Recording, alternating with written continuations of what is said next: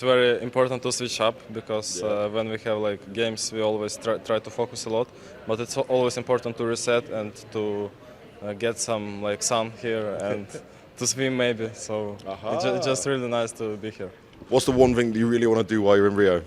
I want to visit the statue, you know, Yes. of the Christ Redeemer. yeah. And to swim.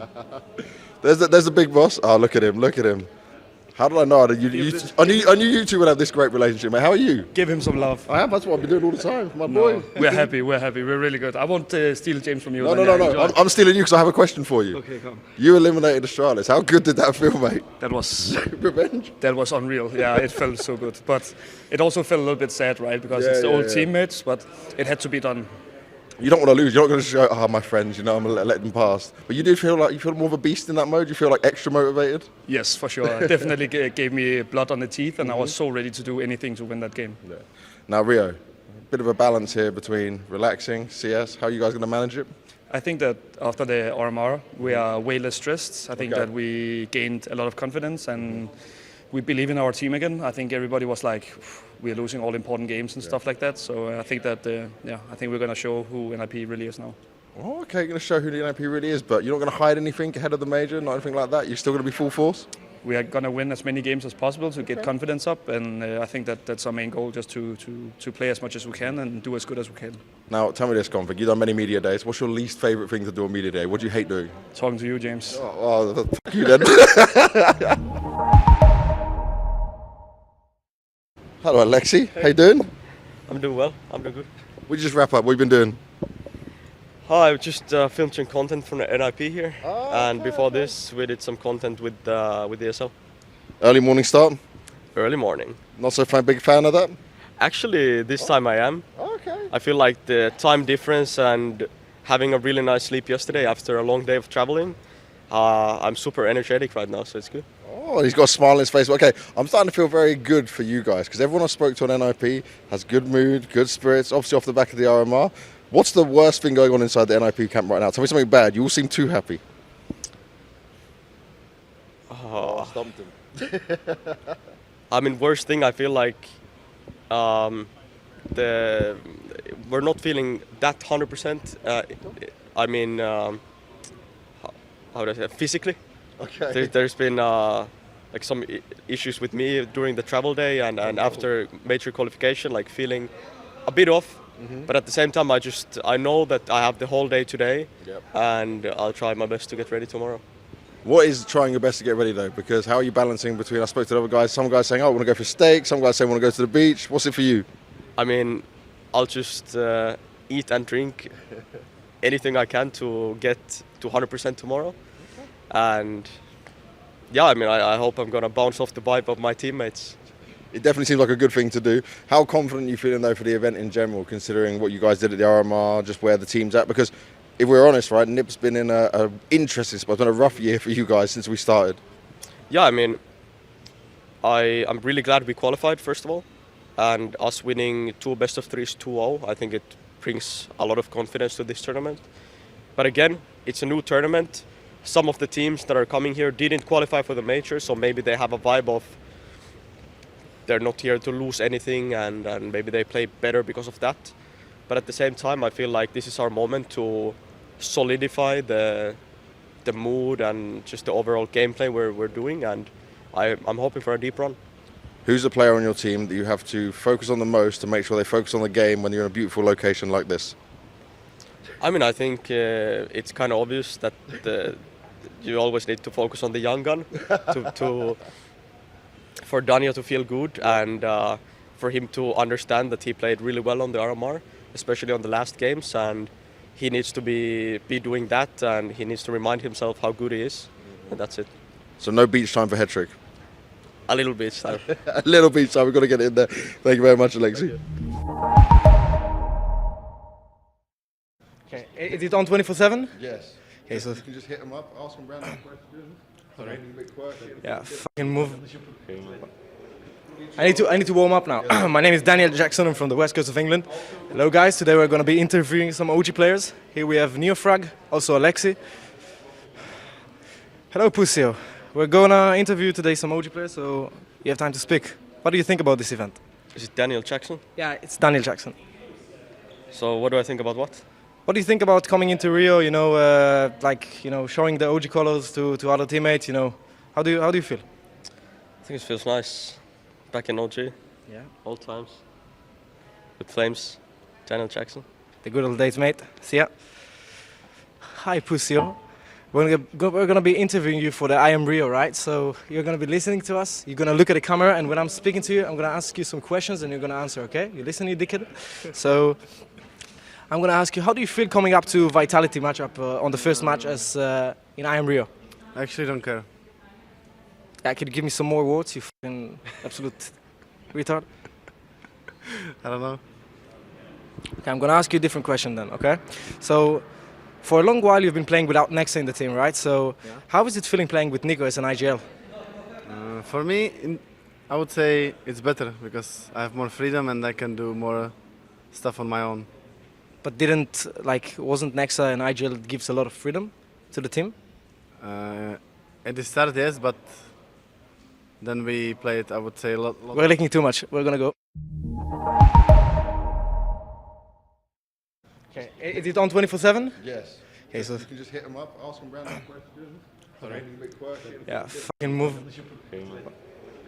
I need to warm up now. My name is Daniel Jackson. I'm from the west coast of England. Hello, guys. Today we're gonna be interviewing some OG players. Here we have Neofrag, also Alexi. Hello, Pusio. We're gonna interview today some OG players, so you have time to speak. What do you think about this event? Is it Daniel Jackson? Yeah, it's Daniel Jackson. So what do I think about what? What do you think about coming into Rio? Showing the OG colors to other teammates. How do you feel? I think it feels nice. Back in OG. Yeah. Old times. With Flames. Daniel Jackson. The good old days, mate. See ya. Hi, Pusio. We're gonna be interviewing you for the IEM Rio, right? So you're gonna be listening to us. You're gonna look at the camera, and when I'm speaking to you, I'm gonna ask you some questions, and you're gonna answer. Okay? You listen, you dickhead. So. I'm going to ask you, how do you feel coming up to Vitality matchup on the first match as in IEM Rio? I actually don't care. Yeah, could you give me some more words, you fucking absolute retard? I don't know. She's the home of the team, so basically she was the original part of the roster. She made OG. So she made OG. She's the CEO actually. And we can see over there, if the camera could turn to Nico. So Nico is a special guy. So now we go back to Vladi. What do you think about Nico as a human being? He's a nice person. That's it? What do you want to know? Tell me about his attendances.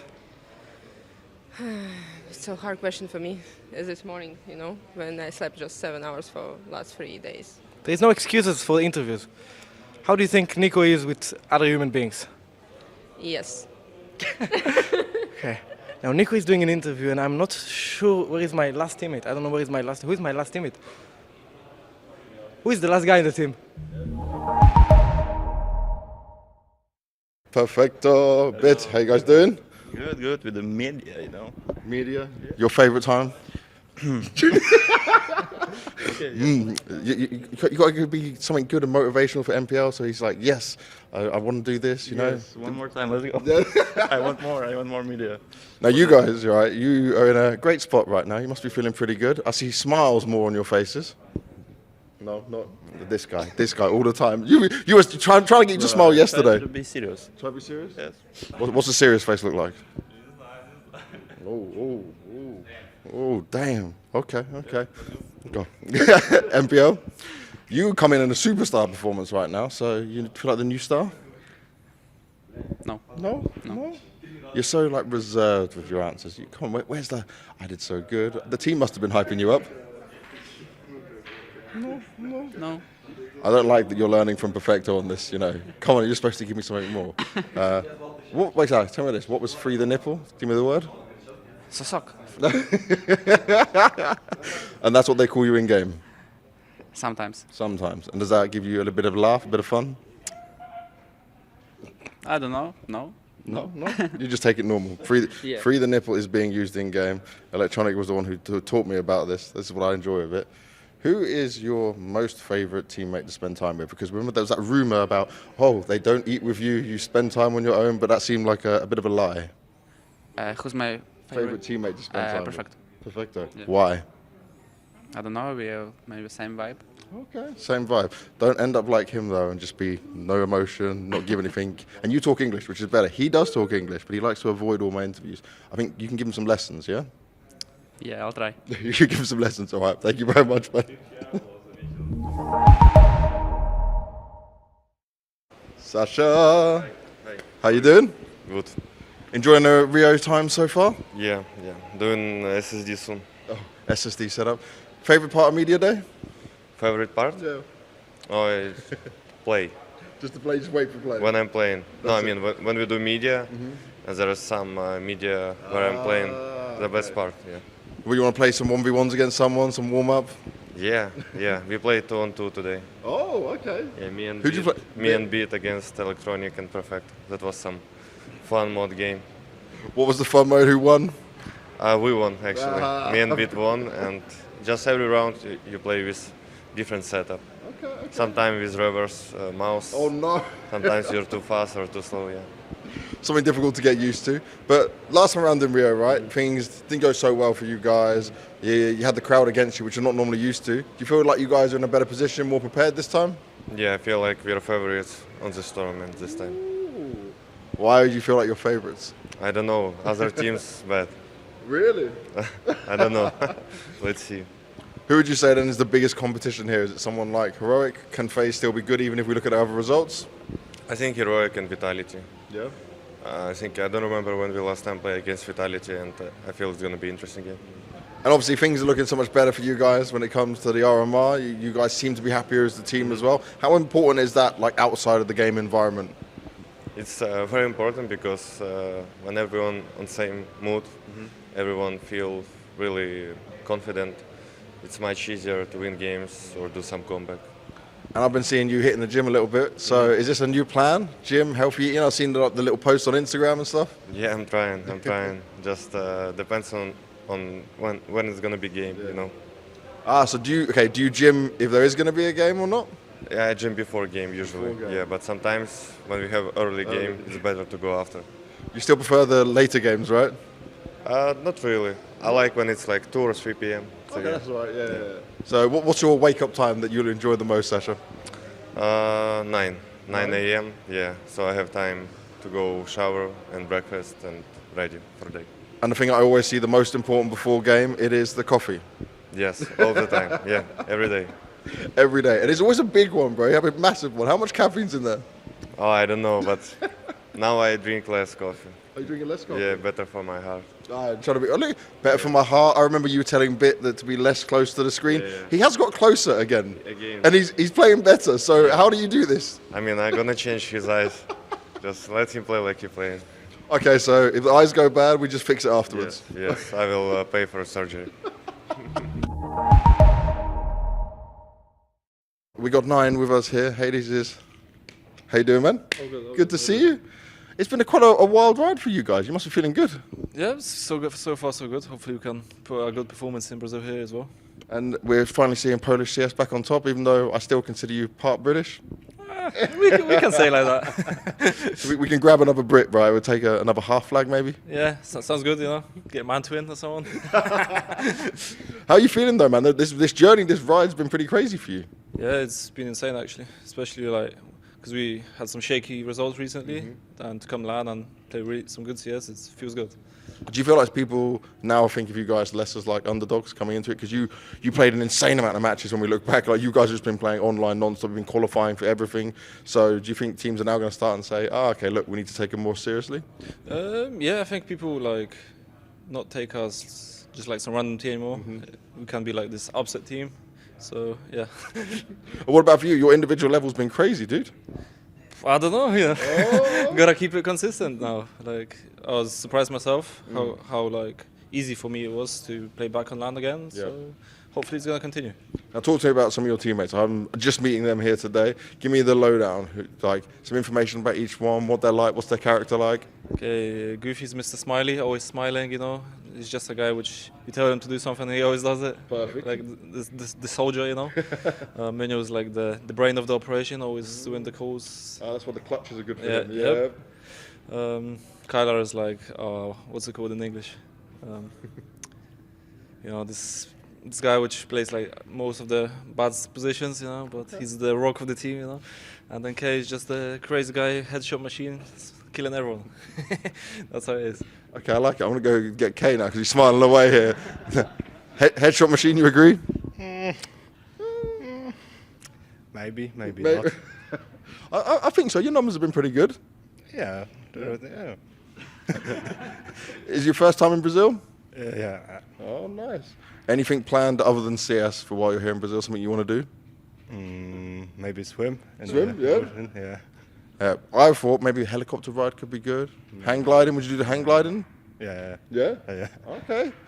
Who else is good here for an adventure? Who would like to go on an adventure on your team?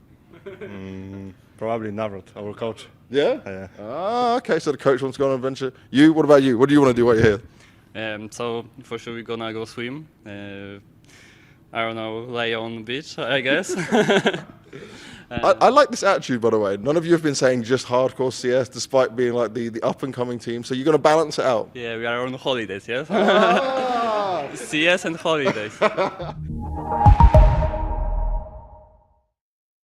So, that was a lot less graceful than I wanted to be. But, look at these guys right here. Come here. See these dudes over here? I'm about to go talk to them. They go by the name of Fnatic. Maybe they've got some cool tidbits for me. Let's find out. Lego.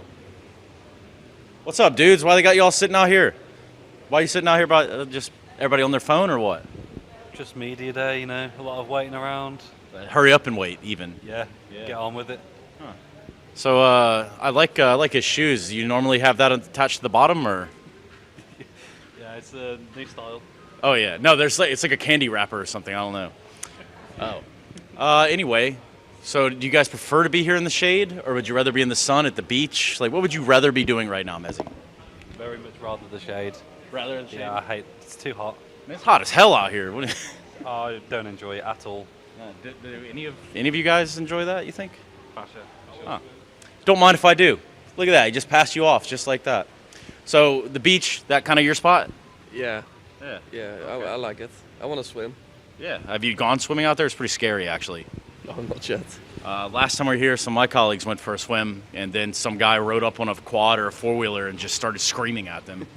That's what happens when you play stupid games, you win stupid prizes. And for them, they just swam out there as far as they could. So what are you guys going to do around here for fun, they call it? Win the tournament. Does sound fun. Does check out. Pretty fun. Yeah. Pretty fun. How long have you been here?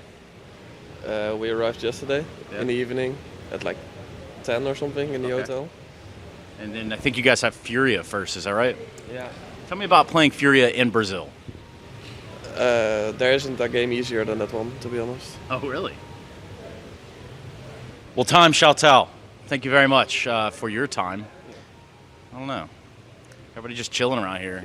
He looks bored enough. Let's go talk to him. You know, I think the last time I was here, I was sitting right here where we are right now, having a few cervezas. But that's not the case today. So what's up, man? How you doing? I'm doing good. We're just chilling a little bit, waiting for the media day. So hopefully we can start the prep for tomorrow.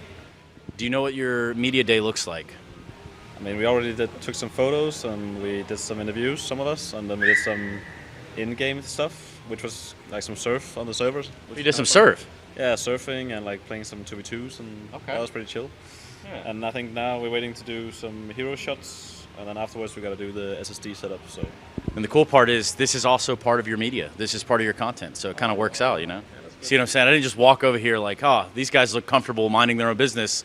Let me get a camera and a microphone and go hang out over there, right? Like, that's a little jacked up. What are your expectations? You said prep. What does that look like for this afternoon? I mean, it's just the best of one tomorrow for FURIA, so it's a bit lighter than usual. But I mean, I think we have like a couple of hours where we need to like go through maps and go through the veto and stuff like that. So, but I mean, other than that, we don't really have that much time because I think some of the days we could actually play 2 matches. So, but we know the group and we know the teams. We have played some of them before, so I think it's gonna be all right. Now, I don't know how serious he was, but Fasher definitely just said that there's no easier match in Brazil than playing against FURIA. What are your thoughts now, Roy? I mean, it depends if you're on a stage or not. I think if you're on a stage, then I think it's a little bit different. But I mean, I don't mind it too much actually. It's nice to get a chance to beat them on home turf. Yeah. And they definitely have somewhat of a crowd buff sometimes around here. It's pretty insane. Crims, you've been watching.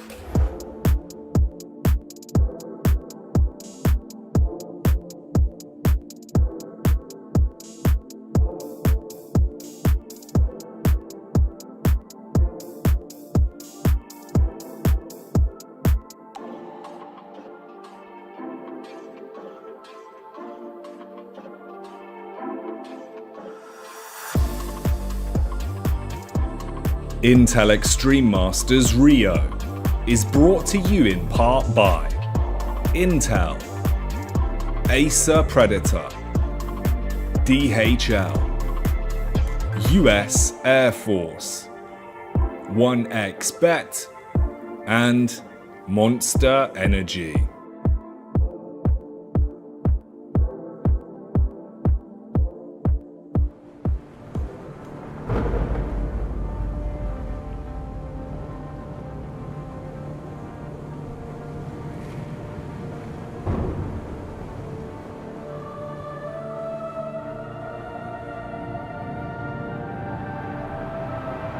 Rafa really making history. Absolutely phenomenal. And Ace is the champion of the Intel Extreme Masters World Finals. Storm's still not quite done. MC is going to take this fight, though. 3 seconds left. Last 2 rounds of action's got to start it well for ESC. And this is a massive move for CEST, but he's not content with just a Nexus kill. He wants to win. And it's all done. And Charlotte's winning. Unbelievable Rogue with a 4-0 victory over Classic. And they did it again in the grand finals. It's Norby! Give it up for your Intel Extreme Masters World Champion!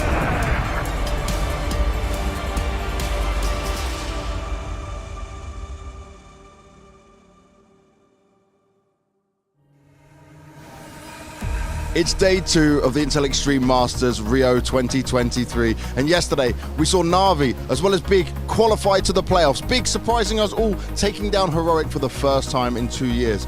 But then there was also heartbreak, Brazilian tears for Imperial, and tears from fans all over the world for Mouse. So please, join me in pouring some sand out for the homies.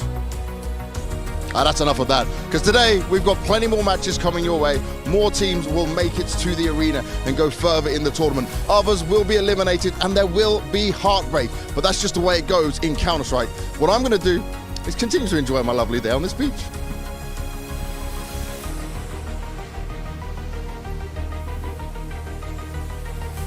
And so you have it. The fun to be had at the beach is one experiment, one part of this entire experience known as the Intel Extreme Masters Rio 2023. But then the other part is full of heartbreak, misery, and as we all know, misery loves company. Welcome back, everybody. We did send some teams home yesterday. We do find ourselves in that situation again where people ultimately have to be upset.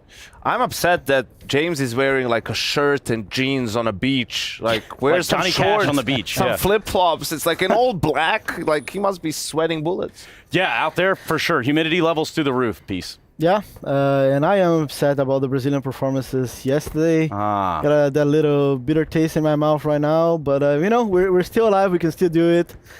It is what it is. You like the taste of that upset? Which one? The performance there. You like the taste of that? I see what you're trying to do. It was a stretch. It was a reach. It doesn't work nearly as well. How's the up dog? You said, okay. Yeah. Same idea, but nonetheless, yeah, you can see the sort of disappointment there. Yeah, what is an up dog? You know what? I don't know either. What I can tell you is up dog is the fact that when I look at Imperial, that's not what they wanted. But again, we think about the confines of why they got here, how they got here, and sort of, what we've heard them say at this point was they weren't expecting it. Makes sense. Yeah, it does make sense, but at the same time, like as much as, I saw the following interview yesterday and he's humble about their expectations and everything, but when it comes down to losing against Mongols, like I don't think, like being completely honest, like for a roster like them who has just as many as opportunities as the Mongols, like they have to be better than them. They have to beat that type of teams. I can accept them losing to the FaZes of the world and FURIA and those type of teams, but then when they come here on home soil and end up losing that way, it's underwhelming. I don't think their performances prior to this was anything like too crazy. We briefly talked about it yesterday that they ended up losing a lot of tight series. But once you start losing so much as they are right now and not winning games, it's pretty complicated. I think the problem is they were going to make some changes after they failed to qualify for the major. Then the invite comes in last minute. They're like, well, we got a chance to play in Brazil. We can't say no to that. But you could see that the team, even the loss that they had in their first game to NIP, it wasn't a close game. Like they just got really crushed by NIP, a team that's not blowing anyone's mind at the moment either. And then you lose to Mongols too. Seems like Mongols are just the Brazilian slayers. I mean, just getting rid of one team after the other at different tournaments. So yeah, unfortunate for Imperial, but I think this is the last you see of those 5 guys playing together. Yeah, and that is sort of the unfortunate reality. But of course, it's like a last dance before the last dance. Stop. Wait a minute. I'm trying to put it in perspective there and try to make sense of it.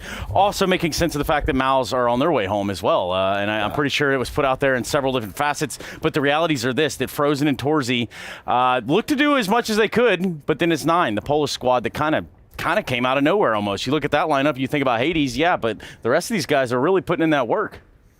Yeah, I mean, what we saw yesterday from Maus was very underwhelming, considering like how well they played at the RMR qualifier, and then being able to beat FaZe and Exertion, right? We talked about him quite a lot yesterday, and yeah, that just wasn't enough. Like Exertion, none of them was really stepping up on an individual level to put them in a situation to win, and then they end up losing to 9 yesterday, which is a team that has been playing really well. They played really well at the RMR as well, but for a team like Maus, I mean, we saw a couple tweets. We saw some of them frustrated and sad about the results, where we can see the Cyclone code from yesterday where he says that the flight here was longer than the actual tournament.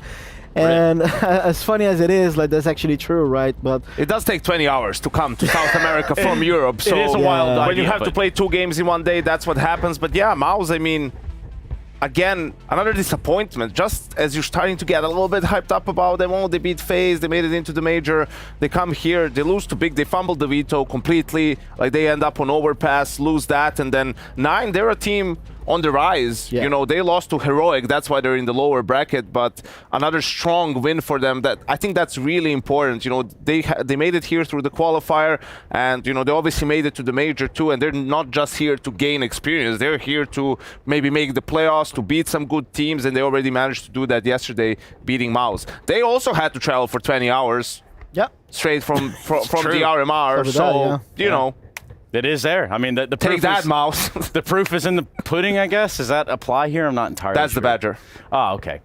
So if we continue down the path of things that kind of happened and maybe we didn't expect them to happen, I would have to look at the OG holding on against versus Vitality. And what was at one point 14-10. That is correct, Amundo. And then Vitality's Cure 15-15. Find ourselves on overpass and overtime even. And then OGs go ahead and secure that one. So how did they do it? What happened to Vitality here? Well, for Vitality, I think it was just, in my opinion, one of those games.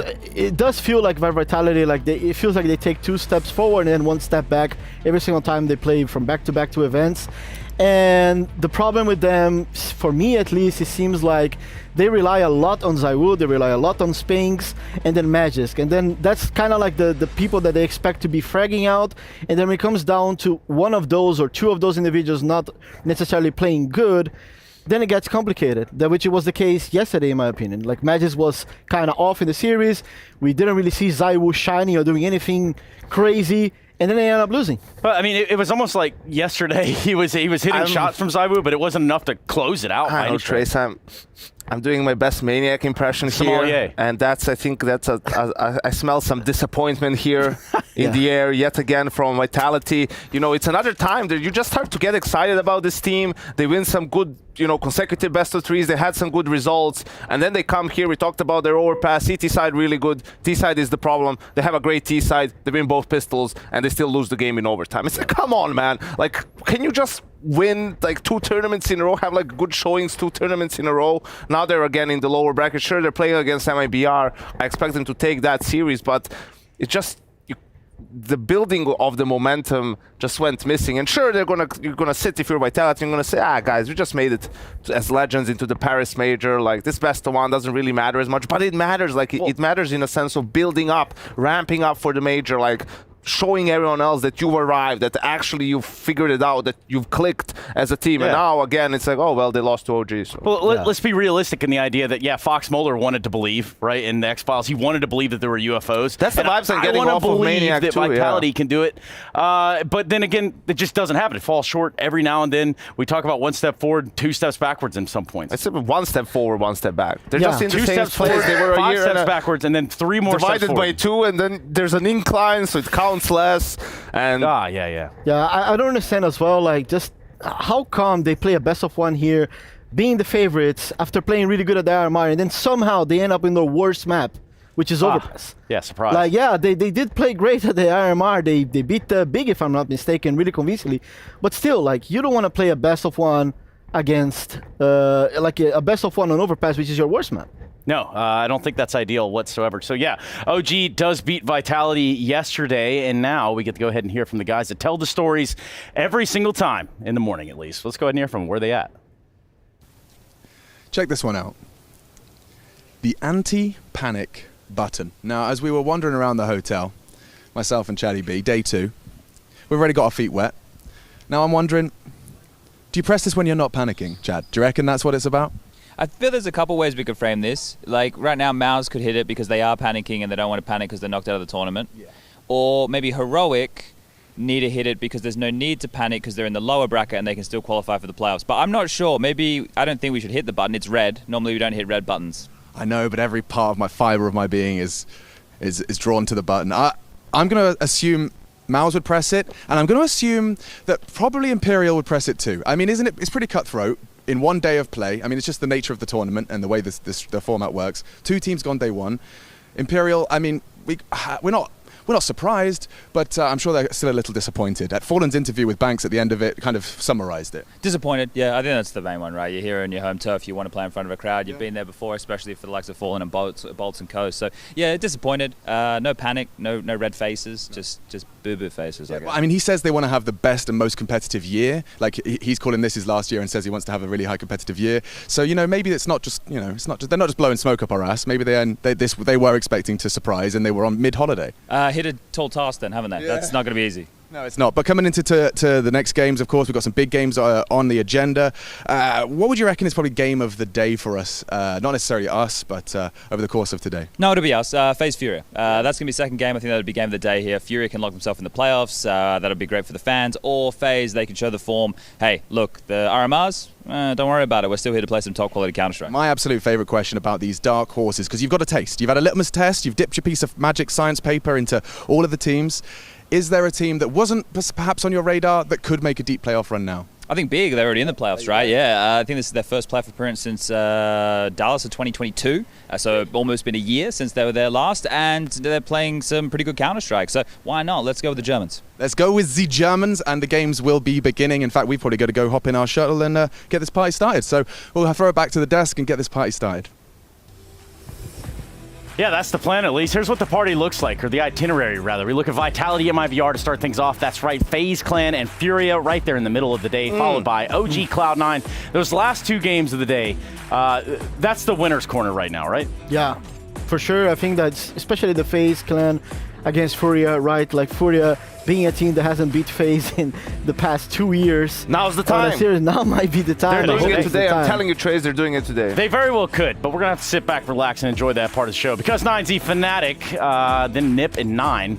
Now, 9 was one of those teams that came in here and you're like, okay, but everyone's talking about 9. What is about 9? And then I look at it and they've already eliminated teams. So they're doing it. Yeah, and for me, they're the favorite coming into this particular matchup. We also have the Mongols versus Heroic. I think that's going to be a pretty easy win. Pretty clear cut. Pretty clear cut for Heroic. For yes, Mongols. Yes, indeed. Oh. For Heroic. Oh, yeah. It made sense there for a second. Hey, I tell you what, I think we start to turn our attention towards a break. We do have Vitality MIBR on the other side of that. So without any further ado, gentlemen, I think we get the second day of Rio started off, and we do just that just now. So we go to break, we come back, we got that first best of 3 of the day. So we'll BRB, everybody.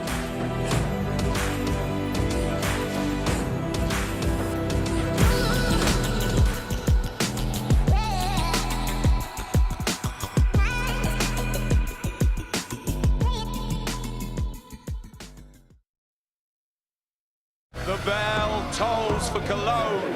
This cathedral, a cathedral that is stacked from the earth to the heavens with the greatest of all the fans, the most passionate.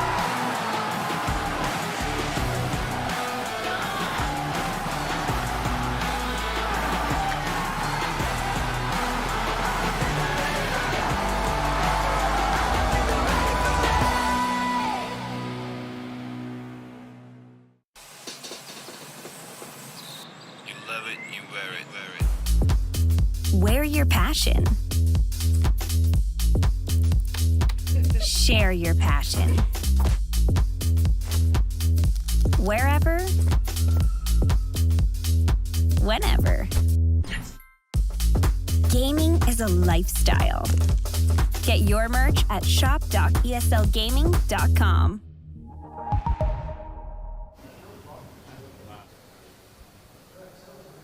Done early for setup, man. Good morning. How are you? Doing good?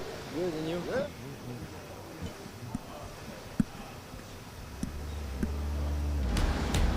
Cool. That was nice. The design is really cool.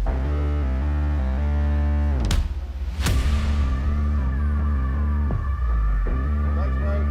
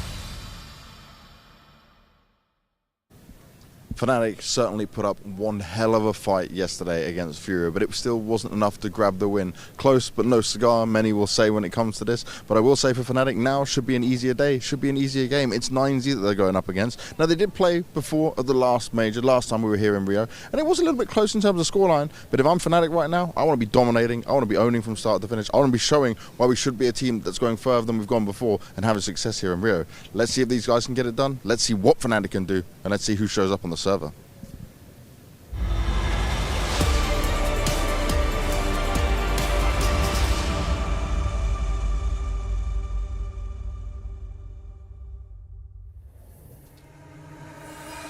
Well, away we go.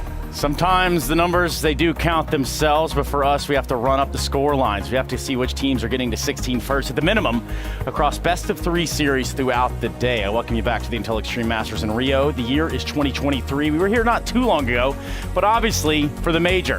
And this is a pretty major matchup on our hands. You think about the confines of MIBR taking on Vitality in elimination. What the heck is going on here, Peacemaker? Yeah, I mean, that's a consequence of them playing one of their worst maps yesterday, as we said, and also like the performance in general, right? Like they are very underwhelming performance yesterday, but I'll give credit to them for the fact that, you know, they are a team that they have a big map pool, and I think yesterday in the veto they also like got punished in some kind of a way where, you know, they took all their 3 best maps in that veto. So today, playing a best of 3 against MIBR, they should feel really comfortable. They're gonna end up playing maps that they do feel comfortable on, and yeah, heavy favorites in my opinion. Yanko, let's start the conversation around the MIBR side. Okay, what are they bringing to the table here, and what is it with Insani? Well, Insani, when he first showed up, they brought him over from the academy team once Imperial poached another one of their players. We saw him in Katowice and he was incredible. He was impressive. He was the highest rated player of the play-in tournament there, you know, had a couple of good performances and seemed very poised for a young player. But I think that's where you see some issues, as you can see on this graphic, right?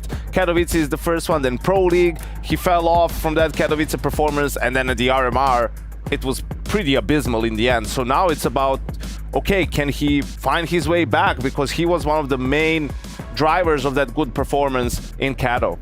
Yeah, I think the biggest issue with Insani is the inconsistency against top teams, and I think it's fair enough, right? He's relatively young to playing at this level especially, so he needs time to mature and to understand what he can do, what he can't, and obviously mistakes is gonna happen, and he needs time. But yeah, yesterday was very underwhelming.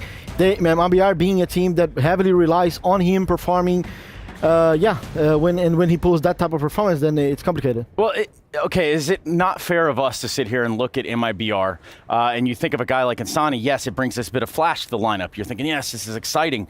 Is it fair for us to sit there and put that same sort of emphasis that, say, we do like Azaiwu or Simple for their respective teams?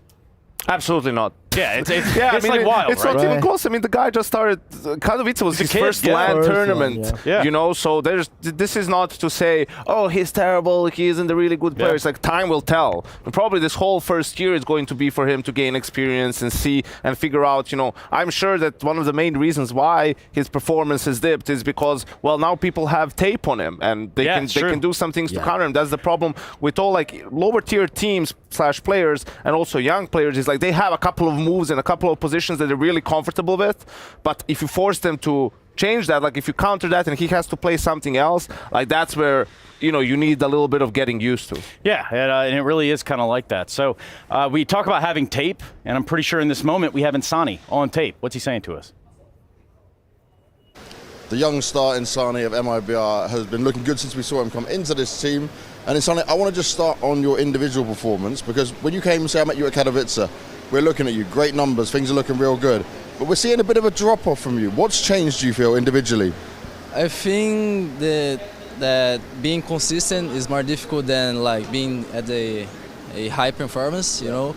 But I'm trying as hard as I can to be more consistent and stuff. There are games that I couldn't like enter and show myself, but I'm working on it, and I'm looking to be good on today and by today, you know. That's what it's all about. And I remember at Katowice you were very confident with it all. How is your confidence now, and what have the team been saying to you to make sure you feel good? Even if like I have bad matches, I'm still very confident because I know what I can do and what I'm capable of.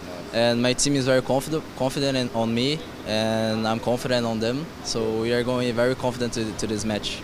Confidence is key, confidence is what I'm hearing, but it's against Vitality now for an elimination game. A best of 3. Where do you feel like MIBR can surprise them a bit? Because yesterday they did seem a bit shaky. Yes. Maybe we have a game plans and some stuff to them, but we'll wait till the game and see what happens. Well, I'm looking forward to seeing it in Sunny. Thank you very much. Good luck going into your matchup. Let's see if MIBR can get it done versus Vitality. That's a whole lot of confidence discussion. Peacemaker, are you feeling confident after the confidence discussion? I mean, not really for this matchup, but you know, I could tell from the answers from him that you know, he lacks experience, right? When asked about what's going on with his performances, he talks about consistency, which is something that we just brought up, but he doesn't really know the answers, right? Like, he's working towards it, but like one of the things that I think you mentioned really well is like the fact that people are studying him and they figured out like the style that he likes to play and all that kind of stuff. So for him, he needs time for that, but also like he can still contribute a lot to the team if he's communicating well and if people actually try to activate him when he's having a bad game like yesterday. Yanko, how much tape is there on Apex though? Inversely for the Vitality side, like probably all the tape, right? Probably can roll over this whole arena with the tape we have on Apex, right? And it's been great. And when it comes to Vitality, I think you have to go back to Apex's interview at the RMR where he's talking about, you know, how they need to get into games with a lot of energy, and the game they lost to 9 is because you could tell that 9 wanted it more. I personally hate this thing, like this, you know, they wanted it more, we didn't want it enough. It's like, what are you doing here if you don't want it as much as you possibly can? But I understand in between the lines what he's trying to say, right? And if anything, I feel the game yesterday against OG had the same vibes like that game against 9 at the RMR did. So if anything, it's a wake-up call from now on. Every game is a playoff game for Vitality, right? You lose the next game, you lose, you're out of the tournament, whenever that may be. So you need to just keep up the same vibes, the same approach you had at the RMR when you were winning games. Okay, it's not qualification for the major, but it's not about that. Like, you can't just focus on this one tournament and make this your target and peak. You should be focusing on playing winning Counter-Strike all the time. And then no matter which tournament comes along, you're in good shape to play and make a dent, right? So hopefully yesterday, wake-up call for Vitality, they come in with a vengeance today. Yeah, they had a bit of a stress test yesterday. We also talked to Zonic before the match got started. However, today, a little bit of a shift in gears. I do believe we have Apex on the other end of the line. So Apex, I want to just go into yesterday. You individually had a great game. We look at a 9-6 T-half on Overpass, you think, oh, that's going to be great for you guys. What went so wrong for your CT setup, for your CT side? Was it just an OG that was better than you expected?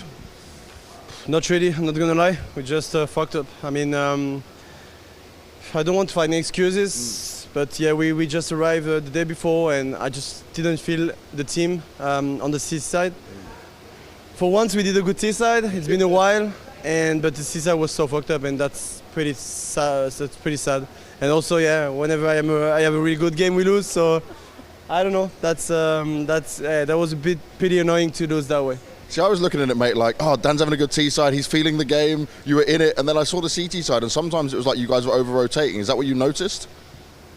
I'm not sure it's about over-rotating, but it's just about not making the right decision as a team and not talking enough and being off individually as well. So obviously when all those problems arrive in that era of CS, you lose, that's it.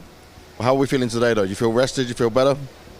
Well, we'll see. We'll just have the breakfast, but I hope everyone is rested and we're gonna win this game. Of course, for us, it's a less important tournament because obviously we are at the RMR and we have the major, but why doing a 13 hours flight for nothing? So that's why we try to repeat ourselves and give our best. And how much of a threat do you feel MIBR can be? Because I remember back at Katowice, they looked better, looked like they'd improved. But so far, even on recent results outside of this event and coming into this event, they've not looked that good again. Well, I mean, maybe they didn't look good, but we can expect them to play good. It's an important event for them. It's they can play in front of their home crowd. So I'm pretty sure they're gonna deliver a really good game today, and but we're gonna be ready for that. Well, I'm sure you're going to be ready for it, Dan. Thank you very much for your time. Good luck and go and enjoy the rest of your day. We'll see them on the server real soon. We'll see how it goes down between Apex, Vitality, and MIBR.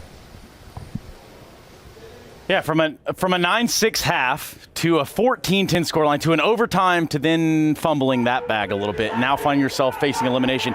Apex's approach right there, I do have to say, a little bit different from what we were just hearing in terms of, yeah, the travel is longer than the tournament itself. Or inversely, what he's saying is like, yeah, why come all the way down here if we're not going to do anything with it, you know? So a couple different things to grab onto there as we start to look towards the vetoes in this best-of-3 process, Chins. Yeah, I mean, that interview was, I didn't feel confident at all, right? Like, he's talking about, like, communication, stuff that we already know. They have communication issues, no energy. Years. Yeah, we've been hearing that for years. Now we see the veto coming, and we see the pick from Anubis from MIBR, which is sort of like a punish pick and also a good map for MIBR. That's good. That's a good pick. And then you coming up for Vitality, which is one of their best map, if not their best map, and it's often as well a map that MIBR used to struggle. They lost at the RMR in the opening game against Flamengo on that map, so it makes sense. Ooh. And then we land on Vertigo's third map.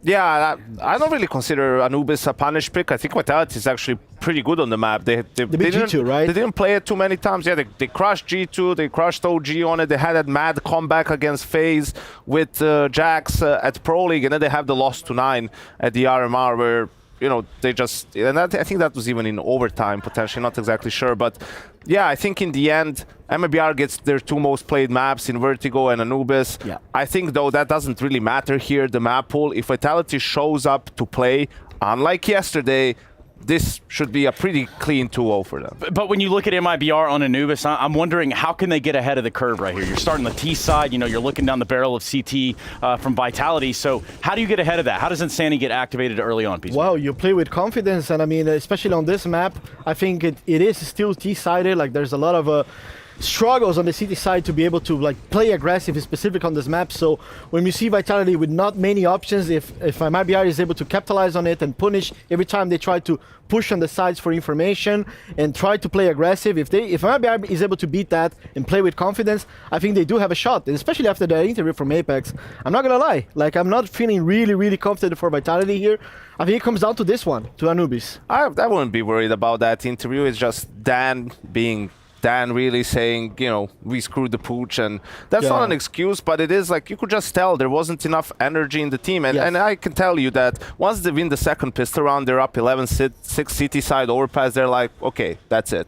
You know, the game, we're gonna win this somehow, right? Because our CT side is usually so good. Then 14-10, again, you're not really concerned, but as soon as you fall into that trap of being a little bit lackadaisical about the game, that's the most dangerous time. That's when the other team has an opportunity to come back into it. That's what happened, and OG just bested them. And you would hope that a team like Vitality, with so much experience, would be aware of that, and also a team that, to be honest, isn't lighting it up, you know, in terms of winning tournaments or anything. So they're not really in a position to be complacent about anything. But you know, shit happens still. It does. Unfortunately, if you're a Vitality fan, especially because it's just deja vu. You've seen this movie 50 times already. So you think at the RMR they figured it out. Doesn't really seem like it. They're still in it, can still make the playoffs, can still have a deep run, but it has to start here. There can't be no more complacency. And Paris being the goal isn't an excuse for you here to lose to OG and MIBR and be out. It simply isn't. You're looking at it from, yeah, Paris is what matters, and if you don't do well here, it doesn't matter. Why aren't you thinking that if you do really good here, how much more confidence, like how great are the players going to feel coming into Paris? That's what I want, Trace. Damn. I broke the desk. Why y'all got him fired up so early in the morning? Good gracious. Let's go ahead and get into the game. Why not? Peacemaker, you know that MIBR is going to win, right? No, really. Almost got him. We were going to find out. It's MIBR versus Vitality. It is a best of 3, and the fist bumps are a flurry right behind me. So without any further ado, let's live on 3 with Chad and Alex. I love the energy they're bringing early in the morning here in Rio. Yes, day 2 and a best of 3 for us here, Chatty B. Vitality and MIBR. The desk has kind of painted the picture. No excuses for Vitality and no excuses for MIBR, trying to shape it up after both really starting a bit slow. Which sounds nicer to you? Vitality can't lose this, or Vitality shouldn't lose this? Can't. Yeah, I think the can't is fair if we want to have a runway in towards the major. Not too far from now as the 1x bet odds will be. Well, favouring the bees. 1x bet's kind of saying they can't either. Yeah.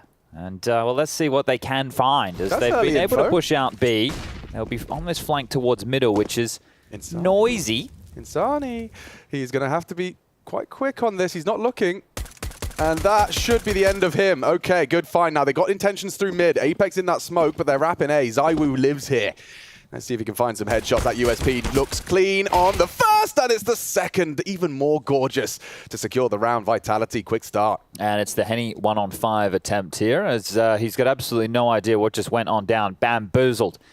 No way forward, no way back, and, well, he's going to attempt to slink across the mid-bridge.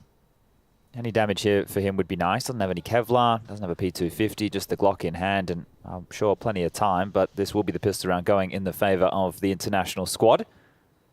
And they need to make sure that they keep that intensity that Desk was discussing. A nice goosh, and the finish off the Magus. That's not too shabby, so some damage done, but his position now noted. dupreeh will be coming around for the flank here.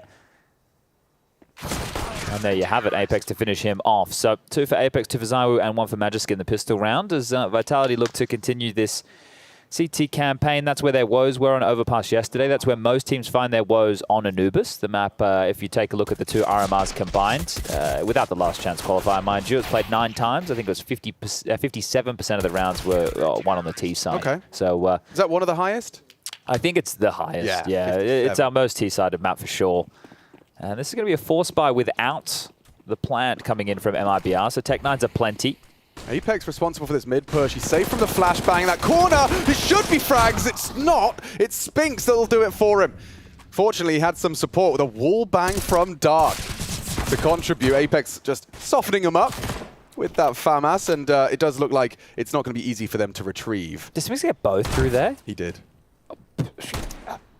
Okay. I mean, look, we've had Anubis long enough that all of these players have sat there banging every board they can. Yeah, why not? All right, I'm happy with that. And I'm Now, sure Brenner's Spinks is got the too. bomb and 1 HP, so I don't really know if his intentions can manifest. He's hoping Exit and Henny to do something elsewhere, and dupreeh's coming to look in. Oh no, the timing on that one. Exit's elbow just spotted out. The communications will be made, and it looks like we're going to get some MP9 frags if ZywOo could stop stealing them all. I do like the fact that we've seen them pushing the B long position in 2 consecutive rounds here, as I will grab another. It's just Henny yet again. Same scenario. Well, a 1-on-4 this time, but the last man standing will give away his position. A flash over towards the fountain. And yeah, that audible will be noted. But they don't need to move a muscle here, Vitality. They have the bomb in their grasp, and look at this elevation from Magisk here. Seeing Henny on your screen as well in that picture, worth mentioning that he's, one of the longest standing members of this team that's been not in MIBR, but in competing with that Brazilian flag affixed to his name. Yeah. He has been around the block and back again. Just like Jenny. Yeah, exactly. Jenny from the block. Magisk got it. Oh. Sorry. Oh. Excuse me. Oh. I'd like to correct myself. And ZywOo would happily harvest another 3 frags. So he's up to 5. Going to have lots of cash to jive and probably whip out that AWAP when we get into the guns. Yeah, small note. dupreeh did get that M4 off his corpse, so they carry 3 through into the next round of play. But a couple casualties there. But this is quite a timid start here. And Apex is going to be feeling quite rough about not getting anything done there at all, right? Those were both these kills. Couldn't complete the set. And had to call for Spinks on the wallbang. So great stuff from Spinks there, as it would now just be a limp in here from MIBR. Again, nothing too threatening. So the first 3 rounds feel like they're going to be a bit of a breeze here for Vitality. I do like a couple of the little bits and bobs we've seen, right? So continued play down towards the dark position to take a look at a fight towards canals. We'll have to see what smoke sets MIBR want to run with. We know how easy that can be. And the desk were highlighting this as well. The reason it is difficult on the CT side is the lack of aggressive maneuvers. That's why I want to point out when they do go aggressive to see where those themes can really be found. Now the question is, it's not always about aggression at the start of the rounds. It's about aggression mid-rounds and with the information that comes your way, making the correct plays. I've been really enjoying the dynamic the Dark players have gotten to now, where at the right time, if they get it right, they will go for that canal walk. And it's just, it's lock and key. If you walk up canals, you find yourself T-stairs mid-round, and you can just be that unknown destabilizing entity. Very cool. B-stream update, you can see there as well. We've got 2 streams running simultaneously. Fnatic taking on 9Z. That's an elimination match. And first map, 9Z's pick. That's Nuke. You can check that out. Just add a B to the URL. Oh, Flash coming in. Yeah, not bad. Oh, dead. That just had a pretty rubbish day yesterday, so that's going to feel miserable. He's very frustrated. He's very frustrated. Fortunately, ZywOo's here.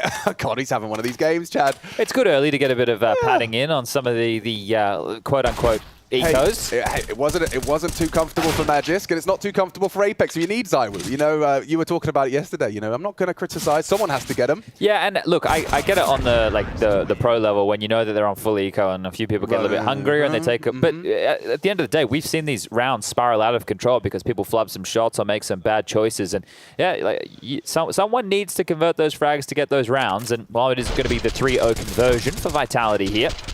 And perhaps some of our viewers missed the first day of play. We need to remind you that this is an elimination game. I mean, yes, the interviews you heard from Vitality, they don't want to make excuses. Magisk on your screens as well. Having a giggle. He didn't look too frustrated. He did have a frustrating day yesterday. Yes. There's no doubt about it. I think one of the lowest rated, you were saying? Yeah, like within the bottom map. Yes, but still within like the bottom 10 of the tournament, right? So not great as ZywOo. Let's see if, I mean, how aware is he that the timing is present? Well, he knows he can get past, right? He has to be aware of that. That's the trade. Wow, instantaneous from Henny.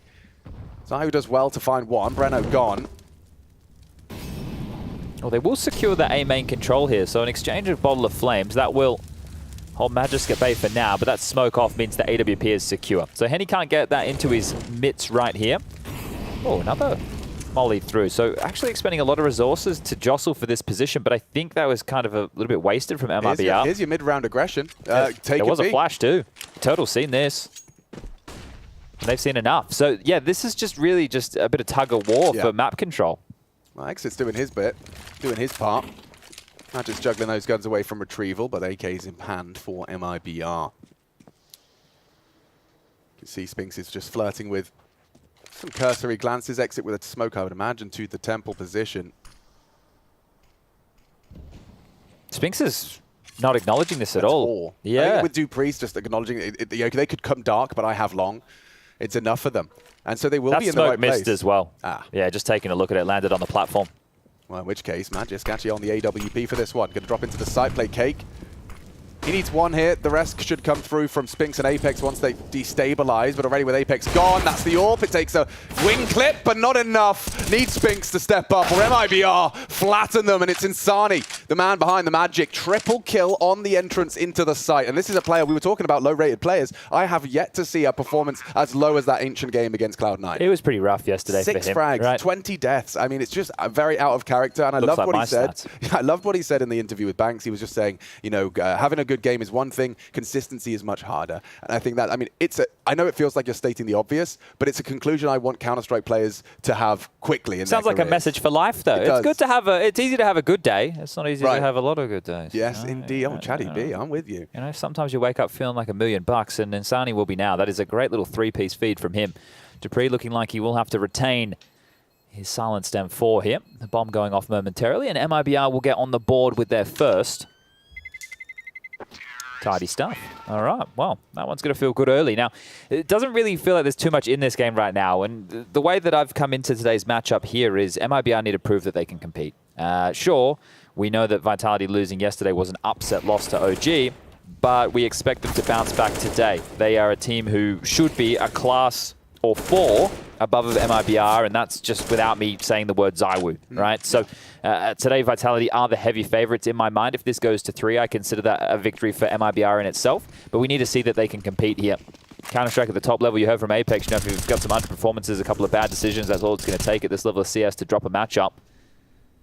Now they're in the best of 3s, this is where the favorites become even more so. Yeah, and it's not like in any way like a valid excuse to sit there and go, yeah, we're focusing on a different event. You know, like I just in my mind, like, sure, absolutely, everyone is focused on the event in front of them, but you do have to focus on being in the form to do damage at the major, and I don't think... If we're just here to be a passenger, then what's the point of anything, What's the point right? in anything, right? Yeah. And you're a competitor, you always want to win. So I think that, yes... It's nice to kind of escape the feeling of a loss, you know, like if you want to just kind of say something to feel better, but it's certainly not the competitive mindset. Nice flash. That is a perfect execution from Vitality. The lower gun, Magisk set up for success.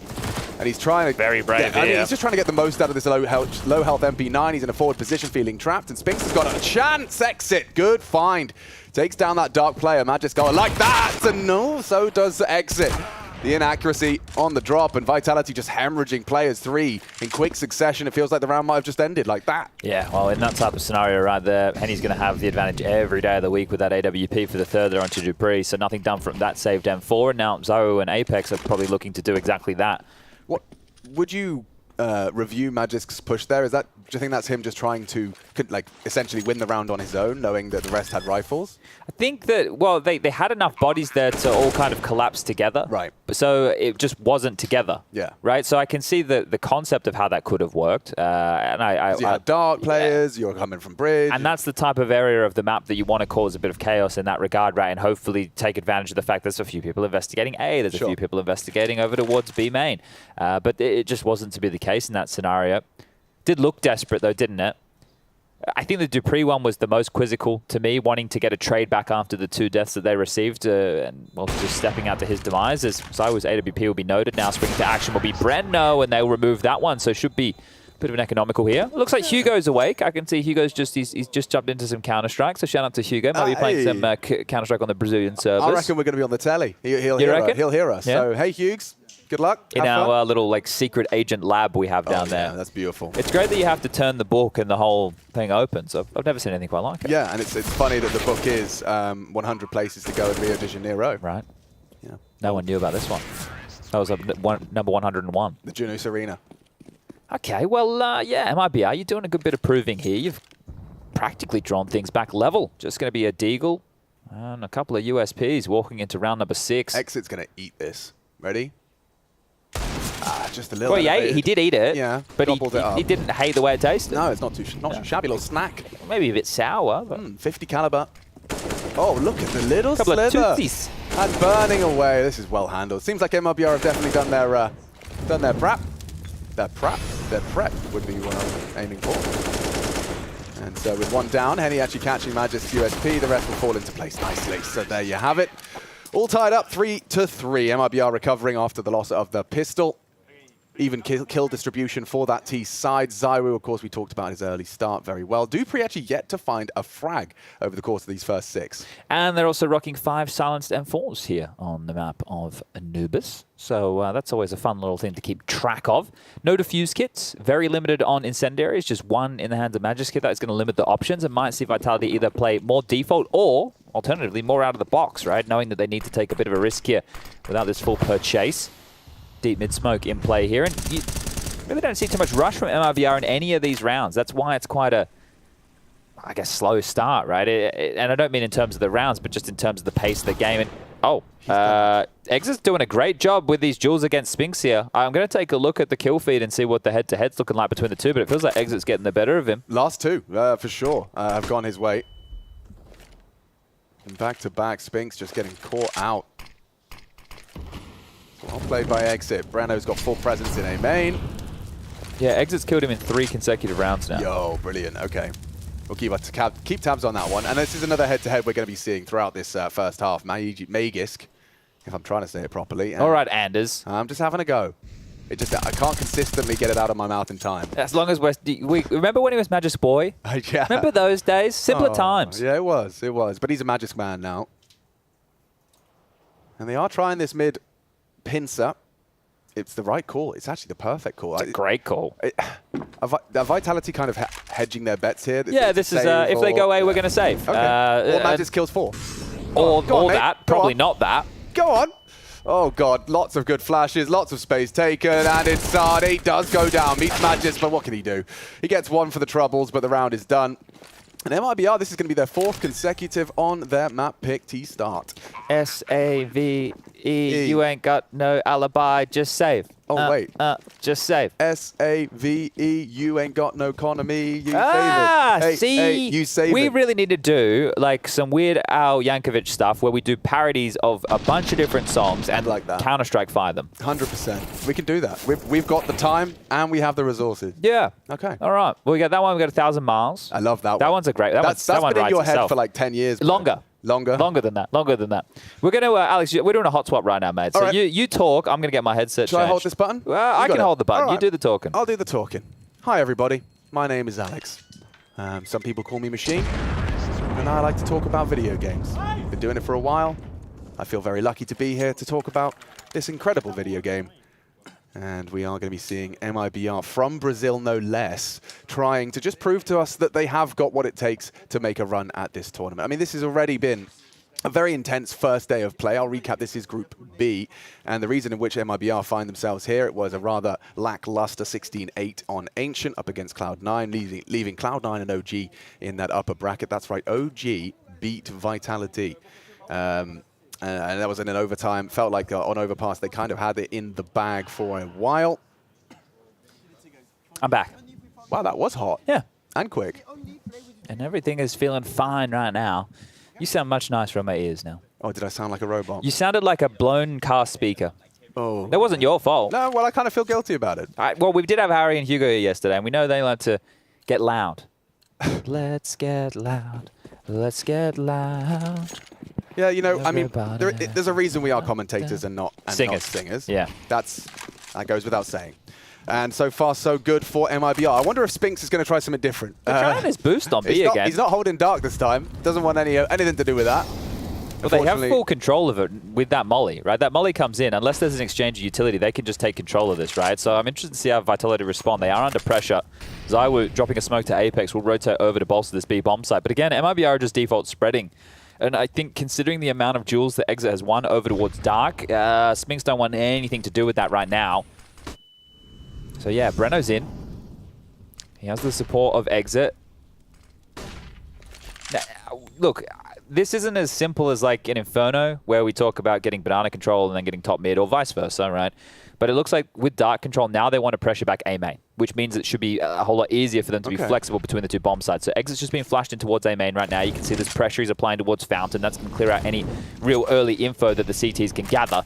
And with that molly back in exchange, it also helps them understand what the setup looks like from the CTs. Should we be reading into that bomb's location? Like, does it imply an A finish with 40 seconds? I don't think so, because you can always just go down the T stairs and go straight up through canals. But I think what does is Turtle now starting to hedge back over towards this A side of the map. It's also very notable. I'll keep tabs on it and come back to it, but they haven't gone B main once, apart from in the anti-eco. It just seems like a place of the map they're not particularly interested in gathering. Here comes the commit, Magisk and Apex. Apex needs one quick.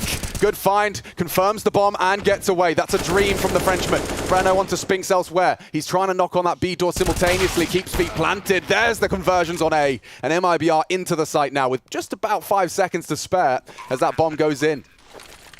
So we really want to look into this. He's going to have a gander. I mean, he's got it in him. He's got it in him. That's the first. If he gets the second, things really are heating up. Breno, however, has taken down his partner in crime for what was a 2v3. And Exit's just playing.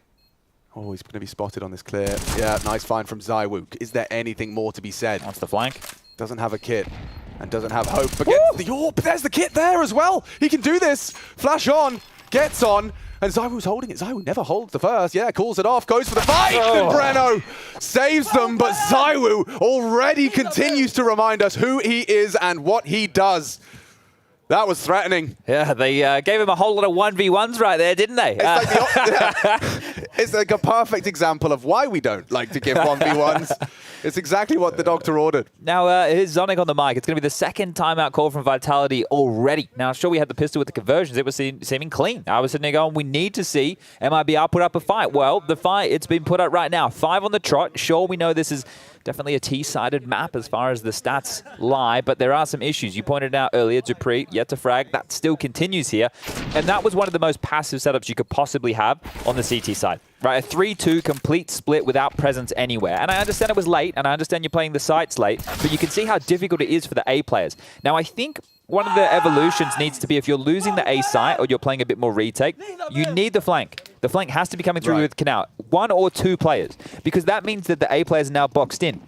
On an A split, you lose mid. Your rotation point has to be through beach, through CT spawn. Sure. You need to give yourself another avenue back in. It can't just be through mid and CT. It's just not enough. So I feel more flanks need to be on the agenda, but Breno had dark control, so that wasn't a possibility. And I was about to kind of bring up that Breno Twan he was bringing in towards this whole hit. You work without one of the players, but it means that those rotations were so slow. Never mind Breno winning all those duels. They had to acknowledge his presence. Otherwise, he was going to be flanking the flankers. Well, we need to address this buy here. ZywOo has an AWP. There's a scout for Dupree, and the rest are with some upgraded pistols. And with the loss bonus maxed on out, you can understand why they're happy to take a little bit of risk like this. Now, will this AWP that's come on through, catch them off guard. That's a nice deep smoke. Yeah, it is. It's like it kind of deters the boost completely. Henny's just playing on the edge of it, but Zywoo's going to give it up. It's just going to concede and rotate back into B. I kind of feel like Vitality in a lot of these rounds are just being left to stew in their own juices. No doubt. Apex down. Henny caught him on his jiggle. Looking for info. 50 seconds of Spinx's Deagle might be tested on Dark. They're gathering. All 5. We talk about their absence in long. Well, this is going to be the full B exec. They've got nades. Spinx would love to have just one frag prior to the full exec, and he goes looking for it, loses his chance, and now opportunities really running thin. Full commitment in. Zywoo, he's in 2 minds. Nice tag on the scout, but on the way out. They don't want to be conceding an AWP. He's coming around, though, towards CT spawn, and this is the thing. He can't just start saving right now. They might just hunt him. So see if you can find some damage and open that door, and this is a great position for the AWP. Just get Dupree the hell out of your way. Yeah, I mean, you are feeling pretty helpless at this point. And it's very clear that, you know, MIBR's T side, that they've studied the school of Anubis Counter-Strike. Well, this is the point in which in the game I expect there to potentially be a pace change. Do you have to? No, you've just won 6 rounds in a row. But could you? Yes. Right? And this is the ebbs and flows of Counter-Strike, and it's something which is really difficult for us to discuss. Oh, nice shot from Magisk there. That's a good one to lop off the head of Turtle. Because we can only talk about, you know, like I just said, it could now be an opportunity for a pace change. But look, the game plan that they've worked out with their coach, I've got no idea about that, guys. I'm not in the team speak, and I'm definitely not speaking any Portuguese. But this is where you've conditioned with your slow default plays, right? You've done it throughout, and now would be a really good opportunity where you go, okay, well, we're going to expect something here. Either Team Vitality know they need to take a risk and they need to push us and they need to go aggressive somewhere, or we get to be the ones to... This is the change. Double orbs, okay? So you see the change. Here it is. Spinx is going to bring one out as well. Interesting. So do you want to go a little bit more quick on an area of the map here as a unit, a set piece? It looks likely. 4 players heading over towards A here. Insani just selling the mid default. They could just go for a bit more of a direct A execute here if they'd like. Magisk going forward on A main for the hold here. He makes it clear he's occupying the forward position, but Breno's trying to play the fade and catches him with a pin pull, gets away, drops the util, but Breno's coming. Frothing at the mouth, he wants blood. And he spotted bodies towards the bricks, cancels his plans, gets away. That is a lot from Breno. And the space has been taken elsewhere. As all heads are turned and panicking, panic buttons hit, he's taken mid space. Apex sitting in that A side smoke. But that rotation it caused is massive right now. Humongous. And there's still a minute on the clock. They didn't exhaust all of their utility, but they used a lot. But don't worry about the U2. Insani with a massive kill, the double up almost on the table. Could have been massive. Instead, things will fall a little silent for a moment. After all of that endeavor from Breno, he's just parked a bus in towards main and hoping the action elsewhere will give him another window into the site. You talk about that flank. Dupree and Spinx still dark. They have to be, if they do hit A. Coming in hot behind him. Magisk. Okay. Ooh, it looked like he overlooked it, but Breno low and finishes off what he started earlier there. The Dane does deliver. This is crazy, though. They're going for a B split. Nobody ever, well, hey, we're seeing it right now. So we definitely there's going to be a split on towards the B site, and they're both playing dark. Well, they don't have to clear. They could actually molly or smoke this off and just plant for CT side. They don't know where they are at all. Worried about main, worried about everything, hoping you get one free before you start to reveal this dark presence. Dupree with him on the rifle, gonna have to go looking. Magisk to join him. Zywoo through CT. Advantage Vitality, still yet to see Dupree in the feed. 0-3. There is one kit. Looking for the snacks, looking for the clear. Nice angle off, angle turtle down, and exit trades. Still a chance for the Brazilians on this one. 2, needs a multi-kill. Spinx hits the quick scope. This gets awkward now. Henny should have a chance to destabilize. That's the first, but the smoke's on the bomb. Molly makes it harder, and Zywoo condemns him to the grave. That is a recovered sight, and a good retake for the 4th.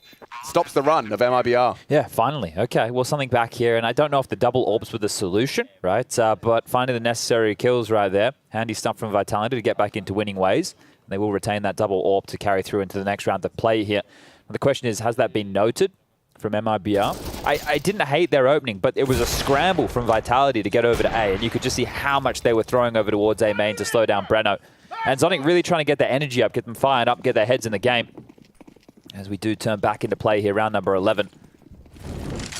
Much of a muchness here. Zywo starting mid with Apex, Magic's towards the A side of the map. This looks like a quick B. Look, the bomb, turtle, ready forward long, 2 walking canals. And this position of Dupree, though, that could be a difference maker. He's up on the jail position. It's a fight that he will have to win heads up, but might not get a chance now. That's a disaster. Oh, and it falls apart. Vitality crumble. And MIBR are in. Sight open. Look That at has that to be a util. save. That is beautifully executed. Yeah, tidy work. Okay, I mean, in terms of what we've seen over the course of this T side, it's like it's wide, it's varied. Everyone seems quite regimented and aware of what's needed of them. Well, Apex has responded to this here, but starting to feel like another episode of Zywo and Friends. Oh, nice angle there from Magisk. He will punish the AWP player. And he goes down. There's lots of cash on exit, for example, just under 10k. Henny's in the grave. He's still got almost 6. So as far as the buys goes, it's... Oh, yeah. That's going to hurt. That sucks. Yeah. 3 is the magic number. Chad taught me that. Yeah, look, the game changed a little bit since that. Oh. So I know they changed the M4 price, and then, but it's 2.5. 2.5. which we can kind of claim they're on their way to. Yeah. And everyone's so good these days with their 5.7 and the MP9 and all that jazz. But in terms of full buys in the classic Counter-Strike school, I think that was what was that? The First Testament. Yeah, that was. Is that what it was called? The Old Testament. The Old Testament. Sorry, yeah. Yeah, we're definitely in the New Testament now. Yeah, for sure. I don't think you can be missing those if you're poor Spinks. You got to be hitting at least one because the position that Dupree's playing is very open. It requires your player in dark to slow them down or make sure they don't get control at all. So this is 1 round away from MIBR winning out the half here. I feel on this T side, they're going to be hoping to get themselves up to 9 or 10. Yeah. Look, I haven't set a par for the course here, but we've set a nade in the shoes, and Dupree's already low. The flash forward. Henny not blind. Sure, the kill icon said he is, but that's not the case. Ooh. Spinks on the trade. Lovely. Nade gets away, tucks in tight, and Sani should have him. Turns the flash. Still an opportunity for Spinks to do more damage here, and he's comfortable on the rifle. Henny catches Magisk overextending. Trying to help out his teammate, try and bail out Spinks, but instead it finds a nice 3v3 with some aggression still available. Look at this. That's a quick adjustment from Henny. He just considered it right on time to catch Spinks and keeps them with the advantage. A triple kill from the AWP on T-side Anubis, no less. Kind of the perfect place for the AWP on this map, right? Just a nice long corridor to take those fights, but some good shooting from Henny here. And now they need to find the finish. So with Apex and Zywo, and Apex is actually going to continue. There's just main littered with corpses here. He wants to take a little bit of a look, and this push would be less than expected. Now, if they do the split in towards A, it's Zywo's chance to show us what he has on the big green. 40 seconds left, still plenty of time to pick their poison, but it looks like they're going the pack mentality. 35. Apex. They pause. Will he? Back's covered. I think Breno's holding it. Oh, just away! Oh, jeez, Louise. Man, timing. You got to go B now. You definitely do. You know that that's a very audacious push. Zywo now staring at the smoke. Come on through. Oh, Gave him a chance, didn't he? Certainly. Henny loves that one. Ooh. Look how fired up he's getting. The alligator with something to say. Yeah, no doubt. I mean, just to do so against a big team, we've been waiting for this from MIBR. And Vitality, you know, I think it was 2 steps forward, 1 step back, the way Peacemaker described it. Yes, that is how he laid it out. And I think that's a kind of a nice summary of the way in which Vitality seem to operate. I loved it. Top comment on the post-match thread from the Vitality game against OG. It's like, none of this RMR shit. This is the Vitality I've been waiting for, you know? The internet is funny. Yeah, you guys, comedians, absolutely. And this one, not going to be a laughing matter for Dupree, because I would give it a couple of seconds before he throws that smoke. And sprayed on down. Nasty, nasty way to go down. But you've identified something very key here, Alex. I have? No, you have. Oh my God. You noted earlier that the only real times that MIBR have used B long or B main is against like lower buys. Yes. And again, knowing that it is likely a bit of a weaker buy, they've exploited the same area of the map, knowing that they likely have the weapon advantage. And thinking about it, using Dupree's death as a good example, what are your options? You're going to boost on Obelisk, you're going to be stacked behind that pillar where you're going to tap in your toes, you molly it, or you're going to try and push. Which didn't work in the previous round. Yeah, touche. So, but this is it, right? And I think what we're seeing from MIBR is great. And it's good to see them getting fired up. The mood in the camp looks very high. The frustration starting to mount for Vitality as well. You're about to remind me it's a T-sided map. Exactly, right? So how invested can we get right now? If it stays at only 4 rounds for Vitality, then we can. Hold on. Look at this spot from Insani, Yeah, though. I think he's aware. No, he's not. Nice catch. ZywOo gets away with one. I mean, this is still looking like MIBR should just be able to clean up their mess. Total But a ate that. flashbang from ZywOo lasting a lifetime. So that's 2 from him, but his team's still just waiting for ZywOo to win the round on his own here. How much more does ZywOo really going to look for? Yeah, I think he's had enough. They upgraded into the AK. Seems kind of tidy. Exit's going T-spawn. I'm not sure if ZywOo gets away with this. What a name as well. Yeah, it is a good one. He's trying. I mean, ZywOo's trying to exit, denies. And I'd say most of Exit's kills might be exit kills. Damn, that's. I mean, they are. Exactly. By definition. Can't argue with it. All right. I'm just in a silly, goofy mood. Yeah, it's early for us. I know everyone over in the Europeans is, what are we talking? The afternoons, right? So yeah, we're still in the AMs right now. Yeah, we still got our morning coffee inside us, that's all. But yeah, okay, 11. I think to build on your point, I think 11 for half from MIBR would be par for a competitive second half. Especially when Vitality got the pistol with the conversions and then only 1 round since, right? Whereas if this ends up being a 9-6 half now, Vitality, yeah, we did the job. We did what we were required to do on the CT side of the most T-sided map in the pool right now. So that's what we're looking for, is a timeout called the 3rd from Vitality, and that reinforces exactly the discussion we're having, just how important these CT-sided rounds are. So like, what can they bring us? Without the pistol, seems like as the guns have come out, you know, they just haven't been able, admittedly, to be fair, you know, MIBR have had, it's Sunny with a massive 3K round, you know, Henny's had some action. They've just had every single bell and whistle they desire. They've been able to dictate the pace. And yeah, as you've highlighted, they've been very cognizant of when the Vitality buy was low and handling it very comfortably. You know, we haven't had any of those disruptive half buys that can really throw the whole competitive half into disarray. And so we head once more, or twice more, on this D side from MIBR into the breach. Not the team. Flash through. ZywOo is present and supporting. Oh, okay. I think Breno really wanted to get stuck in there. Yeah. They have the control. It felt like the layering of that utility was a little bit off, or Breno just has ants in his pants looking for a frag or two. He's just one of these players that's gone to A main, decided, right, well, I'm going to be here on the default, and worked out every nook and cranny. Coming for the clear. Magisk, crosshair in the right place. Can he hit the shot? Yep, crouches through under the crosshair. And a big opening. Vitality posting an opening. How many of those have we seen on this first half? A decent amount, and really? I was just having a look at it here, and we'll talk about this. Well, no, I can talk about it right now, because we have a little bit of a pause in the action.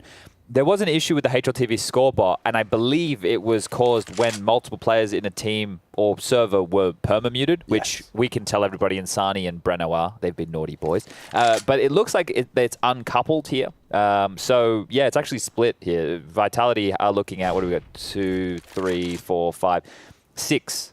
6 out of the 14 rounds so far, they found opening picks. So that's not too bad. No, but more testament to the recovery. I don't imagine probably the trades. Well, this is looking very good for a Vitality round now, but we know, and pros have spoken about this, with number disadvantage, this A site is very possible to get into. All it takes is one, but that's Magisk. Jumping? Come on, bro. Yeah, Turtle. He's only got 8 seconds, but this is done. Well played, Vitality, and Zonic off the back of his timeout as well. It always feels extra special for a coach. You know, you don't necessarily get to see real tangible impact, but calling the timeout and winning your first round in how many, it's going to feel good. In too many. That's how we're going to leave that one right there. Yeah. I mean, they have 2 gun rounds under their belt over the course of this first half. But five can be more than enough. We've seen that come back against FaZe, yes, right? So we know what Vitality can do on their T side as well here. So I don't think if you're a Vitality fan, you should be stressing now, especially if they grab this final round here. So let's see if another opening comes their way. Yeah. Deep breaths. Everything's going to be okay. And this is a deviation from the norm. On the final round, they actually go full guns. So it might just be a full B execute here. Here we go.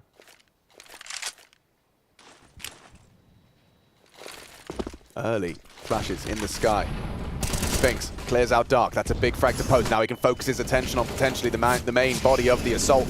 Through jail is Turtle. Trying to find angles, trying to find ZywOo, but ZywOo's found the head of Insani. Flames burn 1. It's ZywOo still hitting shots. Oh my god, 3 by the Flames. You don't see that all too often. Leaves Henny alone. Pandemonium. And he cleared, and that is solid haul for the defense. 6. Vitality can be happy with that one. Smiles starting to creep on their face as the first map of this best of 3 continues after the break.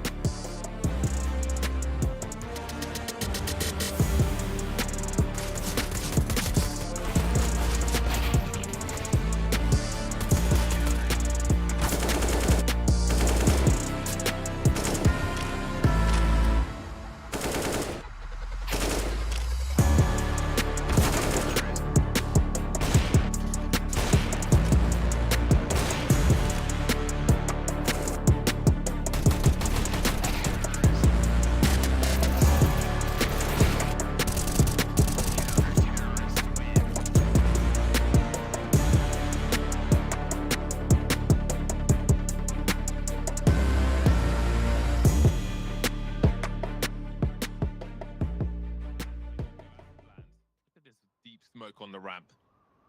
Looks like the plan was to try and show some presence on the outside, maybe pull people out of position. There was a big focus towards the ramp from Fnatic, but now they're going to have to adjust on the fly. Mezzi is creeping forward, though. We'll see if he makes it past these smokes in time. Oh, it's going to be a scary one.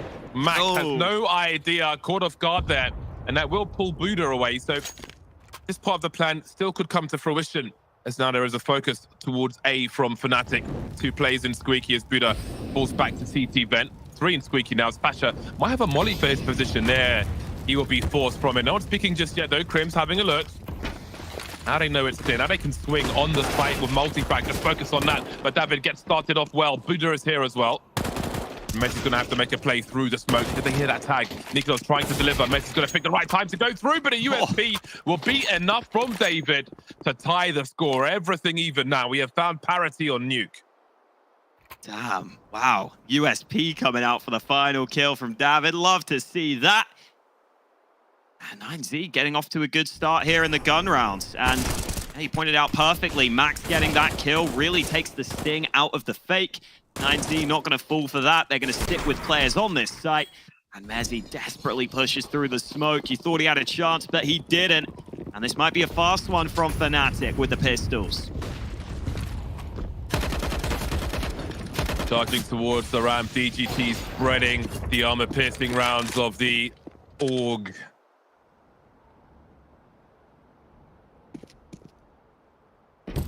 Old AUG has got such a unique look to it. I fired the old AUG and the new one. But the old one looks super cool. That stainless steel.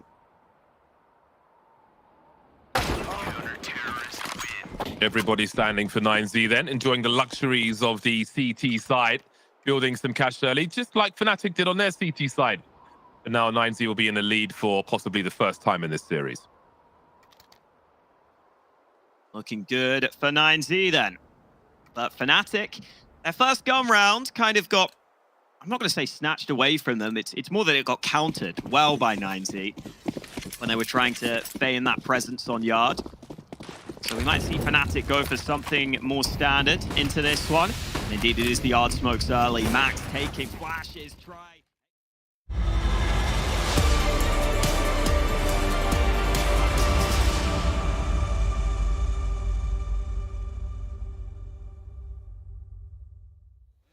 Vitality with the bookends right there of the first half of Anuba's CT side. But ZywOo, the man on your screen right here, well, it's just a classic day at the office of him. He gets out of bed and he almost drops 20 in the first half. He's been put in the hole. He just needs the teammates to show up here to close things out. And now, as we move forward into their T campaign, Vitality should be looking hot to trot. This could be both pistols for them, Alex. It certainly could be. We'll find out. I'm intrigued to see where the double molly goes for a T pistol. That's too much dosage, I think. Yeah, definitely. Watch out for that one. Otherwise, you'll find yourself in the festival tent. Oh, this has got some pace. That makes sense, yeah, okay, but this is a dual Beretta doing nothing. Okay, flattened on the defensive A from behind. Breno fast does catch Spinks on Rugs. Not clearing his corners, Dupree punished, man just trading and starting off a whole lot stronger here.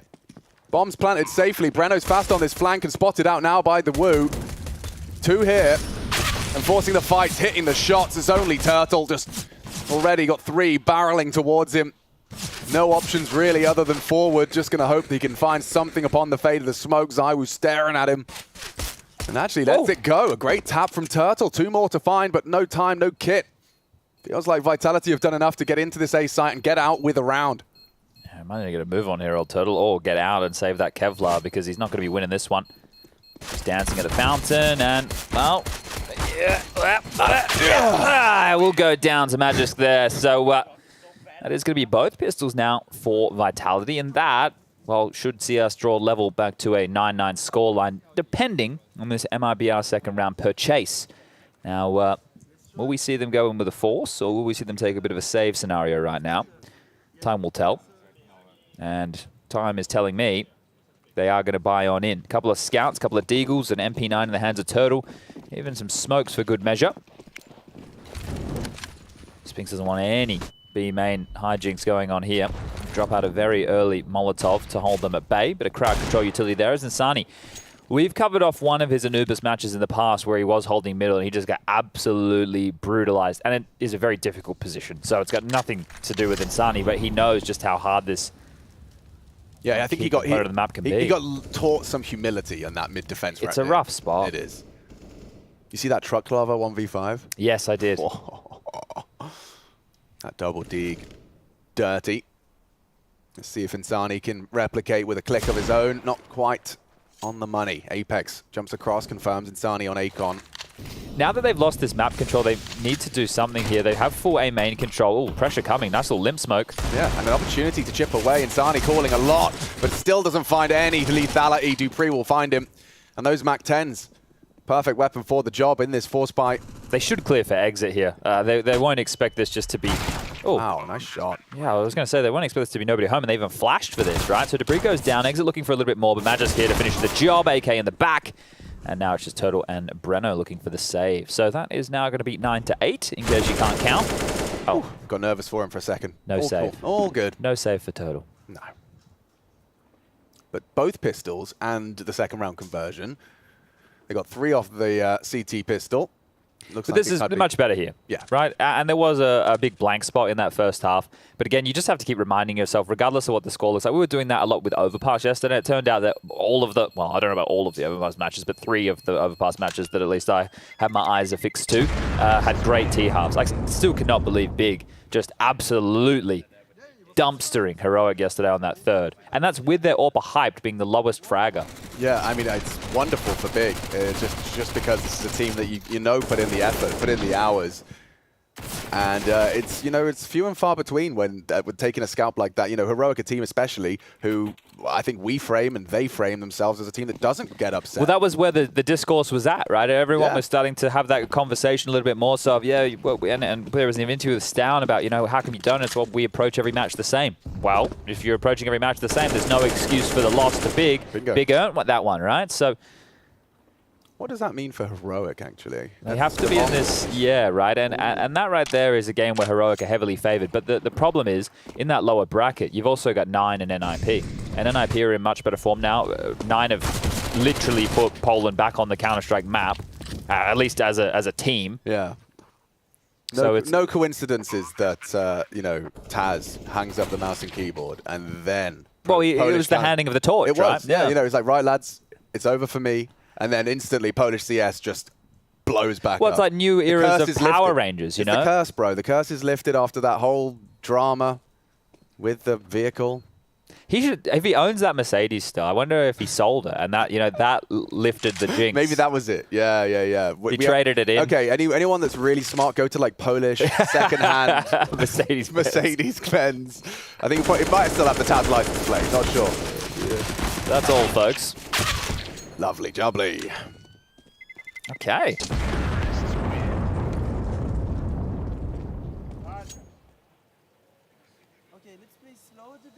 Oh. Oh, I'm listening. Let's play slow at the beginning, and then we'll do a... You did very well. I got zilch. I'm going to turn my headset up. So, guys, I think in this round, Vitality might start slow in the beginning. Oh, wow. Okay, well, let's find out. It's an interesting assumption you've made there. And they are going to be going for the default spread, as it were. Magus catches a flak from that nade on A. Ooh, and they've got better nades there. Zywoo bowls Turtle over. Tag from the spam, the nade converts. Now looking for info B. Spinks to receive them. Breno to be flashed in. Safe here, Spinks on the Ivy. He's going to be in a prime position to react to that flash sound cue. Here it comes. How many does he get? Lotan, a lot on his plate. Peeks out, confirms one. Eliminated Sani. Oh, Spinks builds a whole round out of that. Just the aggression, the knee-jerk reaction to losing one. Ends up losing 2 more. Good thing we started slow in this round, so the default spread. It works well. Oh, it's perfect. What a call from Apex. And back to spawn. Apex is going to be rotating around the world one more time to find himself Zibom. Or is it Le Bomb?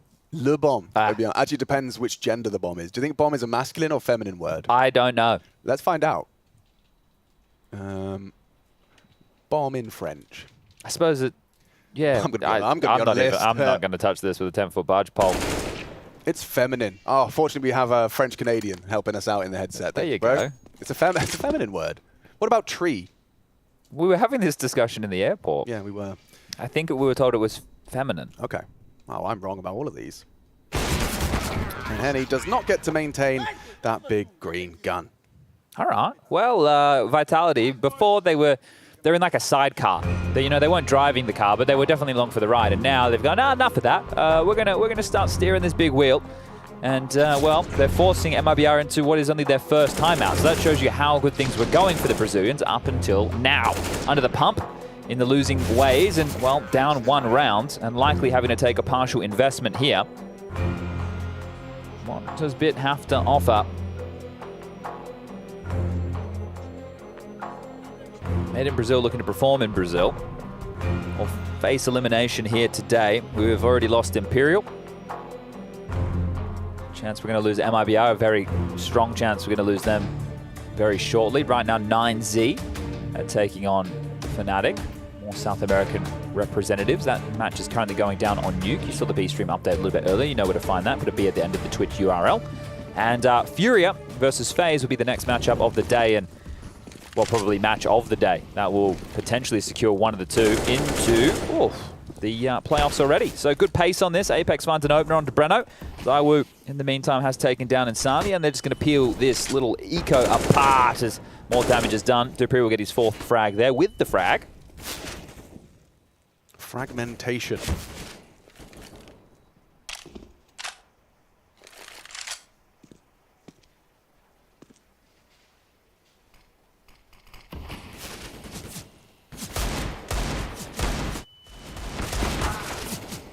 Putting this one into the B side. I just want to bring up for everybody, because I kind of mention that like it's nothing, but later today when we do have FaZe vs FURIA, we also have OG versus Cloud9. The winner of those 2 matchups will be locked in for the playoffs from Group B. Whether that's semi-final or quarterfinal, we still need to determine. But in the lower bracket, that means the losers of FaZe FURIA and OG Cloud9 will drop down to join, which will most likely be, unless Fnatic lose this matchup, which is now, oh my god, I'm not even going to mention it. No. So in the lower bracket, we may have, who's going to win FaZe FURIA? FaZe. Okay, so FURIA dropped down a lower bracket. Who's going to win OG Cloud9? Cloud9. Okay, so we have potentially OG FURIA, Fnatic, and Vitality all in the lower bracket, where only one of those 4 names can make it to the playoffs. Yeah, well, it's a cutthroat world out there, especially in a bracket format like this. Nade down the gullet. Oh, Henny needs more off of that. He's still sticking around. He wants to be able to get something to justify copping that nade. Down to 38. There's that update that we didn't want to mention. If you do want to check out that B stream, nice and easy to do so. And I'm going to say this, Buddha is having a life game. We've all had a life game. He's having a life game right now. Good time to do it. Up against a big scalp like Fnatic. Is this double orb going to be the remedy here? If it's a B execute, I really fear for MIBR here. You've got on the site Turtle, who has a incendiary left over shore on that jump spot.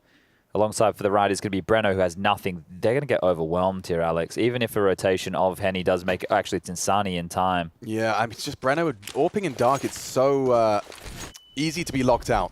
And Yeah, there he's trying to stop it. Does get away. Tucked into the site. Still run down, and the AKs connect. Vitality is Dupree. Round over. That delivers the necessary dirty work to get into that site. Bomb is down. Round is won. And yeah, Vitality definitely looking like their former selves on this T side.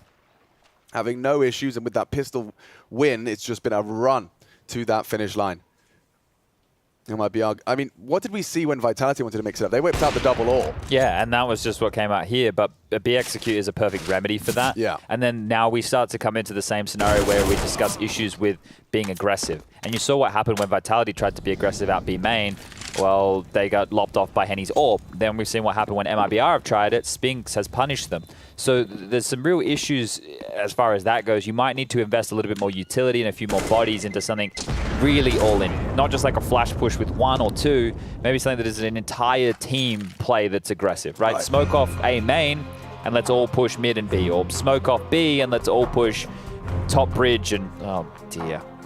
15 to... What is happening? I'm not sure. This is, I mean, the 90s pick, and maybe it's just really caught off Fnatic completely. Taking a look, Buddha 20, Max 20, David 20. Well, some of these names we've seen before, right? Like, and we've been impressed from them in different moments. Like Max would be one of them, DGT, Try, of course. We've seen him all over the traps. He was a 0-0 nation for a little while, and now he's come back to 9Z. So these players have had moments in the sun, but Fnatic are a team who are locked in for the Legend stage of the Paris Major. Yeah, this is an unacceptable map loss, I would say. I think they would too. But that's happening over on the B stream. You can see esl.gg/twitchb. I'm hearing some cheers. It yeah, like me that one too. No way, Jose. It might be real. Might be real. Action early. Henny does hit ZywOo in the shin. Ooh. Yeah, gets away from the spray and the flame, but still ZywOo operating at a disadvantage for the rest of this one. I like the immediate reposition. You may as well keep this AWP as agile as possible. Setting up right now, Magisk at the ready. That's a T-smoke. It is, and it's a bit of a curious one here as well. There looked like there was a slight gap on that left-hand side.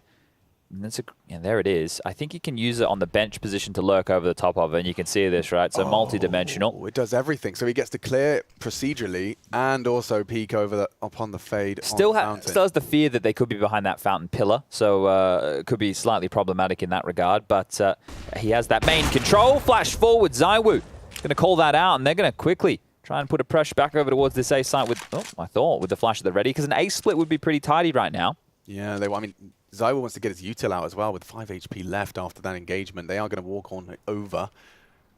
Apex might catch just the perfect timing on this util. Look at that. That is going to isolate. They might have to disrespect it. They are going to push it. Okay, here comes a brawl. Distraction. Engagement. Oh! Headshot. Insani hits it. Exit brings up the double, and all falls apart for Vitality.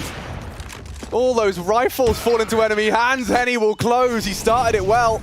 Bookend frags from the AWP, but Vitality, they just completely melt. And Insani starts that house of cards tumbling. They actually gave them a way in right there, because you saw that combo that I think was Apex that threw off the wall. The molly lands first, but then he extinguishes it himself, which I understand because they're going to be able to see over behind the back of that molly. Right. But that now is like, well, we can run through this, and we have to take a risk because we're on this lower buy. There's no other option. Coming out, sideline with the deagle to the dome, and well, that's when the chaos ensued. A great round for MIBR to get on the board on their CT side. Wow, yeah, very nice. Very nice indeed. Let's see what the knee-jerk response is from Vitality. It looks like Apex wanted to call something quite frisky, quite quick. I like it. A change here. The flash at the ready. They're going to overwhelm exit here. He's surely flashed. Look at this. It's destined for glory. Nope. Dead, though. Dupree it's so instant. Yeah, I mean, and now what do you do? What do you do now? Insani's done well to actually catch one. Ooh, they do get Molotov'd out. The util now can be dumped. The bomb can be planted. Spinks has got the long flank covered, so there's nothing coming from main. But there's more smokes that can be dropped here over towards this connected position, right? Apex has one more. So, oh, nice nade. Really nice nade, and that's going to be the round. Okay, well, Vitality, they lose one, sure. It didn't look great, but immediately respond. So don't worry about it. It doesn't matter how you get to 16, just as long as you get there first. Chad Birchall, 2023. Hey, Counter-Strike's a simple game. It is. And also One of the most infinitely complex. Yeah, Counter-Strike is an infinite game. That is the great thing with it. There's no finite solution for this. And that's because, you know... Because it's humans. Oh, precisely. Yeah, humans are unpredictable. He took away everything. He wipes the slate clean. Thank you very much. All those extra cash monies they had from that lighter buy has to be reinvested right here. That was MIBR's chance to stay competitive in this home stretch. Now, if Vitality win this round, well, sure, loss bonus will be maxed out, but it's just going to be MIBR cobbling together whatever they can. I mean, you have to acknowledge that A take, right? After a round like that, you can't just have Exit in the same position. Precisely. They will need to either play for more control or play more retake, and Exit will be more aggressive. This is cool. This is aggressive. Magisk, surely a dead man, not ready for that engagement, but where's the trade? From behind, Dupree unloads his mag for one, traded by Insani. It does look like it favors MIBR for a moment, but still, as the dust settles, a 3-on-3, typically leaning towards the T's. But this is a good position to find themselves in. At least they've made a mid-round start now, so the decisions have to come through for Vitality. Just as long as they don't let them regroup and hit a site together, you still need to stay a little bit forward in some of these positions, exactly like Henny's doing right now, because the U2 will be mainly landing behind him, right? So he might even, if information comes through, go for a bit of a push, but it might be too little too late as they make their way up the canal. Looks like a B split here, as Insani will group with Turtle. Their push will not find anything unless they drop on down, but they will be a fast flank towards B, right? And this is where the craziness of a mid-round, especially with so much time on the clock, really comes into play. MIBR haven't sat like statues. They've stayed dynamic, and Spinks is even on the ready. Oh, just as he averts his gaze, concerned about that close corner. That's a big leg up for MIBR, and this is a big round. So much util for Apex and ZywOo here still to work with. There are kits in play. The smoke a little bit too late. ZywOo caught off guard by that one. Okay, Apex. He's been handed a planted bomb. And trying to hold the cross. If you can isolate one of these two, this partnership of Insani and Turtle, who are taking their sweet time, they have no idea where Apex resides. Time perhaps a little on his side. Full util, but he's waiting for this headshot. Has to be now! Ooh, one of the two required. Perhaps could have run down Henny, but still a 5-second defuse. You can see how far away he was, and it's all Insani. With 4 frags of the 5 required. Takes down Vitality in. And that's only 12 kills for him in total here. And we can even remember back in that first half, he had that nice 3K, right? So his moments, they've been patchy. If he can now activate here late within this second half, there might be a conversation to be had. However, again, it's round 1, round lost, round 1. Now, what does that mean? If Vitality win this one, MIBR are going to be feeling that miserable position yet again. It was from a team-based aggressive maneuver. So what do they have? Do they have any more of that, or is it a one and done? They're doing it again, Chad, and it's working again. At least ZywOo this time has the remedy. Whew, could have got awkward. Apex probably readied his fist, but ZywOo has instead led Vitality to what looks like an almost guaranteed 14th with so many casualties early. Turtle, Brando, Insani watching as round 25 does continue. Heavy advantage into a wide open B site. Exit will arrive, but just really going to have to hope for a slip up here from Vitality. Taking a look at their nades. That smoke will be worth its weight in gold to facilitate the cross of that bomb.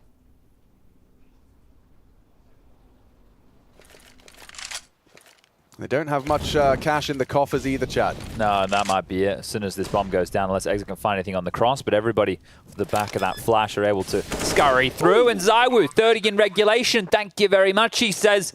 Just another day at the office.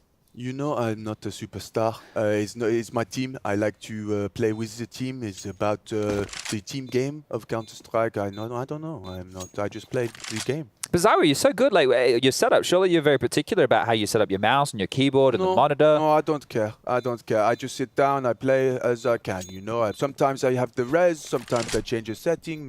It's not a problem for me. Okay. But ZywOo, you know, when you broke onto the scene, you were the best player in the world in back-to-back years. Was that because of your team? Yes, it's nice to play with the guys, and they make it very easy for me. Okay. And so it's yeah, I just play the game, and they set me up for the kills. Oh, so you just have to shoot all the bad? I just do the easy thing. You click on the head, they dead. And they throw the flashes? Ouais, exactement. Oh, oui. All right. It's great to hear from ZywOo mid-game here. Oh, so cool. Interviewing, fragging, doing it all. This man. He's a good lad, is ZywOo, with this second kill as well. That's way most players probably not ready for the Breno response, but this nice 30 as well. See you later, Exit. 14 in the bank.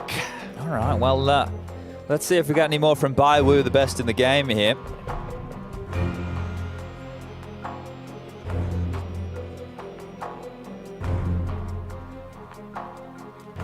MIBR are going to have to step it up right here, right now. You've got yourself that saved AWP, and then you've just got an assortment of goodies around it. I was trying to see if I could find any excitement of this, because I'm looking at the AWP for Henny, I'm like, well, if this was another map, maybe I could think of a place that he might be able to find an opening pick. But here I'm having a harder time. A much harder time working out how he's meant to find traction with this big green. So yeah, the chips are down. They are in a whole lot of trouble here. They've already won a round like this, but it wasn't the AWP presence that got them the necessary opening kills. It was the Deagle of Insani coming through that smoke, I do believe. Precisely. Well, he can try and do that at one again. Man just wants to get them in. This is a full Vitality, like brute force, we'll call it.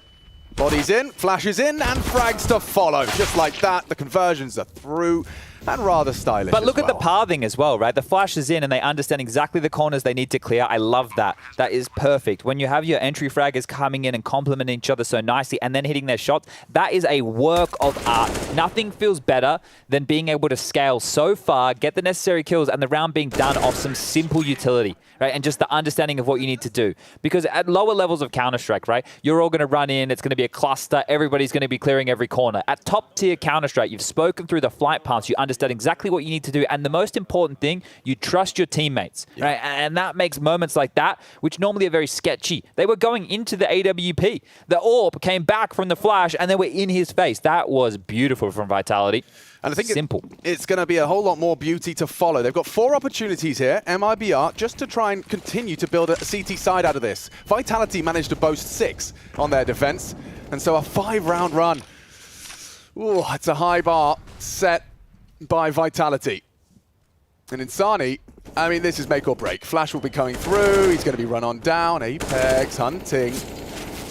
Oh, Insani, boy, he's still sticking around. He's trying best as he can to delay. He's managed to get away, spotted out. It's just not a fun fight. It's a left eye peek. Awkward as everything is awkward about it. Yeah, multiple angles to have to worry about. It's really not. Yeah, but the thing is, you can't just give it up, especially so early within the round. So you can see jostling for this position, but they've already siphoned through an awful lot of utility here. And then this is where that biggest question that Des brought up about CTs and moves for plays. That's where this conversation comes through. What is the play? All right, we're going to block B main. Now we're going to go back mid together as a team and try and find a fight, sure. But Vitality, they're not there. Long gone. Long gone. And instead, it's Turtle quaking in his long johns. There's a whole squad coming his way. They are going to be clearing at least off that mid-info. Oh, Turtle, these flashes from Vitality have been perfect. He has to find one, and Dupree's the one to post it. Clawing into the site from behind, quick though. Insani delivers. Need another. Breno can't. Softens them up, but they are so low. Dupree and Spinks with just 21 points of health between the two of them. Doesn't make a difference for Henny, but maybe Exit. Got to give this a go.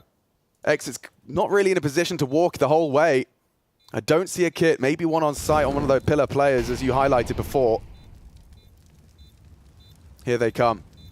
And that's the angle. Spinks, perfect execution. And he will close. Vitality, they take it. Anubis in the bank. As this is a battle for survival, I will remind you, this is elimination game. First one in the bank for Vitality, but perhaps 2 more to follow. We'll find out for sure. But smiles and business as usual.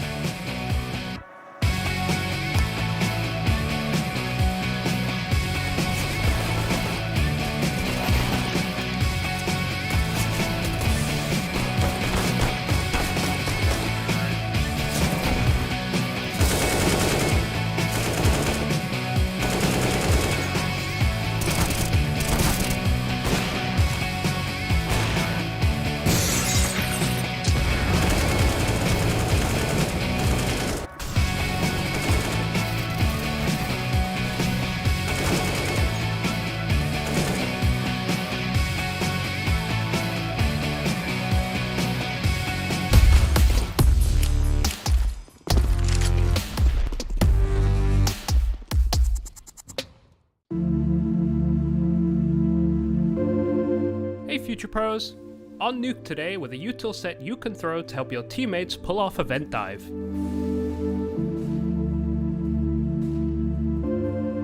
first things first, shoot out this window.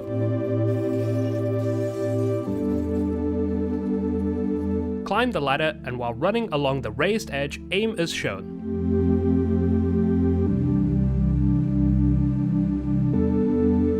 Running jump throw the molly just before you get to the ladder. This molly is not the best one you can throw for hut, as it will almost always leave a gap above the hut doorway, but for a vent dive or a squeaky push it's pretty handy. Back up and running jump throw your flashes with the same lineup. I would like to say this is all you need, but your teammates should still nade open the door, smoke the close molly, and then molly and flash into A main to be fully effective with your util. Hopefully your teammates manage this and you'll have a good chance to make it down that vent.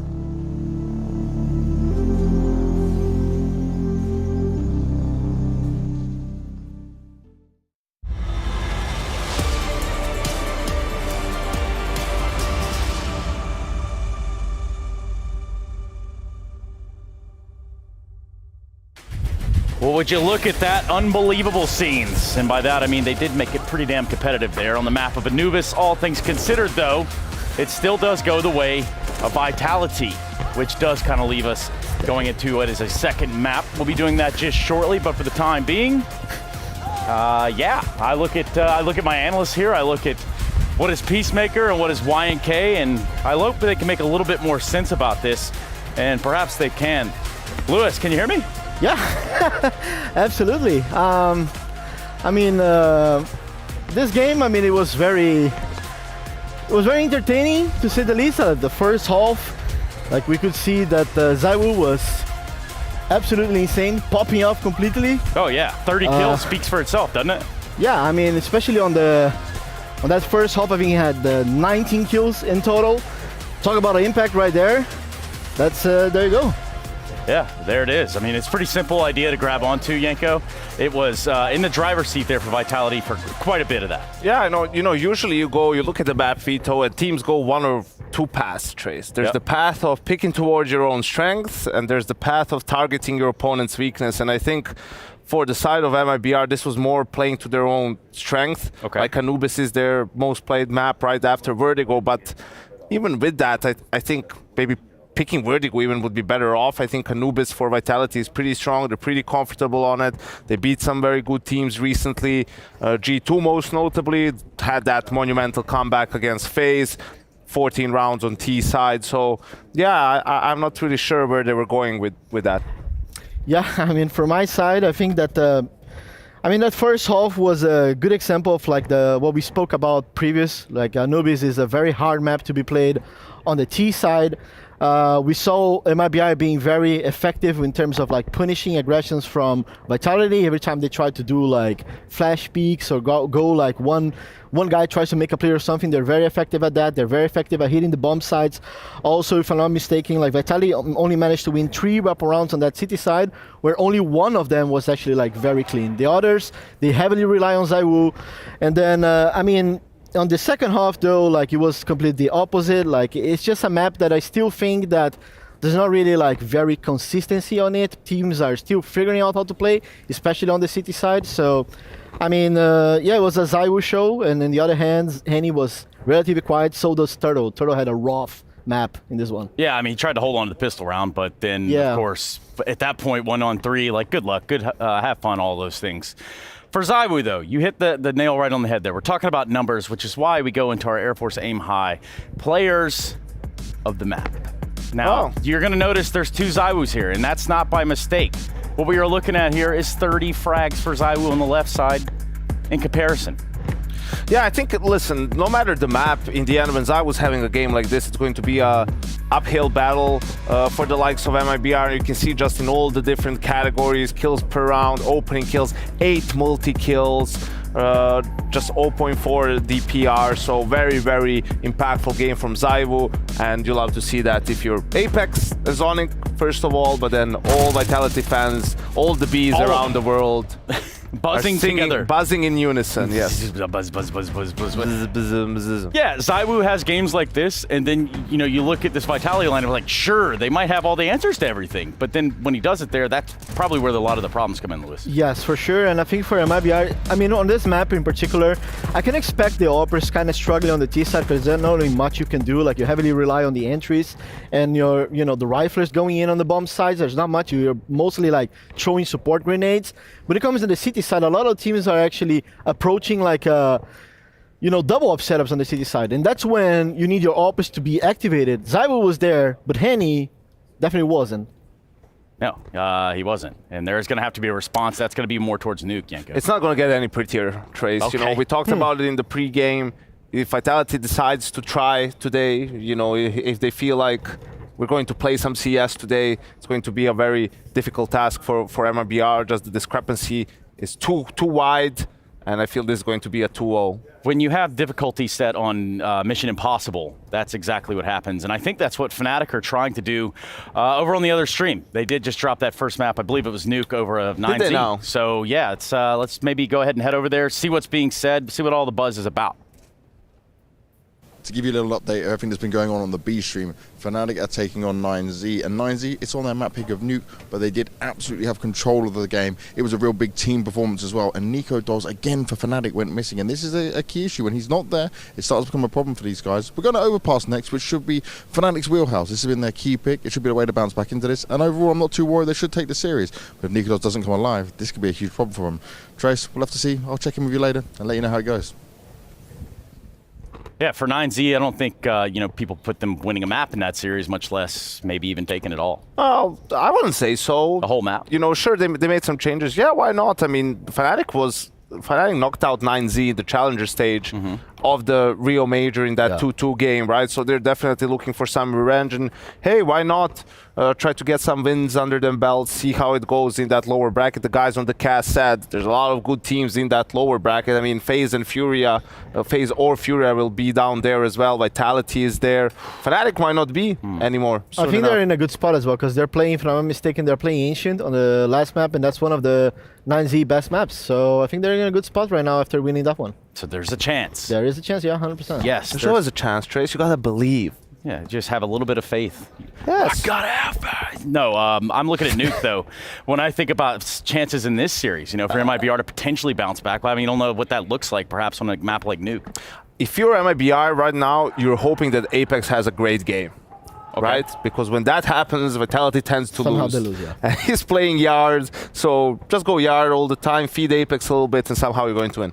Somehow, some way, shape, or form, Lewis? Is that the name of the game? That's why I get paid the big bucks. That's the name of the game, exactly and if they want to stand a chance in this one, I think, well, they start City, right, from, if I'm not wrong, and then if that's the case, they better need, like, at least 10 to 11 rounds on that City side if they want to have a chance, in my opinion, because Vitality on City, that's one of those matches where ZywOo gets activated. He's feeling it today. Oh, yeah. And yeah, and then again, if they try to go on Apex, and maybe they have a chance. Yeah, the numbers kind of speak for themselves. We talk about ZywOo in that first map. Surely he's going to be a talking point going into the second one, but we do need to go to a break before we find our way into it. It's Nuke, it's Vitality, and it's MIBR. You're watching the Intel Extreme Masters in Rio 2023.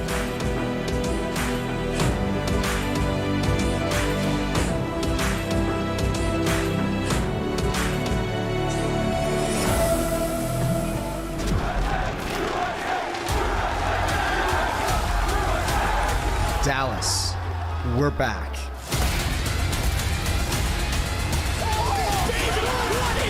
Counter-Strike is in our DNA. It always has been, and it always will be. And now we are once more returning to where it all began. Melbourne, Australia. Home of the best Palmers, the Flat White, iconic trams, the Yarra River, and CSGO. 2, 3,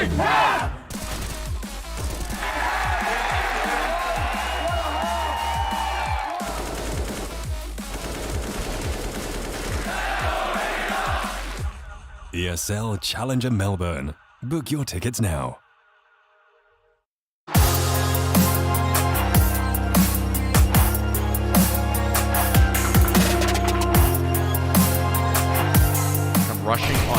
knows it, so he goes for the kill.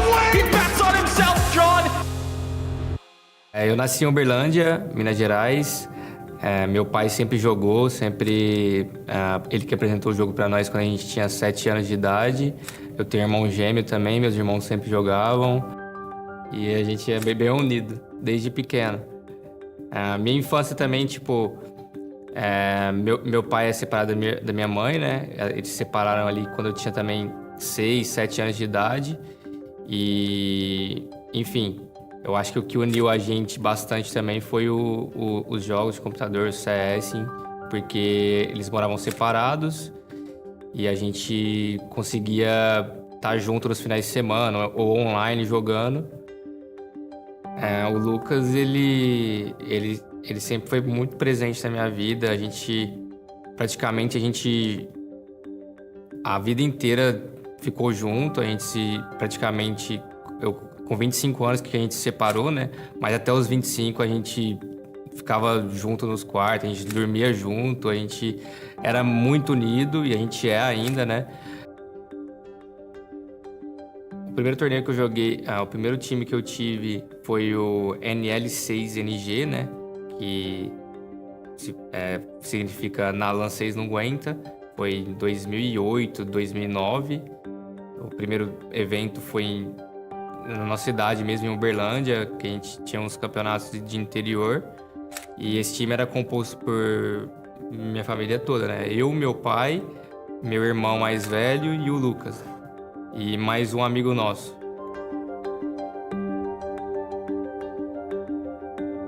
Quando eu entrei na FURIA, em 2019, foi no finalzinho de 2019. Em 2020 começou o Covid, né? A era do Covid. Então eu morava em Miami, né? A gente morava todos em Miami. E eu fiquei 1 ano morando em Miami. E eu ainda não estava acostumado com essa falta do meu irmão, que a gente tem uma conexão muito forte. And he sees the head, but he misses that first one. Now the pressure's on. Henny, they're getting closer. 3 kills and the 4th. Henrique with a clutch for FURIA. E mesmo eu tendo um ano muito bom, tipo, a gente ganhou muitas coisas, a gente ganhou 4 campeonatos, eu fui top 16 do mundo, eu sentia falta de ter o Lucas comigo. Eu sentia muita falta dele. Quando a gente ganhava qualquer campeonato, eu chorava, brigava pra ele chorando, porque eu queria que ele também estivesse comigo. Então acho que o mais pesou nessa época da FURIA para mim abandonar e sair da FURIA foi essa questão pessoal minha, que eu sentia muita falta dele.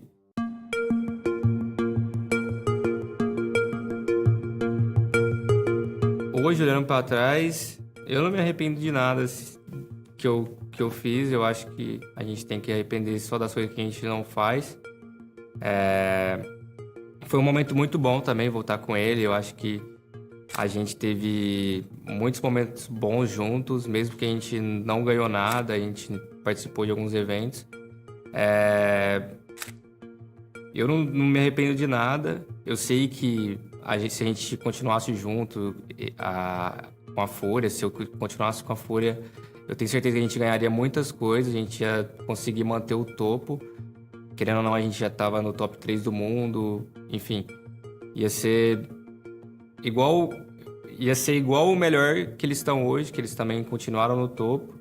Mas das minhas decisões eu não me arrependo de nada. Acho que a gente tem que arrepender do que a gente não fez.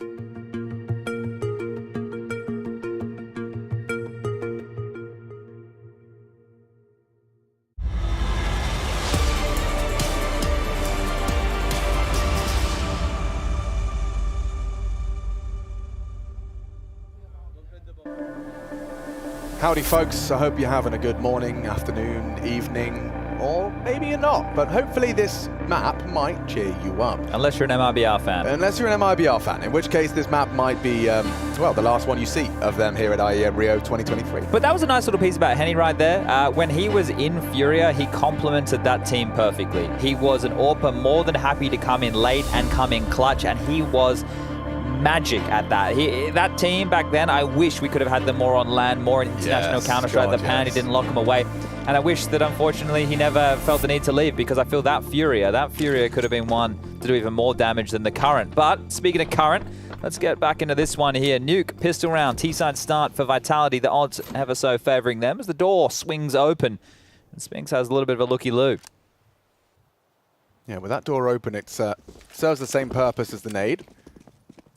Now, with a lot of noise towards the wrap, you can see Henny's going to be taking cursory glances. Dupree's already down. Lockers and Turtle was unprepared for that. The speed of the first frag, and there's just 2 more from Magisk. He makes it 3 with Spinks' help, and now with Dupree just putting the bow on it, tying it up tight.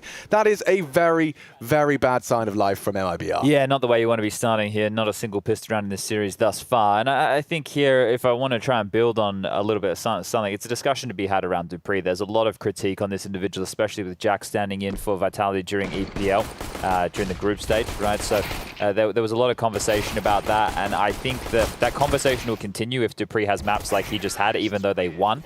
I think people need to kind of have a bit of a shift in their mind about him as an individual. He's no longer a star player, but he still needs to contribute if Vitality want to be winning the major or winning events. He can't be absent, right? So there's a difference of him dropping 30, but he needs to make sure that he's delivering. And while delivering, Magisk quickly with the Mac-10 leaping into 2. The watermelons explode and the save, well, it's on. Yeah, that's got to feel good. Why are they interrupting me talking about Dupree for that? Well, I mean, you interrupted yourself, I did. I could have just kept talking about Dupree. Yeah. But yeah, he's getting a lot of flack. He is getting a lot of flack, and I think it's, you know, it's also one thing that is easy to neglect, which is that, you know, when you're playing in the team as a full component, you're working towards the goal. The goal. Yes. When you're Jax, you're just working to not be in the way. Yeah, you want to help the team win, but you know, you're not as integrated, right? You're there to do a job. Dupree's obviously there to do a job as well, but has a little bit of a different viewpoint on all of that. Yeah, certainly. More integrated to the project, but I mean, there is no denying that what Jax brought in terms of the individual mechanics and some of the, you know, frags that he was finding were frags we haven't found from Dupree. And that's like, you know, that's why at an eye test, you know, it's easy for the viewers at home to sit there and to go, it's so simple. It's a 1 or a 0 and Jax is the 1, you know, but it's not binary and it's not that simple. But yeah, Dupree as an individual, definitely looking to kind of refocus ahead of what is going to be a long couple of months of counter. Yeah, well, here's the facts, right? If you want to be the best team in the world in modern Counter-Strike, gone are the days of it being 1 or 2 players, gone are the days of it just being 3. The team needs to comprise of 4 individuals who are going to deliver, right? And obviously not all in the exact same capacity every single map, right? But you look at FaZe. What makes FaZe great is the fact that you do have a chance to see, well, obviously the trio of Brokey, Robs, and Twists pop off, but then Rain can do it. He had a bloody major MVP, right? You look at Na'Vi, as we just pivoted towards the top. Shouldn't be too many dramas here. Shouldn't be too many dramas here. There we go. You look at Na'Vi when they were considered the best team in the world. You had Simple, Electronic, then Perfecto rose to power, becoming the new best clutcher in the world. And then you had Bit, who was popping off as well. And then, well, Boomich, sure, is the in-game leader component, right? You look at G2. You have, obviously, Nico, right? Monacy, Hunter, JKS, when he started performing, right? It's obviously not consistent for him either, but when he is, and the team is performing with those 4, they're looking great. And then you have Hooksy, right? So, has to be 4. Can't be 3, can't be 2, definitely can't be 1. Needs to be 4. And Dupree is part of that 4. He's not the in-game leader, right? The only one who is ever going to get a pass for that in this team is going to be Apex. And that's just the way it goes. Yeah, I actually think it's an interesting observation Apex made. It's one I've made myself about Apex seemingly having the best performances when Vitality are underperforming. Like it's a correlation I'd like to explore. But yeah, I mean, he said it in his interview this morning, just saying like for some reason every time I'm having a good game, we have a bad one. Why is that? Yeah. Conversation to be had. Insani in the meantime though has been heard and just mantling around, holding towards Squeak. Yeah, tickled a little bit there by the flames. A redeploy. They've gone for these bonuses, like the bonus not rebuying on the 2 Mac-10s. It does imply maybe a top hit for finding some sort of use case for them. I do like it on Nuke, right? There's certain maps where maybe it's not... Well, there's always a move that you can play, right? There's always... And the reason that you might want to take things a little bit slower here, whereas traditionally be like, what's Mac-10s? Let's go fast. Well, they don't have as much utility here. It's the first gun round. They're not as set with the util as you are. Allow them to siphon through it, blocking Squeaky, blocking Ramp, blocking Heart with their incendiaries and smokes. And then once that's deployed, then you can now use the fact that you have that advantage and the MAC-10s don't feel like such a loss. Check this out. Yeah, I mean, I was about to make a joke about taking MAC-10's yard, but Apex is not joking as he pushes the smoke exit, catches him.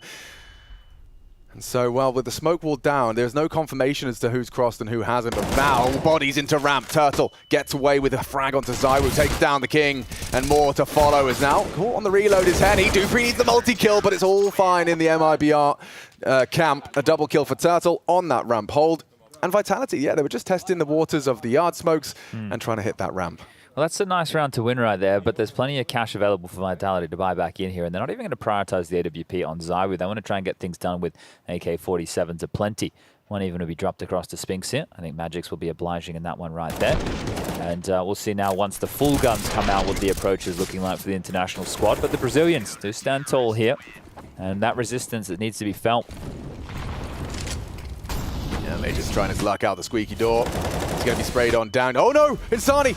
Ships in the night, they pass each other, he's behind you, he says! Magix gets 2 of the 3 required, but they're already down. All of that destruction, and now all it does is hinder this retake. What are you supposed to do? Unless, yeah, Turtle miraculously found 2 on that spray. Spinks immediate to find the rebuttal, and that leaves all on to Henny. Apex still has lobby control. Yeah, Dupree's got ramp, right? Meaning that nothing to be worried about. Apex has the vent drop covered off here as well, and Spinks can now turn his attention in case he did somehow make it down secret. So this is pretty much covered off. And he might be able to get away with this rifle here and may even find the timing on the frag here for Apex, who is considering the hut play. Walks on in, and Henny will find the kill, but with only 42 points of health, I imagine save is his best option here.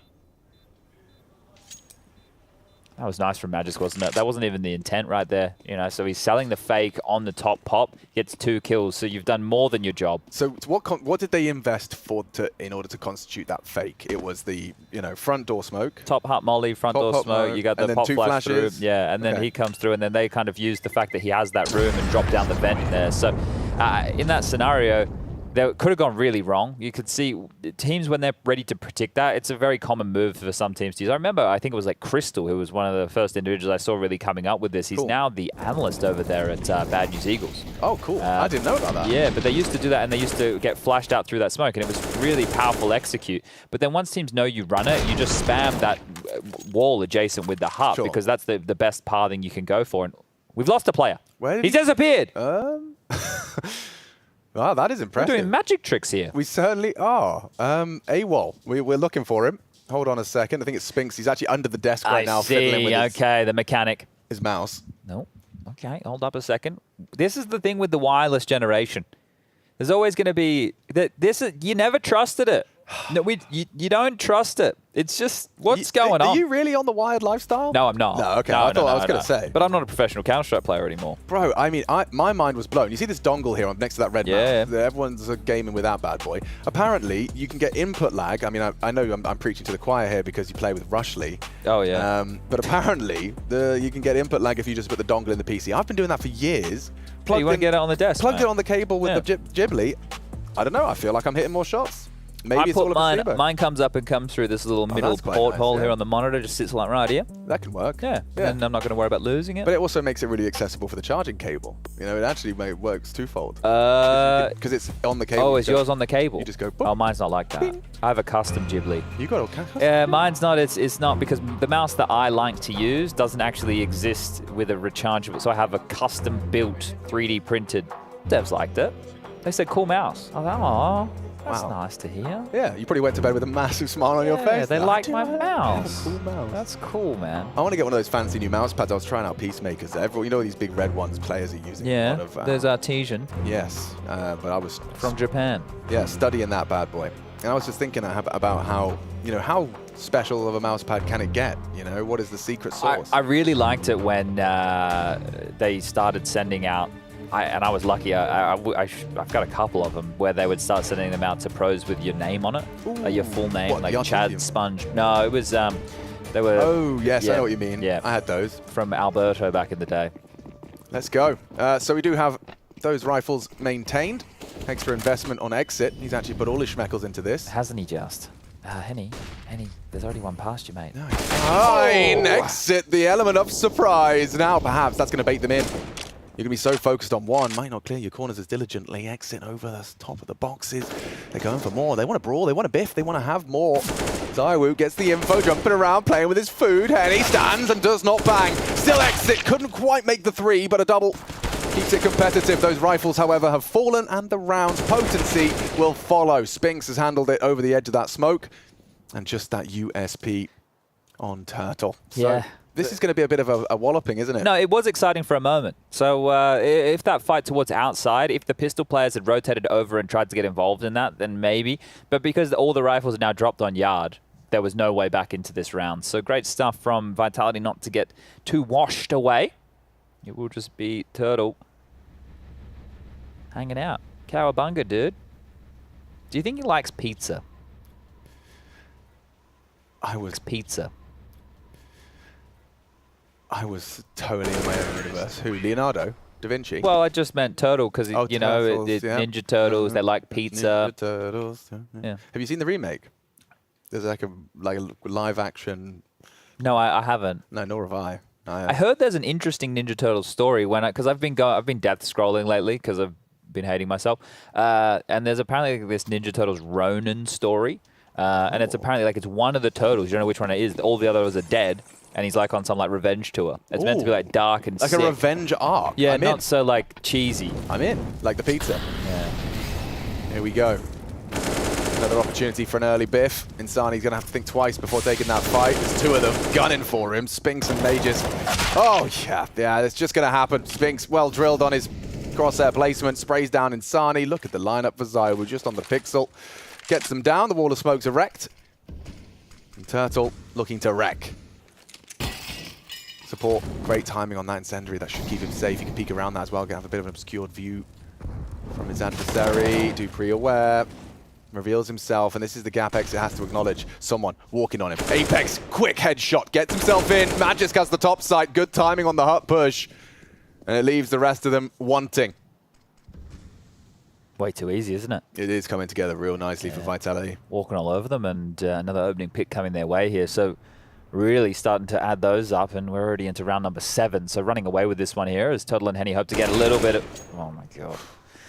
Yep, that's the end of that one for Mr. Turtle. So just Henny with the AWP here. The bomb, that's the only problem right now. But ZywOo, he's going to do it all. Oh, okay. They know everything they need to know right now. They know where the AWP is. They're going to run at him. Okay, Dupree, great shot.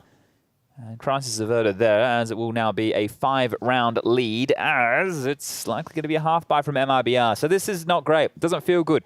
I don't know what I could explain to people of how this could feel. I mean, I think we all encounter feeling helpless at times, you know, and Counter-Strike gives it to you every day. Have you? See, I know I learned yesterday you were a bit squirmish about sand. Oh, come on, man! You're gonna bring up my sand weirdness. Well, no, that's fine because what I wanted to reference, because some people out there, if you've ever been surfing or body surfing in decent-sized swell. Oh, we're already into A, another opener. We call it getting dumped, and it's not getting broken up with. It's like when you're riding a wave and you get thrown off the wave, you get dumped, and then what happens is you're kind of getting like thrown around underwater. That's what it feels like for MIBR now, because they're like almost up to the surface. That's a gun round, but then they get pulled back down. And I used to do that deliberately when I was at the beach. I'd go and get myself dumped. Why? I don't know. I kind of liked the panic. I would just like, am I going to die? Maybe not. Okay. Yeah. It's one of the worst feelings. No, my parents would be perpetually worried, but I would just go and get into the tumble dryer. Eventually, I'd wrestle my way out. Fair enough. Yeah. But sand? No, thank you. I'd rather be in the wave. Yeah, right.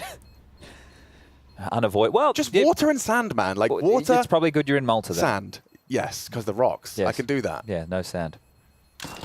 Like pebbly beaches. That's what we call them in the UK. Much more my cup of tea. I'm really sorry, everybody at home, but this is going exactly as forecast, and there's really nothing we can do about it. And I also don't want to lie to you and say this is insane. No, it's not competitive thus far. It's been quick. It's been very decisive in terms of how Vitality have been winning a lot of these rounds. Most of them are over before they even get started. They're looking great in the opening kill department. There's only been 2 opening kills thus far in the first, what are we looking at here? 8 rounds of play, and both of them have gone in the favor of Exit, who's more of the clutch type player, right? So that's already showing you the difference there. But back into the guns. And, oh, exit with a third. Okay, so towards Yard is going to find that opening on towards Apex. Oh, has been tracked. Oh, he's not. No, he's not. Wow, just evades the spray into the top side. What is that? That's a very blind AWPer. And look how comfortable the spray was to finish. They have to win this one, though. They should, but they won't, as now Henny's lost.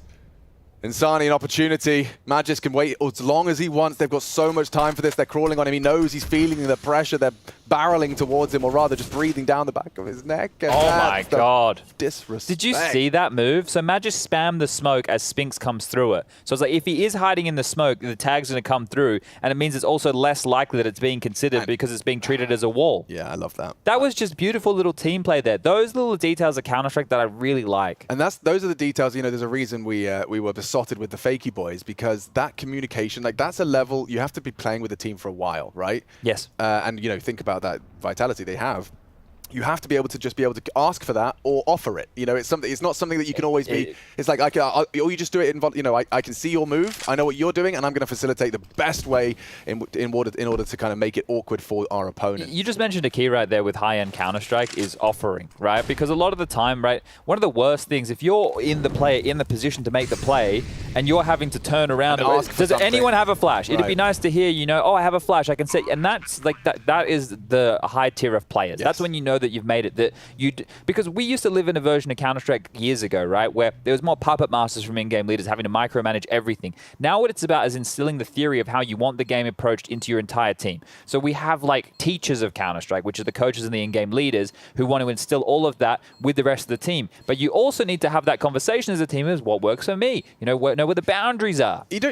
Question: do you think we've lost a little bit of the, you know, back in the day we would almost frame it as like some teams, it would typically when we were more region locked, we'd say like different regions had different styles and approaches to the game. Sure. Because we do now, as you know, we've had our Astralis era into our Gambit era where everyone kind of started playing percentages down to a science. It's very default heavy, yeah. Default heavy, etc. You know, we still have our Furias. Sure. Who even financially have like different approaches. Like we've seen them, they'll go for these kind of 2 rifle rounds, and they've got strats particularly designed for them. And there's always utility and consideration and distraction and chaos, pandemonium. But you know, do you think we've lost a bit of that, where the identity is there is a very clear right way for a lot of Counter-Strike now? There is a more successful recipe than others, right? But there is still the identity of teams. Virtus Pro is a good example. Very good FURIA example. is another good example.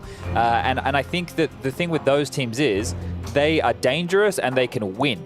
However, will they be consistent? And my answer to that is probably not. But their style can work, right? So you don't completely rule it out, but you don't expect it to be winning every tournament.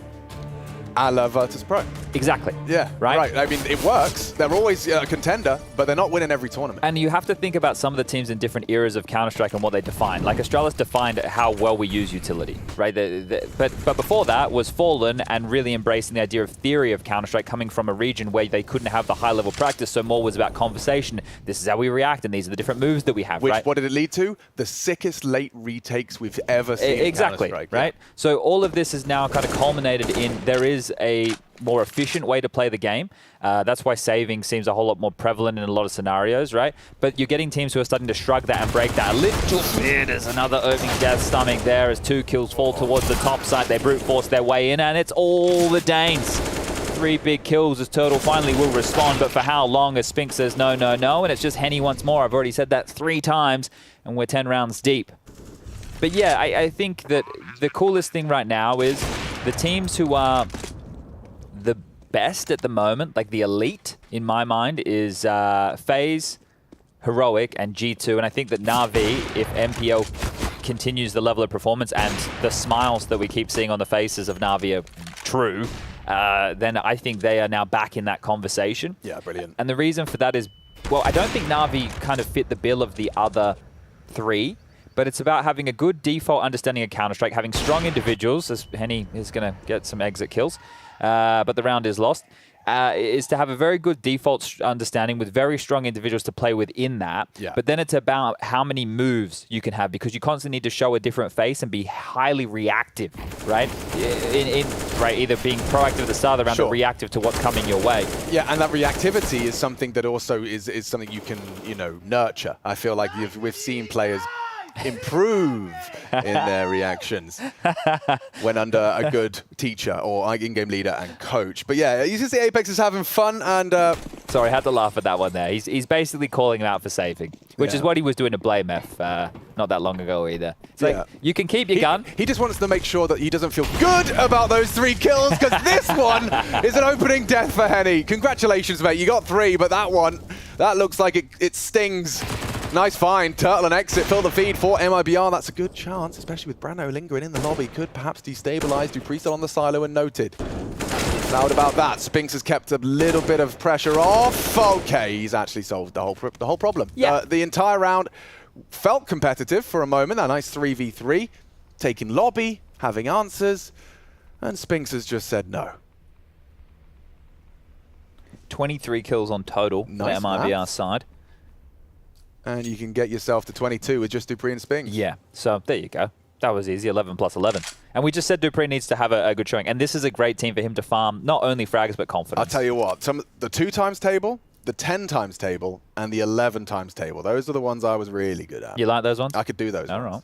right. Even the 1 times table. That was a pretty good one as well.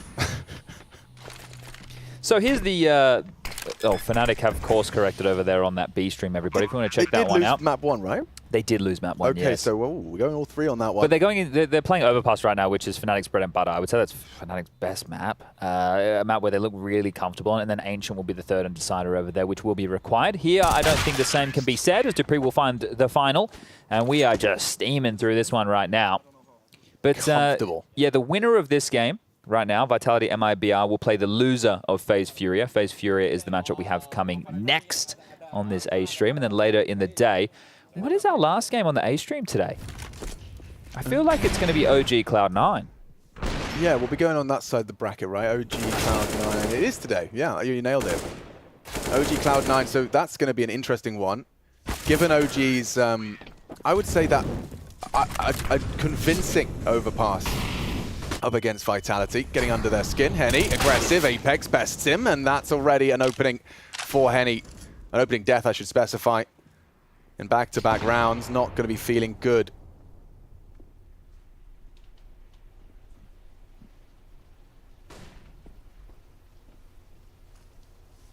So just a distinct lack of the compulsory, that is lethality. I'm going to tune back in when this gets a little bit more interesting. I'm just going to talk about what is interesting to me right now, which imagine if we get Cloud9 versus Big as the grand final of IEM Rio 2023, and neither of them are the major. Yes, it's actually like a very valid, very valid. Oh, and the final, I don't know how much has been discussed. It's only a best of 3. Yeah. Yeah. We're not doing a best of 5. So I know some people, Prof, will be very happy with that. At least we don't get the Striker tweet. He only talks about round robin. But yeah, best of 5 finals. Does Striker not like the best of 5 finals? I feel it's Prof who doesn't like the best of 5 finals. Striker, I think he's like, whatever. No, I just the Striker tweet about reverse comebacks. Oh, no, I'm with you. I'm with you. Sorry, Alex. I was on a different planet right there. All good in the hood. And the same for Vitality. You remember that Insani 1v5? We need a new one. Yeah, we do. Insani, should you be saving this considering your history?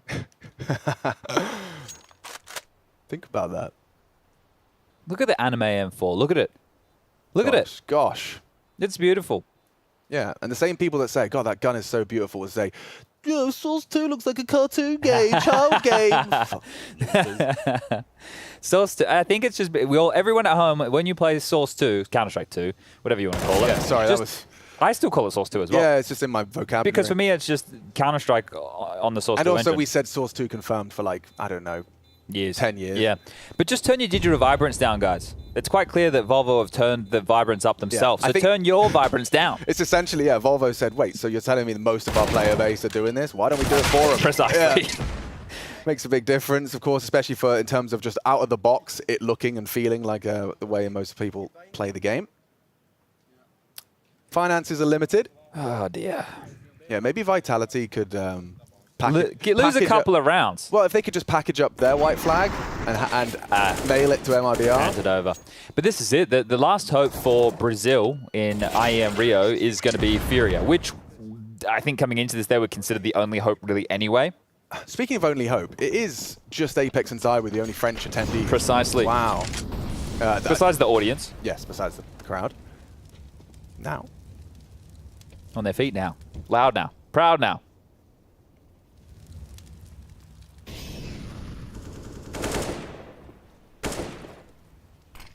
And he's going to meander in. Look at him Firm go. main clear. And he might have some friction on this fight with Exit. Just responsible for the lockers. Sorry, I'm trying to. No, it's good. I think I'm just going to start saying weird things. Just going to maybe try and Start saying weird things. Oh, the timing for Exit. Oh, dear. Wait, are they I think they're considering it. One of them was. They're coming behind him. Oh, they're ready for it. They've lined up for him. Madness. Imagine this is the round that it all falls apart and that second can come through. MIBR, they did win the 4th round of the map. And now a 2-on-2 that certainly is one of the more competitive rounds we've seen. Let's do this in the next round, Alex. Because oh, actually. Hold up. Second round for MIBR right now. 37 seconds left on the clock. The MP9 in the hands of Henny. Exit in the heavens. One spotted Magic with the fight. And Henny's going to grab it. It's a 1-on-2 for Zywoo. He's going to get it. Already onto Exit. Makes a meal out of the first spray. Still taps onto the head of Exit now. Putting it all on the line. Spots out Henny. And Henny clutches for MIBR. Finally a taste of victory on their lips. As excitement exudes over the microphone. Okay, so Rush, you can pick any player now, your choice, dealer's choice, and we'll go X-ray off, and we'll go with that player for the entirety of this round until they die. Okay, that's cool. That sounds like fun? Yeah, okay. And can we do like the comms the player would be providing, you know, from what he's seeing? You know, maybe you can give him the IGL call. All right. All right, boys, don't worry about it. We've still got plenty of cash here. We're up 11 rounds, all good. Well, we're sticking with the whoop. All right.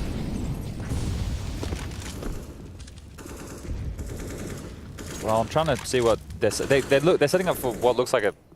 They're not doing any presence yard. He actually saw Turtle. Did he tag? Yeah, he did. Just off that slither. One ramp. One ramp. Could have pushed.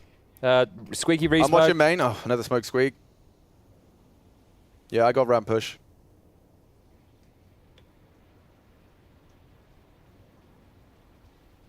You got my squeaky? Yeah, I got ramp push. Yeah. I'll flash you in. Flashing. Bomb. Clear.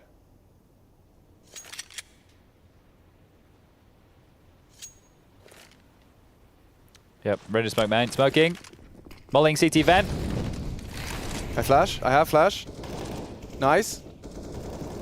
Oh. Yeah. Guys, come on now. I flash. Oh! Nice. One main. He better clutch this. Otherwise, we've seen Zywoo do nothing this round. Bit of an Orky Momo. Isn't it? Oh. One dead side. I'm mollying heaven. Imagine. He's coming to no one. There it is. Okay, 3rd round for MIBR. There was a nice shot out of the whoop. You didn't do the accent either when you were coming just then. What am I doing? Excuse me. Sorry, guys. I'll get to the next one. All right, well, plenty of money here for the final round of this first half. 11-3, the current score. Would love to go into halftime with 4 if you were MIBR, but you can quickly see the direction that this one is going. I mean, 11 rounds on T-side nuke. Job's already done. It is. It's like, you know, you've dug all your holes you had to dig before lunch. You packed your suitcase 3 days before having to go to the event. Oh, that's a good feeling. And now on travel day, you're chilled, you're relaxed. Oh, man. Okay, Apex. Well, you've seen you get space towards yard before. This time is no question, but the opening kill for Turtle. He pivots into that one. Does stop the search of the Pex, and now the in-game leader will have to sit back and pull the strings from the grave. You can see by Exit's position that there's a lot of uncertainty about Yard. He's just responsible for keeping the topside players back safe. Henny responsible for that ramp hold. And Vitality, it feels like wherever they've decided they want to go, it's typically worked. Now, that top hit didn't in the previous. And Sani has been having a bit of a tough game holding on to this squeaky fight, and Dupree this time meets his maker. How was Dupree not blind, or was he? At all, yeah, I don't know. Must have landed behind him. He wasn't doing the dance at all. Nice one from Zywoo. Look at the dings. They're both so low. Zywoo and Spinks on notice. It could and really should be that 4th round from MIBR. This damage control to have somewhat of a half. Loud down the vents, both of them. That's going to be a lot of information relayed, and the immediate reaction from Henny is to post up for the cross. Now, Smoke will perhaps allow... Oh! Spinks! Catches him posted up. Cheeky. That is a drive-by and a half. Now he's going to have an opportunity. It's a bit of a gamble. Left or right, flashes high. Oh, brilliant vitality, rubbing salt in the wound. Unless, yeah, no. Zyru on the quick scope, and Sonic's going to be happy with that. MIBR in trouble, in jeopardy. And only 4 rounds needed from Vitality to send MIBR out day 2.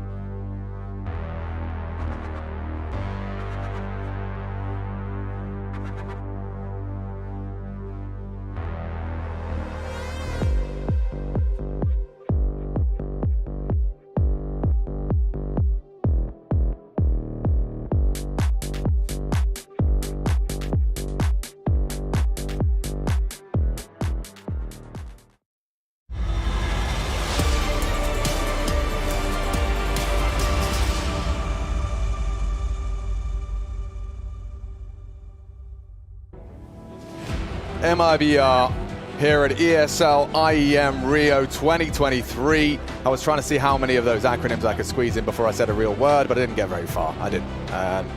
IEM. Well, look, they're not going to get very far in this matchup here by any means. 3 rounds on the CT side. Apex taunting you on your saves. And this one here is quickly going down the drain for the Brazilian hopefuls on home turf. They'll be saying goodbye in just 4 rounds' time, and let's see how quick Vitality can take us there. It feels like it had to be an Anubis win, you know, in order to have a competitive series. Oh, I've not seen a 17 before. That's... It was 1 to 5 to start. It's a high number. It's a big one. High number bad. Big bad. Low number good. Yes. It's like golf. 4. Rushley catching the first frag. That's a good start for our ops team. Reno down, caught as well on cam. Can we have the puff? Oh, No, that counted. It counts. Okay, the death because we got it counts. from the death's perspective. Okay, so far 100% success rate. Can he get them all? That's the question. And it looks like the bomb could very well translate into a 4th. Oh. Oh. Guys. Well, they want to win. I mean, Oh! Maybe Magic's got a little bit of an inquisitive Insani, but they still seem rather static. Still got 4 from 4, though. Could we be on for 100% here with the frag department? Haven't missed a single frag. Wow. A world-class observer. What a show. This is why they pay him the bucks, regular money that he gets paid. And if you do want to donate to Rush, we will be starting a fund. He is very good at his job, but we need to kind of pump those numbers up. They're rookie numbers, Rush. Fugazi. Okay, well, a pistol round is one way to start a story of a fabled comeback on home soil. The Brazilian underdogs against Vitality, one of the best teams in the world, led by none other than ZywOo, the best in the game. And it all begins here. Round after round, they place on the board. Resilience, clutches, teamwork, heart, all a part of this story. And it starts with a clean. Couple of kills from ZywOo. Yeah. Well, this is really falling apart quickly. Second round, rifles in play, and already a flank in the midst. Dupree's going to be on the fast flank for Yard. Magus just needs to survive in order to allow Dupree to work. That bomb was loose, it's been spotted, and the frags from ZywOo have set them up for success here. They've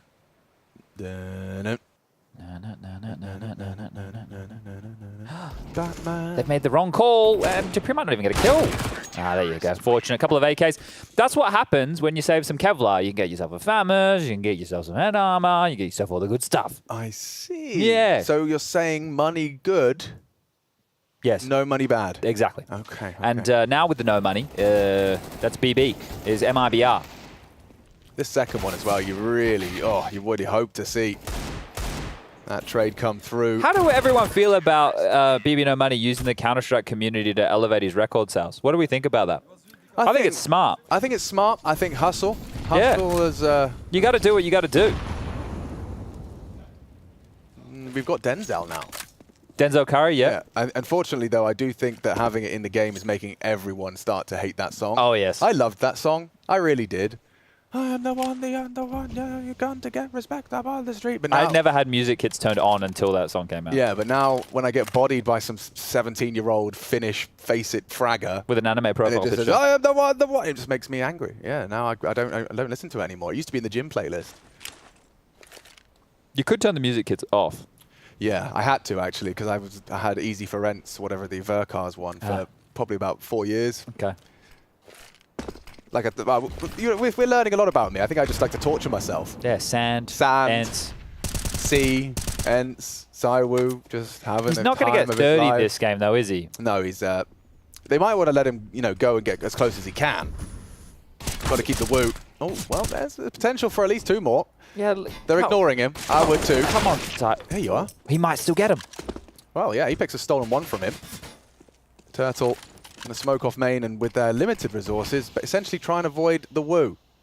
And Apex is doing the opposite. He wants the frags. Give me them. Give me those frags. He wants to try and get that even KD. Yeah. And a couple of steps in that right direction. All right, triple from Apex. Happy with that one. All right. Well, that was a force buy from MIBR. They may as well force buy again. And again, for the next 2 rounds of play, 2,400 loss bonus into the next. They won't force buy here. They're going to take a full eco. Then the scoreline's going to be 15-4. And then they're going to need to get 11 consecutive rounds to take this back to overtime. So you can just see how unlikely that sounds. And this is, look, it sucks for them being Brazilian representatives and they're not going to get past the second day of play. They're definitely not going to see the arena. Well, we are inside the arena now, technically, but the crowd. Yeah. And I know all of that really hurts, but, ooh, Matches, how many can we get? That's 4, and the Deagle for the A's. 50% of the way there.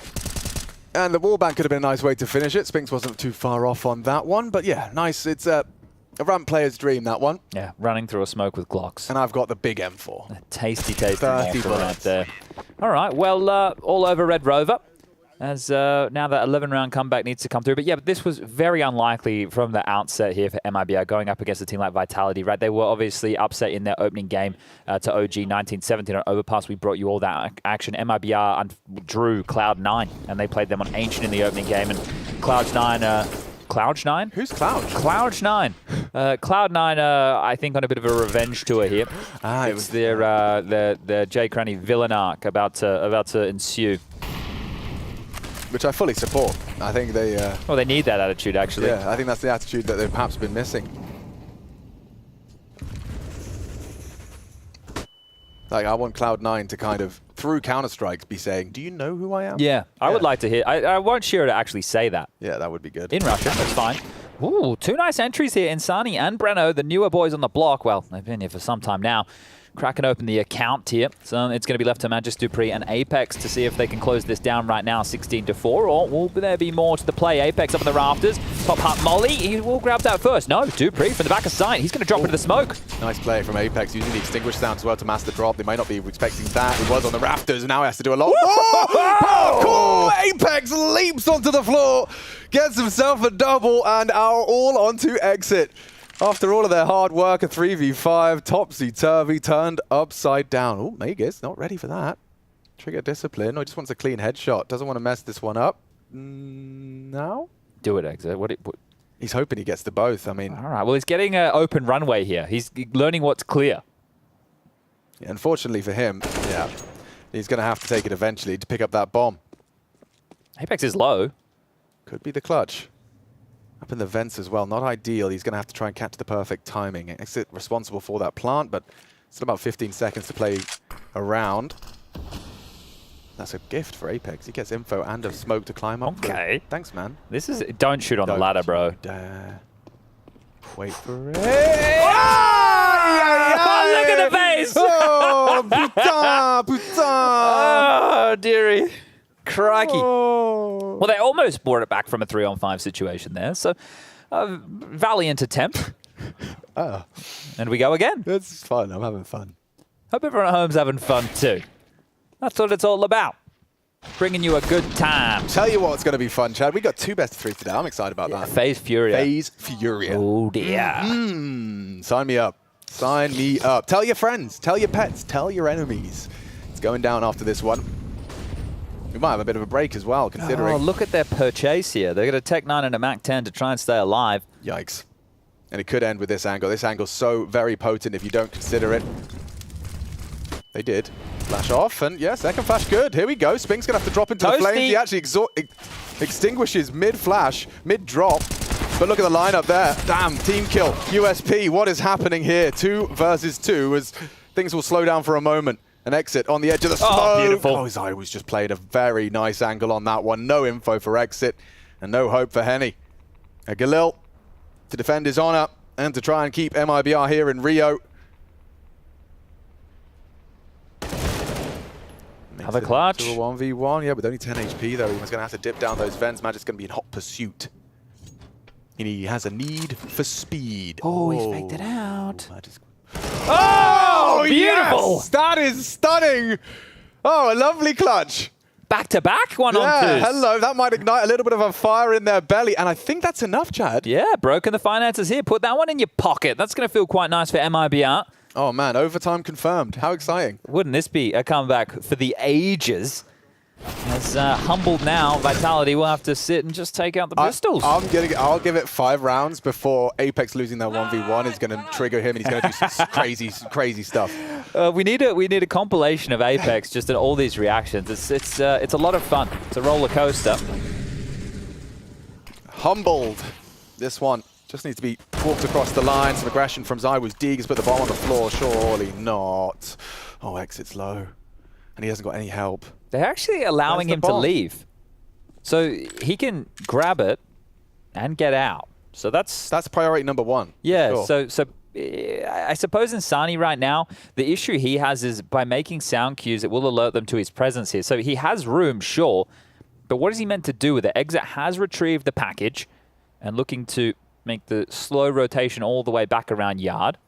They don't have any smokes to assist with the cross. This would be the absolute worst way to lose this game, especially after 2 clutches in a row. Yeah. So let's hope and pray for their sake it doesn't end like this. But if he goes towards main, this position right here being highlighted from Apex should be more than enough to take him down on 31 points of health.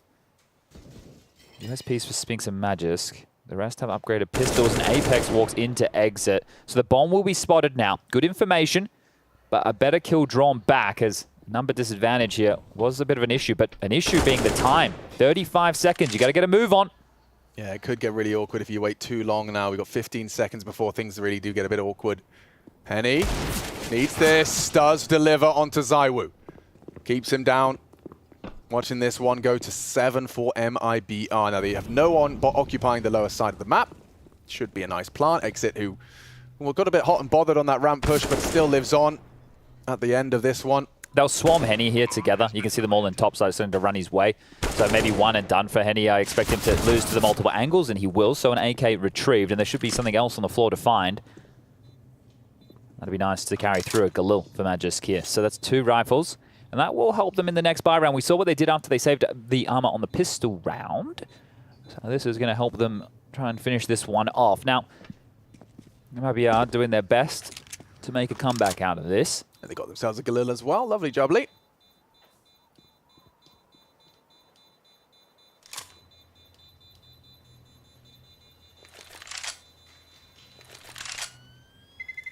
I'm in the market for some gloves, Chad. Okay. And I'm not particularly an expert, but if you... Does it have to go with your knife? Well, yeah, but I've got 2. Got a little case-hardened skeleton. Okay. And we've got a purple Doppler bayonet.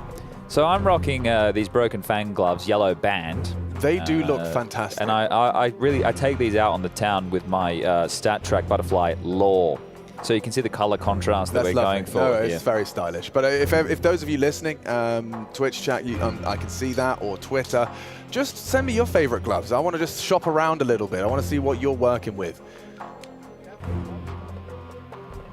I don't like those pink and blue ones. For some reason, very popular. But you know what I didn't like when I saw in CS2 is I don't know what they're called, but just the gloves that are like default full gloves? black. Yeah. I don't know what they're called. They've got a name. Oh, okay, like like a slate. Yeah, they're really cool. They don't look as black in CS2 because the vibrance has obviously been raised, so they don't look as cool. Gray or an off. Yeah, so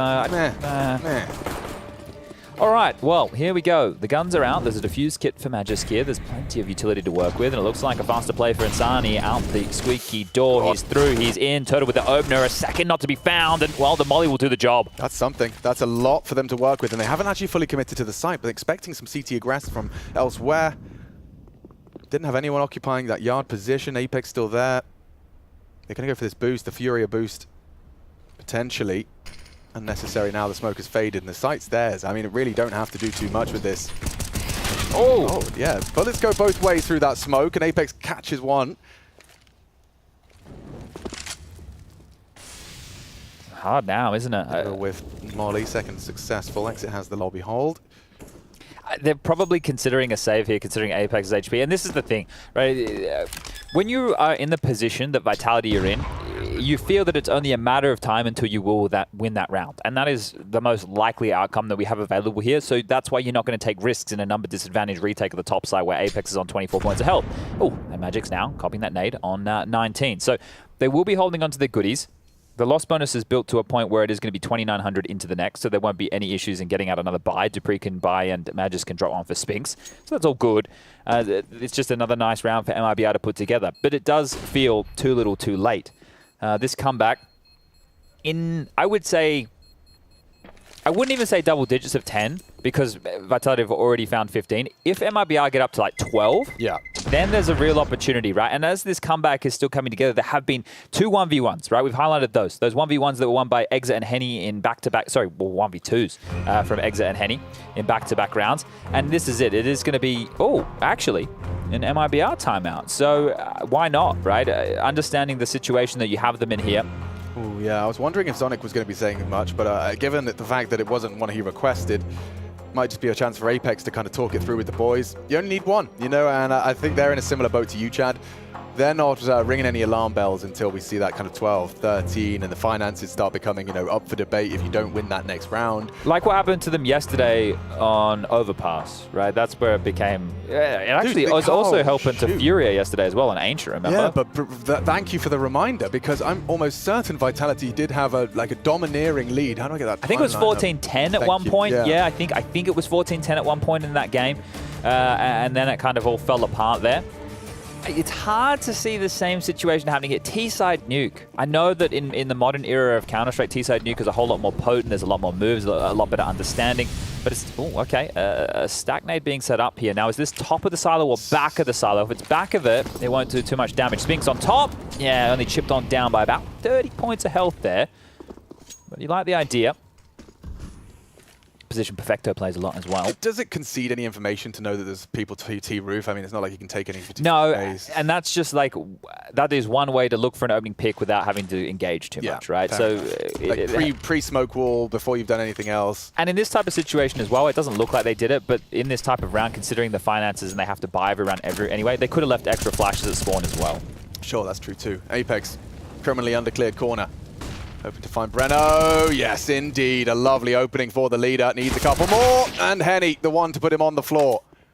Across now. Bomb was spotted. Exit had it on his back. And, oh, actually, Zywoo catches Henny before they get that descent. So they don't get that luxury of having a nice 4-on-4, trying to set up that plant. Zywoo's just getting these frags for free, just one by one. Turtle on the yard now down. You've seen them win clutches before, but this is a different kettle of fish. It is, and you can see how isolated the two of them are. Magus has got ramp on locked. The crosshair placement wasn't bad, but Magis the same, does deliver the frag, and now it's up to Exit to try and keep Made in Brazil in Brazil. IEM Rio, their journey ends. Day 2 at the hands of Vitality. A nice finish and survival for the French roster, or the international roster at this stage. They will continue the the lower semi-finals. And of course, that FaZe FURIA game to look forward to as well. The loser meeting Vitality. Exactly so here. And they should be happy with the recovery here. This is still going to be a long journey back, as we mentioned, in this lower bracket right now. Fnatic, Vitality, well, we'll be joined by the loser of FaZe FURIA later, OG Cloud9 as well. Those 4 names to find themselves for survival, and only one of those 4 can make it to that arena. You can see disappointment on the faces here of MIBR, but this was a very difficult task. Cloud9 and Vitality were your 2 opponents. Now, you didn't get any easy games, didn't get any gimmies here at all. This is difficult top-tier Counter-Strike, and it's not going to be easy as we do walk along here to get the fist bumps in. But MIBR, there were some moments. The clutches were nice, some of the individuals with some decent rounds, but all this is a project that is still trying to work itself out. They did get Cello and Jota poached from them, and look, trying to rebuild and see if they can add the pieces back together. But a great win for Vitality. Much more of that needed. Vitality, another step in that direction, but those lower brackets are cutthroat. I'm going to be heading onto the sideline for a bit of an interview here. See the coach there not looking too happy with this one. But we'll throw it to Banks.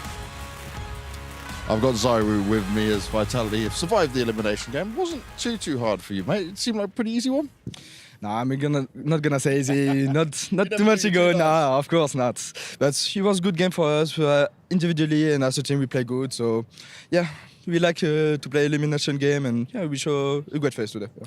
I want to ask you about what I'm going to call maybe Zynubis at this point, because I'm looking down your ratings, mate. Every time on Anubis, you have like an insanely good performance. You feel that map? It's one you personally enjoy? Yeah, actually, I really like this map. I don't know why, but I feel really good on this map. But yeah, I just move everywhere and then killing people, so I'm feeling good. And you're always smiling while doing that, for sure. Now, looking at you've survived elimination in this game, it's only going to get tougher from here. You'll face the loser between FaZe and FURIA. Yeah. Do you feel like now having this extra bit of time, though, you'll be able to adjust? Because obviously you arrived very late to the event. Do you feel like you'll be able to get yourselves into good shape in time?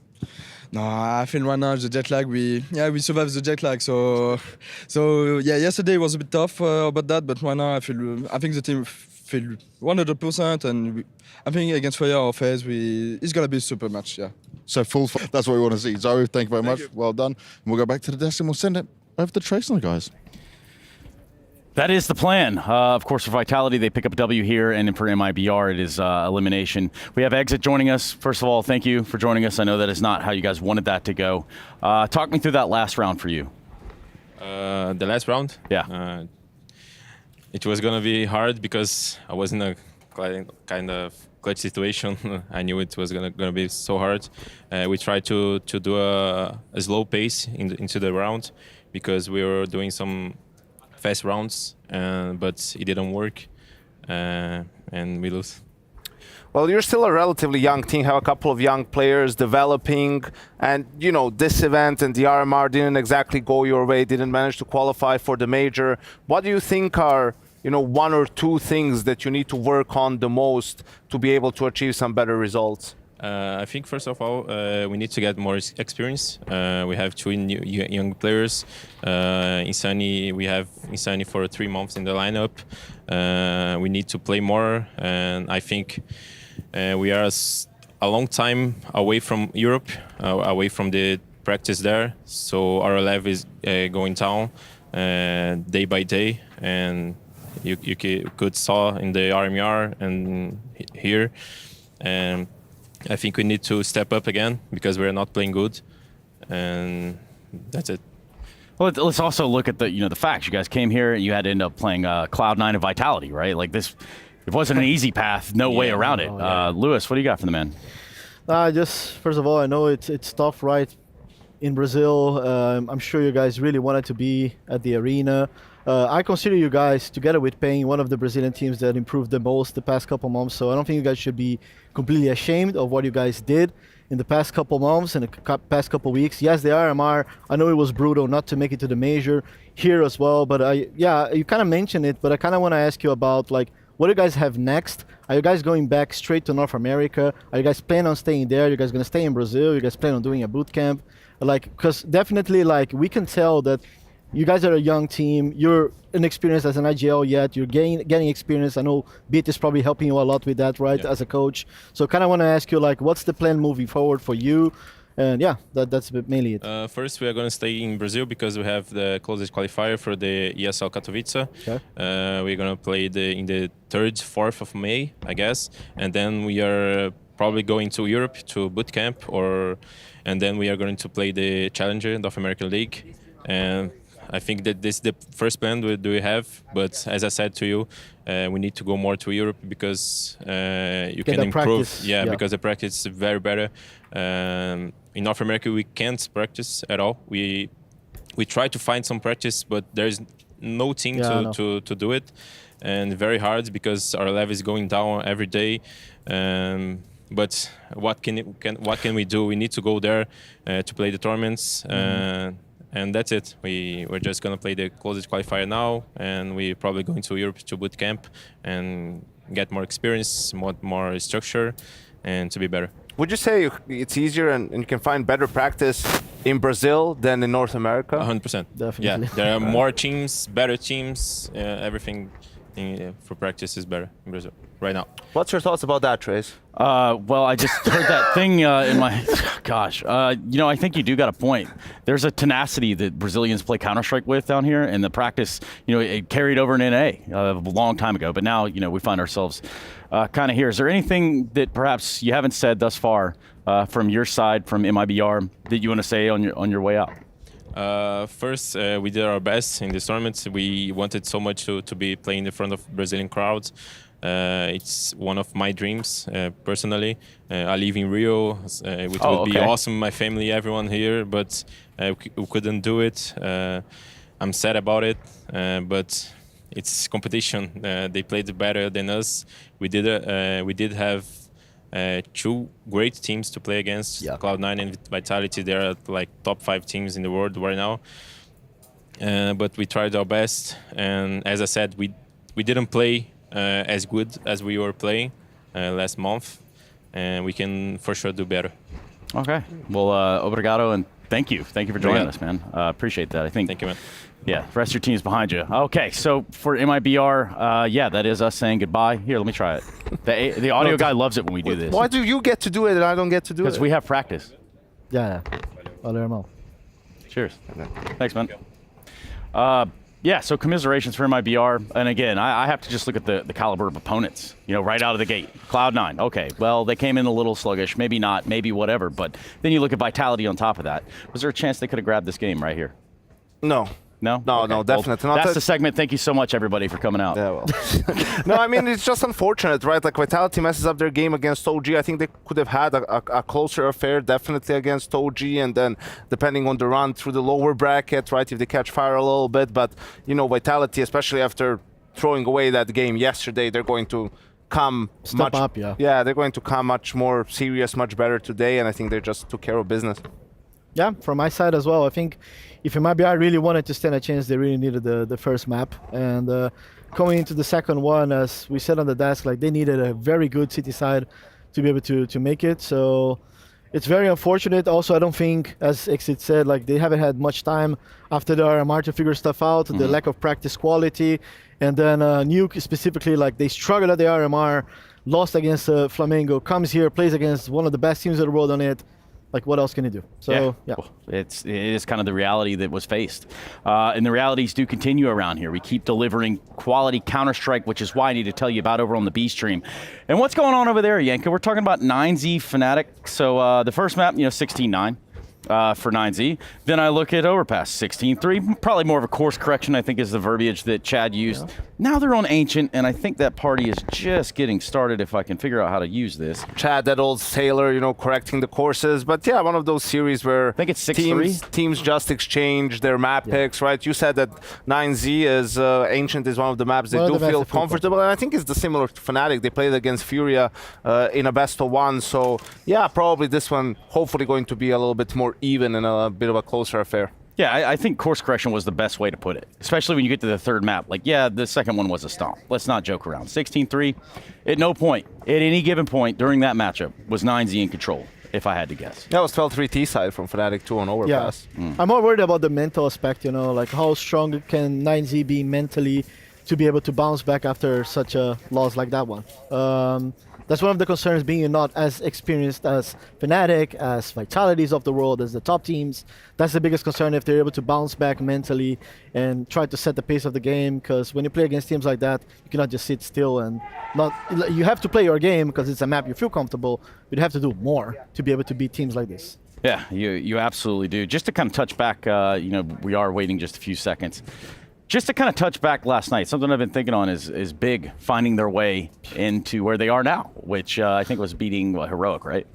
Yeah, I think that's super impressive. They had a really close series against Heroic at Pro League in their group, and it felt like Big was even a little bit in control, that Heroic really had to grind out to win that series. Then last night, you're looking at Big is up 14-13, City side vertical, they lose to Pistols, and they lose 16-14. You're like, okay, that's it, now they're done. It was their second game of the day too, they must be drained out. But no, they get back into it, they equalize the score, and then on Overpass T side, they just run away with it. I think it was 11-4 that they ended up having. So really impressive performance yesterday from Big. They beat Mouse as well in the best of one beforehand, and they were playing with a little bit more bravado, let's say. Okay. Let's put it that way, Trace. A little bit more risk taking, less sitting back, like more aggressive in taking map control. Yeah, and I think that gave them more options, gave them a little bit extra confidence, and immediately they had a better result. Yeah, crazy to say as well that individually speaking, I think Big was really better than Heroic yesterday. And Heroic, as being one of the best teams in the world, and individually speaking, all the individuals are able to make a difference for that team. But yesterday actually was one of the very first games that I see Heroic underperforming on an individual level as well, while we had all the big players, especially Tabsen, who has been underperforming lately because of all the changes, all they're going through. He was huge yesterday, so yeah. And he was talking about that yesterday during the interview, in which I've got to keep another eye on the radar. Like at any time, there's a bit of micromanagement that comes from that role within a team, and it could be a bit overbearing. So shout out to all the IGLs of the world. Just one time for the IGLs. Pour a little out. Heroes. Yeah, the true heroes. Yeah. Speaking of heroes, we've got a couple of those coming up next. A little bit of FaZe FURIA action, but first and foremost, you know how this works. We go to a break, we come back, we jump all into it, tell you all about it. It's the Untitled Extreme Masters, and it's Rio, damn it, BRB.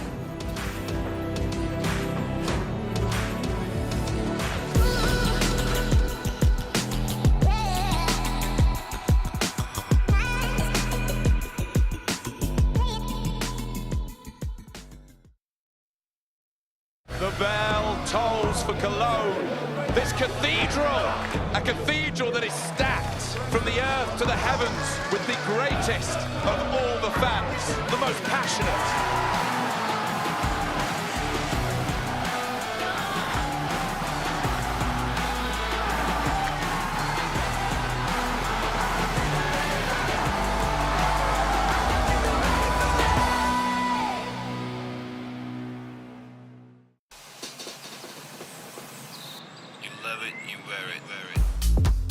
Wear your passion. Share your passion. Wherever, whenever. Gaming is a lifestyle. Get your merch at shop.eslgaming.com.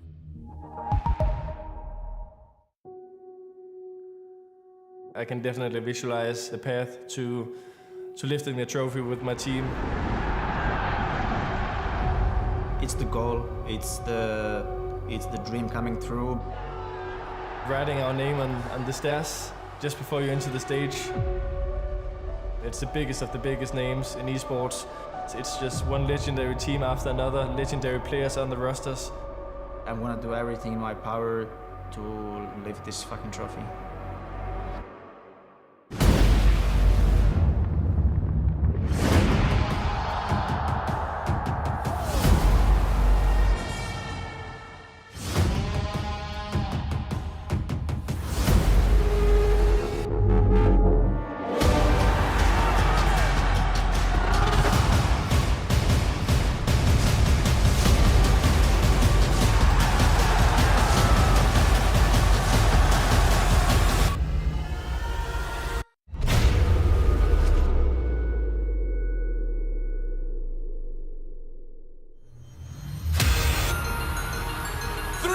Of competition.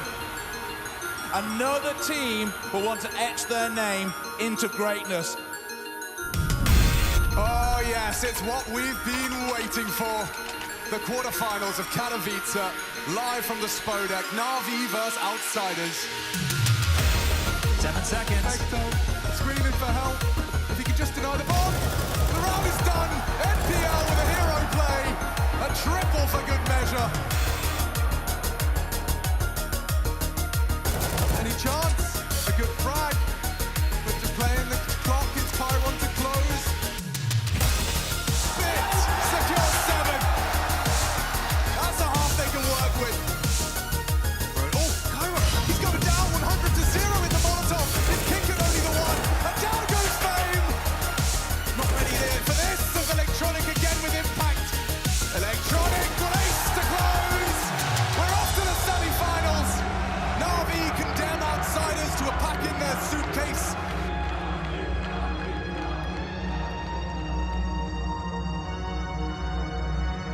This one's getting away from Liquid. A flawless round, a flawless scoreline. Is there time for a resurgence?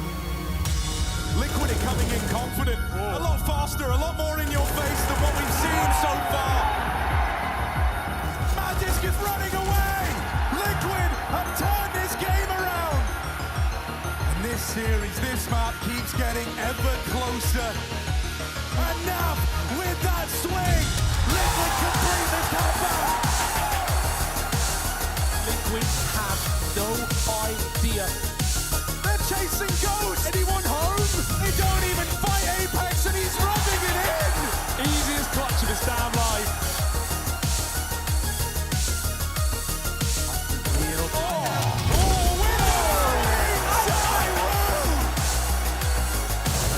One kill in the right place.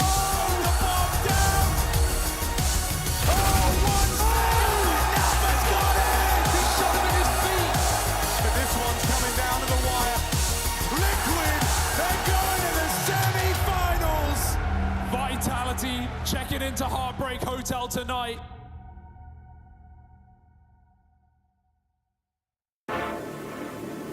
Time and time again, it has been Na'Vi to absolutely tear Heroic limb from limb. But this is a different Danish squad we are seeing today. Yabi, draws blood. NPL back, but from... Oh!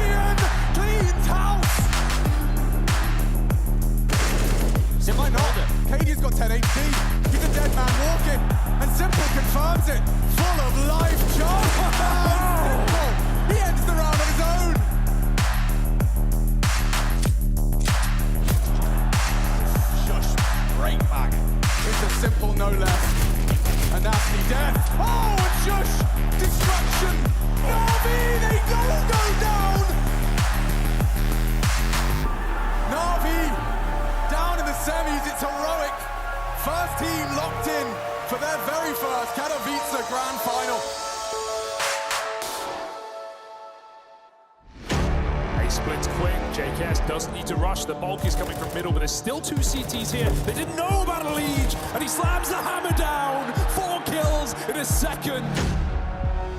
Molly under the coffins. Liege will still try and fight this, and that was the last bullet in the AK to find him. This was a 2v5 when it began. Health is great, and the molly is wrong. Hunter bides his time. He waits to strike. Hunter swings out with 4. He's looking for the ace right now. This will be a 2-on-5 and an ace for Hunter. OC is dead! And Hunter shreds Liquid.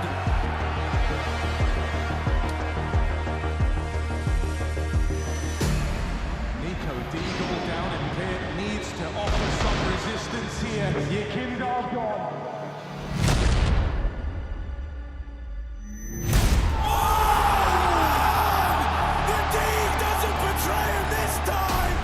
G2 here to play! There's the close, a rumble of thunder, and the flash of lightning! G2 are going to the grand final!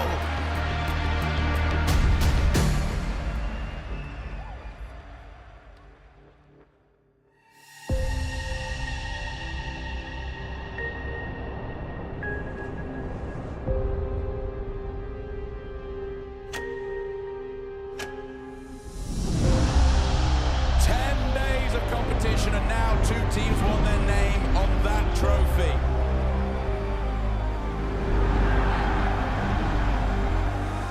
One of these teams will make that journey to the center of the stage and be crowned Cato Champion World #1. It's all up for debate, and it starts on noon.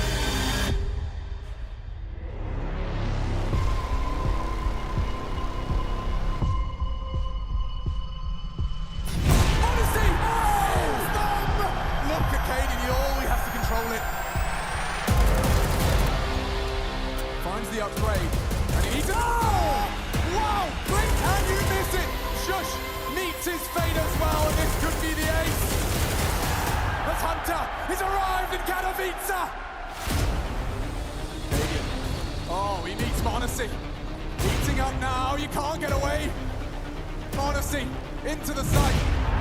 Fast as lightning.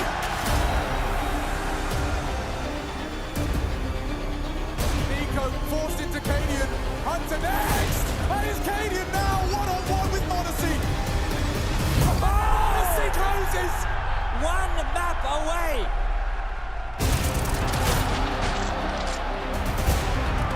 G2 looking to remain undefeated, undaunted.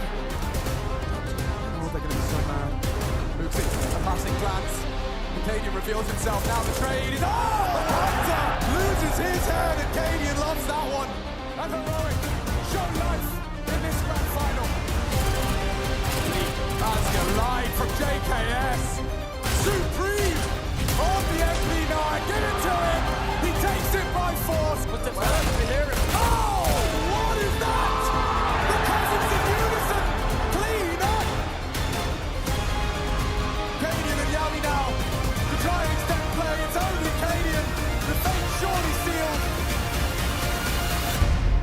Katowice, they've done it!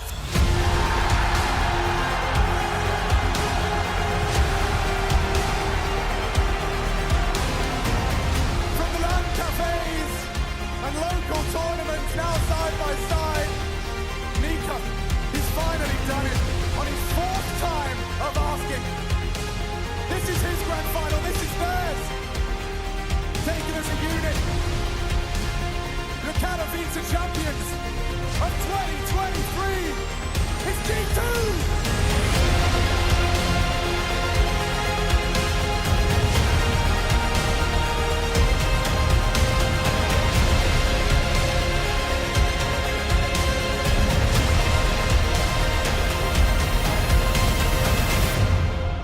They truly are champions!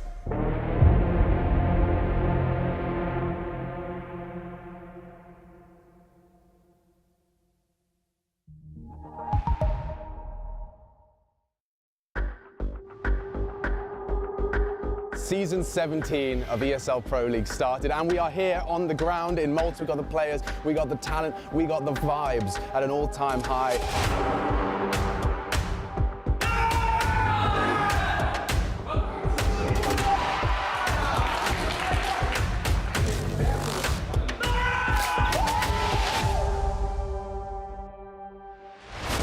Serato's made it in, wrapped through Spawn, the bomb's not plied for forward, but it was for Jota! Serato! No hope. Madja dancing with it, knows him all will be there.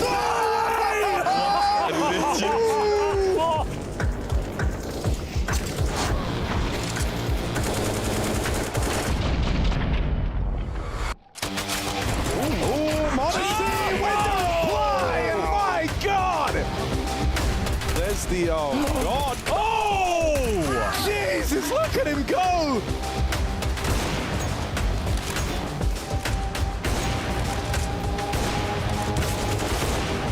Premium rifle in play on this ace. Oh, Dexter, what are you made of? Could still lose it, should still lose it. No, it's going from JKS with a win. Oh!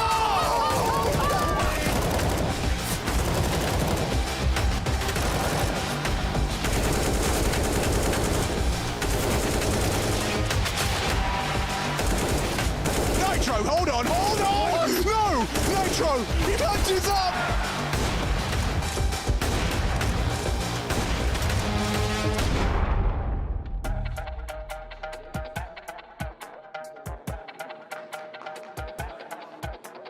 FaZe would have to do something monumental. Get a chance to isolate Jules. Monumental. Get a chance to isolate Jules. They've given him this one.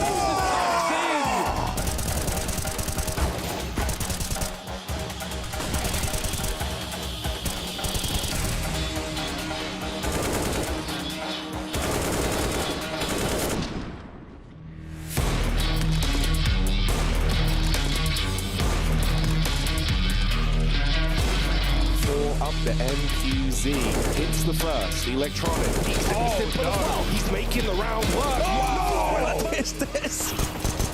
Simple is lucky to make it into the site. Now he's got a chance in this one. Simple! What?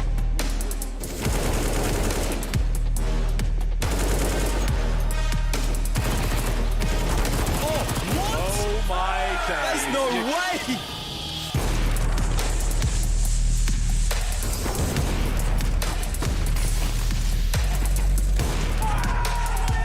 He goes through. Apparel takes the bomb, and there's no trade yet. Wow. Cold finds a double. What a play! 3 off the top.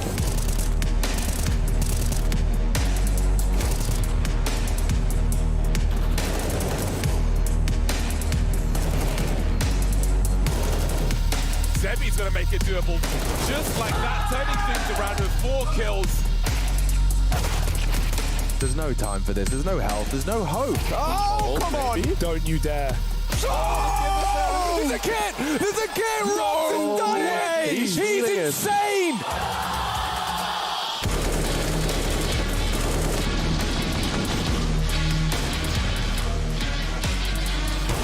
2 bullets in the ore, 2 opponents to find as they drop in. Oh, Brokey! No!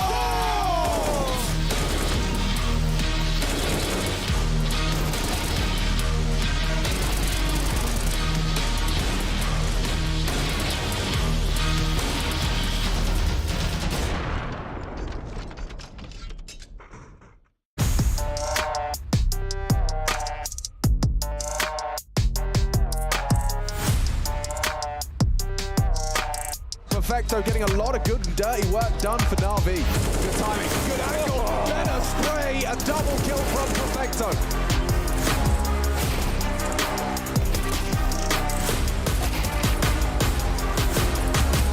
Twists to Simple. It's his turn to run through mid. Nice headshots and twists. It's starting to look like his old self. Absolute domination from Na'Vi Nation, and it's all over on Ancient. This is it, this is it, he doesn't know! He doesn't know! Drops gets that is insane!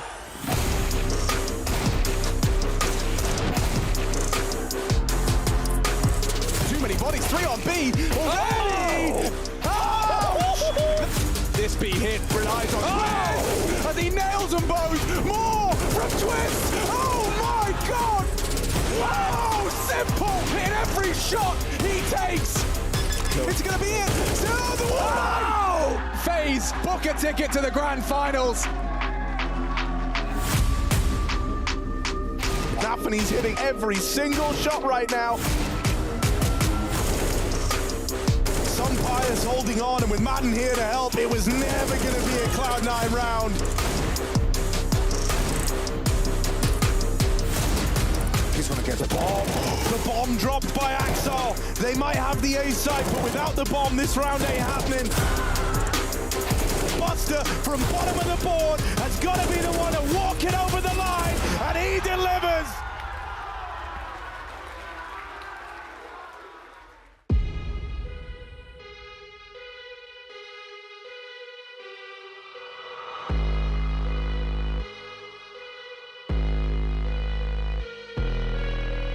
Weeks of grueling competition, and it has all come down to this. Cloud9 have bested their new opponents 3 times in the history books, but for FaZe, the prospect of the Intel Grand Slam beckons. We've had upsets, we've had tears, plenty of clutches, comebacks, and calamities, but now we have officially reached the summit. Here it is, the moment we've all been waiting for. Grand final, FaZe Clan taking on Cloud9.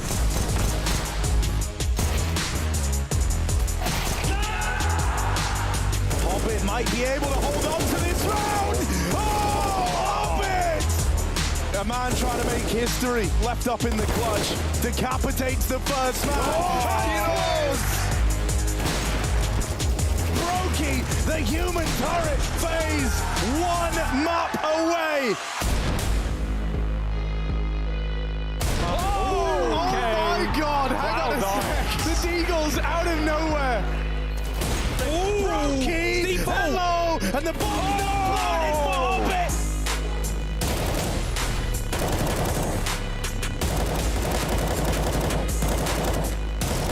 Cloud9 are here to play, and FaZe have got to pick it up. Yeah, what a win for Cloud9, right? Staying in this series despite getting humiliated on Inferno, and now we go to what could be an attempt at the reverse sweep. Cloud9 have giants to kill.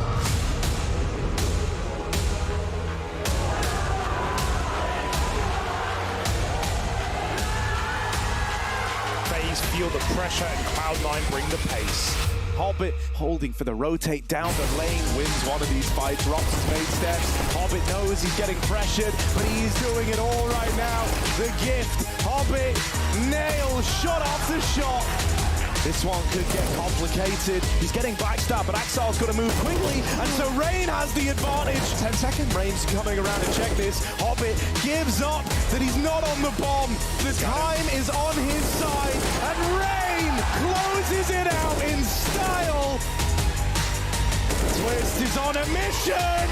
4 out of 5. 1 more to find. FaZe Clan doing it 4. They pick up the trophy, and it just all starts to break down. They realize they've done it.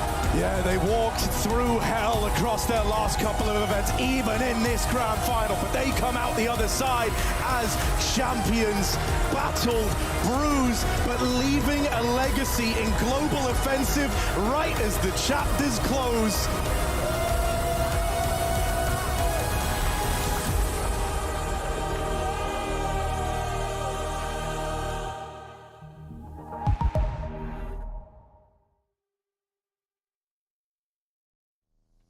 Counter-Strike 2, it's all anyone's talking about. It's the rage, it's the rave, it's the happening thing. It's not the game we're playing right now, but we're here with Nine, we're here with Minio and Hades and Machine, of course, and we're going to have a quick discussion a little bit about the game. Now, we're going to talk about your opinions on the smokes, how it feels, all that jazz, but I want to start with, when the game dropped, when the news came out on social media, where were you guys and what were you doing? I was just refreshing Steam, waiting for it to become available on my account. So you're just at home? Yeah. The news drops. Is everyone jumping on TeamSpeak at that point? Like, boys, it's happening. Like, what was the vibe like? Yeah, everyone's just like, yo, did you get it? Did you get it? Everyone was just like, nah. Were you on the webpage, like scrolling through all the changes as well? Yeah, like watching all the videos and stuff. Like the news was there for a few days, right? So yeah, we were refreshing it pretty often. But yeah, we have a TeamSpeak when we were sitting together. We have friends every day, basically. So yeah, everyone was like shouting pretty much because yeah, we are kind of excited. Not gonna lie, like maybe not now because. This Dust 2, man. Like, whoa, come on. There's only so much Dust 2 you can play. Too much. So the news comes out, you see all the videos, you see all the news, you get access to it. Who got access first? I think it was me. Okay. Yeah, it was Hades. So you're just like, you're rubbing the salt in the wound, like, boys, I'm in. Yeah? I was just flexing on them all the time. Like, oh, you guys want to play CS2? No, you just link them, smooth your stream. Like, you can watch it on there. Yeah. I'm going to go play. Yeah. How was your initial impressions when you jumped in the server? Good or bad? Good. Yeah? Yeah. Why good? The game felt like much more clean, to be honest. Okay. Like it was still a bit laggy and stuff, but just visually, it was so much better. Than Like visibility-wise? Yeah, okay. That's a key point that which we kind of neglect to mention that, like, because everything's super bright. You know, when because we were tabbing in between the two, and you can see it's very conscious. Even with the sliders, you can just see like they're trying to. There's no dark corner where there's some sort of visibility difference. That's true. They've made it really. But the one taps feel really good. Don't they? Way better. Than You think they feel more rewarding? Yeah, sure. Okay. Well, now because they added like some sound effects to the headshots, like make them feel a bit better. So before we only had a dink noise and a goosh noise. Right now we have a dink noise, a goosh noise, and a kill noise. So you get a bit of everything, a bit more feedback in that regard there. I'm just curious, right? Because of the visibility thing, and this is going to obviously wait until all the maps come out and you get a bit more time to see. But do you think it will impact the way people use digital vibrance? Because do both of you have digital vibrance turned up when you play CS:GO? No. I play on 50. Okay. I have full. Full. Yeah. Right, and that's pretty common. I would say. I'd say you're actually less common, right? Yeah. So I imagine with them doing the vibrance in the game, it's going to mean less people need to do what you do, and more people play default like you would. I would almost like Dust 2 is a specific map because it's so bright yellow, and I hate it. I was so happy when CS:GO, like when they kicked it, like we are so bad on Dust 2. We should plot a graph of Minio. Place HLTV world ranking and Dust 2 removal, and we can just see this line. Boom. And happiness next happiness, to that. Happiness, quality of life. Yeah, but I would like to see other maps how they look like, right? With this brightness and overall. You got to run around Overpass, bro. It's a different. It's a different map.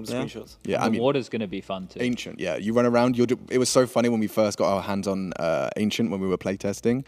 Everyone running out of T-spawn, looking at the floor backwards, like, "Oh my god, dude! I can see my legs! Oh, the water!" It's the legs. The legs water freaks you out. The water? Or you leave like trails, like your left leg, left leg, right leg, left leg, right leg. You can see it. What do you think about the legs? While Alex brings it up, I mean, it feels odd. Like if you just like look down, it's cool. But when you're like hopping and looking down, it looks like what's going on? What are they doing? Is that an enemy? Yeah. It does look weird. Well, the big one, the elephant in the room, is obviously the smokes.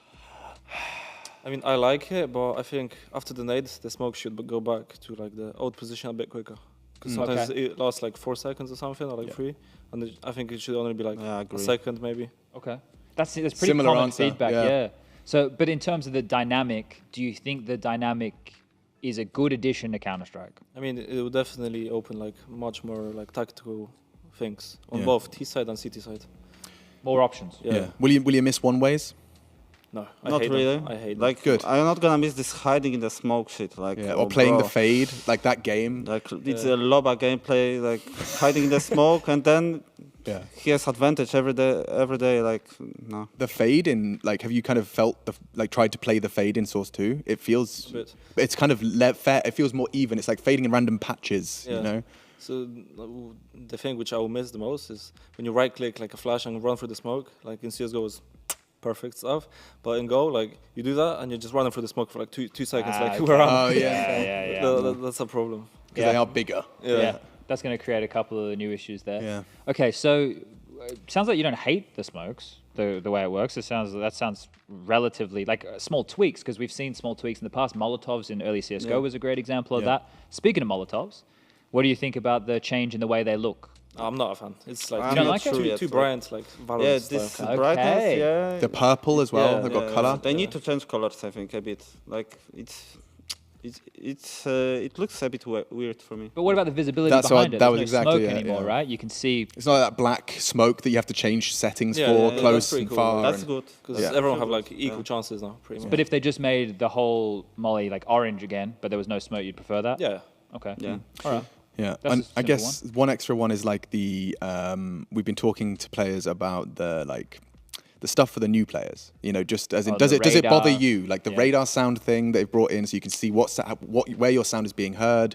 The crosshair, they've added a crosshair follow Recoil command. thing. You can literally, it was a cheat command in CS:GO. It was there. You have your crosshair follow your recoil, but now you could.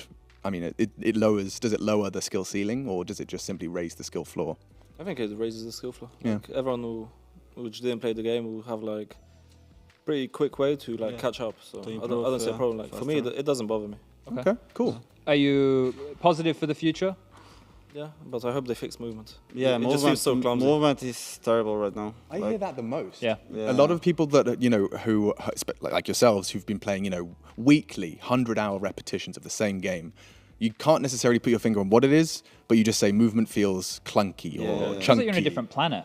Yeah, but I think I've noticed because I've been playing a lot of it. Just Dust 2. I'm a masochist. That's all he sees. You close your eyes, he just sees honestly, Dust 2. and it's just with random strangers shouting at me. It's been fun, but He promised. Yeah, one of the things I've learned is that you bump into teammates more. You know, like when you're like leaving spawn or like you're crossing off, and you feels like you're bigger and like blocking each other somehow. That's true. Yeah, they have to fix it. Yeah, but I mean, for a first taste, it feels like the game that you compete in now. Yeah, for sure. Okay, amazing. Oh, cool. Thanks. Perfect. Thanks for your thoughts on CS2. Thank you. Cheers, you lads.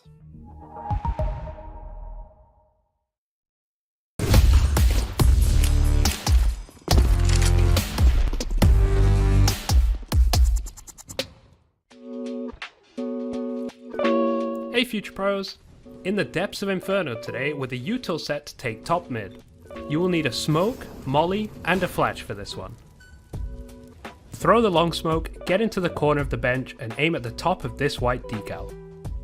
Run forward and jump throw the smoke. Then pull out your molly and aim in the middle of this metal railing. As you jump throw, tap your move right key as this will allow the molly to land deeper under the balcony. Finally, toss your flash against the wall to push anyone still close to shore back to the side and then take some space. A nifty, simple utility set, and I'm sure you'll find some success with it. Everyone needs to do this. I need you to close your eyes. I need you to take yourself back to where you were at the moment the CS2 news was released. Where were you guys? What were you doing? What was happening at that time? We were in Malta. No. We weren't? No. Okay, we know who's got the memory in this team. No, we were at we're gonna play the first qualifier of the Dallas, like the first open qualifier. Oh yes, we were at So you're home. boot camping or you're all at your own No, home? we were all at home. Do you remember why I thought Malta? What? Tell I me. remember like in the same day I watched this. Someone uploaded like some tier 1 team uploaded like a video on YouTube like about FaZe the or reactions, something. and they were in Malta. Yeah. That's how I was closing my eyes. You've like, transported yourself there You to can the see content. it. You can see the area. So you guys were at home. So when did the news dropped? It was like late afternoon, early evening. Because Na'Vi know were where playing. we were, yeah. Na'Vi Oh, were playing yes. someone, and that's the thing. We don't even know who they were Was it playing. the first game of the day? There's no way. I don't remember. No, No, it okay. has to have been later in the day. Yeah. Because the YouTube videos dropped, right? Yeah. And so you guys are at home. Oh yes, no. You're at that's home, right. and the news. So what are you doing? Are you on the PC when it happens? Yeah. You're on the PC when Yeah, it drops. everyone was So what are you doing? You're on the. You're on, like, straight on TeamSpeak. Discord, Boys. TeamSpeak. What I was remember happening? we linked the videos in TeamSpeak, and then also at the same time my friends were linking it on Discord, and half of them were saying it's troll, but I'm just saying like it's Valve, like they're not gonna troll. And like, Valve has why a would they YouTube troll? channel. Yeah, that we None, all just none of learned us knew about that. Yeah, but then like I just remember we all, or at least I went like mute on TeamSpeak, and then we were all like watching the videos, and then like unmuting, and everybody was like, hyped slash confused slash everything. Yeah. Like first reactions, I was just gonna ask, like, Brolan, you've played the videos. people are talking, what's your like knee-jerk reaction? You know, you as someone who is it's like, oh shit, it's all over. Yeah, I was gonna say, yeah, because I think a lot of the pros, their knee-jerk reaction was everything's gonna change, and like kind of, you know, humans' fear of change, very natural. Were you there? I mean, I think I was like kind of the same as. Like I was really confused with the smokes and stuff. I really liked. I think me and Frederick, like Russ, we were watching the videos together, and like I think the graphic of the maps are really good. Yeah. But the others, maybe with the smokes and stuff, was really. I mean, really, I was kind of confused about it, but I think it could be good in some way. It's like a new thing, right? How many, like, just this is a bit of an offshoot, sorry, but how many like smoke lineups, if you were guessing, and a rough estimation, do you think an average pro CS player has learned in their head? Like, how many straight up just nade lineups? We're talking thousands, Even just right? one map. Like, One how map. much util do you think you have to remember in one map? Like, call it overpass. You've probably got at least like 100 different things you need to. I know several players that like remember the lineups for their team, and then they kind of like forget it insta. Yeah. But I know players as well. For example, the guy sitting next to me who like most likely goes like hundreds, right? Right. Like every situational small piece of util, whatever it is. And all of that's changing, and that's like a lot to process. You know.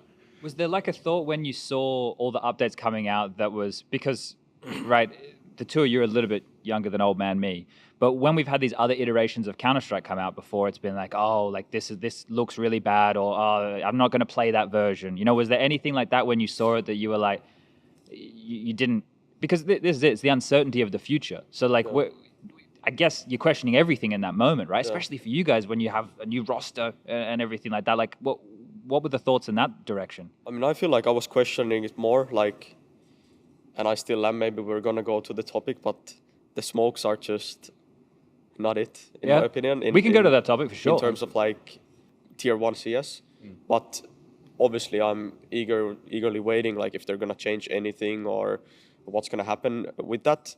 But then the other thing I wasn't too fond of was just the cartoonish vibe. A bit more colorful. Yeah, I just felt like some of the things, like you could like drag around the thing, the old version and the new version, or even like when I got to the beta, I joined the servers, and like let's say nuke or overpass, like you could just feel that.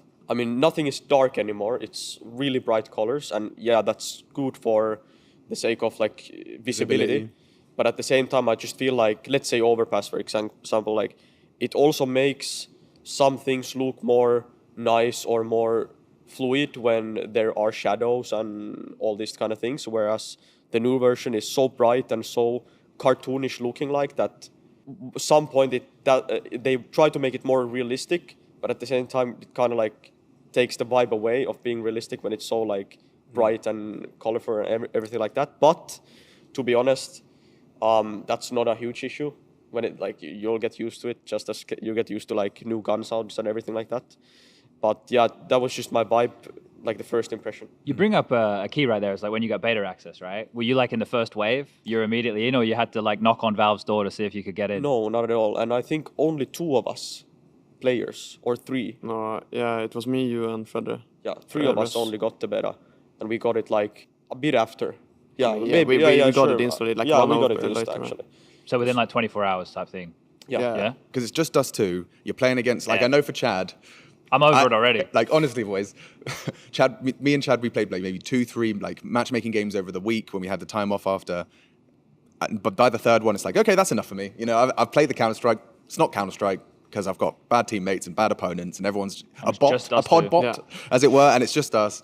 So it's like, you know, there's only so much Dust 2 you can play. But did you have a run around, bit of DM, couple of matchmakings, or? I mean, the funny thing was we were in the qualifier, right? And I think like the first 2, like the first map, or like the first match we did the qualifier, the focus was not on top because of the release.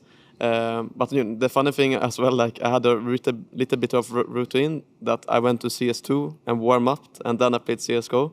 Because I think it was just a good feeling to play CS2 with the how do you say it in English, but like with the aim and stuff, like the mechanics. Yeah, exactly. I think that's really like a positive thing. But yeah, I think like playing Dust 2 all the time is super boring. Like that's my I really how would say, like hate it. But it's like the worst map I strongly dislike. Yeah, I really dislike it. Yeah. But okay, so you mentioned positives there for a second, right? What other positives do the two of you feel or see, right? Because there's obviously gameplay. There's obviously the fact that the branding's been updated. We're now just Counter-Strike or Counter-Strike 2, right? Because immediately the knee jerk for a lot of people, especially players, it would be the future is uncertain, right? What does this mean? How is this going to affect us, right? And how we play the game. But then after a while, I imagine it sinks in. It's like, CSGO's 10 years old now, and now Counter-Strike 2 is out or will be out. There's like another 10 years, boys. Like, we're not going anywhere. Like, was that a positive that you thought about at any point?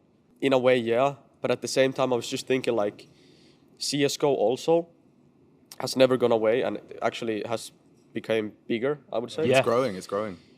And, I mean, these changes are most likely gonna fill up the player base more when the game actually comes out and whatnot.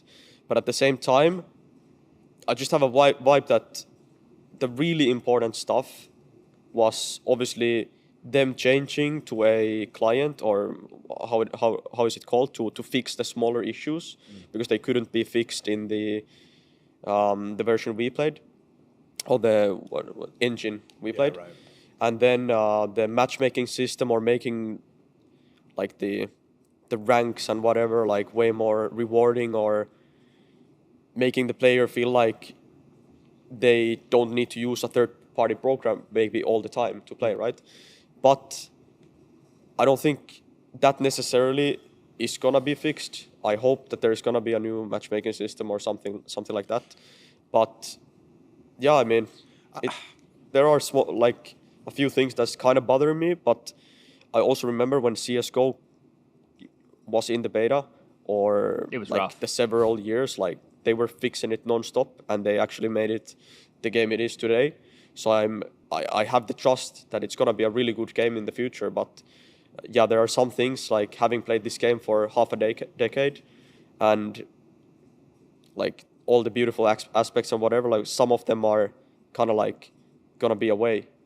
And you don't know if it's going to be better. I think that's curious though, right? Because like right now, I would say that this version of Counter-Strike that we're playing right now, that you guys are competing in right this very moment, is the best Counter-Strike has ever been. Yes. Right? Like it is beautiful. Yes. Like it's responsive, it's what you want.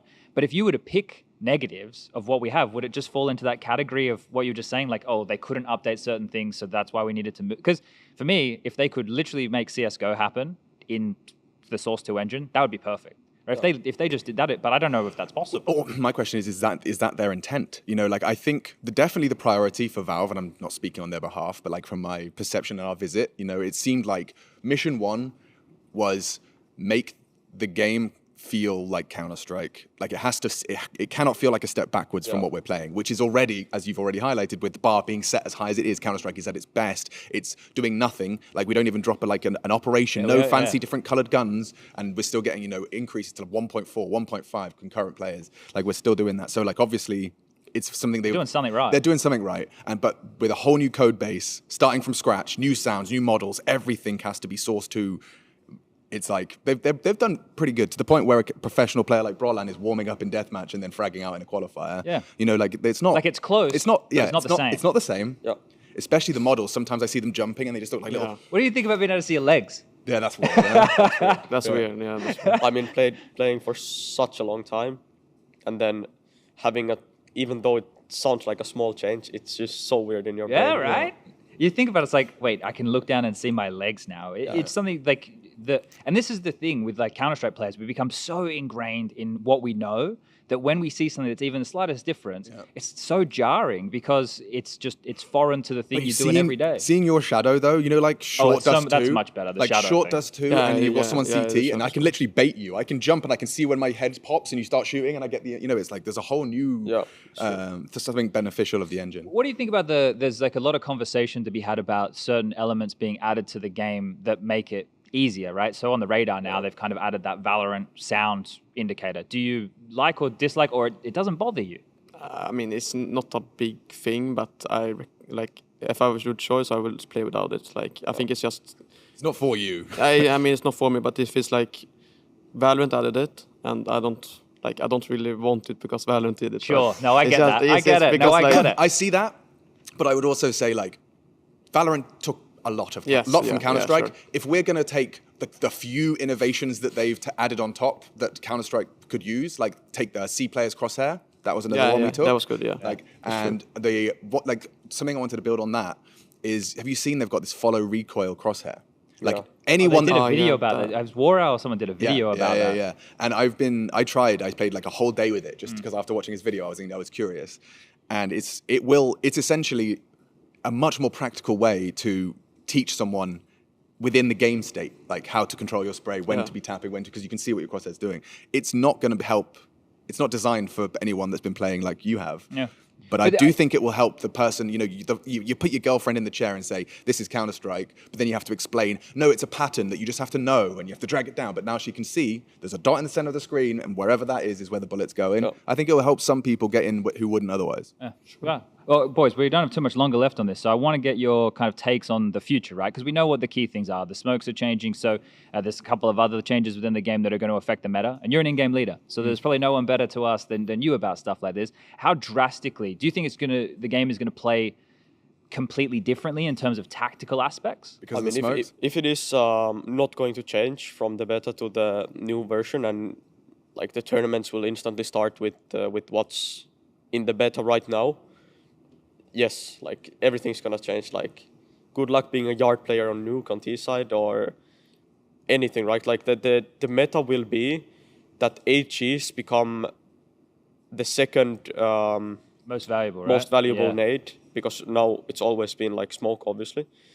but nade will be so important, and the fact that you can drop nades still, and it's gonna be there as well on CS2 is. You're going to have a lot of roles on CT side especially, where a guy will be responsible of HEs or blowing out the T smoke or whatever. It's going to be really weird, but I feel like they have to... Like, it has to be fixed somehow, that the whole smoke doesn't go away, like a portion of it with the HE. Because right now it's like, you can throw 2 smokes and blow them both away with 1 HE, and it's not nice. Like, it is very... I mean, maybe I'm speaking for myself here, but it is very specific. Like, if you don't get the HE perfectly on top of where the smoke grenade started, you don't destroy the whole smoke. Sometimes you'll just get away with, like, a tiny portion. But it does feel like if losing the whole smoke on a cross for I think we timed it 3.5 seconds. But the thing is, like, on Tier 1 CS, like, it is so, like, it's current meta already that, let's say we're going to play Nuke. Like, we're going to know exactly what smokes they're going to throw. Like, we can watch the last 5 games of them. And then before the game or previous night, you can just have a nade lineup specifically exactly where the smoke is going to land in the middle of it. And it's going to, like, unless you're constantly, like, changing a tiny fraction of where your smoke is going to land, but you get my point, right? Yeah. Like, it's going to be super weird, but I'm open to everything. I'm open to trying everything. But as we were speaking about, like, how CSGO was at the current moment, how the meta was, and also, like, the smokes are, I think, 5 seconds longer even. Yeah. Or, like, a bit longer, right? Yeah, it's like 20 seconds now. Yeah, and we've been already speaking about, like, should we shorten the length of the smokes or the round times or to make it quicker? Like, now if the smokes are even longer, like, but then you can HE it and just walk through. You smoke me half wall, I'll just nade it. It changes a lot of dynamics. Yes. But look, we got to wrap this one up. I just want to get some last thoughts from you guys on this. Like, are we losing you guys? Are we retiring? Is Brolin out? He's like, nah, I'm not playing CS2. Or are you gonna get in there like swimwear, mate, and be the biggest CS2 geek there is? I mean, the one with smokes are gone, right? Yeah. So yeah, you got nothing. Yeah, I know. But no, what I think I mean, obviously the big changes are gonna be like the smoke are bigger, right? That's gonna be a really good, like, really big change. And the one-way smokes is gonna be, like, not maybe completely be gone, but in some way. And I think, like, every player in the Taiwan scene are using the one-way smokes, right? So sure. It's gonna be really hard for, like, hold the size of city maybe. Cool. Any final messages, Alexi? No, I'm just waiting if when the game comes out, like, what's gonna change from the beta. Is anything gonna change? Because I think there's been a lot of feedback and whatever. So I'm just hoping to see what they're gonna come up with, and whatever they come up with, I'm gonna be fully on board and see how it goes. Beautiful. All right, thank you for your time, and that's us talking about CS2 with Alexi and Brolin. Thank you. All right, my friends, about time you learn how to behave in Brazil. First word, I want to make sure you guys learn how to say. It's a slang for vamos. It's called bora. Bora. Bora. Bora. That's Bora. why we say vamos here. Yeah, let's All go right. somewhere. Bora. Bora. Bora. Bora. Nice. Yeah. Second thing, you need to know the chant that we're going to be doing on the stadiums. Pa pa pa pa pa pa pa pa. Try it with me. Almost. Yeah, you're gonna get there. Yeah. Okay. Another question I have for you: who is the best Alper in the world? Simple's pretty good. Yeah, Markov back in the day. Markov. Here, only 2 answers allowed: either fallen or bad fallen. Oh. Some will say it's the same person. It depends on the mood. Another one for you: who is the best IGL ever? Glaive, Kerrigan, Sean Garris. Only one of those guys changed the way they see Counter-Strike, and that's the guy right here. Fallen. So was it bad fallen or just fallen? On this scenario, just fallen. Yeah. Oh, okay. Okay. All right. And third but not last, which major was the best one in your opinion? Columbus was cool. Cologne 2015 was pretty cool. Cologne 2015 was pretty good. The real major. That was the best major. Oh. Yeah, that makes sense, man. Okay, so I think you guys are slow learners. You have been here quite some time already. So this is for you, instructions on how to behave in Brazil. Please, try it. Okay, well, o senhor podia fazer o favor de chamar... They will never understand. Probably did okay there. It's not bad. Okay, is it on 24/7? Yes. Okay, so... You can just hit them up, ask them random questions. Alright. Right. Yeah, fucking move. I need to warm up now. My name is Daniel Jackson. I'm from the west coast of England. Hello guys, today we're going to be interviewing some OG players. Here we have Neofrag, also Alexi. Hello Pusio. We're going to interview today some OG players, so you have time to speak. What do you think about this event? Is it Daniel Jackson? Yeah, it's Daniel Jackson. So what do I think about what? What do you think about coming into Rio, showing the OG colors to other teammates, How do you feel? I think it feels nice. Back in OG. Yeah. Old times. With Flames. Daniel Jackson. The good old days, mate. See ya. Hi, Pusio. We're going to be interviewing you for the IEM Rio, right? So you're going to be listening to us. You're going to look at the camera, and when I'm speaking to you, I'm going to ask you some questions, and you're going to answer, okay? You listen, you dickhead? So I'm going to ask you, how do you feel coming up to Vitality matchup on the first match as in IEM Rio? I actually don't care. Yeah, could you give me some more words, you fucking absolute retard?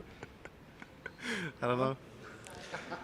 She's the home of the team, so basically she was the original part of the roster. She made OG. So she made OG. She's the CEO actually. And we can see over there, if the camera could turn to Nico.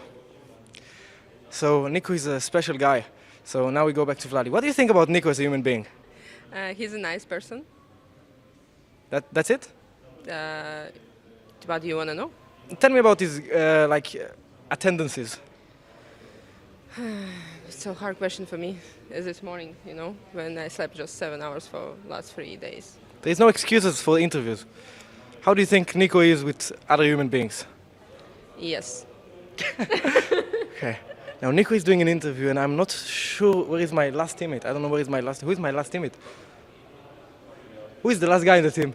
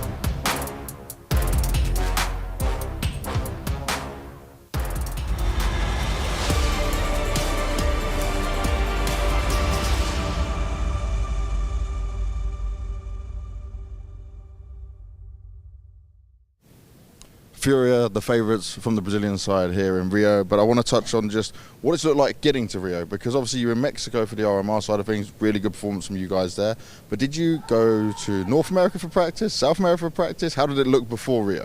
Oh, before Rio, we will come back to Brazil to stay a little bit with our family and our friends. It's important for us because we are always in the road, and we practice, obviously, but here it's better the practice than in America. Yeah, much better. And have you been doing that regularly, more South American practice then? Not regularly, but right now we are going to do more. And America, Brazil, Europe, we will like mix it a little bit. We need to try to have NA, so we cannot like just not going there. Okay. So we need to just mix to fit the best fit for us and for NA. Finding the balance for sure. Yeah. Now, today is certainly a tough matchup for you guys, right? And even yesterday, that overtime again, how crazy it was. But I just want to ask you, do you know when you last beat FaZe? 2 years ago, I think. Yeah. June 2021. Yeah. Do you feel like it's going to be a different scenario today? Do you feel like they're maybe weaker considering their form? Nah, FaZe is not weak. They're like they have like really good individuals. They have a really good IGL, really good coach. They have the structure. They have the power. We respect them, but just outside the server, inside the server, we need to do FURIA and just play our game and try to win and break this curse like we break before in another teams like EG in the past, Liquid in the past, so Navi, so we already did that, so we want to do again. Well, let's see if you got that fire today, Gary. Thank you very much for your time, man. Appreciate it. We'll have to see how it goes, and we'll go back to the lads. This is what we call a triple F matchup. Not just my little cameo there, but I'm talking about FaZe, I'm talking about FURIA, and I'm talking about the idea of moving forward within the brackets themselves. Both of these teams having their own right to fight around here, which is exactly what they're going to end up doing in the server, in the best of three confines. I welcome you back to the Untitled Extreme Masters. My name is Trace Stunna Saranthus. I've been called infinitely worse than that, so you can try your hardest, but ultimately, leave the good stuff for these guys, and that's going to be Bled and Peacemaker. I kind of liked you all the way back over there. Yeah, it was kind of nice. I was kind of sat there. I'm kind of sad you're back here again. Gee, thanks, man. It's good to see you guys too. You know, just right out of the gate. Hey, so FaZe and FURIA. There's a lot to grab onto from both sides of the equation here. So, Lewis, just overall top down, when you look at this matchup on paper, what are you thinking? Well, I'm thinking what Gary said in the interview. It's been 2 years ever since FURIA beat FaZe. For a reason, right? I mean, FaZe has been one of the best teams in the world. They have been performing really well. They won the Grand Slam. What else can you say about them? But other than that, I think FURIA has been up and down so far. I think they reach rock bottom right now. We even saw Gary giving interviews talking about that they have been suffering with inconsistency in the team. So yeah, it's a hard matchup for them. So my thing is, and as we continue down the path of FURIA, is that they didn't come here just to compete. We're talking about a team that came here with a bit of fire and vengeance compared to what happened to them in Rio here last time for the major.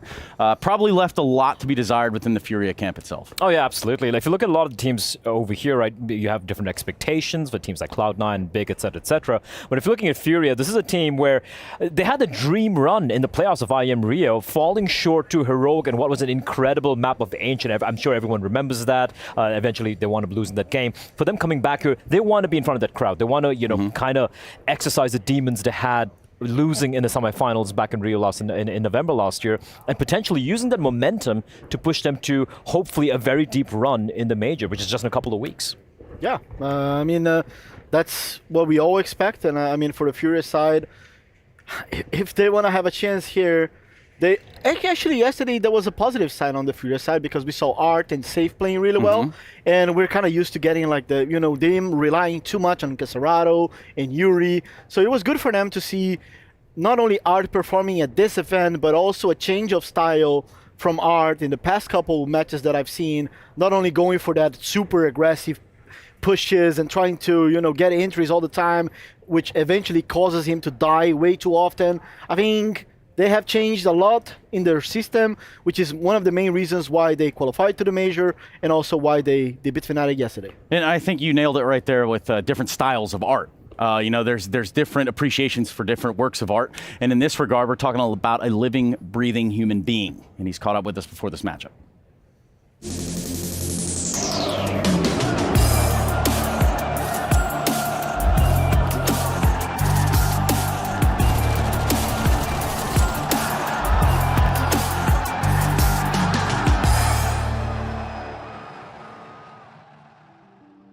I was born in the same place I lived my whole life. I kind of never left my state on Brazil. It's called Canoas, which is like a small city.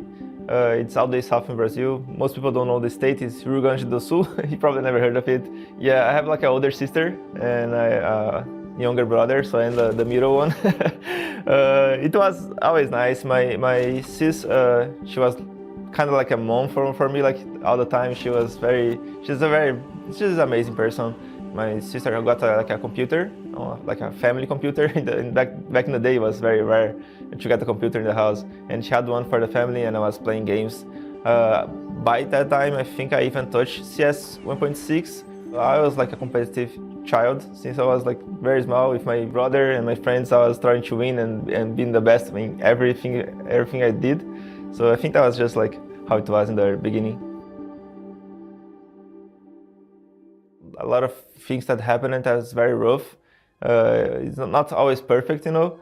So everybody has family problems, and it was just kind of my mom, like, who was like judging me for my decisions, because my father passed away when I was a little bit younger, and I kind of never had anything of my older life with my dad. So it was just more like small stuff when I was 9 years old. But I'm sure he would be proud of me for the things I chose to do.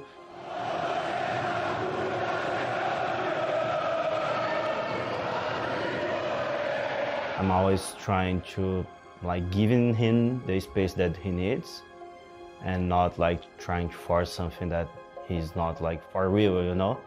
Because he's really low profile, he's a private guy. Archie is not that kind of guy. He doesn't like something like you are trying too much, you know?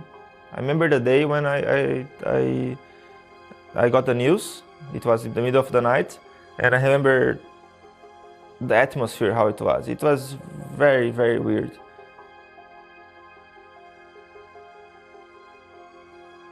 They don't have much money, you know, they always need to go after his dreams and try to help his family. So, and Art needed to be the man of the house. I kind of took a lot of responsibility for my family, and that's like probably one of the reasons that I am here today, because I just wanted to help my mom as much as she did when those things happened. So, because she took a lot of responsibility for the family. Thought about money, I never associated that with gaming. I think that was two separate things. I think gaming for me was more like a distraction. At the same time, it was just like a way of having fun. I was playing football in the public spaces with the other guys, and they're all criminals. And when I start playing games, they love the idea of me doing this instead of going out with these guys. Just because he thinks about that his aggressivity will not like be countered, it's good because he's really confident what he thinks and what he does. For me, it's just the way I see it fits best, winning the round. So I just do whatever I think has the most success or the best chance of winning the round and winning the game. So the mindset's probably in me to be like that. Things that he do, it's like work.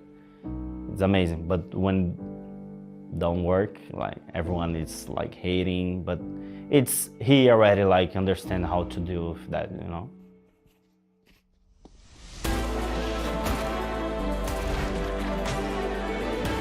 FURIA, we're looking at 9 here, folks.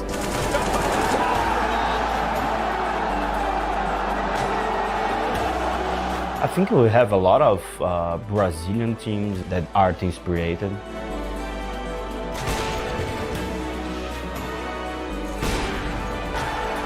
I would say that I want to leave a legacy on esports. it would be to use my position in the scene to make other people's lives better and hopefully get more people to be me in the future and just grow the scene in such a way that we can help people that had like a bad time in life in Brazil.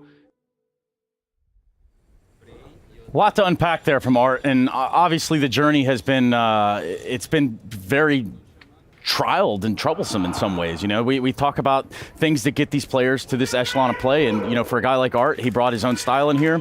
Lewis, you probably know a thing or two about that, huh? Yeah, I mean, it was a very beautiful piece of content right there. Feeling a little emotional? Yeah, a little bit emotional. I'm kind of seeing it on you, actually. He's tearing up a bit. No, I'm not. But no, I think because it shares a lot of like how the situation is in Brazil, and it is great that he wants to impact people's lives and all that kind of stuff. And well, one of the best ways to impact people's lives is to actually be able to beat FaZe today. Yeah, as the sole Brazilian representative still in the tournament, it is FURIA looking to stay alive against FaZe. So let's talk about FaZe and where they find themselves right now. Now, this is a team kind of fresh off the Intel Grand Slam, but what's up with them, Blair? Here's the thing with FaZe, right? Like, they've had ups and downs, right? But looking at Rio, and look, they qualified for the major in a very, very troublesome fashion, but in the end, they managed to do so. And now coming to Rio, again, you got to remember what happened in Rio back last year, and that's a particular demon you want to exercise if you're FaZe heading into the next major. Yeah, we were talking about soft spots and sore spots with stories. Well, shout out Philip one time. But really, in this regard for Twist, there's been a lot of plot twists and turns. Yes, he is the most accomplished North American player of all time, and that goes without saying, but certainly they're still feeling a little stage fright when they have to go under such duress as this. Things started off pretty well here for FaZe Clan, but now it gets a little bit tough. I've got Twist with me, and I guess the first thing I want to talk about is just this whirlwind of a few weeks you guys have been through in terms of just not being able to have breaks, no downtime, then coming straight to Rio. Where do you feel you guys are at? I think we're obviously on an upward trajectory, especially after our LCQ performance. I think we played very well, and that comes off the back of two really good practices and a good team talk. So yeah, I don't think we're really worried or thinking about how much we're traveling and how much we're doing at the moment, because we're starting to play better, and at the end of the day, that's all that really matters. And in terms of playing better, how much are you putting into maybe changing things up or just playing, you say? Because when I've spoken to Carrigan before, for example, he's been saying he's just trying to get the extra 2%. So what is it for you? You guys not reinventing anything? You're just trying to play to your strengths? Yeah, there's no need to reinvent anything. I think what we have is working, and it just came down to, you know, us not capitalizing on things, or some unlucky moments in our games, or not playing as fluid as we usually do. But tactics don't need to change. What we do individually doesn't need to change. We just need to be more together in the server. Now, is it quite nice that you're playing FURIA but there's no crowd at this stage, or does that not matter to you? I think it would have been pretty fun to play FURIA with crowd, to be honest. But yeah, I think either way it's fun. I hope they do qualify for the playoffs as well. And yeah, I mean, it would be really fun to play them on stage, to be honest. All right, let's see if we can get a rematch in there as well. But also another thing, you haven't lost against them since June 2021. This was even back when Olaf was in the roster. So overall, it should be a comfortable game for you guys? I think they're in a different situation as a team. I think they're trying to figure out what still works for them, and trying to have faith in their roster and make the pieces work. So, but I think they've always had great players in Kesrado and Yuri, and yeah, it should be a fun game as usual. I'm sure it will. It was fun playing FURIA. It was fun watching you. Thank you very much, Twist. We'll see what goes on in this game. It's going to be a fun one either way. Both teams are ones that we expect in the playoffs. Let's see who gets there. Yeah, Twist kind of put it into perspective for us there about playing up against Kesrado and company. Kesrado, one of those driving forces over in FURIA, undeniably. But when we look at FaZe, I'm looking at someone as a driving force in the form of Brokey and what that means. I mean, Brokey's a guy like yesterday, he just popped off, right? But that's the really cool thing to be a member of FaZe would be the fact no one person has to, you know, kind of take charge of the game like, you know, how Kesrado has to it often times for the side of FURIA. You can have just Rain have a crazy game. You can have Twist continue to deliver. You can have Brokey just being the Iceman at the server as well. Just the wealth of talent in that team is what makes them so terrifying. Yes, and we got to give kudos to Carrigan, right? As an in-game leader, on most of the city sides, giving a lot of space for these players that you just mentioned to be able to shine. He took all the bad roles in the game to be able to let them have the space they need. On the T side, one of the best in-game leaders out there, right? Really experienced. So, I mean, I think it's not a surprise for me or you that the Kerrigan was able to once again build such a structured team. Of course. As they did with FaZe again, right? I'm just looking at the map videos right now, and the new pick coming from FaZe. Last time they picked Nuke as well, they completely destroyed FURIA on it. This Mirage pick, though, I was wondering where FURIA is going to be going with their pick, because Anubis last time did quite pan out. They've been looking very iffy on it.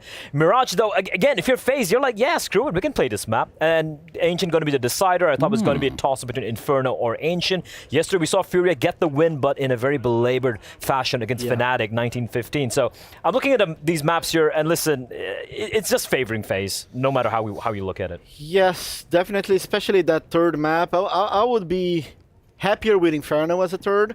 Not sure how that would go, because it could have been Anubis as well. But yeah, I mean, Mirage used to be one of the most comfortable maps for FaZe as well. Like, yeah, I think what FURIA did here was leaning more towards their comfortable zone. You know, they feel comfortable in Mirage right now. They probably just went like, yeah, you know, let's just play our map. And if you look at FaZe's recent results as well, right? They had that win over Cloud9 in overtime, which that map, right, on Mirage. But apart from that, they've had losses to Bad News to Eagles to Cloud9 recently. So that's something that FURIA will be leaning into here, Trace. So what we're looking at is two teams that are mortal. Now, don't get me wrong, there are very mortal aspects to both these teams. Both these teams could potentially falter right here and fall and stumble at what could be a finish line within Group B. You know, you would rather win here and make your life a lot easier than, say, you know, drag it out, walk through a gauntlet of a bracket. So, guys, with that notion, with the information that we have, with the maps, it's hard to go away from FaZe, isn't it? Yeah, I'm siding with FaZe here. Yeah, as much as it hurts me. Of course. I'm gonna side with FaZe here. Hey, don't worry. No one will hear you say this. It's the internet. It's only forever. So, sorry, guys. Speaking of which, the result will also be long-standing. So let's do the damn thing. FaZe v FURIA.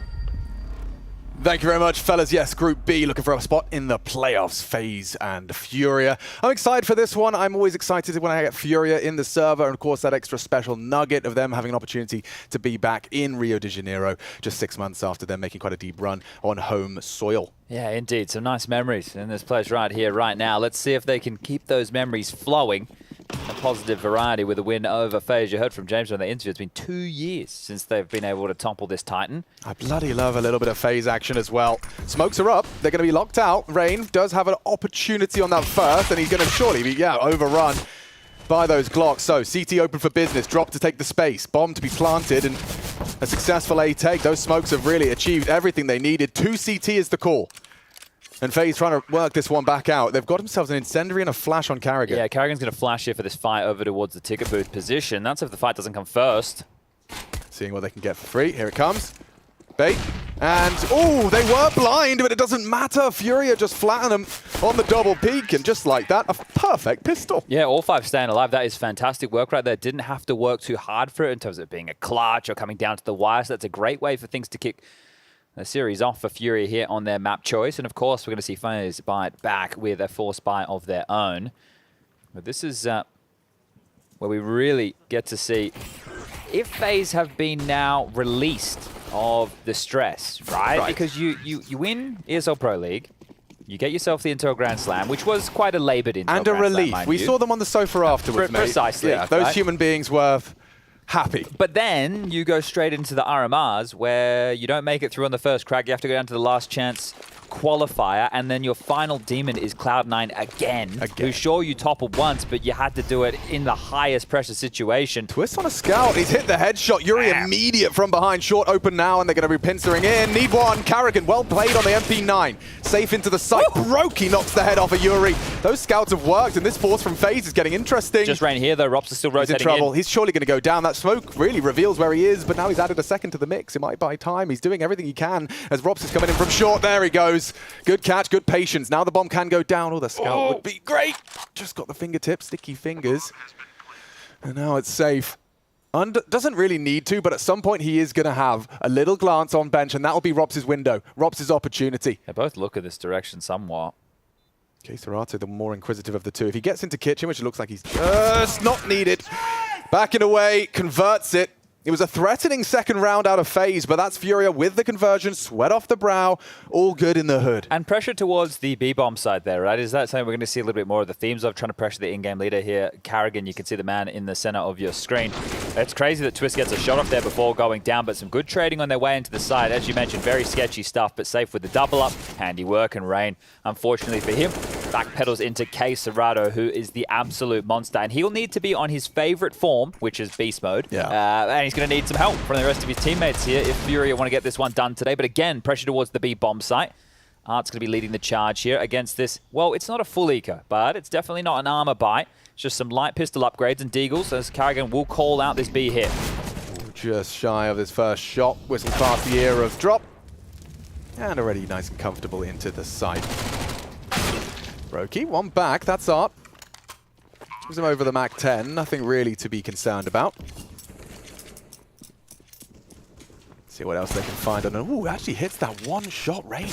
Cheeky boy on that P250. No conversions off the back of that damage, but we are going to be seeing that 3-0 start. And I mean, in terms of having a series, I know I'm being very selfish here, but in terms of a competitive and sure, entertaining series, for FURIA, this is exactly what we wanted to see. We wanted to see convincing calls. They've already started to bully B, so they're conditioning onto Karrigan, but also this is just their map pick. It has to look competitive up against FaZe Clan. No doubt a favorite. The desk has already discussed that, but K Serato does need help. Yeah, and going into Nuke in that second map as well, that's not out of the question for FURIA, right? It's a map that they have been figured out on, but it is still a map that they somewhat like. So yeah, it's an interesting affair here for the second. And speaking of second, we have a secondary stream.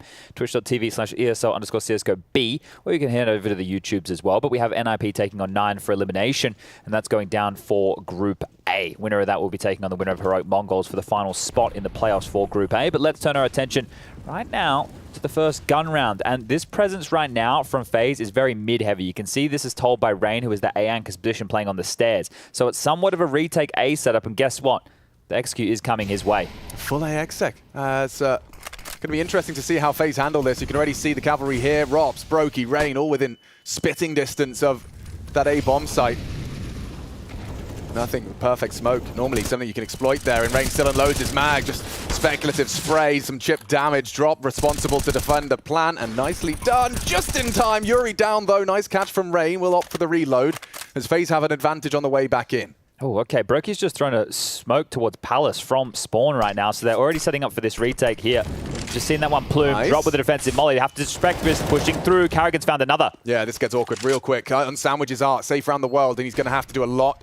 It's not planted for him. Karrigan already finding all the frags. This is a perfect retake from FaZe. Look at that. Oh, it doesn't get better.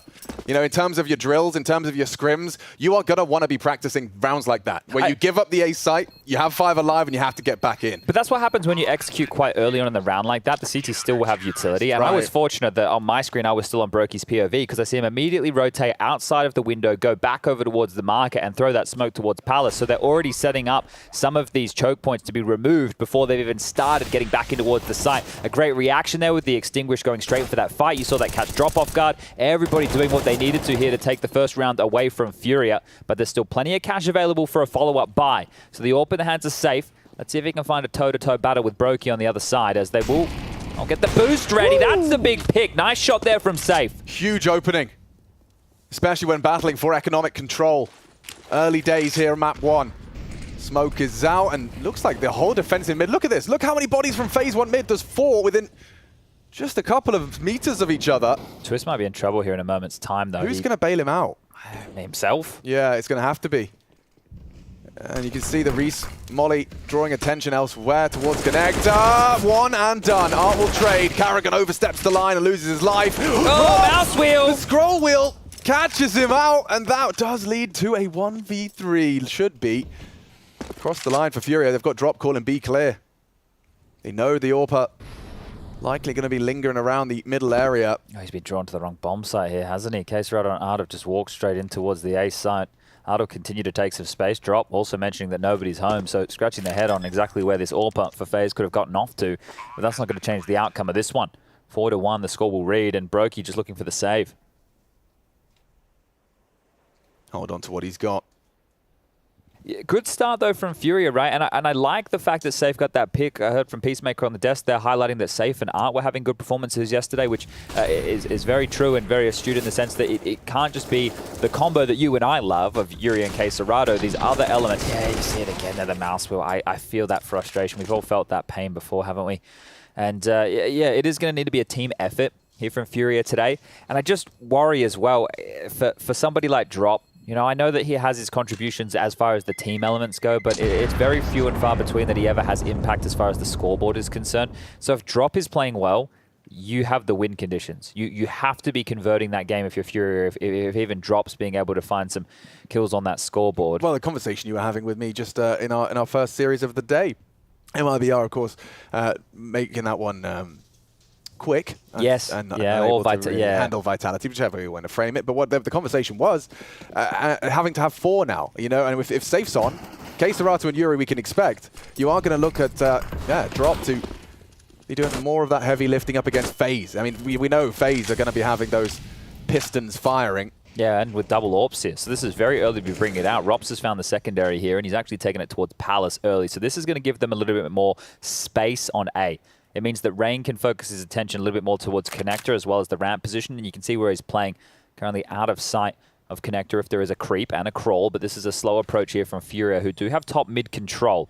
Now Carrigan will be limping out a smoke towards the Connector position, and this will slow down the pace that FURIA can take for their mid-finish, right? You get a little bit scared when you see a smoke like this. It also makes it harder for the underpass player to come up, and in this round, there isn't even an underpass player to deal with. So FURIA might be well positioned for this. A Connector smoke will be deployed there from Safe, and they're rotating back for what should be an A split. Now, if nobody comes through Palace, Rops' AWP, it doesn't become useless, it just becomes a whole lot more difficult. Yeah, we love a bit of combat AWPing. I'm sure Rops has got the mechanics required. But this is diligent stuff and twists. Oh, that's a lovely conversion. K-Serrato set up by Drop with the flash, clears out ladder, and now they can start to clamp down on this A site. But Rain, a pillar and an anchor on this A bomb site, but still he has the help of Carrigan. Carrigan, in fact, with the multi-kill. Rops' AWP did manage to find one, despite being so committed, now safe in a 1v2 that he has to get across the AWP line. Brokey should have him, and does, with a nice find in the end. But yeah, that little bit of a flurry, that chaos that FURIA like to manufacture, it was there, but I think that multi-kill, Carrigan finding 2, Rain all good for 1.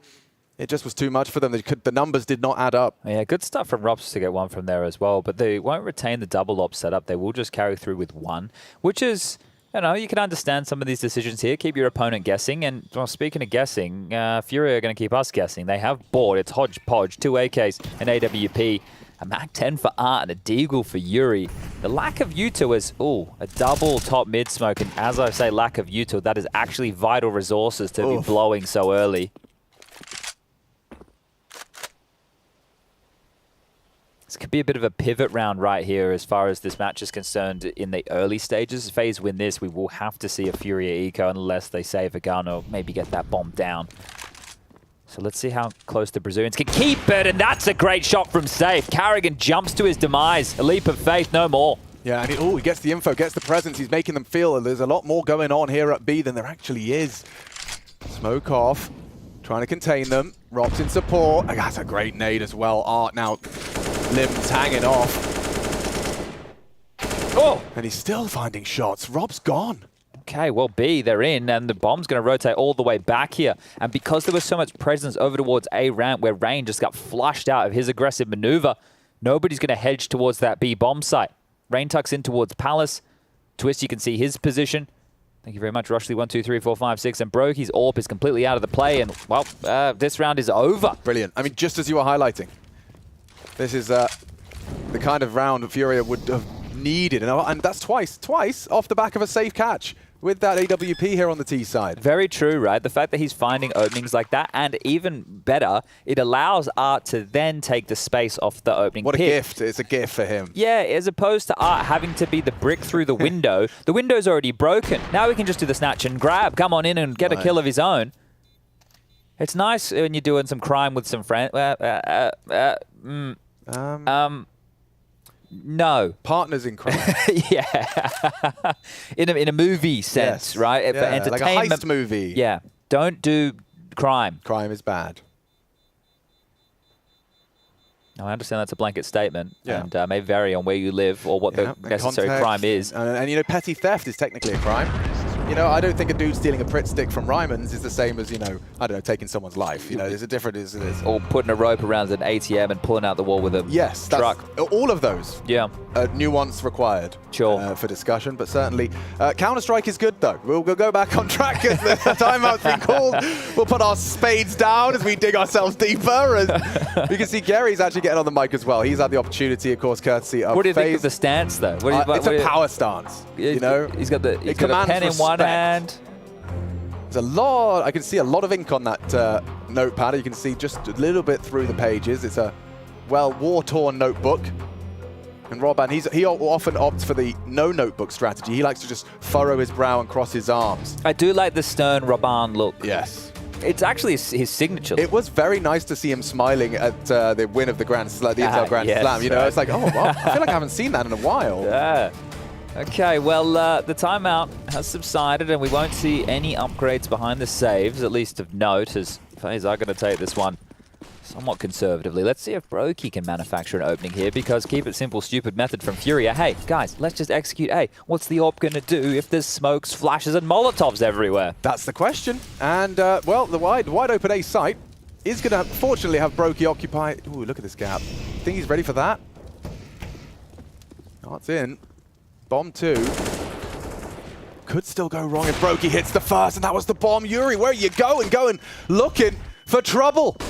And there's more. They're trying to hold on the bomb. Swarm in. Rain caught as he tries to close the gap, but Brokey still has that zoom banger, and he's... Oh, God, it doesn't matter if he's flashed. Racks up another onto Art. Queserato trying to save him. A missed shot now. He does catch some heavy damage, put just to 4 HP, and forced to reposition, but that bomb being lost, they're scrambling now to try and find a new way in. That Deagle shot could have been it, but Rop's unable to find, and so it puts it all onto Twist as the frags and the intensity should calm down for a moment. Oh, they don't expect him here. Yeah, it's going to be a hard shot to hit. Oh, God, Twist. Not to be written out of anything, just the Deagle. Good flash for the bomb retrieval. And they're across, still. One bullet could end it.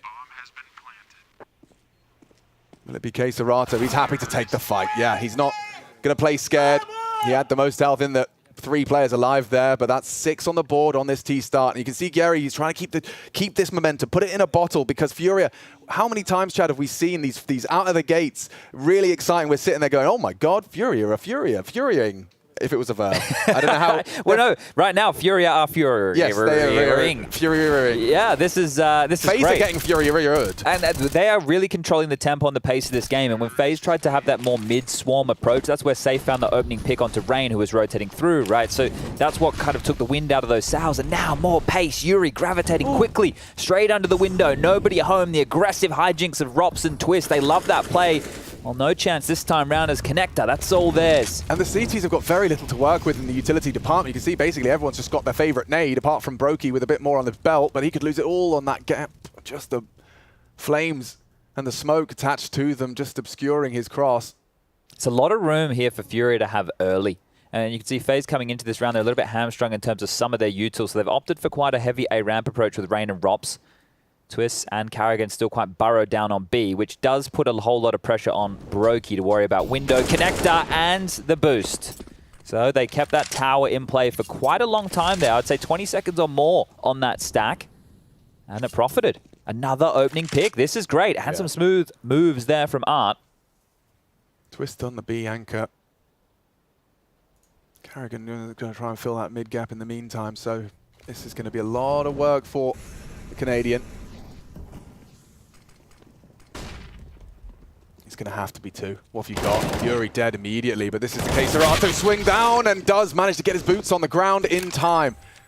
Another round, and those openings, I mean, they are starting to become a recurring theme. FaZe, we were asking questions of them after having so much hard work to get themselves to Paris, as to whether or not they could immediately get on the plane, get to Rio, and keep hold of this growing momentum. I think we heard from Twist in the interview, just talking about, I mean, there's no denying we're on the upswing, but I don't think he's desperate to be looking in championship form. Precisely, right? Yeah, and this is the thing. The upswing, it's so difficult for them because they had to work so hard to get the goal that was in front of them in Intel Grand Slam. And that was a goal that nobody else at that exact time could achieve. It was only FaZe. Yeah. They were the only ones in that pole position, and that was what they were focusing on, right? And they were able to pull that off. But now they need to reset. But you're so exhausted from just achieving that goal, you need to focus on the next goal, which everybody is gunning for. And that is the most difficult task that they have ahead of them right now. And, well, in this game, not giving up the opening death, that's apparently quite a difficult task as well. You brought it up a moment ago. They've found 3 opening picks on the CT side in the 9 rounds of play, which means 6 have gone in favor of FURIA, who are doing a great job of manufacturing that. And Art's found a couple, Safe's found a couple. This is really good signs that the 2 of them are finding the opening picks. Yeah, really promising signs. And a conservative buy, trying to keep it around 2K in the coffer. This would be the type of round that would be a bit of a classic one for FaZe to get the momentum back their way. You know, someone gets a crazy 3K and then you're back in there and the confidence is there and they're firing each other up. And how do they usually start, Jad, when FaZe have limited resources and up against a full buy and they've been losing rounds consistently? Sometimes it's players like Robs. Barrel spotted. Yeah, he is surely going to be a dead man on the prefire. Drop's talking so much. Yeah, Rob's safe, but it's not guaranteed, and that's the isolation. Another opening death. Not to Robs, but to FaZe. Yeah. Brokey. Oh, yo, banged his head on the way out. That's probably more like a medium rare sit. Brain. Oh my god, he's nearly got the second on that as well. Drop. Good round for Drop. And an important round, right? I was talking about him having to find impact, and he's keeping up with the team. 7 kills, 3 deaths, good stuff so far. He's a player who, in a lot of games, I just see these really odd and quizzical decisions, and it can't be conversation that he's just a youngster anymore. He's been playing top-level Counter-Strike for a long time now. Right. Hang on. It's all fine. But in regards to that, in regards to Drop as well, you know, it feels like, obviously it's on entirely a case-by-case basis, but for the players themselves, once you're playing that much of super high-level Counter-Strike, you either hit like a ceiling of your like depth of understanding, and your mechanics are going to be taking a much slower growth. So if you're not expanding your understanding of the win conditions and your mistakes and being able to acknowledge what your team needs from you and what your team needs from them, if it kind of stops and slows down, your mechanics aren't going to be getting much better, so you stop getting much better. Yeah, it's just a hard balance. And as well, if he's not outputting in ways that they wanted, then they're going to put him in positions where then maybe they're going to get less and less out of him, which then puts more pressure on everybody else. Exponentially gets worse and worse. It does become a bit of an issue in that regard, but this is really positive signs right now for FURIA. If the 6-round advantage that they have at this moment isn't speaking wonders, the fact that FaZe have taken their second timeout and going into another bye, and Garrigan's hit the emergency button for some of the boomers out there, which is called the AUG. So let's see how he fancies that one, as it looks like a mid-control round might be coming out to play. Twist with the jump up onto the bricks will make his way in towards the window, the short room, sorry, the vent room. Okay, yeah, Yuri, I can't believe he didn't take a lick of damage in that exchange. And Robson's been caught out as well. Another one. Fortunately, this one doesn't get quite as out of control. Twist immediately finding one back into mid onto Art. It's rowdy in here, sorry mate. Getting a little rowdy. Slightly distracted. No stress, they were giving us a double thumbs up. Is that what that was? Yeah. Okay. I'm glad you interpreted that. They're having fun by the sounds of things. And so is that angle grinder. Carrigan, that AUG has unfortunately, yeah, lost his opportunity. Another big one out of Drop. 9 frags and counting. Trying to bait the shot out of Brokey. Does so very well, proficiently. K-Serato needs help now. Drop's turn to swing. Still all for FURIA in the feed. K-Serato has provided one, but Brokey looking for the 1v4. They have to pick up the bomb. He was on top of it. Goes to smoke and starts to elope. Fresh magazine for the final 2. Palms start to get a little sweaty here for the 2 fangs of FURIA. K-Serato worse for wear. And that smoke slowed them down. It bought so much time. Brokey just has to catch 2 of these 1v1s. That's the fight, and it was just K-Serato playing that headshot angle with 15 HP. Catches him off. FaZe getting spanked. Yeah, this is a spank. They are getting absolutely bloody destroyed right now. Like, this is 2 rounds, not even consecutive. It's been gun round eco. Maybe there's been a few saves in between where these ecos to try and keep it somewhat tasty, but it's been one-way traffic here. Just coming through. Yeah, Rob's not finding that frag, so less than ideal circumstances right now for FaZe. And I mentioned Nuke coming up next. So if this is quick, if they do get bowled out of the server here, FaZe will drop towards that lower bracket, and there's some big names down there like Vitality, Fnatic. And there's the B-Stream update for you. 9, the polls continue to show their form, to show that they're not to be messed with. They're in pole position on the B-Stream. Nice from Rain, needs another. Scoops up the AK-47, a drop on Sandwich should be traded. He's really on one today. Okay, this is the best looking drop we've seen in a while. Good time to be turning up like this. Good time to be a drop fan. As I'm sure every member of Twitch is, actually. Exclamation mark drop. Lovely. And it's just going to be walking this one across the line there. Karrigan just scampering to try and regain some control. Rops, quiet start for him on the defense. He is over towards that connector position, and it maybe could catch one should they jump up the stairs, but FURIA are in no hurry, and this is, you know, textbook.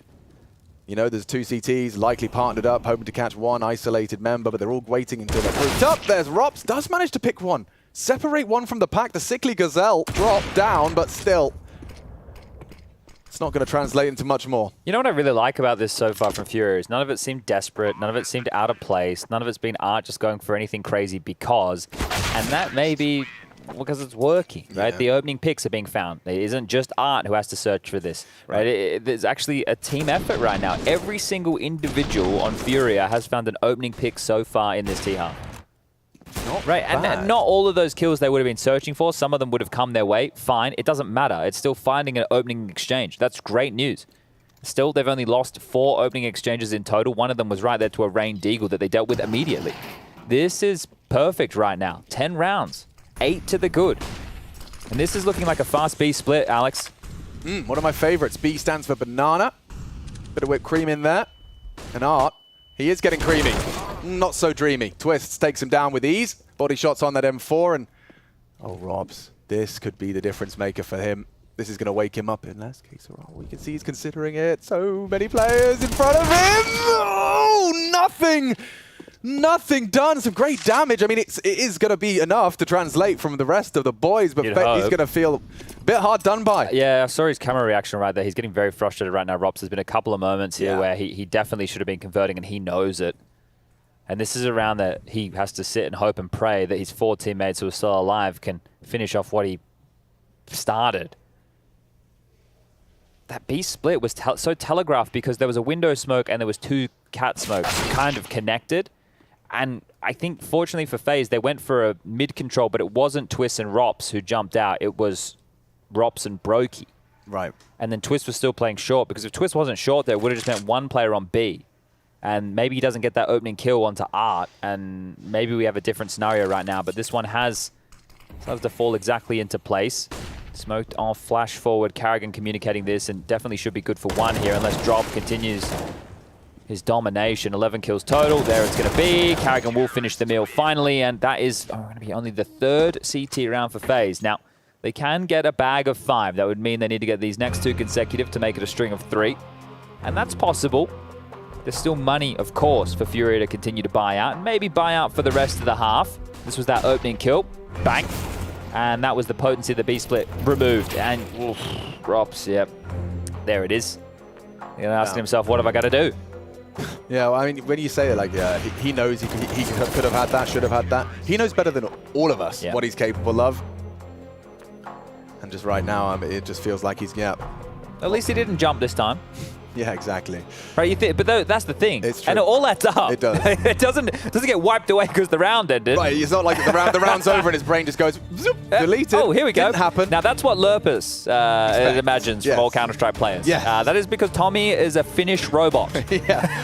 Yeah, why is not everyone has world perception is exactly like mine. And everyone gets to play 2 halves of Counter-Strike, so it's just the same, right? Oh, let's not start. Let's not go there. Well, Brokey, he did have his opportunity with a little bit of a gap on that smoke. Was that an opportunity? It was an opportunity. 1 shot, 1 opportunity.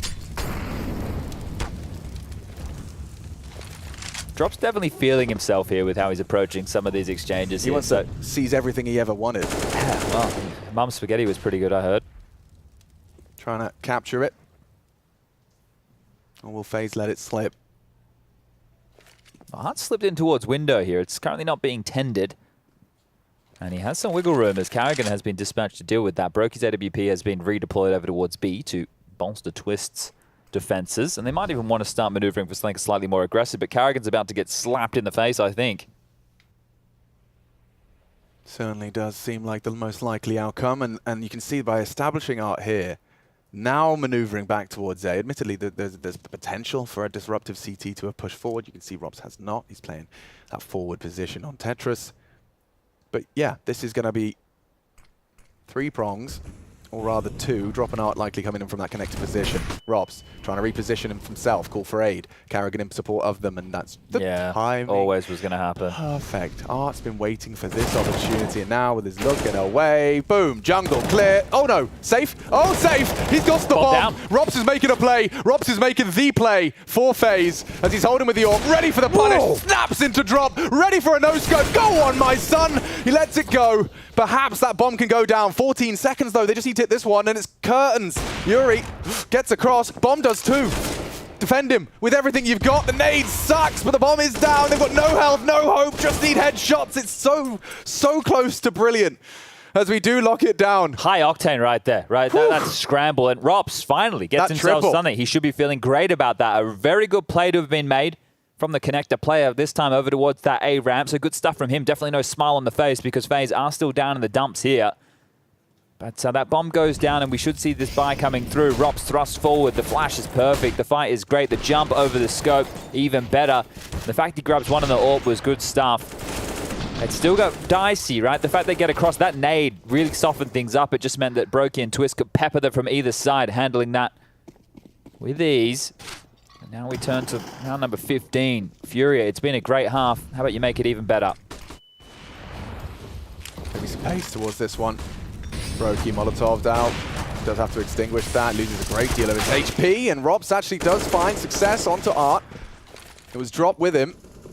Finds the trade. 4-on-4 and already lots of pace into this. They're out Tetris. Yeah, Range was not prepared for that one. The AWP already posted, but so many bodies behind him. Brokey's here.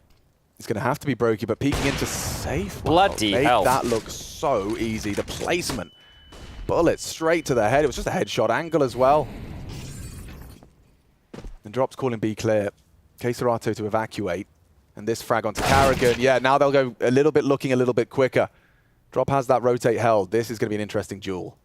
You overlook it, don't you? Of course. And the problem is right now the rotation back, because nobody's going to jump out of...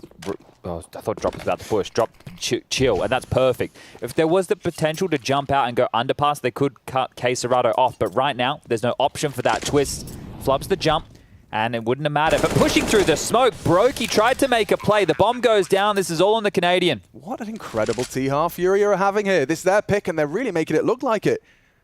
An 11 T-round haul. Unless Twist can voice any further concerns, he's having a look. Got a good likelihood the Drop's going to be on this close right side. Oh, spots Queserato and drops. Now in the 1v2! Twist locks it in for FaZe. A little bit of damage control to close that first half. Okay, 5 in the bank for FaZe. And we'll take a quick one to see if they've got any more as we swap sides.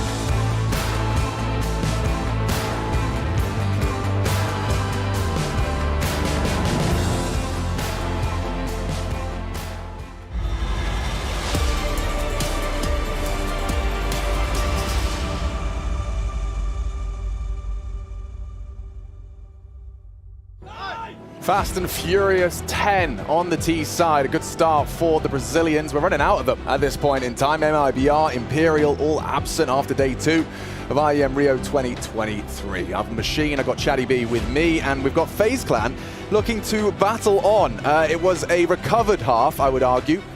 Perhaps not a dreamy one by any stretch of the imagination, but it was a run of 3 at the end there from FaZe that gives them 5 to work with.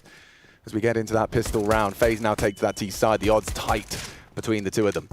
Okay, well, fast towards middle here with 3. Art's already played over towards balcony position. He's had an early exchange here.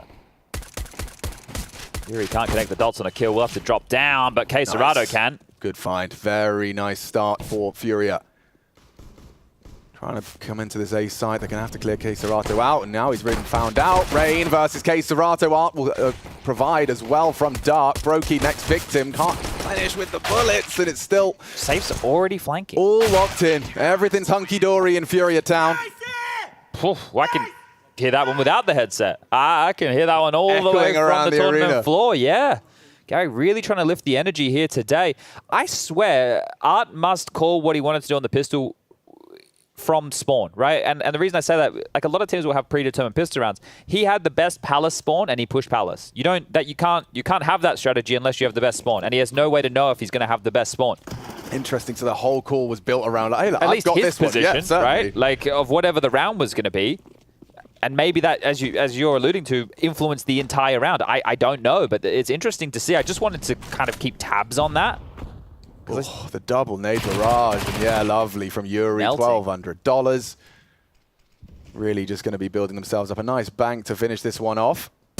If FaZe somehow get back into this map, it will take some heroics, right? It will really take the individuals holding themselves and everybody else on the team accountable to play some really stoic Counter-Strike right now. You're on the T side of Mirage. FaZe's game plan, or their go-to game plan, is get Brokey, Twists, and Rops into the mid-round. Right. That's what Rain and Carrigan's job is to do. And it sounds like, oh, they don't do a lot for the... No, they do an awful lot for the team. If you can get these guys into 3v3s or 2v3s, that's where they're going to thrive, because that's where these individuals are just monsters. Yeah. But getting them there against a FURIA who are putting up a wall right now, this is going to be very hard. And look at this. This is an art maneuver if ever I saw one. Carrigan's about to snap. Oh, just a touch of W too far into the smoke. He was sticking out. Art's biggest nemesis. Yeah, it is. And his best friend. Carrigan doesn't need too much help on the way in. He's got Brokey covering. Should be traded. Now FaZe have that 2-man advantage. The bomb's still at spawn, so FaZe have gone for the 5 headshot strategy. They got them into the mid-round, but the mid-round's apparently the end round, and it's been Carrigan and Rain combined so far. So now they can, well, not even sit and wait. Take the fight. Yuri goes down, just safe right now. He knew where Carrigan was, and the two of them, the can openers, they smash it. What did you say, Chad? What did you say? Rain and Carrigan not single-handedly, double-handed, together. As a partnership. As a partnership. A duo. A duo, you could say. Of friendship. Yes, of the power of it. Dayman. Part of the night, man. Does Twist have 2 face necklaces now? Like, he's got 2. Wasn't the first one for the major? 2 chains. Okay. Well, they missed the Windows smoke. Oh. How many 2 Chainz songs you know? 0. I know he says 2 chains at the start sometimes. Is he even still a... He's doing things. Does he still make music? Probably. Is it the number 2 in Chains? Yes, with a Z. With a Z, of course it is. He's been pumping out tracks since when? 2013? Yeah, I don't know when his last track came out. 2 Chainz is 45 years old. Wow. He had a college basketball career. Okay. Things you didn't know. I don't know when...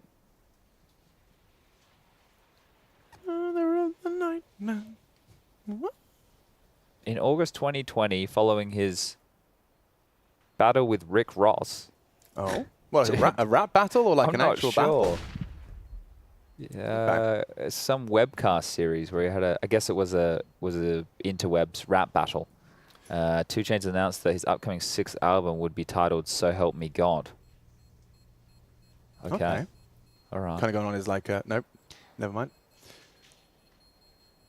It should be another couple. Okay, this was back in 2020. I don't know if the album has been released. So I'm sorry, guys. I know you wanted a 2 Chainz update, and that was something we hoped to provide. Yeah. But unfortunately, that is where it ends. Wait, he's on August 3rd, 2021. 2 Chainz announced that his 7th album would be his last trap album. Oh, so he's going to go into country or something. Titled "Dope Don't Sell Itself." Oh. Yeah, I mean it's kind of like a philosophical album. Yeah, I guess. Wait, is he sure? Yeah, I don't know, man. yeah, that could be fact-checked. Maybe we should. Yeah. Let's take a poll in Twitch chat right now. All right, Crime and 2 Chainz. Yeah, welcome to FaZe and FURIA. Okay, well, that eco was very interesting. And now the Gunnies, as we have a 5-round spread between the two right now. Brokey mistimed the flash right there, so we'll try again. It didn't work the first time. Let's go again, shall we? Here we go, round 2. That's better. Yeah, it's clear. Probably clear the first time after all of that. But still, plenty of flashbangs for them to maneuver. Well, we've got 1:10 left on the clock here, and look at all the utility left over for FaZe here. So right now they'll need to use some of these nades to garner this mid control. A well-placed molly there from Twist to make sure there's no eyes peering down towards mid. A window smoke as well in play. And the bomb starting to maneuver back on Carrigan towards the A bomb site. So an A split impending, imminent here.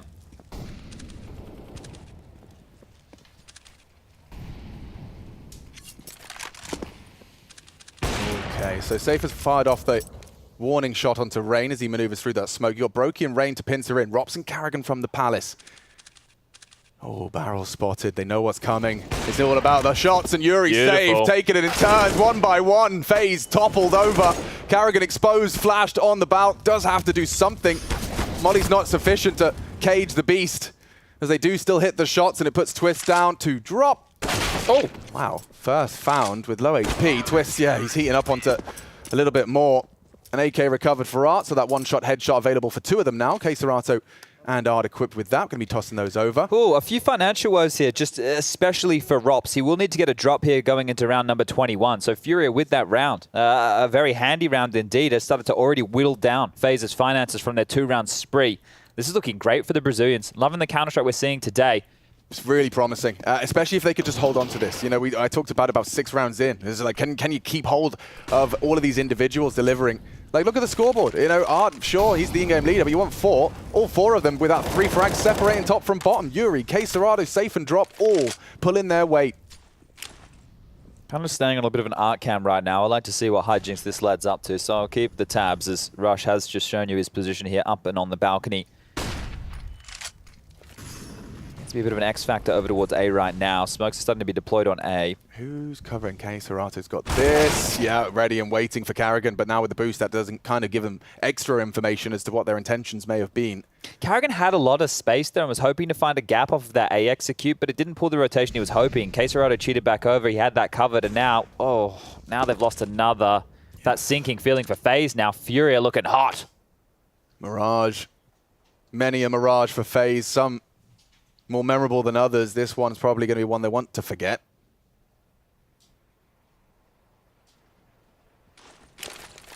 Robs to set Rain up for a look. Spotted out, hiding and squatting, staring at the floorboards. Rain will go wide, brave enough. Safe to fill the void, but he's already through to Sandwich. Dead. And Yuri's got him. He's trying to do too much. One more. Get anything more. Wow, well done. They thought he killed him. Yeah, Robs does go down long range to the USP, and it's 2. And Gary absolutely could not be happier about that one. Very, very happy boy. I think if they get the win, we need to have an interview with Gary and ask him if Tom Selleck has influenced his mustache choices at all. Because him versus Tom Selleck, I'm sure there could be an argument. They're both very powerful stashes. Gary has some great facial hair. Yeah. I'll say that as a man who has facial hair himself. It's pretty real, gnarly. recognize real. Yeah, I respect it. Real, recognize real. This is a great team effort. Yuri, 18, 17 for Safe, 17 for Drop. Keserato, not top of the pops, only with 15. And Art, he's got 11. He hasn't needed to do an awful lot. This is a really good-looking FURIA here on Mirage. And do you know what this gets me really excited for is map 2. Nuke. Yeah, we've seen FaZe always on top of it and always comfortable to pick it. But FURIA's Nuke has been getting additional layers added to it. It's been looking more and more promising. The smoke walls still aren't great. No. But They Yeah. now know outside exists. They do. They do. And if Drop can maintain this form he had on the T side, on Mirage, he's going to be a bit of a difference maker. This is 15 all but secured here. Just 2 more kills to find. It is just Rops and Twists, both over towards mid, and now it's just the one. Twist in the window. It has been removed. KScERATO will grab himself a pair of frags. And just one more round to, well, throw FaZe into the mud. This could be a single-digit drubbing right now handed out for the Brazilians here, and this is going to be shell-shocking for FaZe. A wake-up call necessary if they want any chance in this series. Now remember, this isn't elimination. It's just qualification for the next stage of play.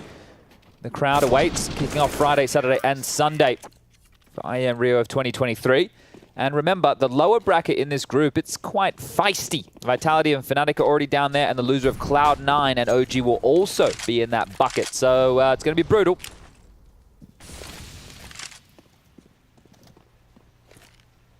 What's the last-ditch attempt looking like right here? Window smoke lands. He's slowly deployed. Art wants to slow the crawl from Twist in the underpass. He's going to make a move, and Safe has been tagged on down. He's in a bit of trouble. Has the help of Drop available. Karrigan running in, hightailing it. Wants to find this opener. He's desperate for it. I mean, he's happy to lay his life on the line if he could have got that up away, but they actually managed to get away. Concedes ladder room, rejigging the setup. Bomb and space he has. I mean, he's been moving at the right pace. I don't know if Safe. Didn't consider it at all. Oh my God, Karrigan, that is quite the entry. All the way into the B site. Now they're confused. Finally, he spots him and finishes him off with There's a Art's huge gap. Karrigan's done his job here. The team needs to be able to capitalize on top of this. Karrigan's made the space. He's forced the rotation. FaZe need to convert this round. This has to be theirs. KScERATO drops a smoke he can play around. Very vogue right now for the CTs to throw that. And you know the Ts are likely going to wait that one out. Rain catches Art in rotation. And this is where they do just need to kind of choke out the remaining 3. 35, twists across, bomb on back of Brokey. Still stairs side for now. But you see how much time they've respected that KScERATO smoke. Now the bomb will be going in. Covered nicely. Still Rain through mid. Nice Yuri shot. was being watched. It was Rops aware, and this is the FaZe finish you were hoping to see. After all of that space and absolute pace taken from Karrigan into B, catching Drop, the B defender as your opening. Through mid, very nice find. And it was a product of forcing Safe out as well. Well, it's because we got baited with that first gun round where Karrigan and Rain just killed everybody, right? Yes. But really, the way that they approach this is just trying to make some space. In some of these scenarios, Karrigan has looked a little bit desperate or maybe a little bit ahead of the play. This time around, it worked, right? You're not always going to stick the landing because he's taking risks in a similar fashion as to how Art would, right? And we sometimes look at what Art does and we're like, oh, what the hell's going on? The same thing can be said for a lot of in-game leaders. Nafany gets that critique, right? I don't think Hooksy is as desperate for openings as maybe some of those other names that I've just spoken about. That's because he has players on his team that are desperate in the sense that, like, you know, Nico, Yes. you can't put a leash on him if Or he says Monacy. yeah, exactly. Right? That kid is bouncing off the walls. You don't want to give him any red cordial in the morning, right? No, he is a rubber bouncy ball for sure. I love his energy. Not here, however, in IEM Rio. Teams like Liquid and G2 opting not to attend. And hey, that's their prerogative, right? If they don't want to be here, they don't want to be in contention. That's all good. In the hood, there's the chance if you win this event to lock yourself in for IEM Cologne later in the year. You get some more world ranking points for ESL to help you qualify for other events. There's the Intel Grand Slam Season 5. Bruh, I realized, I mean, with Big in the playoffs, that would be such a sick way for them to secure Cologne. Right. Holy Because it's very difficult for Big to make it at the moment. They're not, I don't think they're high enough in the world rankings They wouldn't right get now. an invite like that. Exactly. Yeah. So, and it's quote unquote their home event. Damn, yeah, okay. Well, there's a storyline. Right? Putting it in my pocket and that's for later. the thing, right? I know everyone is like, boohoo, CSGO's ending, but Counter-Strike doesn't end. Counter-Strike, if anything, is just getting going, Exactly. baby. And so's Drop, apparently. Another really good opening from Drop. I called him out early in this game, saying he doesn't necessarily have the most impact, and if they want to win, he has to, and he's been delivering. You got to acknowledge it. Whoa, wow, nice timing, and actually finds the healthiest member of the two in front of him. Nice from Safe. Takes down Twists on that slither gap, advancing towards the B position. This B hit from Rain and Brokey on their way through. This is limp. That's a nice hold as well. He should have had a chance to take another pot shot. Brokey good for one. KScERATO still in the sight, now been spotted out, rotate through. Good from KScERATO again. Brokey though in the clutch, not speed. Counted out, and only with one bullet left, sure. But he doesn't have any idea where Drop could be coming from. Expected him on the site, and Drop's not slowing down. Waiting for that sound cue. He knows the bomb was on B, as was Brokey. Opts for an 8K instead of the AWP. Drop investigating slightly, 28 and counting, a battle of wits between the two. But if he calls this clear, he's going to have to maybe start, addressing the apartments as a potential. And his plant position might dictate his success. Drop's looking. Oh my god. Can drop clutch and close. This would be perfect for FURIA. He's having a great game.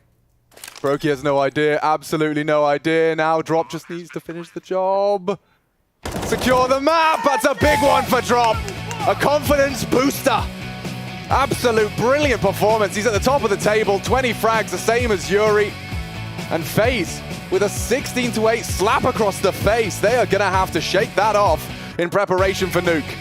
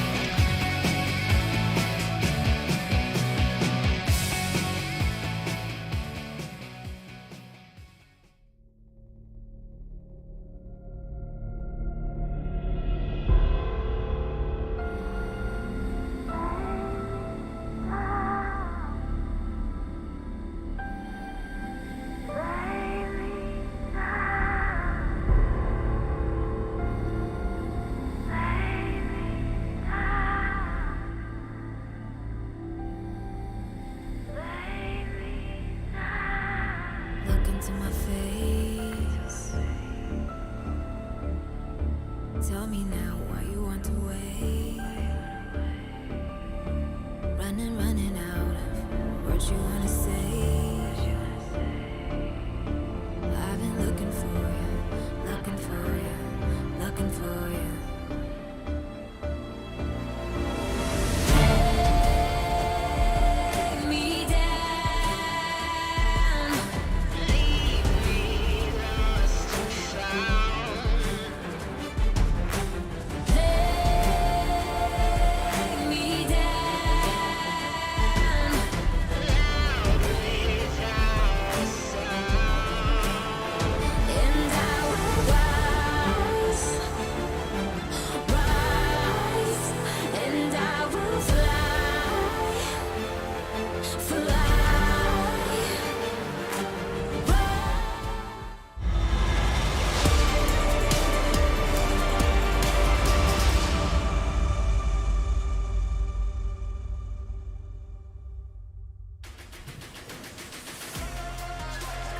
It's not what... Nice! Nice. Let's go. Not so nice. Woo. Let's go. It would be a lot nicer for FaZe, perhaps, had they found some footing in what was Mirage. But as it's told, as the story is laid out in front of us, that was not going to be happening, at least today. So in looking at that, FURIA with the gas on the, or the pedal on the gas. Wait, foot on the pedal on the gas. There we go. Pedal on the metal. Yes, we got there. But it was a little bit lighter on a T side. That's what I liked a lot from FURIA here. It was restrained, it was control, and FaZe were made to look amateurish on their CT side initially, right? FURIA just slowing things down. That mid control we spoke about as well earlier on, Lewis. Like just forcing FaZe to respect that mid control, the map control coming in, where it came to round number 13 or 14, where FaZe was just playing so turtled up. There were two players on the A bomb side, Karrigan playing at the back towards Murder Hole, and the two players towards B. That no map control, no information, and of course even the individuals of FURIA really popping off in that first half. Yeah. And for me, that game was just the first half. And that was a consequence of what happened early in the half, because like they're actually trying to fight for that middle area, and there was plenty of rounds where they either whiffed or they missed shots, or there was the scroll one where, I mean, who was it? Scroll jumps, man. The scroll jumps, going through the smoking connector. It's a classic. It's a classic one, right, at this point. So, yeah, they were unlucky, but at the same time, we got to give kudos to FURIA. I think they played excellent. Yeah. Excellent. there were some good looks out of FURIA, whereas, yesterday we saw them towards the tail end of the Fnatic game, and there were a couple question marks as to how that situation developed in the way that it did. But today, I don't have too many question marks about what Drop was bringing to the table. That Drop was, I think, phenomenal, right? And I love to see how he was able to thrive in the system that FURIA were using. It wasn't like he was going in on his own, getting kills and whatnot. Even Art as well in the first half, right? He was getting a lot of opening duels, safe as well. Everyone stepping up. In fact, it was the fans of FURIA, Yuri and Keserato, who didn't really have to do too much. They just had to play their game, but the rest of the team really stepping up to the plate there. Which is why they're being highlighted here on our Air Force Aim High head-to-head. Now, of course, we did pick out these two individuals based off of what they were contributing. But when you have all the wheels in motion, when you have all the parts working properly, it's kind of hard to stop that, Lewis. Yeah, it is. It is hard to stop, and especially when you have Drop performing like that, and then you have Safe getting multiple entry kills, stepping up as a player as he did. And it's kind of like something that we've been asking him to do, right? As an AWPer, we kind of expect him to be delivering more because he should have the space for that. And I think that's one of the things that I noticed on the FURIA side ever since the major qualification is probably giving more space for Safe, which is a good idea. Like, I think that before, even when they had, back in the days when they had Henny, they struggled after losing Henny, getting an AWPer who actually has impact, who actually takes initiative, and that's exactly what we saw from Safe in this one. It's exactly what the doctor ordered, perhaps you could probably say. Now, B-Stream, there are games going on, they're everywhere. In fact, if you looked in any direction around here, you're liable to see Counter-Strike, which does make the most sense when we talk about 9 and NIP. That's going on with the B-Stream. And I'm pretty sure that 9 is up to 15 at least at this point. So, well, they're looking good right now. They look good. It's not ideal for the ninjas in pajamas, but again, that's on the B stream. If we turn our attention back to where we are right now, heading into Nuke, do the vibes shift at all? I mean, we do know the first map pick there was Furious, so do the vibes shift? Oh, absolutely. I feel like FaZe, Nuke is one of the more comfort maps coming in, and if you look at Furious' recent results on Nuke as well, it's been very up and down, more down than up, if you ask me. FaZe made them look like fools the last time they played in Pro League in one of the playoffs games as well. It was a map pick coming in from FaZe. And listen, here's the thing with FaZe, here's the thing with Karrigan and their men. Even if they get completely banned out in map 1, you can never, ever count them out. I'm seeing this going to a map 3 trace. I mean, that's the thing, right? Like, I also think that there is a high chance of a third map, but I think there's a change of attitude from the FURIA side, and I think they're going into this one with a lot of confidence, especially because they're hitting their shots. And let's not forget about the fact as well that FURIA used to be really good on Nuke, right? Used to be at some point, at some point, the map they picked the most, a lot of like initiative from Art. And especially around that door area, it'd be like Art just all up in your stuff. Yeah, all the time and dying, going down vents. Can we just talk about Art though? Like, I really like the amount of restraint he was showing here in the game, not just from his calling style. It wasn't fast and furious or furious. I don't know. Just say Furia. I think that makes sense. But it was more tempered. It was more controlled. It wasn't pedal to the metal all the time, and even individually as well. He wasn't just throwing himself like trying to find some info and dying. He was working with his team. The timing was immaculate in some of the hits they were showcasing on the T side of Mirage. And if he's able to replicate this on Nuke, man, we could really have a very interesting map here. It's a lot to digest. When you look at these two teams and what they're trying to accomplish here in Rio, I feel like it's two totally different palettes. It's two totally different plates, Lewis. Yes, it is. And on the FaZe side, actually, especially going to this map, I know that Karrigan likes to do a lot of stuff towards outside, which is something that, from what I remember on the FURIA side, like they often struggle holding outside and having the rotations on point on that area of the map. I think just because of like the fact that they hit A so much on their T side, they're kind of like concentrated on that area as well on their city side, so they kind of struggle towards outside. And I think that on the FaZe side of things, if they actually approach the game in that area and try to go down secret, mess with the rotations, that's when things get scary, and that's where they could complicate FURIA life in this one. And you talk about scary again. I have to revert back to this B stream thing. It's not ideal for the ninjas, but perhaps we hear a little bit more in depth. What's going on in the B stream?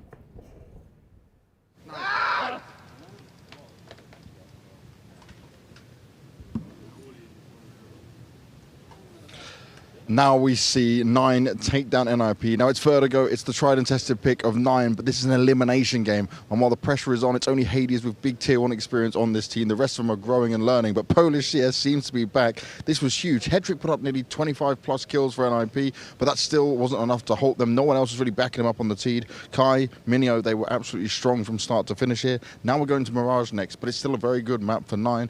NIP obviously have been playing a lot recently, but is it going to be enough for them to take this and try and take it to a third and final map? We'll have to see, but right now 9 seems to be going all the way.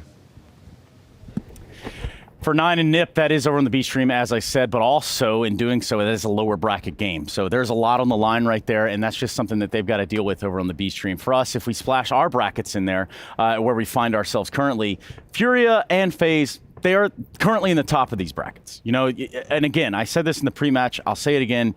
Both of these teams would desperately like to win and be, you know, downtime for a couple days, right? Yeah, absolutely. And also the fact that, again, both these teams have a lot on the line. For FURIA, a little bit more, right? They want to win this event, not just have a deep run. They want to kind of recreate that run they had back in Rio, but this time actually make it to the grand finals. For FaZe, though, you know, making a deep run in the playoffs, potentially even winning this would be a great way to ride into Paris. And in case you're wondering who FaZe and FURIA might play at the very conclusion of this, well, let me tell you, I've narrowed it down to either OG or Cloud9. Woo! So, Cloud9 FaZe? Maybe. You know, maybe.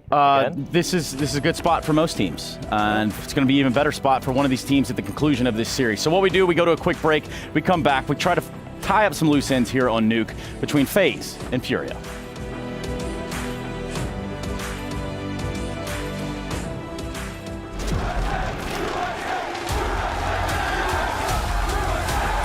Dallas, we're back.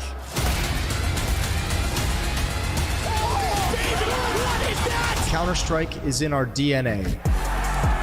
It always has been, and it always will be. And now we are once more returning to where it all began. Melbourne, Australia. Home of the best Palmers, the Flat White, iconic trams, the Yarra River, and CSGO. 2, 3, ha!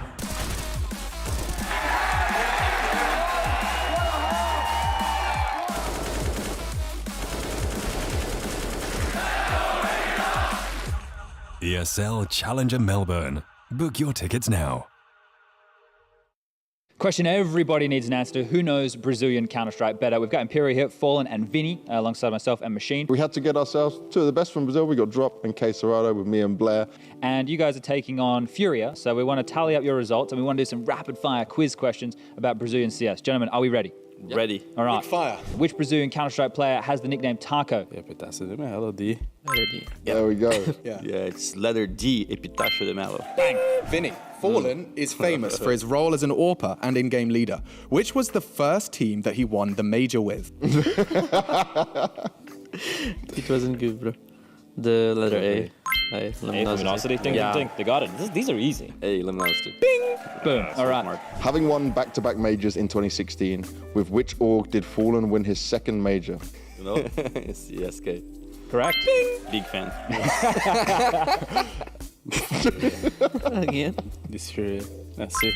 This again. Who is the founder of FURIA, the Brazilian esports organization? That's too easy for you. You work there. I mean, but the thing is, it's gonna be a... It's a quiz. There's a couple of tricks It's a big question because... There's two. Could be both. Yeah. But oh, they got the technicalities here. Yeah. I'm gonna say Andrea Cari, but... Oh! Yeah, exactly, but we can pull Jean Padua because Andrea Cari... See, we got the law here, so no matter what he says is actually right. Yeah. Bing! Yeah, correct. I think it's Jai, but I'm not sure. It's kind of both, I guess. But I think it's A, Jai. Yeah, but go for Jai. It starts in New Britain. I think I got it right. Which Brazilian player is known for his aggressive play style and entry fragging capabilities? Is it A, Fur, B, Fallen, C, Taco, or D, KNG? What are you saying, Gabriel? It's not you. No, you go. Maybe City Side. Fur, it's Fur for sure. Correct. Ding! And me, Quesarado. No. Never. Beta. So, letter A. Yeah, this one is easy. Sure. Yeah, letter A. Back to easy. Who was the first Brazilian player to join a the North American organization, Team Liquid? Was it Taco, Zeus, Oh, Steel, or that's Bolt? a good one. Steel joined first. Shoot first. Bing. Oh my god, they're good. Yeah. Okay. So letter A, Taco. Okay. I'm not sure about this one. I'm not sure about this one. Maybe it's B as well? Yeah, it should be Taco. Yeah, we go for Taco. Yeah, Taco is a wrong Steel, answer. right? It's Steel. Yeah. you said it right now. You're like Steel, right? Yeah. Who was the coach of the Brazilian team Luminosity Gaming when they won their major in 2016? Here we go. Dead, Peacemaker, Apoca, or Zeus? Zeus. Bing! He left after. Was Fallen answer the questions? Yes. Okay. Unfair, man. Oh my god. Zeus. Yeah, I go for Zeus. Yeah. Correct. That was great. Cool. That was really good.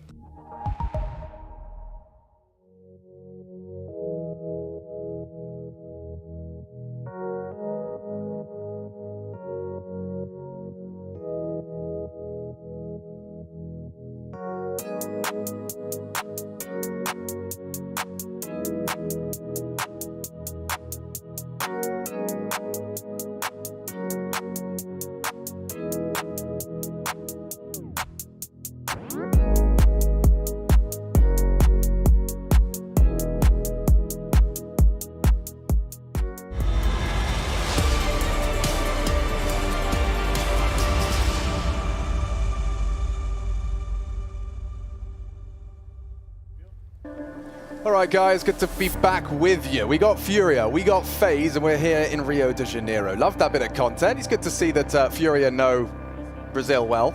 Not as well as Imperial. Well, clearly. But Imperial are not present here at IEM Rio anymore, but FURIA are. In fact, they're one map up. They took their own, Mirage, and FaZe respond with a nuke pick. We're going to be seeing the individuals of FaZe Clan just try and shake that off and return to their winning ways. Now, there's an awful lot on the line here for FURIA. Last time round we were in this very arena, they made it all the way to the semi-finals. Something which I'm sure they would have wanted to take the whole distance, considering just the sheer amount of support and getting to play in front of your countrymen. It's quite the honor. Let's see if they can lock that in yet again. They are just one map away. 16 rounds, Alex, when you boil it down. And it so happens, Chad, that their crowd, their home crowd, are the loudest and absolutely the proudest. These boys, they had drums. It was a football level. It was a party. It was a football level stadium sound when FURIA were taking to that stage, and they want to get there again. FaZe stand in their way, as does Nuke. Let's get into it. Now, there's no nade for the squeaky door here, but there are two Molotovs in play. Now, I'm just taking a look at where these are being lined up. I think Rain is situating what should be a main smoke here. And then Molly for top hut, and maybe one for CT vent. Oh, the top hut Molly missed. Yeah, no one there, though. Still, Caserato's burning out. Does manage to get away, looking for a reload. They haven't committed on this. And there's a lot of bodies here. FURIA rotating through. Rain does draw blood. An immediate surge of frags. 3 in the feed from FaZe. Art drop. Limited options now. Does take a couple of pot shots and trying to drop that one way. Does so safely. Can peek over the top of this one as it clips through those wall. May as well get that while you can. That might be happening in CS2. Yeah, enjoy it while it lasts. That's big from Art. Oh, trying to find Karrigan on the site. They've done well to isolate again and again. All these shots are hitting. Can Rain get away with murder here? Gonna be cleared! And it's a 2v4 to start off proceedings. What a recovery. Art and Drop partner up and find 5. That is the two most unlikely companions to pull off a round like that. If that was Caserado and Yuri in a scenario, yeah, maybe I could make that conversation. But the fact that these two pull that round out of their ass, that one-way smoke, how are you getting so much out of it after the first? They're able to continue forward and find so much more. Really well done here, and I gotta continue to sing the praises of Drop. Great impact from him alongside of Art. And that is fantastic. Yuri, for him, the fist bump wasn't enough. He's like, no, let me shake your hand. Let me shake your hand, mate. That was a good delivery from Art. That's gonna leave him feeling good, and their economy too. Take a look at that. That's 3 M4s. Yeah, but up against 3 Galils, an AK, and a Scout. So you tell me whose buy is looking better as far as the util department, sure, but that's going to be melted through very, very quickly here. So FaZe have been able to put something quite threatening together, sure, but they need to stick the landing on this or that sinking feeling. No lay on his spray there, Yuri. Ahead of it as FaZe, and ooh, careful save. You don't want to be giving anything away on their cross. And so with some, confirmation of presence in Yard, and some descending with that bomb as well. Carrigan's got what he wanted off the rip. Okay, well, has a chance here. He had a glance, but not a deep enough one to at least consider too much of the fight. That decoy making a bit of noise, a bit of a ruckus. And they're starting to search here. Safe to back up Art. They're actually going to send the troops over towards the decon door, so I don't want to brave the stairs. Oh, they're in the vents. Art's been spotted now, more than noted. So much to handle here. You've got no U2, you have to fight on either side. There's not a nade left in the server. Literally. Yeah, let's go. It's just straight up crosshairs v crosshairs, and one from the SMG. Twist will keep it level. Into the sights of Yuri. He's cut Carrigan out. Twist though through, and he's going to actually opt for some aggression. They're going to come in from behind in unison. Rops will hit the headshot, so this 2-on-2 gets very intense because that bomb needs to be planted. And K-Serato should be able to disrupt it. Depends if Drop can find anything. Nothing confirms it's on Drop's side. Drop swings through, Twist busy, and now it's all onto Rops. Can he get him out? Okay, no bullets. And so, yeah, admittedly, into a 1v1. But a very important team ace from FURIA. Every single member contributing. We're becoming a bit of a running theme of this series. Yeah, it's really good stuff to see everybody online. This is not a conversation I tend to have when I see FURIA in the server. It's K-Serato and Yuri, and then maybe one of the other individuals contributing here. But really well handled round, and good trading from both teams. It had to come down to that without the U2. It was just raw Counter-Strike. Yeah, exactly. Yeah. So that was a nice... Oh, I love this from FaZe. They're on the T side, and because they knew they did so much damage, they got the bomb down yet again. They can't afford to go for another buy like this. Both of these teams now are just standing and banging as far as the buys. We are in round 3. We didn't get here in the traditional fashion, and we have 10 rifles right now. Oh, it's definitely not been traditional, Chad. Neither is this. Carrigan charging, drop core out, gets pantsed by the Galil and the speed of the Dane out of the spawn. Rain does catch Yuri. Yard is open for business now. That'll pull Safe away from helping. K-Serato does close the door, raised well. And Rain still making that Galil fill the feed. So FURIA have faltered. And we'll have that 3-man squad, the Wolf Pack, charging down towards the lower site, while K-Serato probably finds himself over towards where his opponent started. Yeah, and traditionally, the last 2 rounds, they've been in positions where they can respond. FURIA cannot now, as K-Serato likely going to have to operate with a save here. This round will be extended depending on how long it takes to get the bomb down. But with the positioning of K-Serato right now, I'm sure we can tell which way this one is going. And if you were curious about how things were going over on the B stream, if you don't want to hear, I'll give you 5 seconds to mute the stream. That's going to be a 5, a 4, a 3, a 2, and a 1. NIP versus 9 for elimination in Group A. In that lower bracket, map number 1 was picked by 9. It was Vertigo, and they were able to defeat the NIP squadron 16-9. They now move on to Mirage, and if you want to check that action out, twitch.tv/ESL_CSGO_B. You can unmute now. I don't know how we're going to tell you that. Rush, shake the camera around a lot to signify unmuting. Well, I mean, don't do that. Oh, he's done that. See, now they're going to go, why did Rush do that? And now they'll unmute. Okay, I see. Hi, guys. Welcome back.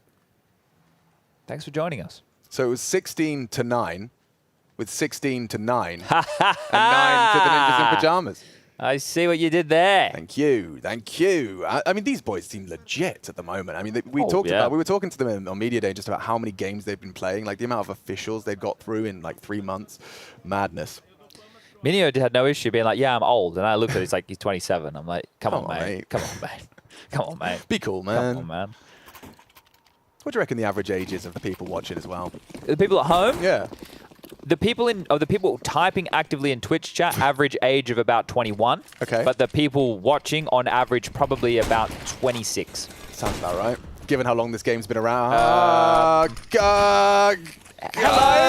Robs gets the best frag he could have hoped for. That's the AK on the deck. And yeah, Robs is not going to allow that to fall into enemy hands. So housekeeping there. We'll call that a 2-2. Do I stop commentating now? I feel like we have to keep talking. Oh, yeah. Because we are paid by the word. Okay, sure. So, supercalifragilisticexpialidocious. That's one word. Oh, yeah, I should go quick ones. Unless it's by the syllable. The dog sat on the log. Peter Piper picked a pepper. Peter Piper picked a peck of pickled peppers. She sells seashells by the seashore. I can't do any of those. I don't even try. As Rops is trying to get this round over and done with. The bullet in the side of the head for Drop. Just 2 to find right now and won't make that 1. It's just Yuri with the FAMI, the singular, the individual in a 1-on-5. And now we should be seeing an eco come forward as he's going to be found in. Yeah, now. Good stuff from Rops. And we saw you have some early frustrations over there on Mirage. Oh my God, everyone's just typing their age in Twitch chat. Thanks, guys. I'll just do the straw poll, shall I? But some people are lying. Yeah, someone just said 82. Someone said 100. Come on, guys. Come on. Now, if you are watching and you're 100, I hope you can hear us. That's not nice. Maybe he's been really protecting his ears over the years. Oh, pure. Why is his pure? Where's his $200 gone? Has he got a Zeus? Maybe. Yeah, he does. Yeah, Hugo pointed this out yesterday. It really bothers Hugo. Yeah, I don't know why this bothers Hugo, but here we go. Prepare yourselves, folks. Art has got a 100% conversion rate of Zeus's so far at IEM Rio 2023. Well, we saw this one work before. That's a little booster, Rooney. Yeah, just ask Rops about that one, or maybe don't ask Navi. All right, guys, come hard, please. Please. Please. Please. It's happening. Just relax.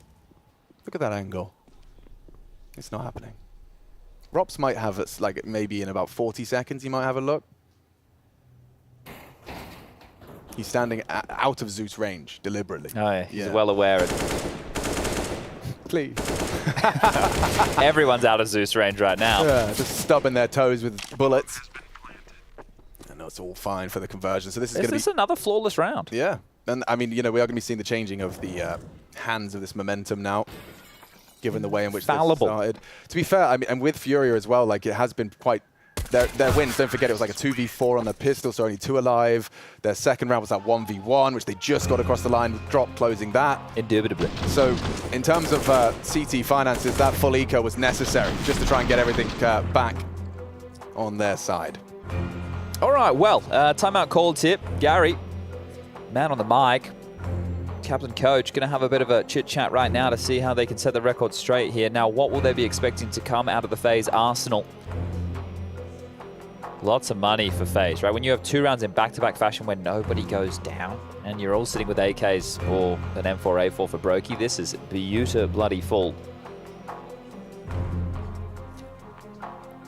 You shouldn't do that on a pallet jack, by the way, Alex. It's not very safe. No. You shouldn't use it as a scooter. No, and I actually have a pallet license. I can drive a pallet truck. Okay. I lost my pen license. This is why I don't do handwriting anymore. All right, well, they're going to buy back in, and I need to point out a couple of features here, everybody. I'm going to be that guy. They only have 2 mollies on the CT side. It's going to make this defense very, very weak to start off the rounds here. Had there been a fast play, yeah, it'd be very hard to contain. That's the thing, right? Because you really do want to be mollying Hut and Squeaky, and then maybe even one for Ramp early as well, if you want to make sure that nowhere is weak. And once that utility has been rinsed through, FaZe have the upper hand. Oh, here we go. Yes, so dead. Look at the flash. Out of nowhere. Goes from 0 to 100 as FaZe just suddenly hit the site just like that. No, but suddenly in a left and a right. It's good night. 3 down. Save with the double. CEST the same, and FaZe just flop under the CT's hand. Nothing for Rain here. He's going to go looking for trouble. Spots out Art. Pointy elbow 1. CEST low, and he knows he's still here. Rain. Don't get to see him in the clutch all too often. More than capable. I think he's playing 1.6 right now. Used to be able... I'd imagine if he actually does the FURIA wallbang there. It's not in his interest. This is really hard. Yeah, I think he's been... Oh, maybe not! CEST was low. Already 3 from Rain. This would be a spectacular clutch to really dampen the spirits of FURIA, starting... flying so high. Look at this. He's even has time to take the hand off and consider his options here, CEST. Just stroking the beard like a wise man. 20 seconds, Rain. Considering all of the possibilities. But if he could just wait for the sound cue, CEST can take that window to punish with Rain without the AK in his grasp. So here we go. 10. Oh, he doesn't expect heaven, He's Alex. not expecting Outplayed. CEST saves them from a red face, and he was the one on the low HP. I know that Rain was left in a 1-on-4 situation right there, but that whole scenario where he's had to pull that back, he was favored in that 1-on-1. But KSCERATO with that heads-up maneuver to walk all the way around to the heavens after being on the lower deck. Of course, Rain's not going to be expecting that maneuver. So a really good round as far as damage is concerned from Rain here to take so many rifles away. But that would have shattered FURIA. So we will tie things back up 3-3. A really good close from KSCERATO, sure, but they're holding on by their fingertips right now, FURIA. Make it sound like something quick, but FURIA, yeah, immediately just calling not too much commitment out of FaZe. It's drawn so many eyes, though, especially that extinguish on the heart molly. Yeah, and that forces out more utility, creates a gap, which hasn't been punished just yet. And they are wanting to pressure over towards ramp here, where Safe is currently playing over towards the hell position. Just on a couple of jiggles, and he's just limped away. Oh, the flash. He eats it. He confirms at least there is a lot going on at ramp. The rotate down the vent, important, integral. Art's already there. Swings open the door to try and receive him and does chip further away at Twist's HP, playing ahead of the molly. Door is open. Or not. Told a lie, excuse me. Oh, denied. That is now loose on the floor, and 2 to the good for FURIA here. Everything's open. Holes in doors wide open. There's nowhere to plan. But nowhere wait for Robs. That's the key right here, because this smoke in his hands, still deciding, do we want the double door or do we want the single? Well, either way, something needs to be obscured. Bomb will get planted now. Door open. So favored to FURIA here. If they can just find a push in unison, they've got a 2-man advantage to trade into this. Twist needs to get a better position here if he can, and he has so many issues. Yeah, it's going to really count on Twist finding something, yes, like that. Oh, and even more damage inflicted onto Safe. He's nearly found 2 kills. He's got 1 bullet, 1 health, and now he's dead. But look at the amount of time left on this. If Carragher could just, catch that first diffuser, covered by KSCERATO, they will secure it. And I mean, this has been a very intense start to Nuke. You can see how few rounds have actually just been walks in the park. It's constantly down to the wire, down to those final mid-round, those 2s and 3s. I think intense is a very good way to summarize this, and it's even forced FaZe into a bit of a timeout of their own right here. They have enough money to spend, but only just. And FURIA's buy just then was only just. You saw those MP9s come into play. The fact they get it down into that 3-on-5 situation early. Twist tried to draw it back. If he had a few more bullets, I feel a fight could have been won in his favor here. And that spam through the door. Bloody hell, poor Brokey. That one stings a little bit. Yeah, you can see Twist here trying to be conservative with those bullets, but good impact again from Drop here. Everyone gets themselves into an upgrade. The buy looking very tidy as we get that repeat of Gary's yelp. But there is no AWP available here for FURIA on this CT side. And on the other side is the different conversation. Brokey's whipped out his big green.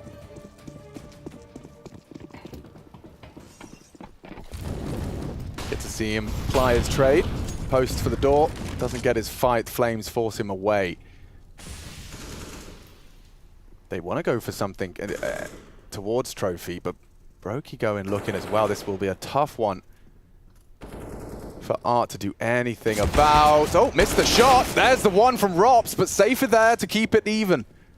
I really like that from Robs. He knew he had to put his body on the line, but it was impossible for Brokey to try and have the follow through there and take Safe out of the equation. So Robs does offer himself up. They now draw level 4-4.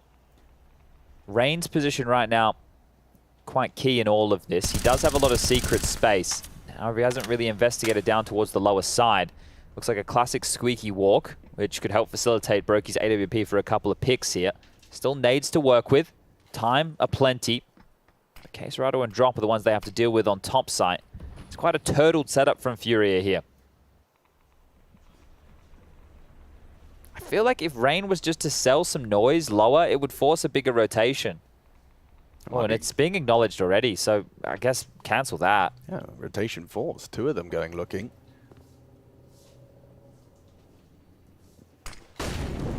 And now you tilt towards that top side, so whether it's down the vent or not, looks like it is. Yeah, interesting, but Rain just died. Oh, does that cancel your plans? Safe's revealed himself. They don't even know about Yuri, and it's only Safe with 3. That's round defining. A full quad kill from him in total.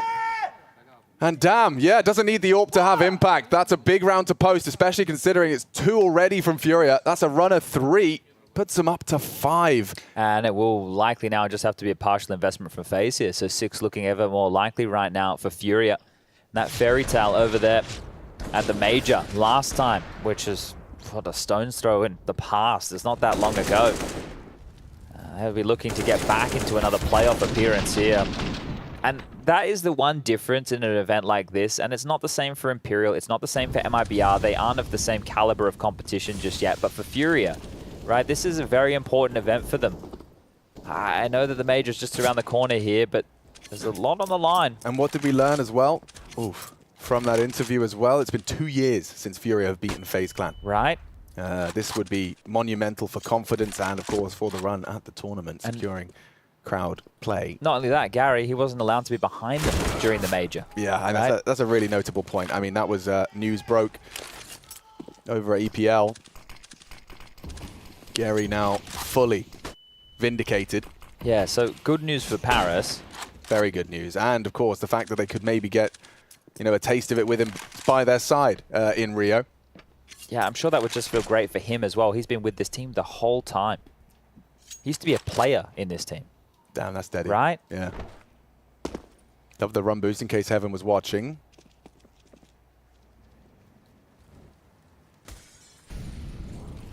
I guess this Twist AK is the only real thing to get excited about here, because Art will grab yet another and has an opportunity for even more.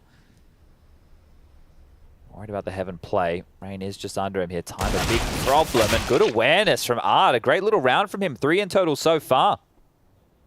Yeah, this is exactly what you want to be seeing from Art. And he does get away with that one. Going for the ladder, no scope. Love that from Brokey. Twist, however, trying to get into the site and loses his life. Brokey has to die. He's working on it. Would like to do it stylishly at least, and yeah, K-Serata will oblige. So, as FURIA finding themselves a strong defensive run here, 4 on the trot, and all with, you know, four rifles still alive. That's going to start really setting them up for success into the next 6 rounds of play. Yeah, it's time for them to get going here, FaZe, because it didn't start close on Mirage, but it felt like there was a bit of a tussle in the early stages at least, and then that's where it started to really blow out to what like that 10-2 scoreline at one point. Sure, FaZe didn't win the pistol, but they did get on a decent slew, and now they need to get back into those winning ways ASAP. But Yuri's got other plans. Hello. Aggressive rifling outside, deals with Carrigan. Carrigan's given up a lot of early deaths here. This is the in-game leader syndrome at an all-time high at the moment. IGL syndrome. And it's now just gonna, you know, drip. Like this is the tap at night. You're laying in bed. You don't want to get up to hit it, but this round just feels like it's gonna slowly drip away from FaZe because you lose it so early. There's no space. Carrigan now just has to sit and watch on. He has to hope the players can make the correct calls. But yeah, not only that, but someone has to, you know, overcome the odds. You will need a multi-kill. If things trade out, you're always going to let that one lose. And you can see Yuri, he's ready to try and catch this timing on that main entrance, trying to play hidden. Rain, his next victim. And just like that, this round already loses its potency. Everything's working for FURIA right now. I say Carrigan's been giving up a couple of opening deaths. This is his first opening death so far in Nuke, but there was definitely a couple over there on Mirage. Look at it. Like, what are they doing? There's no rotation forced. Everybody's alive. Like, the situation hasn't had to change. There's been nothing to buy the respect of FURIA to get worried. They haven't needed to. The kills were too easy. And now FaZe call a second timeout. This could be a 2-0 drubbing here today. Single digits on map number 1. Maybe we can keep it that way here for map number 2. Oh. Damn. If we could... I know we can't. We can't. I know we can't. But it would be nice. It would be really nice. It would be so nice. Like, why do the players... why do they want to... protect all their strategies and everything. Strategy. Yeah, why would they want to do that? Have some privacy in their comms. Come on, guys, share. I do love all of the comm videos that teams are starting to pump out now.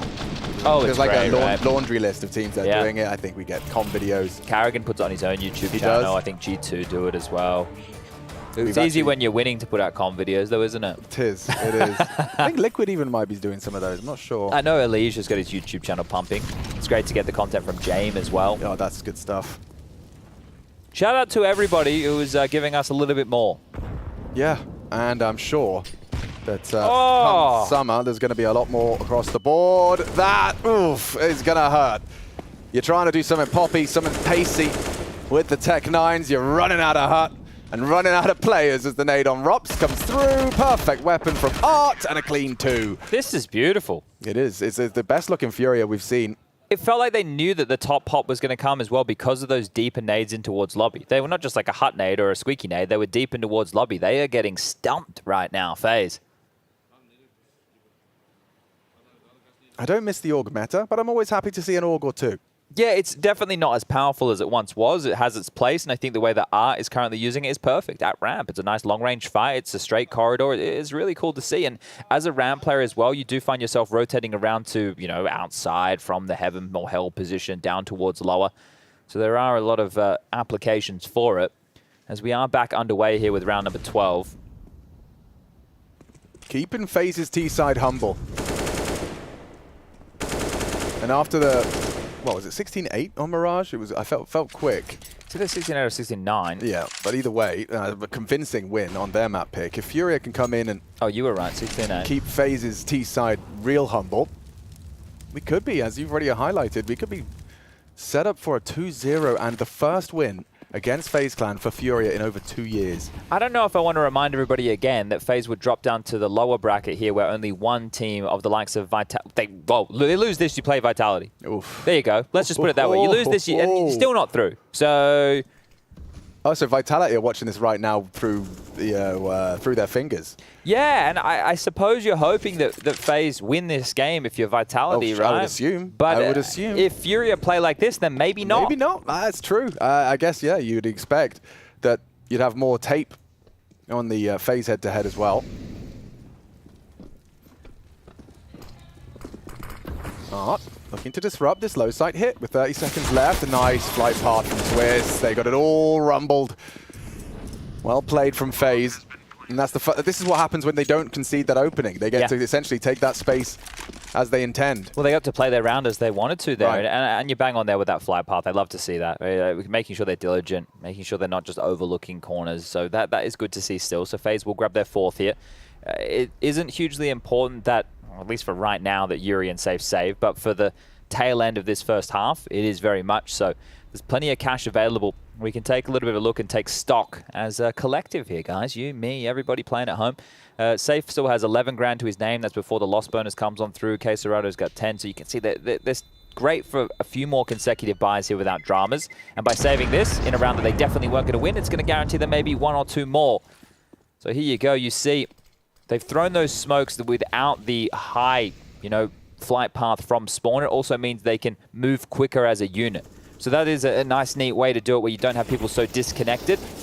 It also means that if any util or whatever comes out, you can either decide together how you want to deal with it. It's not just one player who's maybe a bit ahead of the pack like we tend to see getting isolated or playing ahead of a molly and then everybody else gets stranded. They could circumvent that together. Double orbs out. Going to be seeing if that's... Oh, wait. Yeah, Carrigan, he likes this extinguish. It gets the teams usually, as you astutely pointed out, cycling through and siphoning through their utility, but it doesn't seem like this time Fury are going to fall for it. They've still got full belts. I'm curious about what type of map control they're willing to give up this time, because if we see this smoke wall again, yeah, I'm curious if it's the same follow-through. It's not. It's a fake this time. But they will have to rotate a player down, and it can't really be Art. I know he has the AWP. It is viable to do that, but you would like to have a rifler down there as well. Nobody's able to maneuver down the vents just yet. The fake has worked.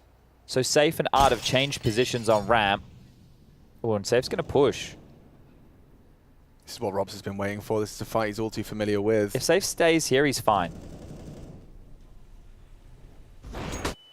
Yeah, action from Rain that activates the rest of the pack. You can see Twist onto drop. Queserato forward and Safe not clearing his corners. 2 to the good for FaZe. Rob surging into ramp. Will he be overlooked? His head was on a swivel. A missed shot from Art. And that's going to be punished. Back-to-back rounds where FaZe may not lose a single member of their squad. 2 flawless gun rounds. Unless. Don't you dare. That's all right. The bomb's going to plant on B, so CEST in the wrong place at the wrong time. And they will be finding themselves their 5th now. So, yeah, getting something going here. And this is the T side of Nuke. So when we flick on over to FaZe's CT half, we are going to expect a better FaZe here. But they can still salvage 7 in total, which would be a great half. And we know FURIA, they approach the T side in the most unorthodox way out of everybody playing Nuke at the higher levels right now. They do a lot more lobby plays. We know they've been integrating more stuff towards Yard, but we see it's not perfect, right? They miss some smoke walls. It feels like sometimes the memory of a goldfish comes into play with those lineups, and it's just not as smooth as you'd expect from teams who want to actively play this map. And that's maybe what has been picked here by FaZe to punish. And they punish them again with that same smoke wall in play.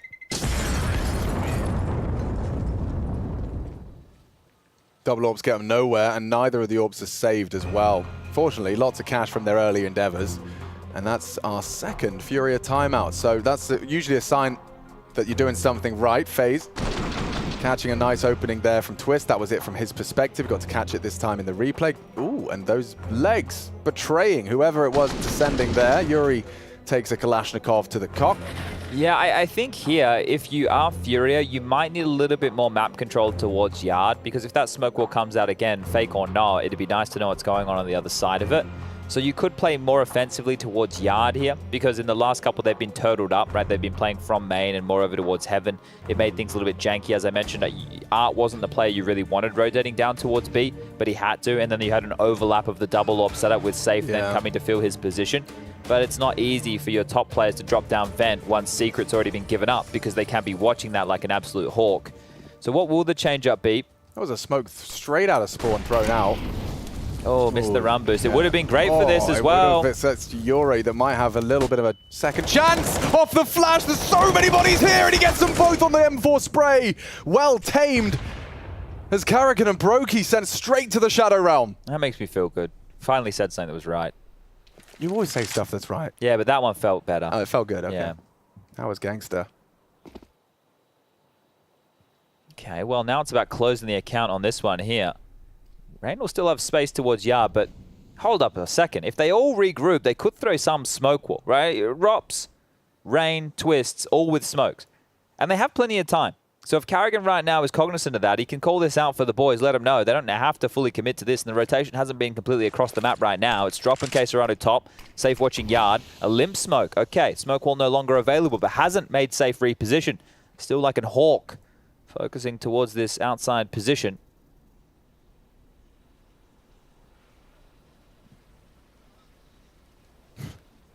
He's not going to hesitate. No, not at all. This is where he's going to spend the next 38 seconds if he has to. Oh, he moved. Oh, bloody hell. And Rob's only the one. CEST still has control of the top side. Rain and Twist are starting to try and take space and taking heads. Safe. Oh. An involuntary haircut. Still one back. CEST has kept him with the advantage, and it's a lot of pressure on Twist. He's anticipating Art going and investigating. Molly good. Plant force. Disrespected. Wide. Yeah, this is going to get really uncomfortable. He's not going to be ready for Art on the rafters. And that's the end of that. And the end of FaZe's run. It was 2 perfect rounds.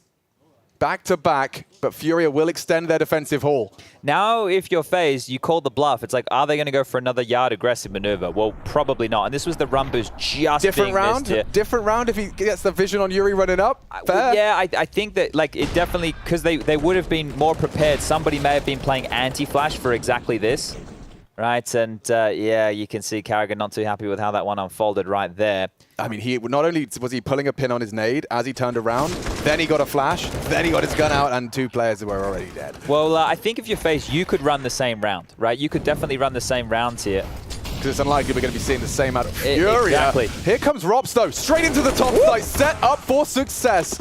And Safe drops into the site after condemning him to the first and only frag from Rob this round. Twist happy to take a duel. Yeah, okay, Yuri, you want to bang? Let's go. 3 on 3. Nobody's on B. We will see. Rain onto Safe. CEST and Art to hold that cross back. They don't have to rush this. And Twist, ooh, has been caught out by CEST, so they will commit to this low site bomb down thanks to Karrigan. Can't really rotate Vent CEST though.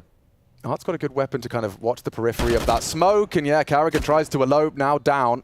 Well, CEST is rotating the long way round here. Out has to wait for him to get on into position, but Rain can clutch this. He's looking for Art's head. He doesn't find it on the first engagement. Now that bomb's ticking in his favor. Still concerned, secret vents, lots of uncertainty as to where that second player is. Flash out, confirms they're both there. CEST does not need vision to find your head. A triple kill from CEST to secure it. That's 10, double digits reached on FaZe Clan's pick, and FaZe on the ropes.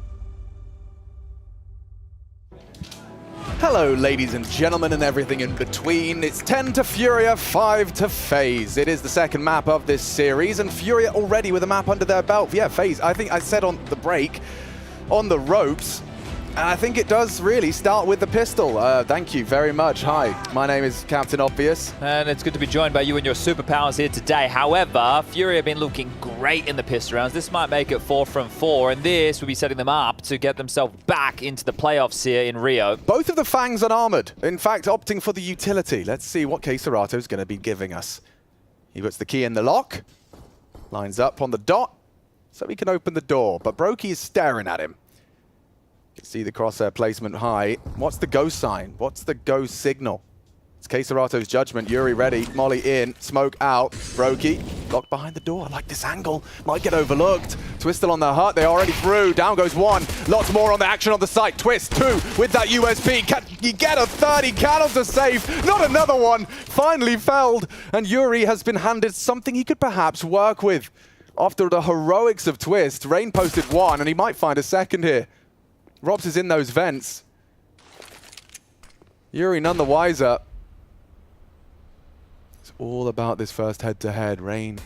Oh, jiggles out. Robs is up and out. And yeah, this gets awkward now. Oh! Or not. Great headshot. He only needs one more bullet. Admittedly, Yuri's been brought low. He opens the door again. He wants to fight. Go on! He gives it everything he's got. But Rain holds on for FaZe. That's the first FaZe Clan pistol we've seen. Yeah, and finally, Rain converts a clutch. The guy's been in a couple, right? And they haven't been easy to win, right? So I'm not putting it on him that he should be converting them. But that Caserado one, you know, he did the hard part. Exactly, right? So Rain, that one's going to feel good. A bit of indication in that regard there. But yeah, this is a setback for FURIA, as it were. It was 5 sets of armor on the FaZe side, so if they did find themselves in a post plant, there wouldn't have been a defuse kit. And FURIA, without the plant, they're going to keep this humble. They aren't going to purchase on into round number 2. It's going to be what is practically a full eco. Did that top hut molly miss? It's been missing a bit. Because we saw it get thrown, but Twist was still on top hut. And I think the same could be said for FaZe in their top hut molly. Yeah, I think so too, right? So something funky in the It's curious, system. isn't it? Yeah. I don't know what happened there. Okay, well, yeah, of course, you'd expect them to go out here and farm it all up with 4 out of the 5 staying alive. But this is the start that they need on the FaZe side to take us to that 3rd map, which will be Ancient if we do need it. And up until this point, it still doesn't look like we will. FURIA have been playing some great Counter-Strike. Let's see if the game plan here on Nuke is exactly what the doctor ordered. That was a really good molly.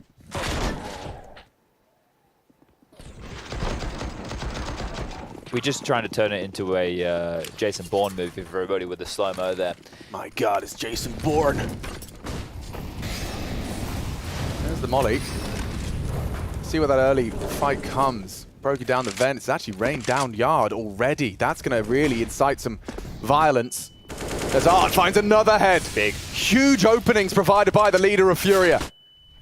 FaZe now in a off-kilter. Wobbly. How has that happened? Rops and Carrigan, both with only the MP9s. And Brokey still on that vent. He's going combat AWP, and he goes hunting and loses the AWP, loses his life. Carrigan likely hiding in the smoke. Should be Drops frag every day of the week, and now only Rops.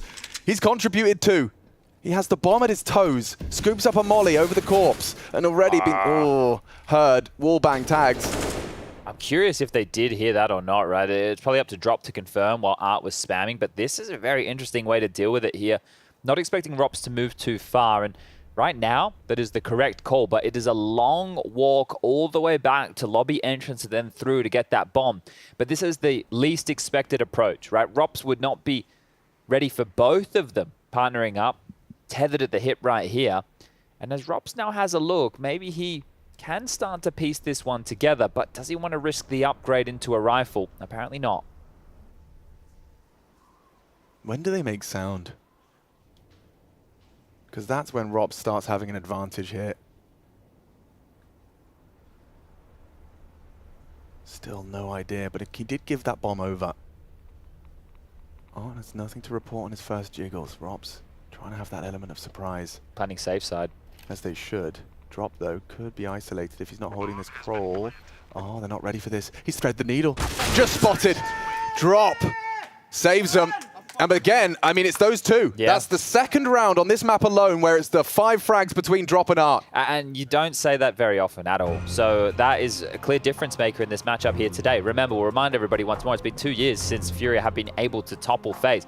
This would be one way to do it. Not only do they get back in the arena, this man right on your screen, Gary, couldn't be with them last time at the Rio Major. This time, he would love to be out there with the admiration being thrown their way. The hometown heroes a chance to compete for a title here in Rio de Janeiro. And that stash on display, how can you look past it? Can't look away. Now, this is where the conversation needs to heat up as we really settle into FURIA's T-side. It will be an eco now from FaZe, and, well, you have to understand exactly why that happened. but it is going to be to do with the yard plays. Is FURIA just going to run with their standard lobby harass? Well, the first gun round showed a little bit more flair towards yard. Sure, that opening pick and then the drop down, it kind of was a momentum-based scenario there, but these next few will be a bit more explanatory of the way that they want to approach this. But you have to convert around like this. Nice, actually HE on top of that. Just to catch a couple more of them. Sorry, Chad. Oh, you're right, I had a little bit of gas. Don't we all? You're all human, and the Zeus, I hope you're finished. Oh, I am. Oh, good. I saw it, don't you worry about that, mate. Jolly good, jolly good. Hart's leaning over. He's even having a glance at his teammate's screen, so maybe he knows what's coming. Brokey's talking a lot.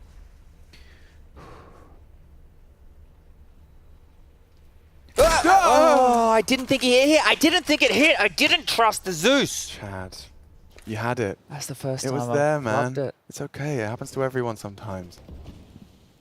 I apologize to everybody. Yeah. I apologize. Maybe you should get it in I writing. apologize to my mum, my dad, my sister, my newly born niece, everybody. I apologize to all of you. It will never happen again. Oh, man. Oh, my God. Rain has gone all the way around yard and put one into the back of Safe's skull. Not like this, though, FURIA. After all of this beautiful counter-strike, they could be just rumbled on.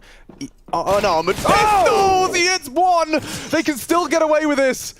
FaZe scrambling to do any more damage. It's CEST, though. Don't you open those doors. You're going to be scared what you find on the other side. As Twist has got one on the CZ. Damage was inflicted onto him. CEST has to save him. Oh, wait. Hey, yes, indeed. Gets the info. Can he get the frag? Twist has done it. Finishes it off on the low HP. But what on earth?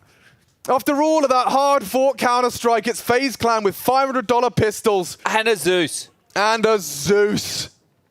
Oh, I wonder there as well with the door getting closed on him if it pushed CEST at all, because you know that you can get like kind of rumbled by the door. There it is. It's a max range Zeus. There it is. Oh. But let's review. I mean, that is great, but no, the way in which that ended, this is the fight I'm interested in. So this is great, but then Twist comes down. Yeah, right. The door plays such an issue. Well played by Twist. Incredible to finish. Well, the conversation was just changing. As I said, they had to win that round, FURIA, right? That was their round to win, for sure, considering the whole circumstance with that type of a purchase. And now they're the ones on the eco. This is it's going to change the state of play.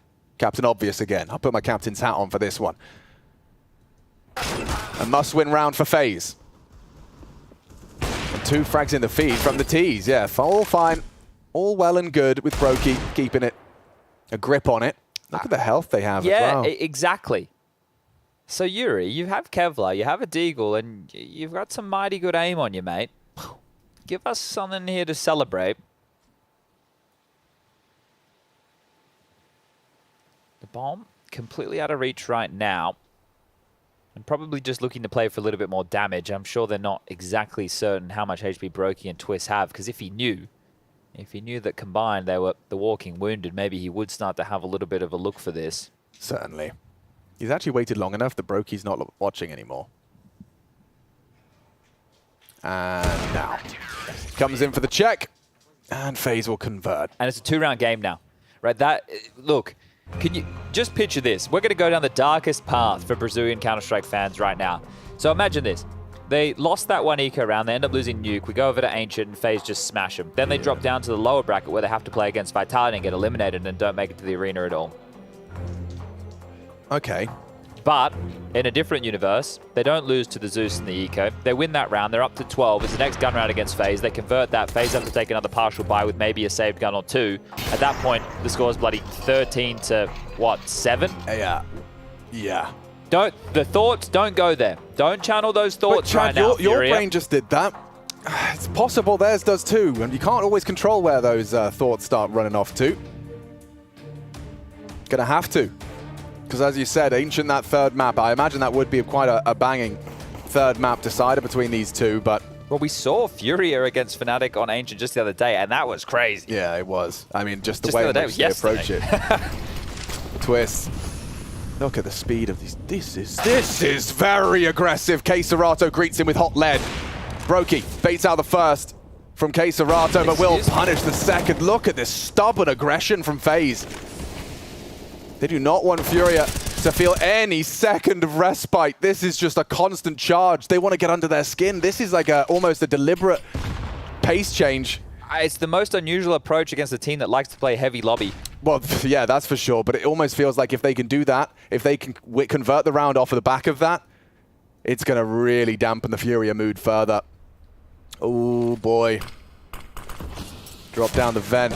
Gets away with it. Yuri with a follow with that bomb, but Rops, this is an angle they're not going to be ready for. Yeah, just the timing. Perfect from Rops. Gets the bomb on the floor and a nice headshot back. Drop, you got a clutch in ya.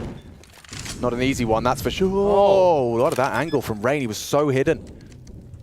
And now, perhaps going to have a little bit of an element of surprise. Wow, they're playing a good game of Counter-Strike. It's almost like they're professionals, Chad. Yeah, well, we're running around the difference now. Some really well-handled moments there from FaZe. I still can't believe that approach. I don't know where that call comes from, but you love to see it. Some aggressive CS, just twists being told, hey, bud, can you just run straight in through Squeaky Door and Brokey will trade you? Yeah, why not? Give it a go. It's worked. They stuck the landing. I mean, that's after Twist goes down immediately upon his aggression as well. Like, that's a recovered disadvantage. Here's KSCERATO's first onto Twists. And then Brokey, like, let's see it from KSCERATO's perspective. We won't. But he was putting out that Molotov because you see an AWP push and you're like, okay, this guy's not doing anything more. He pushes forward on that. Yeah. There could have been 2 more players in lobby. Yeah. Gets it done.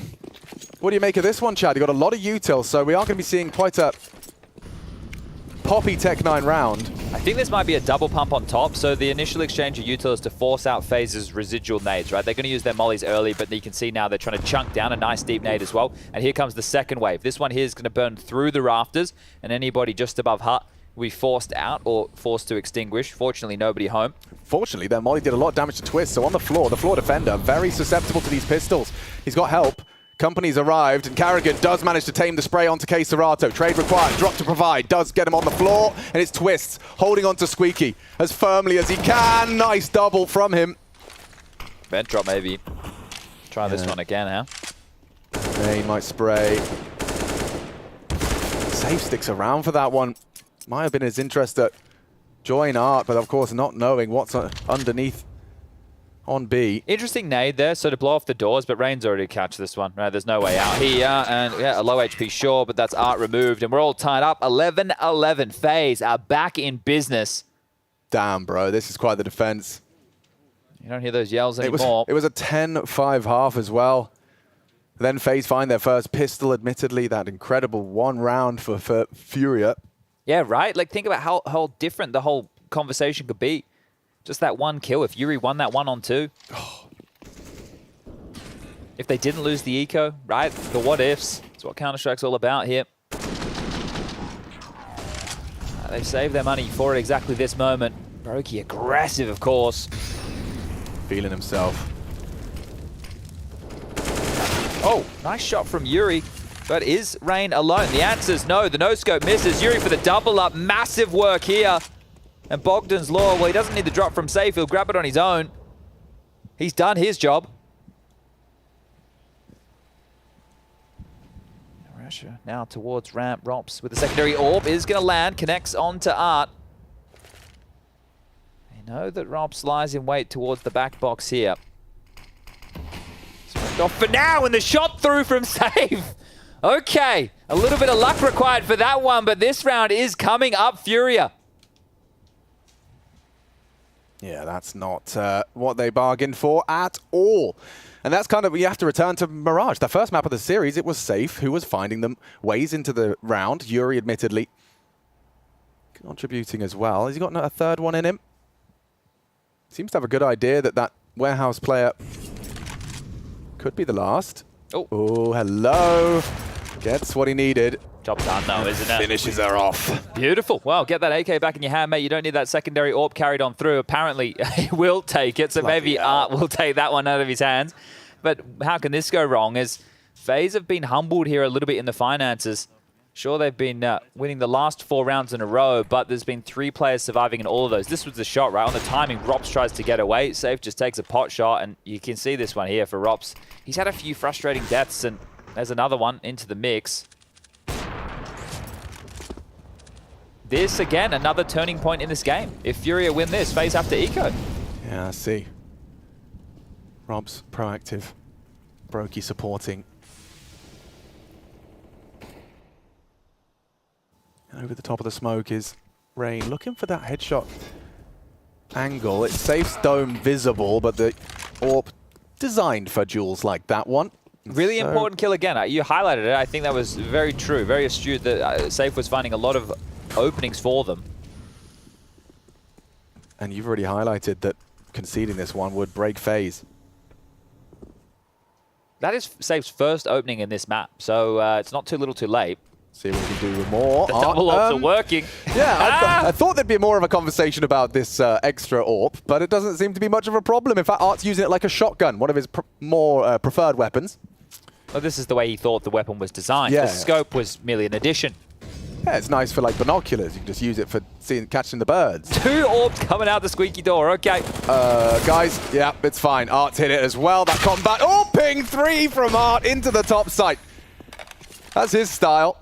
I remember, it will have to be an eco here unless Drops can win a 1-on-4 situation. Yeah, and that would already looks like 13, maybe 14 in the bank as long as Rops goes down. FURIA, they've got to stay focused here. You can see the smiles. Gary's desperate to kind of keep the boys in touching distance because as soon as they lose this one, you've got that whole slate wipe clean of Ancient ahead of you. And they want to try and also move past that loss to just the pistols. 3 out of the 4 pistols over the course of the series so far, but losing, of course, to just economical from FaZe has put this game in a whole lot more of a closer lineup. Well, there's a Zeus in the server again here, so I won't let anyone down again this time round. Is Art. That is crazy. He just ran through his own molly. His teammates all just took damage through their own molly out the squeaky door. They're straight down towards the lower side of things. The Zeus ain't coming into play here. No, thank you very much. They are all here, though. Some USPs just going to start peppering. Look how close Robs is. He does have the Zeus. Maybe you spoke too soon, Chaz. Maybe you spoke too soon. Got the AK Rain's now. got 1. AK for Rops, and there's no way Drop is ready for this. They drop him a one-way, spotted now, has to fall off. This is a weird turn of events. 2 CTs with rifles and no armor on the site, being picked apart and AWP in the single door. And okay, FURIA doing it their way. They run through their own Molotov against the eco, get down there, and it's just complete chaos. Looks like 9 are not stopping for anybody. That's elimination right there. NIP about to be knocked on out of IEM Rio for 2023 in 1 round's time, and 9 are not messing about. They're about to do it in a 2-0 fashion. That could set up a rematch against Heroic. Now, Heroic still have to play against the Mongols, so I am getting a step ahead of myself there, but they've already played once in this event. It was the opening best of 1 gambit. But really good to see 9 following up on their performance from the RMRs, right? This is one of the things. These teams who have been grinding online, they've been trying to find some good results, having an opportunity in an event like this to back it up against top-tier teams in the world. That means an awful lot for them, not only going into the major, but for them as a team in general, right? This is showing we can compete with the big boys. We're not messing about. NIP are a mainstay. Sure, things haven't been great for the Ninjas in Pajamas for some time, but they're definitely on an uptick. This might send them down a peg yet again, but 2 more rounds for FURIA as we turn our focus back towards the A-Stream game. FaZe have not lost to FURIA in 2 years, and this would be one place, one time to do it. Get Gary with you back into the playoffs of Rio. And not winning a single international LAN trophy for FURIA. Been around the block, been contenders, impressed us, taken many a big scalp on their route, but this would be a big one to take down FaZe. And that lower bracket, I think FaZe are sick of hearing lower bracket right now. No last chance here as Yuri is in the vent already. So FURIA have made some space down towards Secret. Plenty of room to work with here. But they need to get that bomb to the finish line as Rops. You can see him. It's a position he uses. It's a nice little off angle. It's been highlighted, I think. It was either Mahone or Nart. One of the two. Both are great who highlighted that. And I think it was Mahone, actually. I think he did it on a broadcast, actually. But coming out, yeah, as you can see, the angle is not going to be a comfortable clear. Your attention usually drawn to ramp at that point. Well, Art's not afraid to make some noise here. And it has forced a smoke out on B as well. Oh, okay. But that's Brokey down towards lower. That's information in itself here. Then Carrigan swung on. Nice from Yuri, gets out of there. But still, K-Serato's the one to just get away with that frag onto Twist. Brokey down on the rotate for hinges on Rain. Dancing with Safe, hits the headshot on the AK. Now a one-on-one emerges. Can Safe do it? 2 already to his name, but no HP for this one, and trapped on the site up against Rops. Playing this one smart. Expecting Safe to eventually try and cross Hut side, or at least take a fight. He's getting uncomfortable with every second that passes. No confirmation of Rops' presence. A single headshot from the AK required. Rops, so smart, so calm as he collects, and that will be 12 for FaZe. Well handled from Rops right there. I love the way he backed himself into too. main, right? Understanding that fight, knowing the angles that he could manage right there. So really well handled.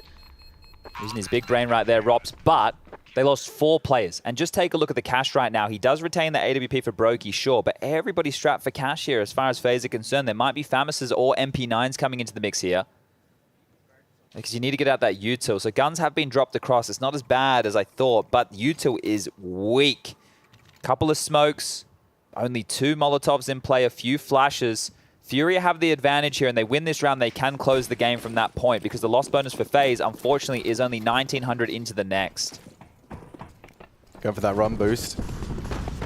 Yuri launched towards main. Rain to receive. 1 minute 39. He's already swinging wide. Look at this. This is the fight. Rain down. Yuri delivers the opening. Can they continue to manufacture? Good 15. trade. Carrigan delivers back. But Brokey, this is very aggressive, and it's been rewarded. Safe was not ready for presence there.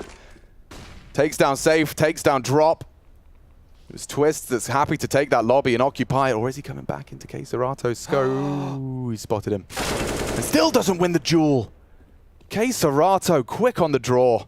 Okay, well, they need to get that bomb back, and they know where Brokey was. Rops is the ramp defender. Where has he gotten off to? That seems to be the question right now, and considering he could potentially be making his way up through the secret position. K-Serato ready for the heavens for now, but again, they need to get the bomb. K-Serato with a smoke, with a molly and 2 flashes. As again, Art is happy with this full rotation around the world, back through lobby to make sure that there's no presence coming from that side of the map for K-Serato to have to deal with. Now with this util, you get a smoke towards main or heaven, either or. The molly could then complement the other position or even vent. And that could be perfectly placed considering where Rops on 24 kills is currently seated. Bomb found. And this util should get lobbed out now. You don't just have to go for the plant. Pushing. And Brokey down. Brilliant find from Art, forces it. And now Rops, an extra player to deal with. But a similar scenario. One Hut side, and he's hoping he can find something from K-Serato's investigations, but just static. Hut to be cleared. And the angle crossfire. Perfect as they secure 15. They are so close to doing what has eluded them for years. Taking a full best of 3 victory against FaZe Clan. And they couldn't be in a better position to do so. Remember, again, the finances for FaZe. There's 1,900 loss coming into this round. Their cash, it's done. It is dusted. It is in so much trouble right now. They've done more with less in this map so far, but this is when the pressure is at its highest. The playoffs are on the line. One more round and FURIA are back in this arena with their fans, and Gary is going to join them this time round. Frustrations are really starting to bubble to the surface as well for FaZe. You kind of always felt, maybe in the back of your mind, you had Nuke in the bag, and now it feels like, no. FURIA are taking this from you. You're sitting there holding just an MP9. You ain't got a single nade to your name. And FURIA are going to keep spamming, spraying, nading their way into the bomb site. And this is the perfect situation for FURIA. You don't have to do anything. Sit back, wait for that aggressive maneuver. Allow any utility, allow any hijinks that they may have brought into this round to just be siphoned by that cruel mistress of time. Because sure, it's on FURIA to make this next move, but FaZe are the ones with all the disadvantages. K-Serato having a look, been a great map from him, 24 in total, but it's been a great team effort yet again with 20, 17 from Drop. Some of the best Counter-Strike we've seen him play in a long time. Yuri, been a menace on Yard, finding these openings, and finally a bit of a layering of util towards that main position. K-Serato at the ready. Is retooling and regathering. The call yet to be made here from FURIA of how they want to go for this final blow. Round 16, just 5 kills away.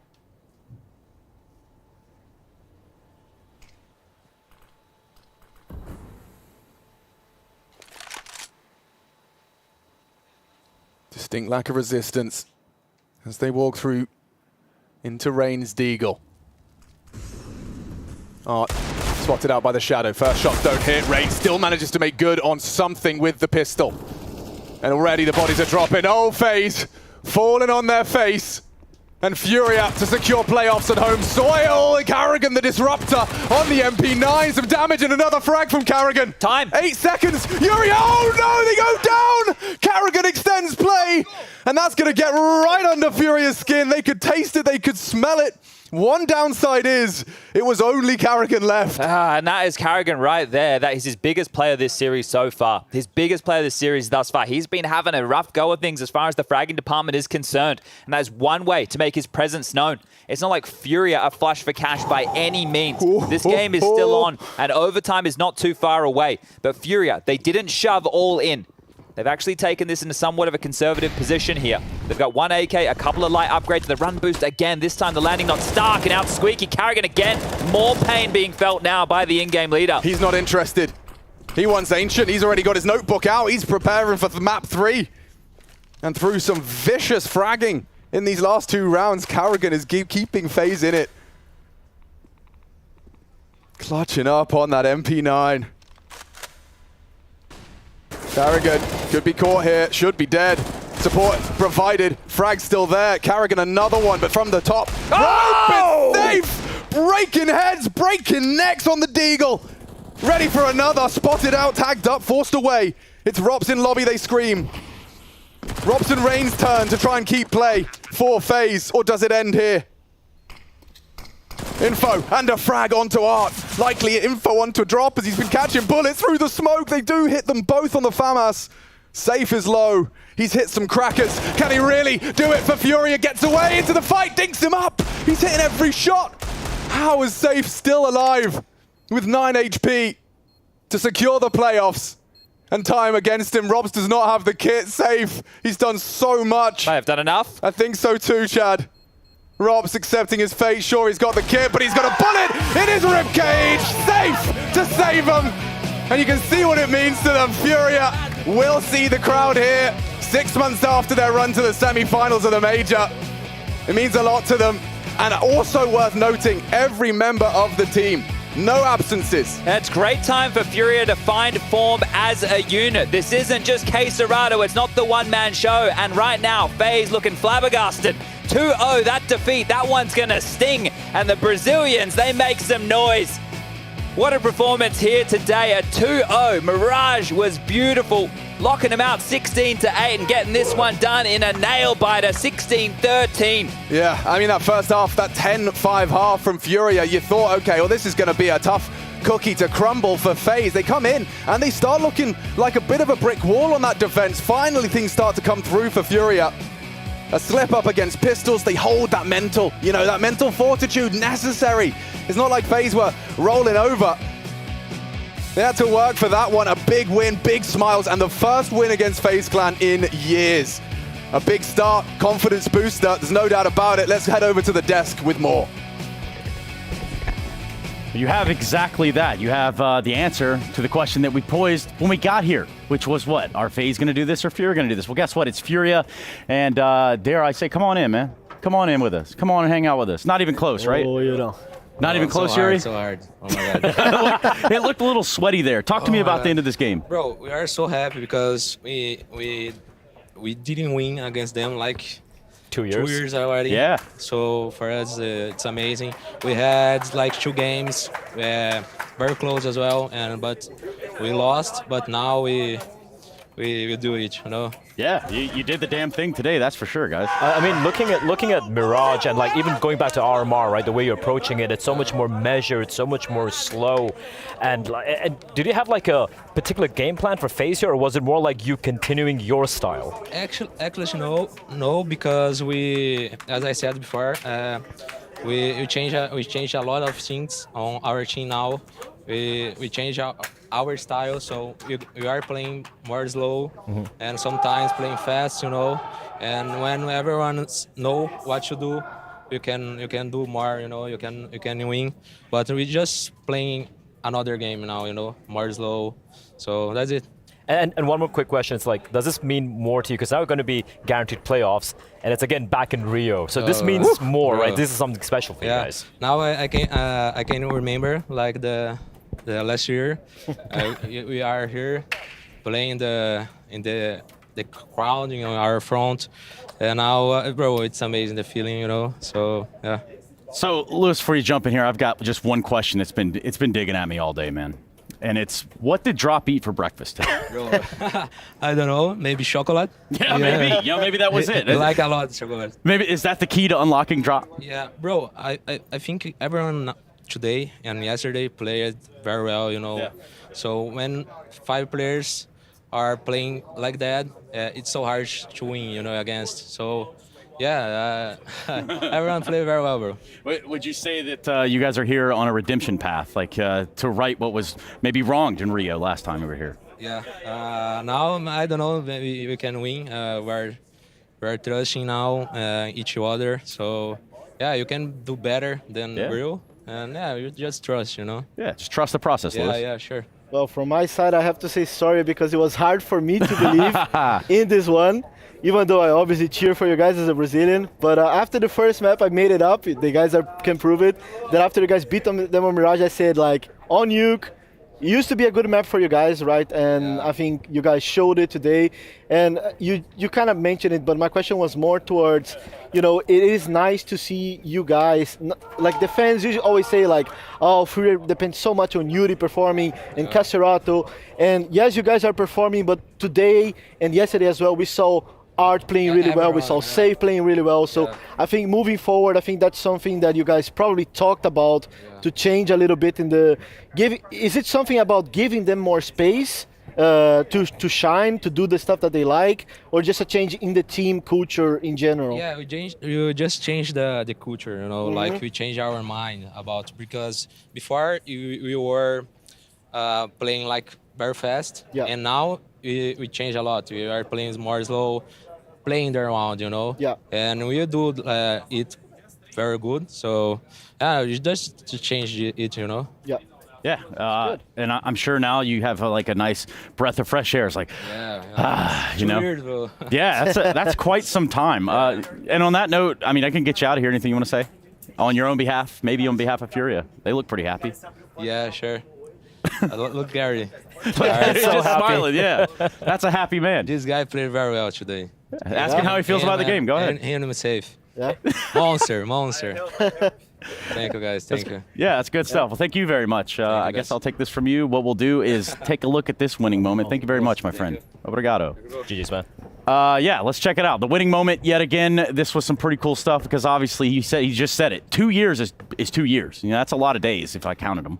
It was, I think, the biggest event. I know they beat them in Gamers Without Borders, which is more of a charity game, but the last time they beat them was in IEM Katowice 2021, which is, Trace, that's a lifetime ago. It does feel like a lifetime ago, and also like yesterday at the same time. It's hard to explain, but I get what you're saying. It is a monumental task to go above and beyond, and then finally kind of, you know, capitalize on one of these moments right here where you get the idea of, hey, we can beat FaZe, now we've just got to play like we're supposed to play. There was a moment there, right, even though they were winning and FaZe was still grinding it out, that round from Carrigan, the 4K with the MP9, and FaZe are so hard to put away in moments like that. Yeah. That's when they get fired up, that's when they go in clutch, take it to OT, and just kind of crush your dreams. But I love the fact that some of the players, you don't, like, you know, you're expecting maybe a Caserato or Yuri to be the one to come up clutch, but like, safe in the final round over there, Drop had his moments as well. So it's good to see how every individual on the side of FURIA were able to basically just be so clutch, and that's what you expect more from FaZe rather than from FURIA. So, Lewis, let me pose you a question here, all right? Does this say more about FURIA or more about FaZe in this victory here from FURIA? Yeah, that's a good question, because like on the FaZe side of things, I kind of have a mixed feeling about their T side in this one, because like at the beginning of the game, I think they had the right idea of approaching the game. We briefly talked about them having to approach outside yard on Nuke with the wall smokes and stuff. They started the game by doing that, which actually won them the very few rounds towards the beginning of the game. And then towards the rest of the game, for me, it did feel like Kerrigan was more focused on trying to sort of outsmart and outcall Art and FURIA, and then they started going A, and then they started trying to go fast towards ramp instead of trying to keep abusing and doing something that worked before. Right. And by the time that they tried to go back into that, We have that run from Yuri where he just pushes outside. Yeah, I mean, at that point in the game when they tried to go back to what was working, it was kind of obvious. Also because prior to that, they just won a round outside. So Yuri was just like, you know what, I'm just going to deal with it by my own. Flash me out, I'm just going to deal with it. And that's what he did. Catch them off guard. I mean, I'm kind of shocked by in the sense that like FaZe, as the favorites, should probably keep going with what was working for them over trying to outsmart and overthink the situation. Lewis, a wise man would watch this game and probably pick it 9 times out of 10, the same way you did earlier on. Now, that is what I said was the internet, and that is forever. You can go back in the VODs and check that in your own time. In the meantime, the in-between time, what's going on in the B stream? I'm pretty sure last time I checked, it was like Nip not doing so great against 9. What's going on over there, Banks? From 15-7, 9 had the Ninjas on the ropes, and it was looking like 2-0 and Nip being sent home. But they've clawed it all the way back on Mirage, and they find themselves in overtime. 9 need to pull deep if they want to try and get us over the line now. Otherwise, we'll be going to a third and final map. But NIP's experience is shining through right now. And 9, they need to find the solutions. Let's see how it goes. But this is bloody exciting. Yeah, 9 turning some heads. Nip probably just bowing their heads. I mean, it's kind of surprising they managed to let that lead slip by. So kudos to Nip for to kind of bringing it back. But yeah, 9 man, you kind of expect this fairy tale run at one point to kind of stumble a little bit, but they keep proving everyone wrong, and that's great for Polish CS. I'll just say that. So there it is. That's you've said the unmagical word, and I said unmagical. It's actually just a magical word. I'm talking about that of fairy tale runs, which is only illustrated through brackets. So let's go ahead and run those up right now and tell you exactly where we stand. What is coming to the close of day number 2? FURIA breathed that fresh breath of air that does give them just a little bit less to sleep hard about. Yeah, the really cool thing for FURIA is that obviously they are guaranteed a spot in the playoffs. So of course, we're going to be playing the winners of OG and Cloud9. That's going to be taking place later on as well. Lower bracket though, Vitality, FaZe, right? Ooh, baby.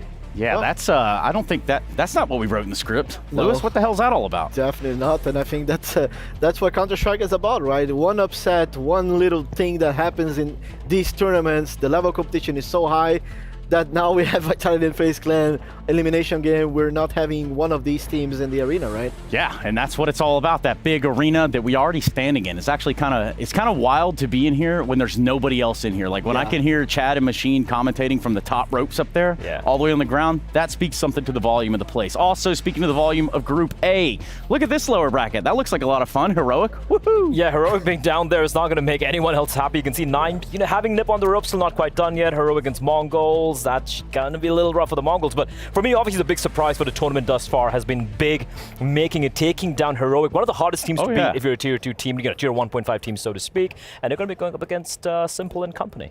Well, good luck with that. Good luck with that. Sometimes you can awaken Simple, and that's just not what anybody wants. Now, what I can tell you is we go to a break so that we can come back and try to conclude this day a little bit more. I'm handing the keys over to Freya. We'll be right back shortly, I think.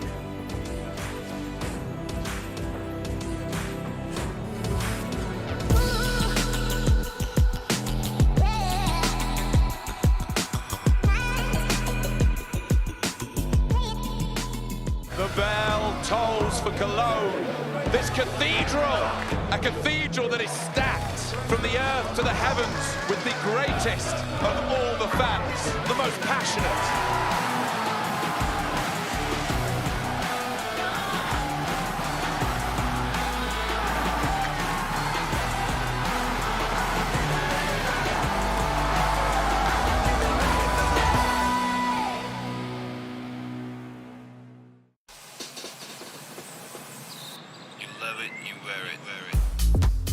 Wear your passion.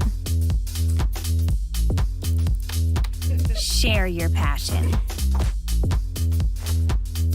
Wherever, whenever. Gaming is a lifestyle. Get your merch at shop.eslgaming.com. This is now 10 rounds in a row. Oh, that is crazy. That shot is ridiculous. It's still not enough for 9, though. Config brings it back with this incredible turnaround. And then he got that flank all the way through ramp. Is that nerves? Config was so far away. Didn't fancy the duel. such a risk to expose yourself and throw that molly. So close on the time. Oh, This is wow. crazy.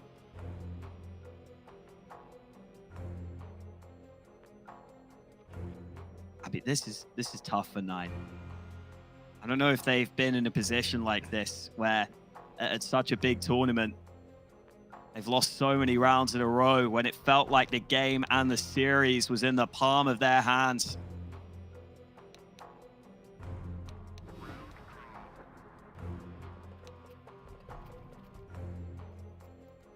To see what Nine can do in this position.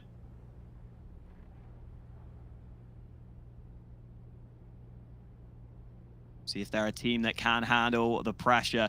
They might need to do it on the third map right now, though, because this one has spiraled out of control for them. Credit to NIP. What an incredible comeback. They've looked like a completely different team here. The reads have been on point, but look at Hades. He wants to take initiative.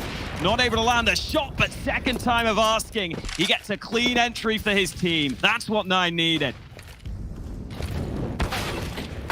NIP catch Hades off guard, trying to deploy a molly. Did he see one? Did he see two? Either way, he didn't see the bomb. That's in the hands of Alexi B. Perhaps it was spotted earlier on. Is he going to push? Oh, he's being waited for by Config. Seeing maximum Config at the moment and maximum res. And that might be too much for Nine to deal with. What a turnaround. This is nutty. So rare you see a comeback like that. Game point for Ninjas in Pajamas.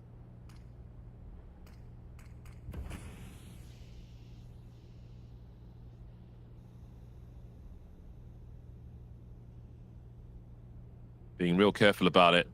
3 players in Palace then. He's in the right position. Eliminates the lurker. He's in a good spot to deal with this, especially with Goofy coming through. Smoking off the position. They've got the sound cues as well. Now they've got a bait set up. He can't get the kill though. Can Goofy? He can't either.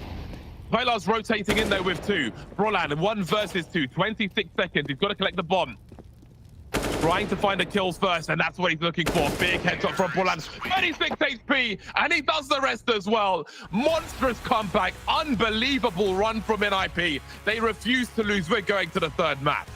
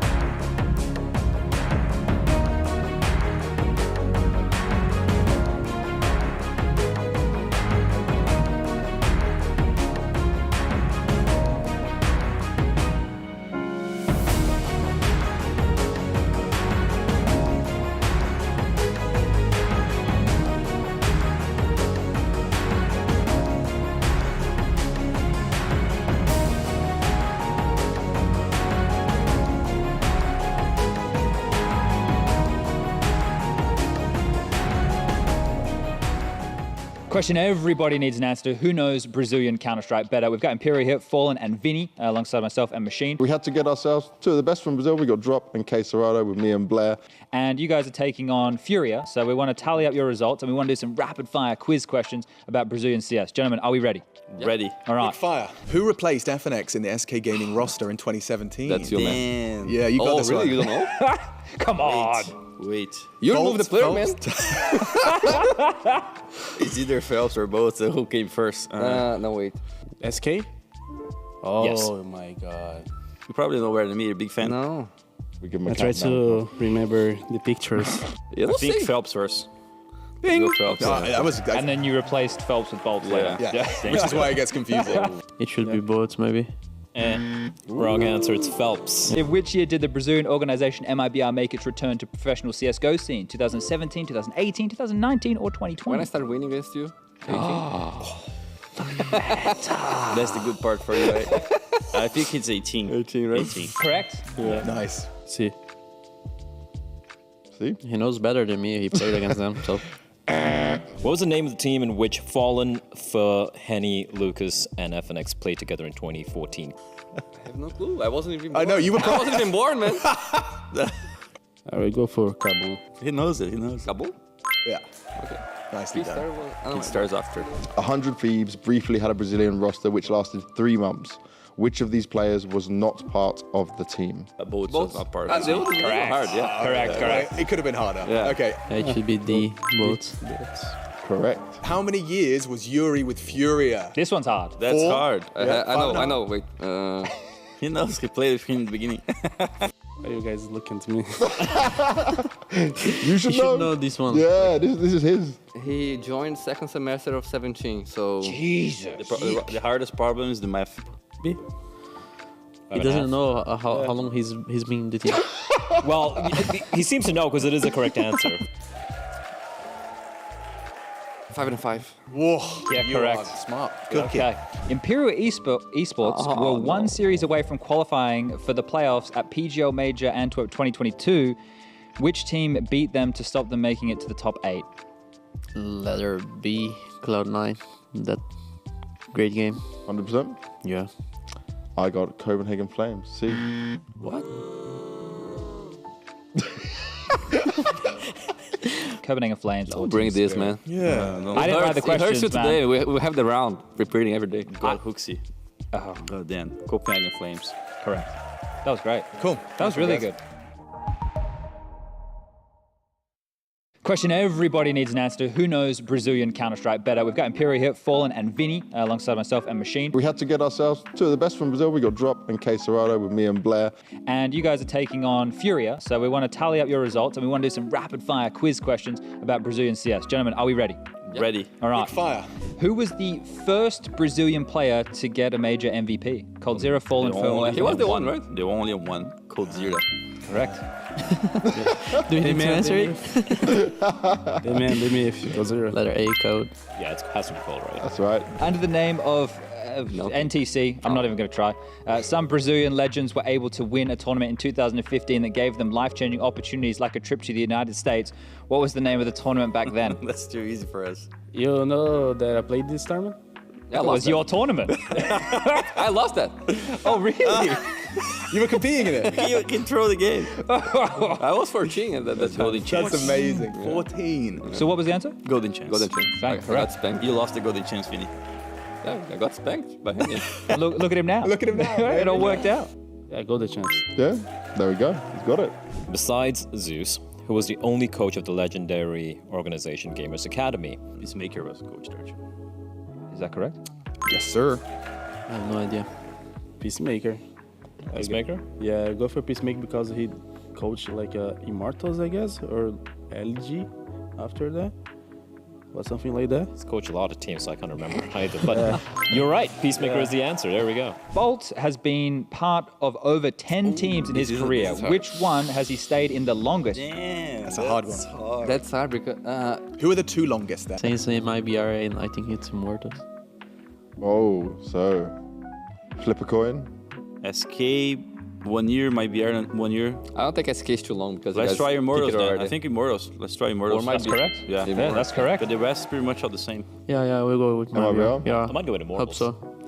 Blair gets the point. You guys don't. It's Immortals. What was the name of the team that Cold Zera and Taco founded together and started their careers with? I know the answer. We lost the team. It's the first one. No.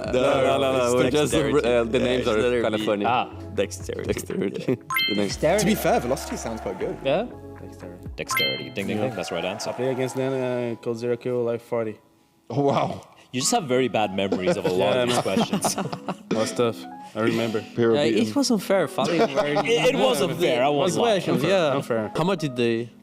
They got every single question right. Let me guess. Was Vinian falling?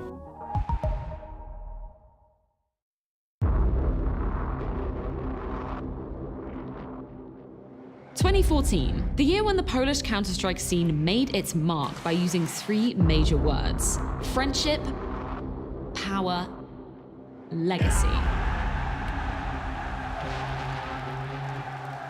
It was a time when every CSGO fan thought that the Golden Five would live forever. Some say that sunshine follows thunder, and it looks as though the forecast could, for once, be right.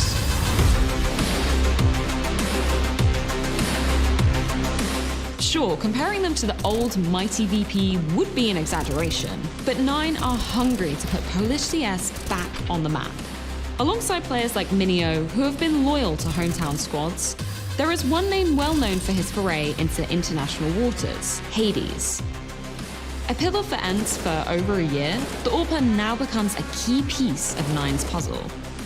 And they made waves at the Paris RMR. In fact, I think a tsunami would be a better fit. Just a few days before heading to Rio, they washed out the big guns of G2, Big, and Vitality to lock in a spot at the Legend stage in the French capital. But before that happens, it's time for Nine to shine in Rio.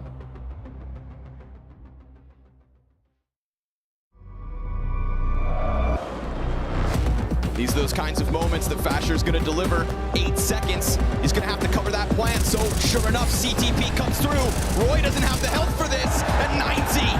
How many moments did they miss in that round? And yet still in the end they recover. 9Z, the South American smorgasbord. Flavors of Chile, Uruguay, Argentina, and Brazil combine to make a dish that, whilst appetizing, haven't blown away our taste buds on a consistent basis. Having both an impressive and arduous run throughout the 2022 Road to Rio, they tore down hometown heroes Cold Zero of 00 Nation, alongside Fallen of Imperial, to secure a 3rd place finish and a spot at the major. Smokes gone, flashes gone, bodies gone. Buddha has collected everybody. However, the Challenger stage is where they would both enter and subsequently exit the event. Losses to Gamer Legion, Big, and Fnatic sadly saw them depart with a 2-3 record. It's nothing but the hunt push, and Fnatic, it's just the 1 kill left. They've done it. Cue some changes. NQZ out, try back in. After a stint on 00 Nation, the 18-year-old Argentine AWPer returns to his homestand, having come up through the 9Z Academy at the age of 15. You shouldn't underestimate this kid. Don't forget, he sent RPK to retirement in his final series at the Glass Spring Showdown 2021.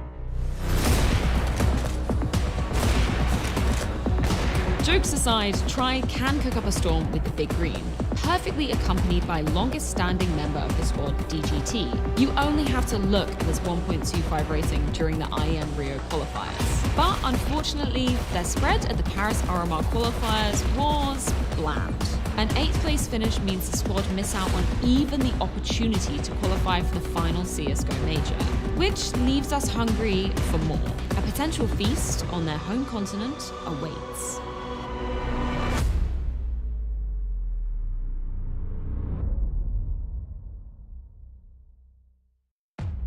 When you first think of Asian Counter-Strike, Tyloo has long been the first team that jumps to mind.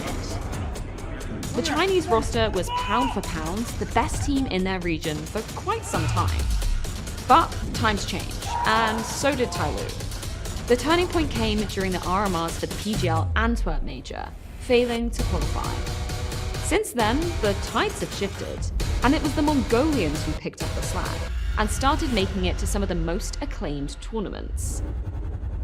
Their run at IEM Katowice 2023 was the biggest step so far. Pretty much nobody gave them a shot, but they disproved all the naysayers, and after their annihilation of both Pain and FURIA, earned the title of the Brazilian Slayers. Not only that, but finally a spot at the group stage of a Tier 1 event. Axel tucked in, Annihilation hounding him down. It's a close and keeping the pressure on, and they can stop this bomb. Far shot. A win over Cloud9 was another big name added to the kill list, but sadly FaZe would bring that spree to an end.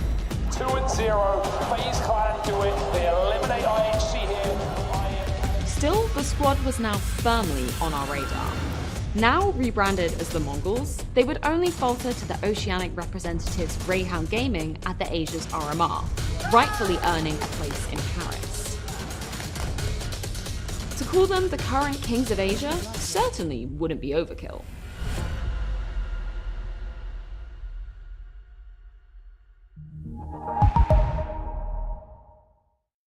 Mr. Chef Dan. Hello. Now, I met some people yesterday, and they were telling me that you knew the chef, we were going to have your place in the arena. I didn't know anything about this, so I want you to explain to me what's going to be going on, how's this going to be working? Hello, guys. My name is Chef Dan, and we have a tapioca stage there. We'll make a lot of tapioca there for you, and it will be very, very nice for the crowd, for the players, and I think we will enjoy it. Okay. And what do you do then? You cook it all fresh from the stand, and you're going to fill my belly up with some good meat? I think it's a good meat, you know. I think it's a good meat, but I think the people will like it a lot. Okay. And have you done this at other events before? How long have you been doing this? Since I was like 5 years old. I cooked with my mom in my house, and now I am cooking here in IEM Rio. That's very insane for me, you know, James. Yeah. That's very insane, but let's do this. Let's do this indeed. And how did it all come about? It sounds crazy, right? Because I think of like normal, you go to arenas, they have this normal stalls and stuff, but you're going to have a dedicated place. So how did it connect between you, Counter-Strike, the event? I have some friends in this scenario. You know, I met Imperial once when they are starting playing together. I made for them like a very good meal there. Nice. I made a Parmesan meat. Okay. You know the Parmesan? No. It's a fried beef with tomato sauce and much of mozzarella. Okay, yeah. I can do that. And they love it, and I started to being knowledge with the guys at the scenario. And I cooked it with a MIBR once this year, and we are making a lot of things. And ESL invited me last year to make some contents inside the event. They enjoyed, and they called me in this year again.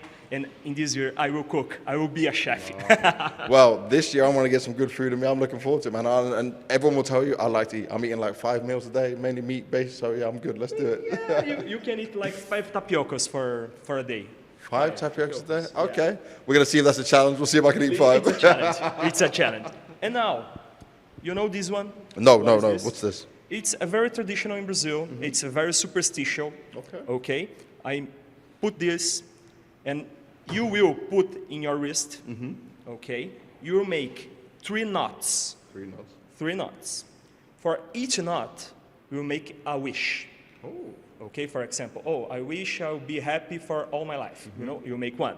I wish I'll come here in Rio 2024. Yep. Okay, let's do this. And do I say my wish? Do I tell you? No. Oh, I hold it to myself. Yeah, you hold it to yourself. Cool.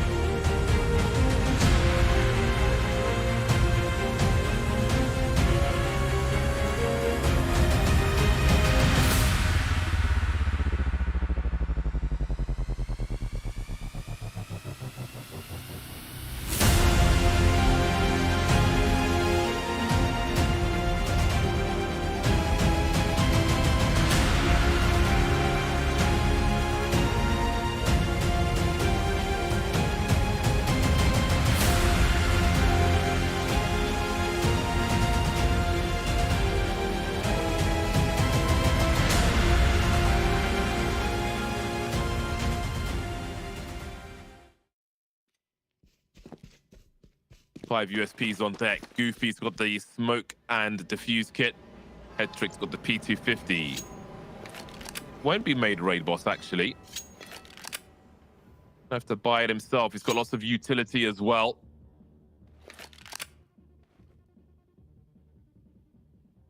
Let's see how this goes then. A very slow approach. NIP inching forward as 9 have almost a line across the map from B to A, waiting for their aggressors to make their way forward.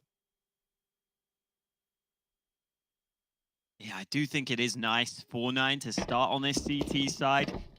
In theory, should be a chance for them to get some of these easier rounds on the board. Definitely favored is the CT side of Overpass. Let's see if they can get off to that good start. Kyler looking for info, peeks long, spots the shoulder. Nades coming into this A bomb site. Kyler will fall back, but Hades trapped at the back of the bomb site. This is awkward. He can't land the shots. Config guns him down alongside Alexi. That's going to be a bomb plant for NIP. What a pick from Minio. Not an easy frag to get, especially when it's Reds on the other side, but here we are. Headtrick's making his way back from long to try and catch Minio off guard. He's got to be careful here.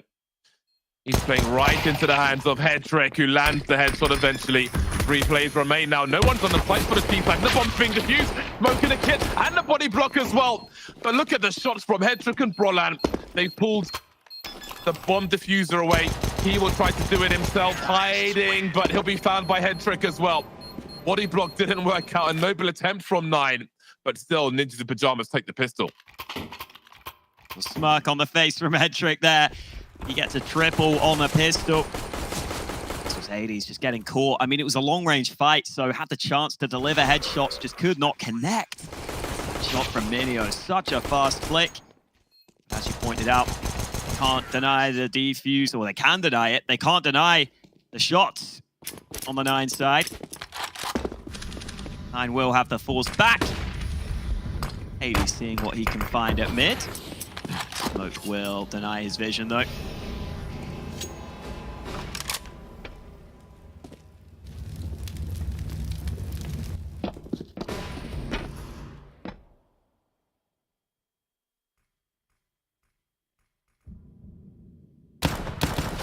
So quiet.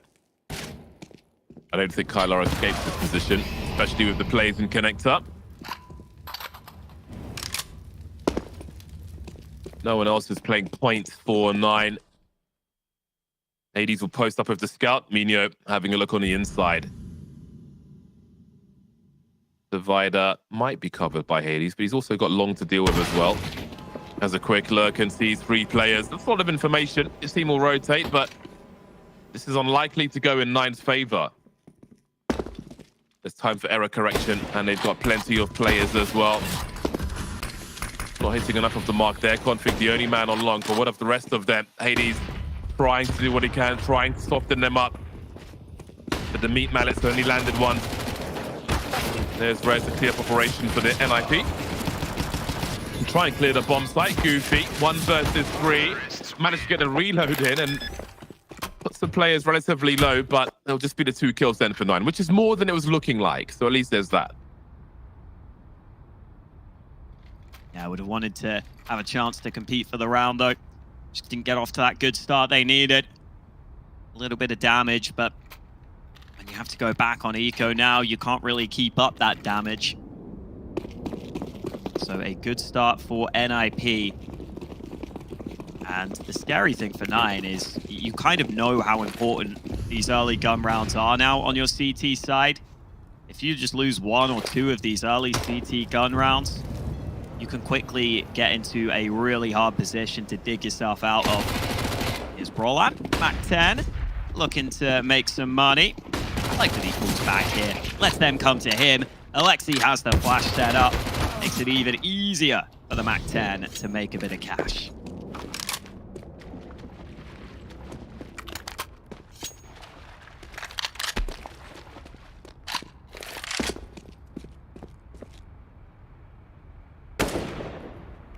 Okay, nice. Just 1 bullet. Satisfied. 1 HP for Goofy with his Mac 10. Hoping for some kind of exit, maybe. hold start for 9 then on the third and deciding map. But we wait to see what they look like on the full buy. They have shown strength on both maps. They've been a stronger team on both maps, I feel like. They should have won Mirage, but they didn't. And credit to NIP for rising to the occasion, but it got further than it did. And they had more opportunities than you may argue they should have. 9 had opportunities to convert and didn't.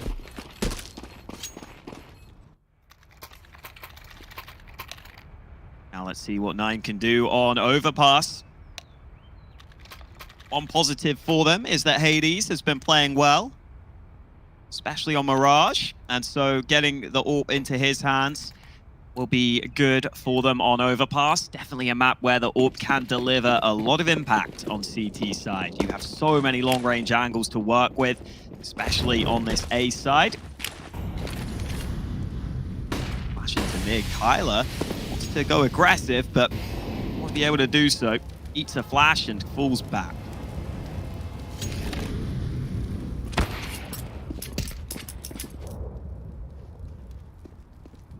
That's a warning shot.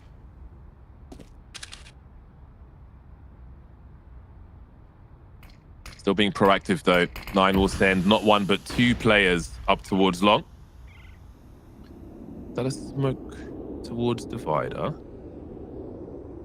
Buying time, allowing them to get into position perhaps.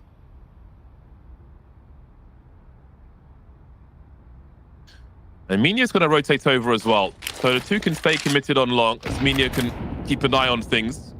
Double nades attempted for the monster player. Nothing doing there. Bomb facing A. And Hades starts to fall back, but has to get an angle here. He does instantly trade it, however. But Kylar's on the flank as well. 9 still looking strong in terms of their positioning. Minio has been on the site for a while, but Hedrick is convinced as to what might be happening here. Assuming there must be rifle support for the AWP. Sees the silencer, sees him go back towards long. But where do NIP go? The call is B. Brolan in Monster, waiting for them to come. Goofy getting into a better position, still in the water for now. And he still has a teammate with him. Key is also here. Dangerous players, 20 seconds on the clock. Utility is thrown. Brolan emerges suddenly. Not before res is dropped. 3 on 3, 12 seconds to plant that bomb. It will be planted. Great presence of mind from NIP, especially with that flank. He's sending some shots to Lexi B's way.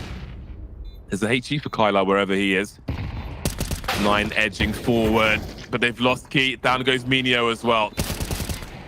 The late round call from NIP was fantastic. Kyler trying to do what he can. There is a kit in the water as he starts to make his way down quietly if he can. Smoke on the bomb. He's got to get that kit though. He has to get that kit. He's got to get out of there. Maybe they'll die to the bomb. That might be the only play that's left to make. Time to get out of there. NIP, another round in the bag. Up to 4-0 early. That's a nice call from them coming back to the B site. You see those flashes they throw for Brolan so that they land sort of in front of the pillar. CT was blind. He was not till the second flash came in. It just gets them so far into the site because Brolan is up through Monster like that. So really cool decision there from NIP, realizing they could use Brolan's position to get into the B site with unexpected timing. Now 9 in trouble in this one. They at least have the AWP out for Hades. He'll try and switch things up over towards B, but Kyler in connector. Oh, he is stuck in the flames. Nothing doing in that one. NIP's turn to enjoy a nice lead here.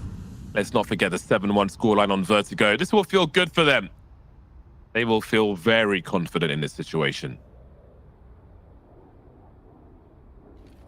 Again, we still saw some nice plays from 9 around that A-bomb site. But NIP had the spatial awareness. They understood what was going on. Maybe learning the play style of 9. Understanding the lack of challenge in one place. Hades, the trigger discipline is beautiful. A clean kill as well. Team moving forward with the Desert Eagle as things get a little bit stale here in this run for NIP. An important frag for Brolan. Bomb hasn't been spotted yet. It's in a very passive position with Hedrick.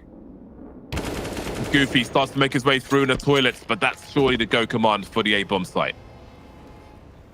Gotta be. And again, NIP, hello. One for Hades. Should allow him to exit safely. Yeah, NIP playing with the whole map really well right now. I think they deserve a lot of credit for that. Getting that connector control and just working between the sites. This time they see that bit of resistance on B. They quickly come back to A, and they dodge that off of Hades, which really was the main weapon they had to avoid in this round.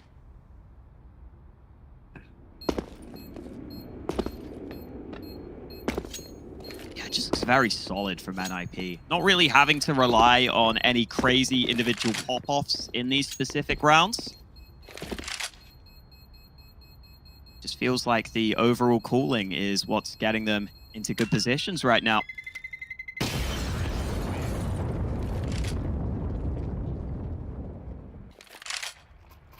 Be worried if you're a 9 fan. I'm a 9 fan, not a biased fan.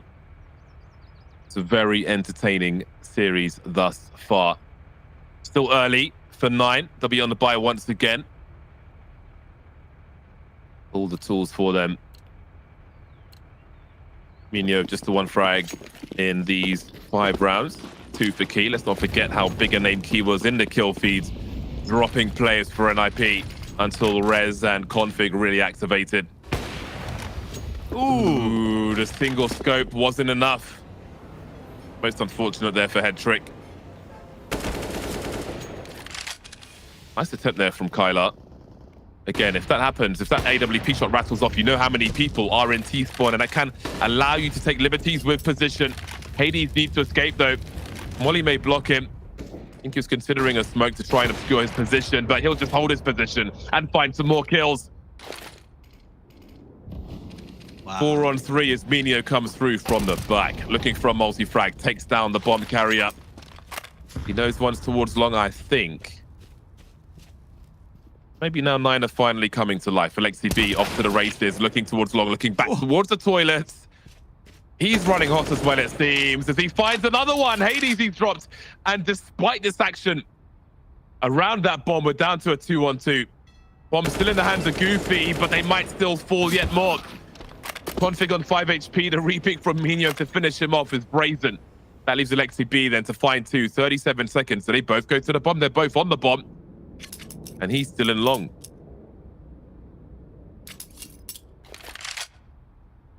He might be too far here to really play for the round. Maybe play for some more damage instead, which could be impactful.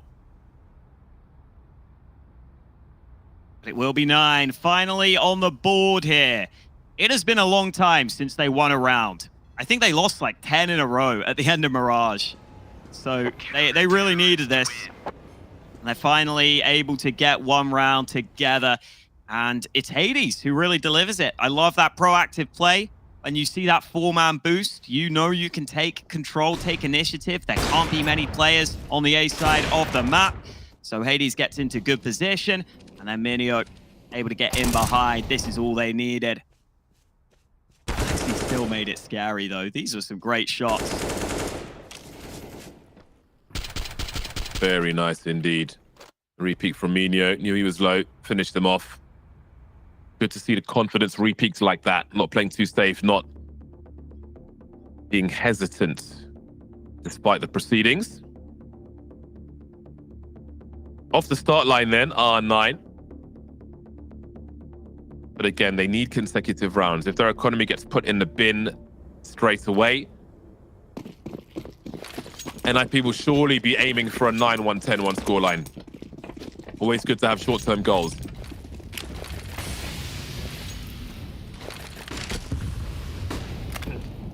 Gives you something to focus on.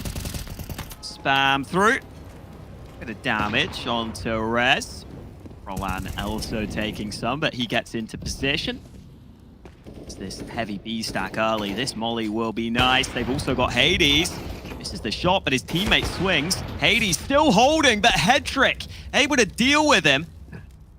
few too many angles for Hades to be concerned about, and now NIP in a great position here. Kylar's got no choice but to force the issue while NIP waits. I think they're using their extra men to find the climate towards the A bomb site. We can see Config is walking. That's giving Kylar some time. He stopped for now, though, halfway up long. The remainder concentrated on the B bomb site. They do risk being flanked here. There's enough time for it with 50 seconds on the clock. Kylar swinging around the toilets as Config starts to clear the A bomb site. And 9, are they heading towards A? I think they were, but the molly came through. The bomb looks like it might be rotating in that direction. And Minio's heading in that direction as well. Config going downstairs. Kylar back on the site. Running back and forth is very confusing, but Config will say hello now. So where is the bomb headed? It's 28 seconds. Does he play for this frag onto Config? He looks the wrong way. The timing is brutal. Nothing going the way of 9. The clock was on their side to some degree, but Config certainly isn't. 5-1, soon to be 6-1 for NIP. Yeah, I actually love that play from Config. I think Kyler was assuming that Config had just overlooked his position, and so kind of thought, okay, maybe I'll focus on the other side instead. I'll just hope that Config doesn't come back. I'll hope that Config just cuts off the rotation. But no, Config comes right back to him. And NIP able to sneak Config into a powerful position.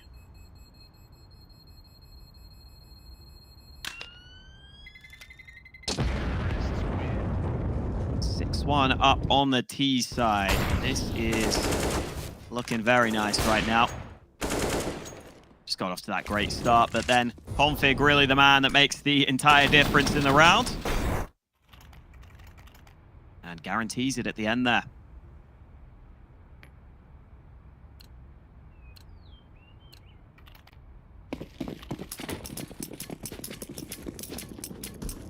You want this map to be competitive. After the action we've seen, this needs to deliver as well. 9 are struggling for now. But again, there's still time for them to dig deep as NIP digs. Plenty more experience on that side, of course. Oh, a cheeky peek from Goofy. Very taxing to peek late into a Molotov. Seems that the struggle will continue on overpass. The AWP still in action in the hands of Hades. He's over towards long, and no one's coming anywhere near him just now. Looking towards the toilets instead.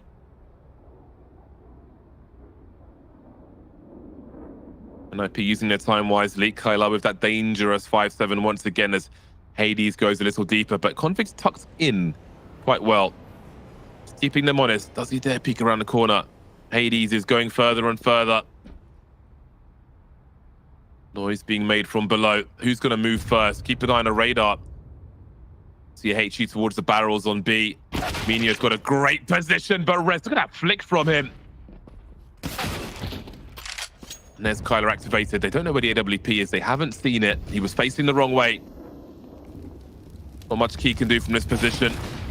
Oh my God, what was that? Looking for a second one as well. Hades with regrets.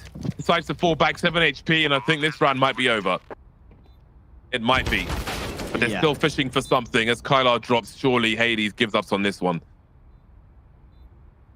Yeah, no way you commit to this any longer. Bit of a weird round. Config getting caught out.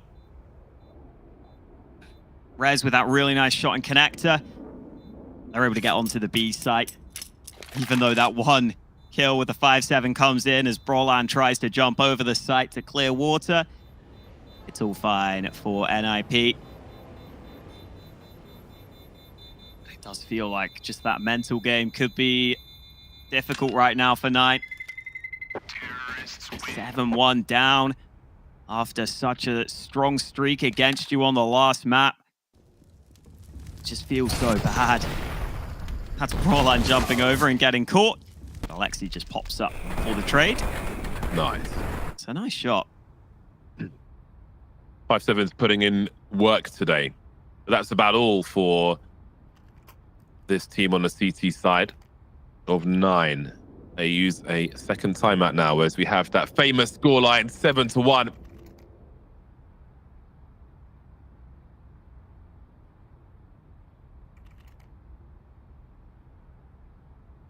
on the buy once again. But how do they turn things around?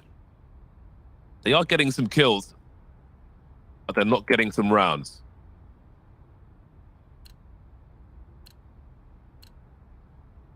Back 10's in play for NIP. They could have upgraded, but they've decided to go with these. I wonder if we get a fast B play here.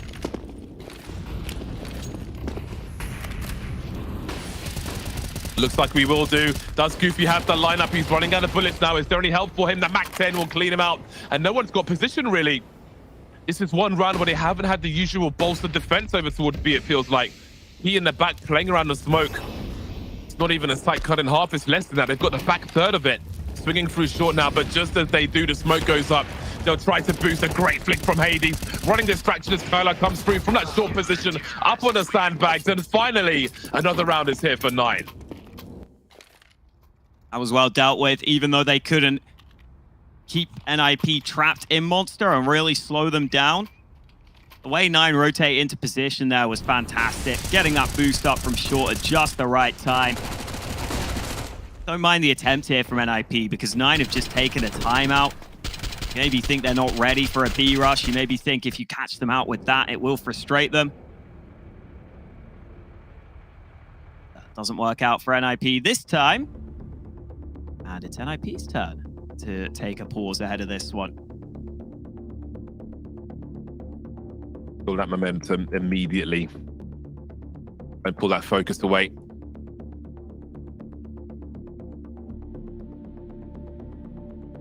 Money's not fantastic. It's not spectacular for NIP. They'll be fine for this round. But there is a route for 9 to earn some self-respect in this half if they can find immediate success here.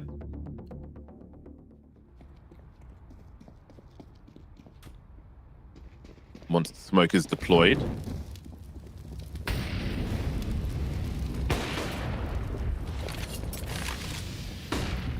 Flash as Hades falls back for a peek towards the fountain.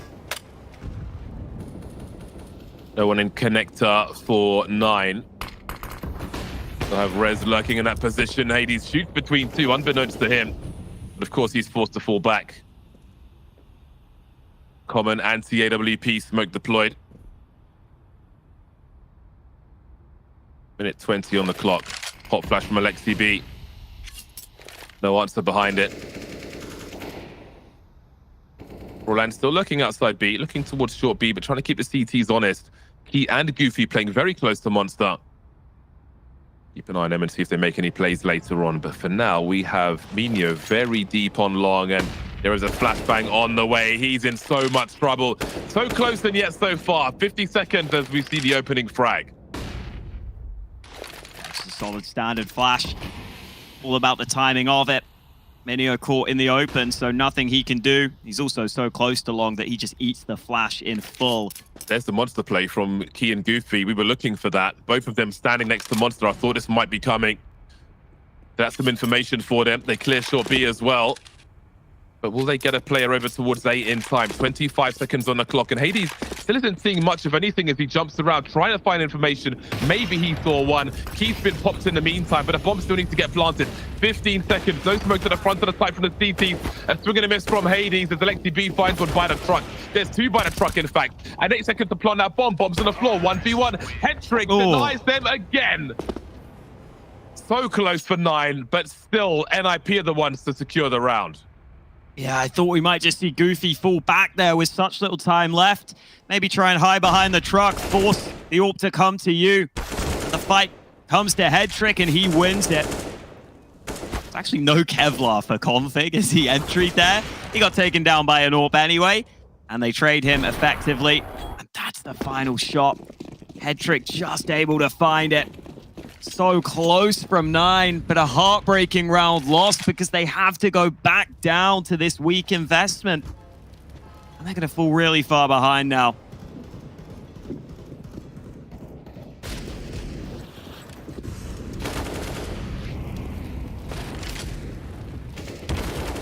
Brutality. Brutality in this game so far. 8-2 for Ninjas in Pajamas. That was the chance for 9 to break. Came down to the 1v1. But nothing doing.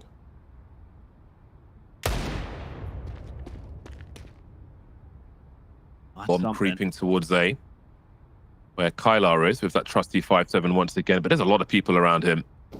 Maybe he gets one.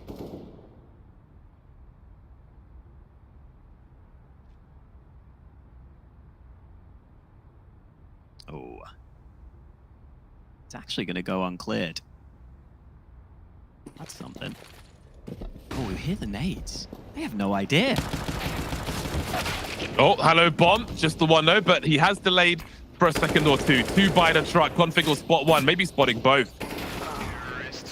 And down Hades goes. Man, they were so close. Marginal situation. But MIP won it. They took it away. Took it by force, and credit to them for that. Brolan and Lexi B, both with 11 kills at present. But again, 9 are not too far away. They've got 3 players on 8 kills. They're getting the frags, but they're not getting the rounds. Yeah, not much they could do in that one. Gave it a decent go. But they have the buy out now. 9 need to start stepping up here. Connector control being established. Video will slow them slightly with the incendiary down. Okay, taking some aggression. Oh, snappy headshot onto Brolan. That's a really nice kill to get. His aim is crisp. And, well, there was an advantage. It's quickly gone, though. Kyler gets caught out in party.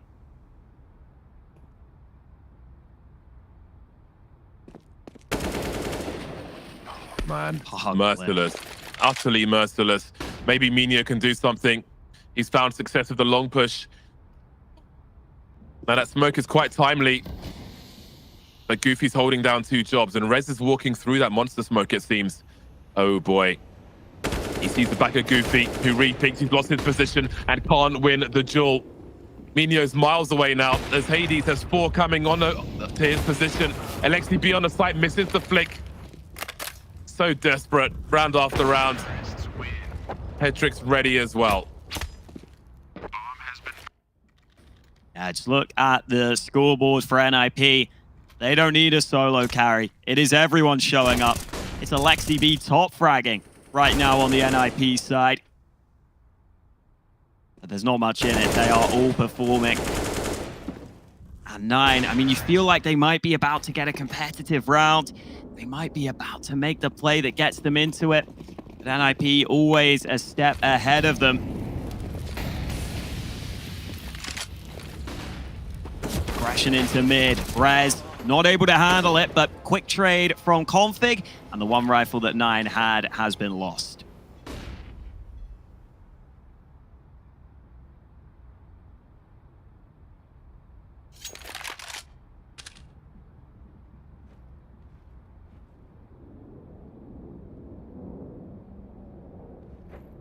This is so rough.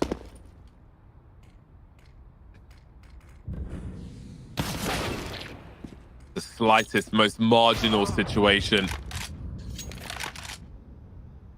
With that 5-7, that pesky 5-7 in the window on Mirage. From that and that lead to potentially being eliminated from IEM Rio.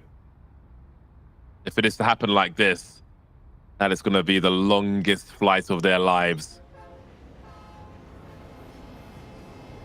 Sometimes you need that to rise from it, to come back stronger.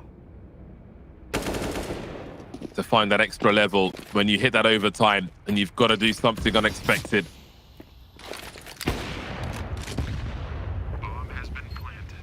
That's a hell of a grenade. He and Minio, the money's together with the team, they can go for this.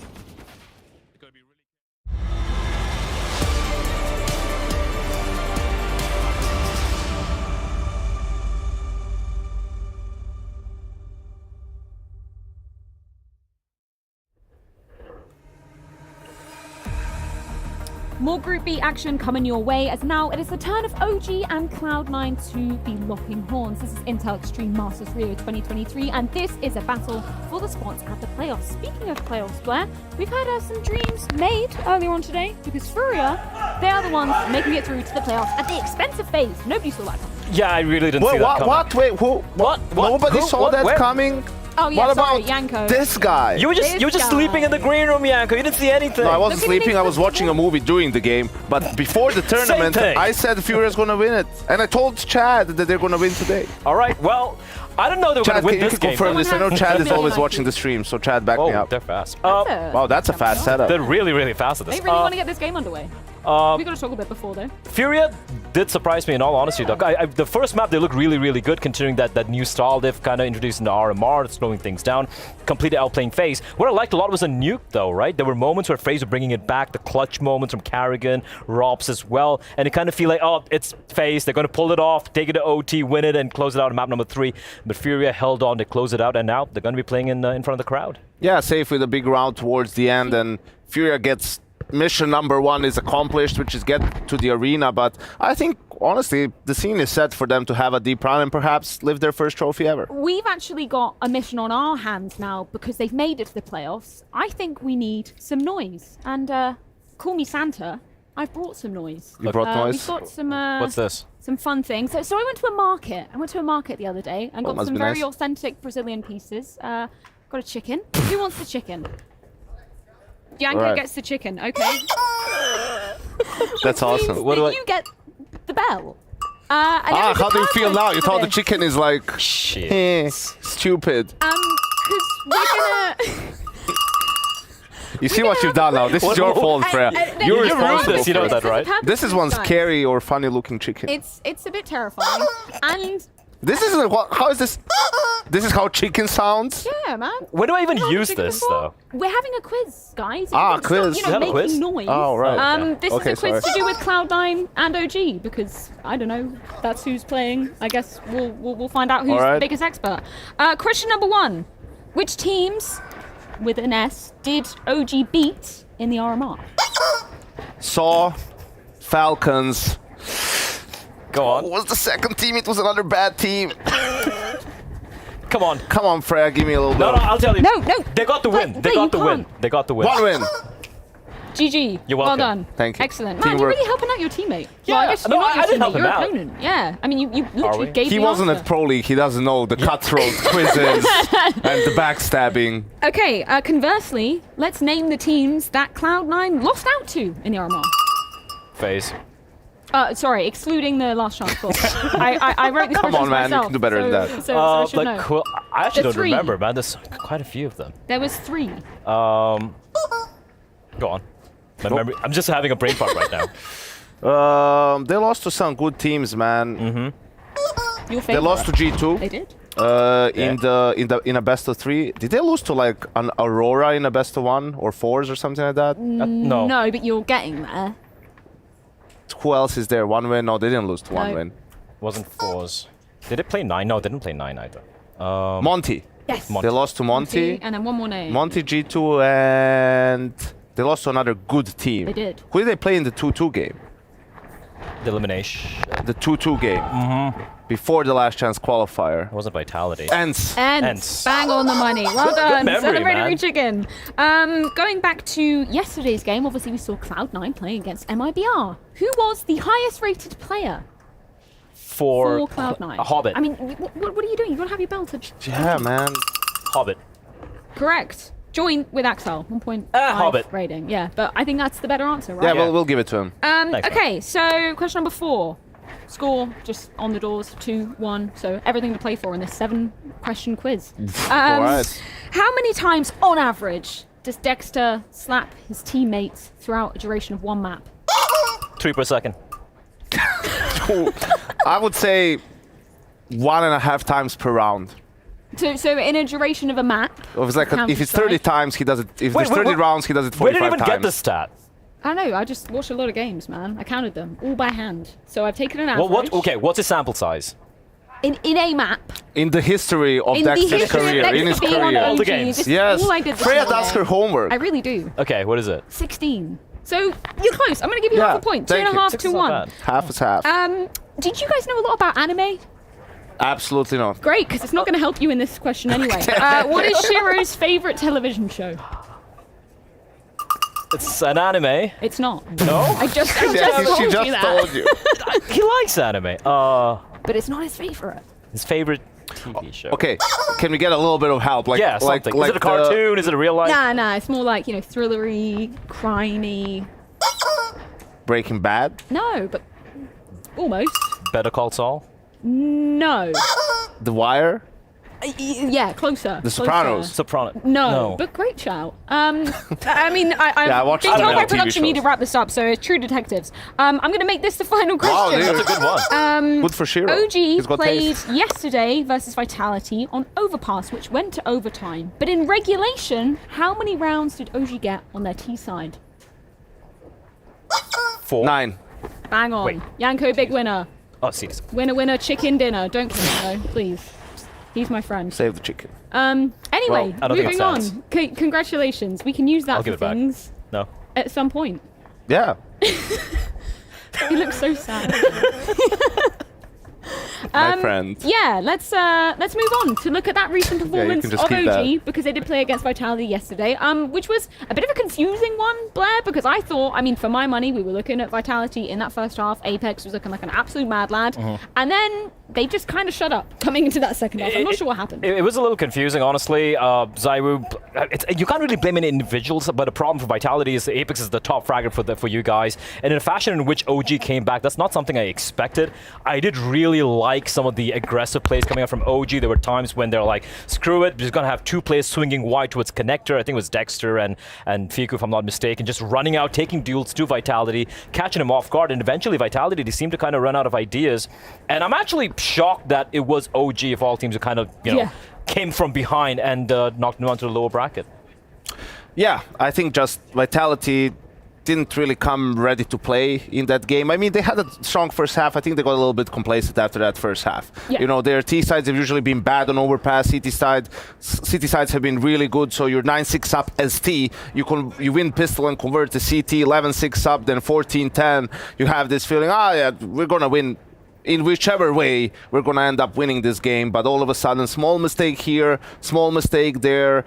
You lose the reset round, you're out of money, you have some weaker buys, and OG had some really good calls. They started stepping up individually too in the second half, and they managed to bring it all the way back to OT and then win in OT as well, which is no easy feat. So props to them. Yeah, huge props to them, particularly looking at kind of, I guess, the makeup of the team at the moment. Obviously, elephant in the room, Nexa isn't in the squad at the moment. He's taking some time off for personal leave. Nico is now stepping in to fill the shoes for the time being, which is, I guess, why, Blair, it is so surprising to see them be able to make a comeback like this. It's not just a comeback, like going back even to the RMR, they were able to bring it back, right? I think they were 0-2 down, and the fact they've just impressed me, in all honesty. I didn't expect them to kind of make it even to the major, considering, again, the IGL situation and whatnot. And the fact they were able to bring it back yesterday on the T side, everyone chipping in as well. It wasn't just a Dexter show or, just flames popping off. Everyone was looking good. And that's the thing with OG that always frustrates me quite a bit. You look at the individual pieces, you look at players like Fiku and Neofrag, those two in particular, right? The variance is a little too much for me to feel comfortable about that. And you kind of keep relying on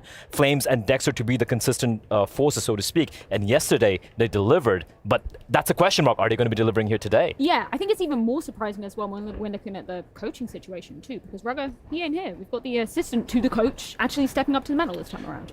Assistant coach. Sorry. Not to the coach. Assistant.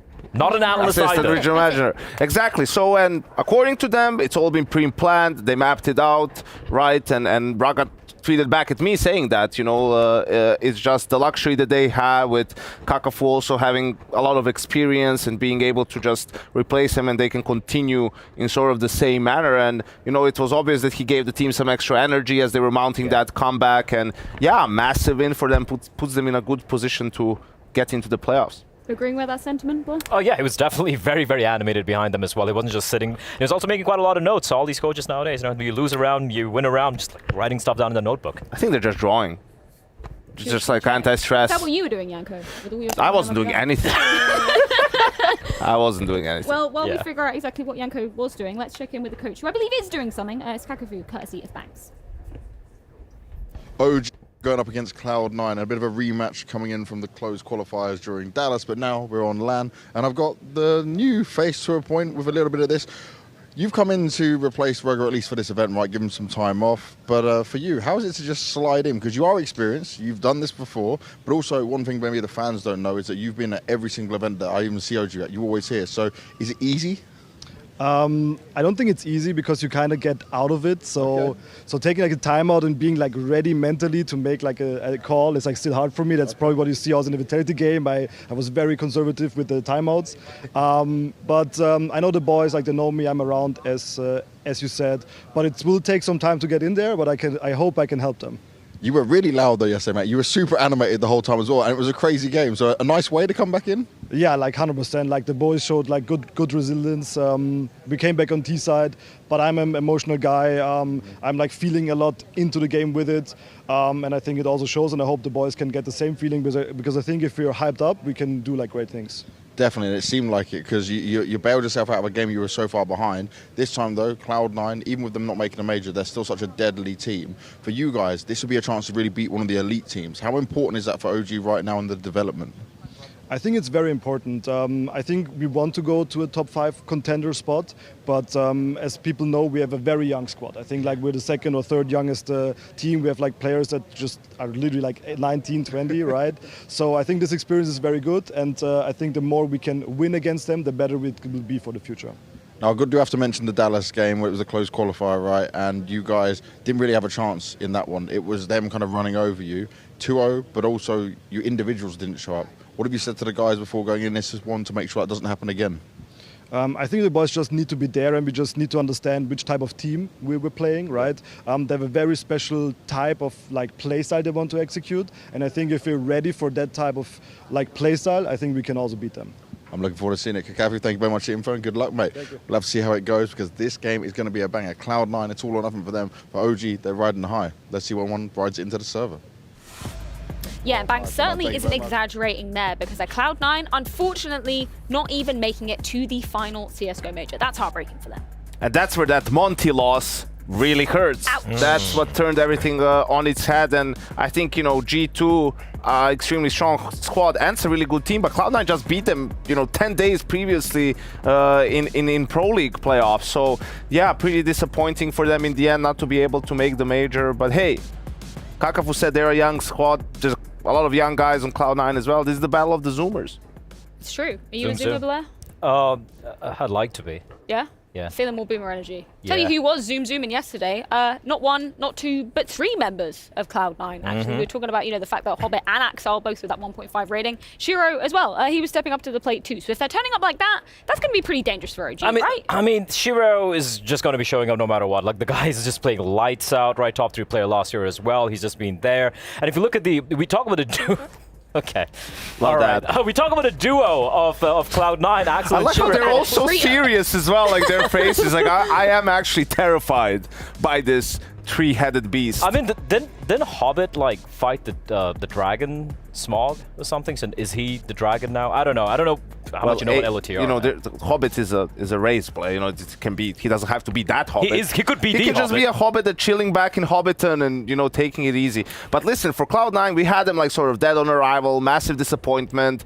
But you know, you play MIBR, you're gonna beat them pretty much no matter what. Just the quality, the difference is too huge. And then Vitality does them a favor by losing to OG. Now they play OG. I feel like Cloud9, even if they're whatever feeling blue, feeling down, they still have more than enough in the tank to beat the team like OG in a best of 3. And sure, people will say online Cloud9 plays a little bit better, maybe even to this day, and that's why maybe it was a little bit more difficult for OG to play them in that close qualifier. But you switch to LAN, well, they still have more experience than OG. They've just come back from multiple LANs. I think they have the advantage here too. And I think despite all the circumstances and what happened a week ago for Cloud9, they're still going to show up, play their own game, and win 2-0. Well, before we do head into this series, let's go ahead and check in with Groove before. Cloud9 are going up against OG, a familiar opponent for them, but now we're on LAN. I've got Groove with me, the coach, and the first thing I want to start with, Groove, is just where you had to come from, during the situation, not making the major, now coming into Rio. What has the mentality been like for the team? What's the feeling within the team? How are you guys taking it? Is it just the same, or is it completely changed? Where's the team at? Okay, so of course it's not the same, but all of us are professionals. So sometimes you can lost when even you can't imagine it. Of course, we didn't expect that weekend didn't qualify for the last major. I think the most important thing that it will be the last major. Yeah. For example, if we didn't qualify for Belgium or Stockholm or Rio, it wasn't so important, but because of the last big tournament of CSGO, maybe it didn't allow us to qualify in the last matches because we have tons of pressure. But 2 days ago, we understand that now we can do nothing, and we have just to continue, and we have to prove that it.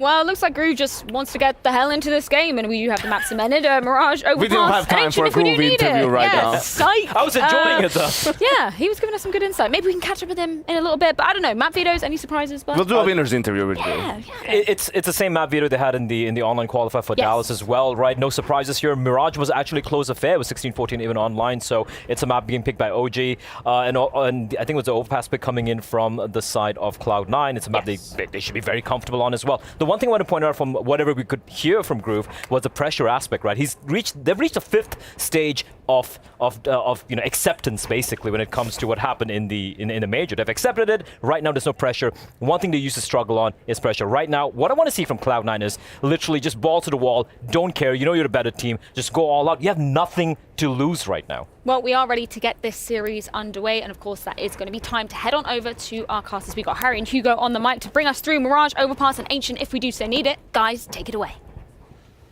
Thank you very much. Yeah, I'm looking forward to this one.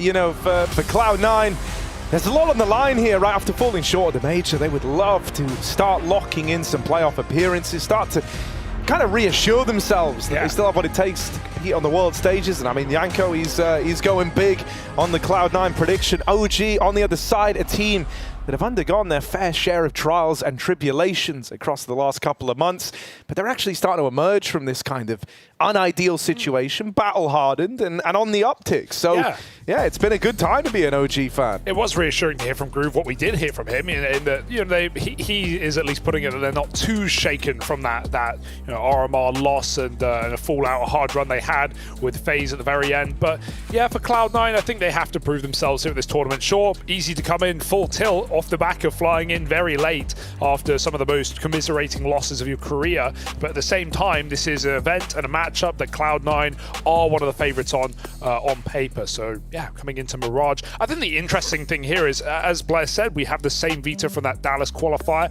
but what we do have is OG picking Mirage and Cloud9 picking the T side. Now, if I think Cloud9 T side Mirage, I think back to that FaZe game at the RMR where they were up 11-4 and just a horrific second half that they completely fell apart in has been subject to much criticism, as has Nafany's cooling style, and whether that is him or whether it's held down by Groove. There are questions for Cloud9, so I think this T side of Mirage has to be a proving ground that they can come in strong and start better than they finished off against FaZe with OG waiting in the wings. We've got some tech issues on their side, but all players are back in the server, so hopefully back in the game soon. But yeah, right now, I agree with your sentiment on OG. I think their form has absolutely looked better, and a lot of people were ready to doubt this team out when you consider some of the players that have stepped in and out of this team, even Dexter dropping for a blast as well, having Smooya stand in. But losing your in-game leader, man, that is never easy. That does hurt. But Nico's been, putting together not just great individual games, but well-called matches for OG. And we even talked to him as well back at Pro League, and he mentioned how, yeah, actually I've been a second caller for most of my career in many of my teams, even in OG when Nexa was here. So it's not completely new for Nico, even if it's not what you typically assign to his name. We've got a pistol round ahead of us now. Buster giving Nafany the util, and all of Cloud9 going for a little B-pop. Yeah, grouped and going together. Nico and Fiku, the two here ready to receive. Cloud9 lining up the util. And that smoke now looking to land and block off this market window. Oh, Nico and Fiku open up the round. Fiku with a double. His teammate is tagged. Nico now low. But OG are already pulling bodies over. This is going to be hard for Cloud9. They get that first kill onto the short player. They even follow up and finish off Nico. But this is where the rotates start to play into this. OG have got Dexter in at the back of the site, causing chaos. Ooh, it's clean. Another out of Dexter's USP. And this leaves it all on just one man. Buster, 1v3. And he'll get finished off as well. Can't pick up where the rest of the team left off. Dexter with a big pistol round under his belt. That one is all him and Fiku. Yeah, we'd love to see it. Bit of an awkward slowdown there for Cloud9. That mid-site smoke is so annoying, and OG just play behind it and buy as much time as they can. Well-placed shots from the two troublesome players on that B side for OG. Cloud9 won't be forcing I think, one of the things that actually makes OG kind of scary is, like, a lot of teams would have, I think, just crumbled on the back of, like, going through some of the trials that this team has gone through. The fact that, their IGL ended up taking some time away at Nexa. But before that even, OG encountering their fair share of problems. But they've kind of soldiered on in spite of that. And as a result, you're always kind of left with this feeling that they're playing like above their level, maybe where they should be at, right? And so it's like, hell, man, it's working for them right now. What's to say that if they're, what's to say that's going to stop? So I think that gives you a lot of confidence if you're this team. I think there's just unproven players, right? Because sure, Dexter, we think back to his Spirit time, obviously was incredible there, and Flames has proven himself to be a real proven young talent, but I think there's still question marks on Fiku and Neofrag, players who haven't had that big stage game experience. Obviously, OG, not really a team that we've seen make those same runs and go to, top fours of big tournaments. But they're on the cusp, Harry. They're right there. They're just not quite comfortable yet. But maybe this could be the tournament. Yeah, I mean, honestly, this could be the tournament because we have so many teams up in the air. We have so many upsets already coming through. Heroic in that lower bracket. Big making a run as well when no one expected that. So why not OG join the fray? Yeah, and one of the things, because we've actually got to cast a fair great deal of OG as of late, I feel like. One of the things I do like about this team is I feel like it's a very complementary pieces to one another, right? You've got guys who quite like making opening moves in Neofrag and Flames. Dexter's also a playmaking alt player, right? So you've got a lot of like early round pieces of the puzzle. And then you've got Fiku, who I think is a fantastic clutch player when you leave him in these moments where he is like 1v2 and it's all on him. It doesn't feel like the pressure gets to him there. And I think that's when OG look their best, is when Fiku's winning clutches, he's kind of living up to his side of the bargain, and then you've got these opening pieces in the team. For Cloud9, they've got their first buy back on the cards now, and they're going to look for a bit of mid-control. 3 players moving in to take it. Yeah, let's see how this defaulting goes for Cloud9. Right on T-side, Mirage, spread out, awkward miss molly to begin, 3 in mid, and 1 player per bomb site, but we'll see how Buster holds on. FaZe were able to deal with him very well on this solo ramp lurk in so many rounds. Will OG be up for the task? Stacked up on A right now. Buster does relieve control of the A site. And C9 are going to walk up mid, looking for a cat split to B. Dexter will get a fight here if he wants it, but he goes back behind the smoke. That will fade soon. He's going to get flashed through, maybe? No. Just turned around, waiting for it. C9, creepy, cruelly. They've got a lot of room, and OG don't know how deep.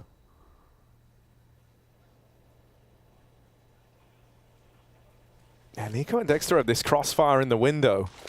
And so if Shiro looks to try and get involved here, he's going to get offered a kill. Nico swings on out once that smoke drops, trying to catch them, moving up through short. But the response is immediate. Fiku, low on health. This is a little awkward for him now. Bit more damage, and he's even going to finish the job. Axel tapped out by the USP. He's having a pistol whip, the man. Can't reload the A1S, and so he will get run down. Buster with a much-needed trade, and Shiro now helping out. This one is quickly turned on its head. They're going to get the last-second bomb plant in, but Flames, a 1v1 is offered up. From the west coast of England, here he is. Daniel Jackson in the 1v1, and Buster will overwhelm him and will lock in that round for Cloud9. Oh, big round from Cloud9, right? That's a 2-on-4 back, I think, in the B bomb side. They were in a very sticky situation there. Dexter was getting flashed back in from Market. And still Cloud9, with seconds to spare, managed to clutch it out. Terrifying position to be in. All right, don't rub it in. Leave him alone. But, yeah, that was a 2-on-4. They won the round, didn't they? What did we want? So Buster with that late swing with the bomb with 8 seconds. That's all danger for Cloud9. But, hey, they close it. shutting down Flames in the clutch. He knew he could isolate 2 1v1s there, but it's the second one that gets shut out. And immediately a tech pause for Cloud9. So no rest for the Wicked yet, after taking their first round on the T side. OG gave them a lot of room there in middle.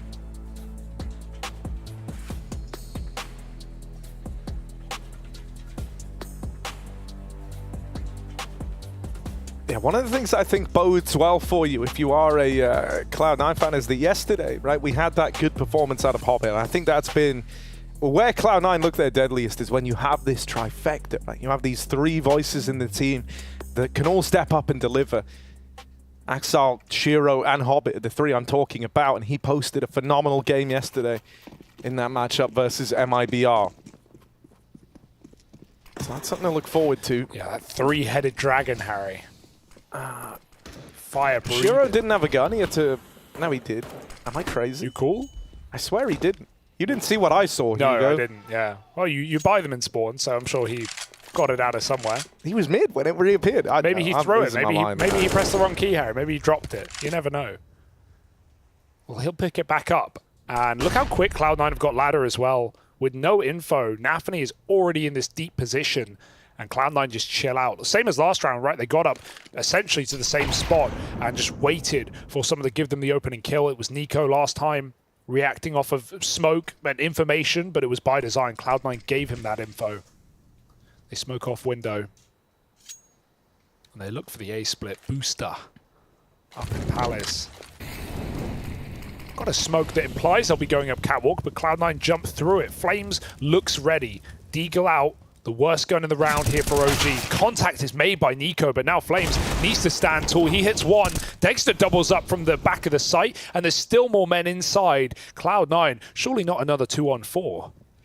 They've done it once before, and there's the first step in the right direction. Nafany, ooh, trying to make it a double, but he can't convert. Neo frag, spam down low. It lives to tell the tale, and even comes in with a big nade onto Buster. And now I'm no longer worried about this one. OG have whittled him down enough. Should be a dead man on this swing, and Dexter makes it so. Flames holding his hand out eagerly, knows what's coming his way. Dexter just giving them to everyone right now. Akafu even catching some strays. Yeah, some say, I heard rumors that the reason Rugger's not here is because he's got a hand injury, actually. So, got to step in for the slaps. Not actually, of course. OG coming back in with a 3rd round. Respond quickly to Cloud9's full buy. And put them on pistols here. Yeah, Kakafu liked that one. Oh, flash to mid. OG going to crunch it. 4 players, 2 cat, 2 con. They're here. There's no one to see, though. And Hobbit looks for a very aggressive B play. It's a tag, but can't finish the job. An important kill for Fiku, considering OG had no control of the B-bomb site there after their mid-take. Got this double setup. Cloud9 gets some decent positions in this round, but they're just not really armed for the job. They're getting cleared.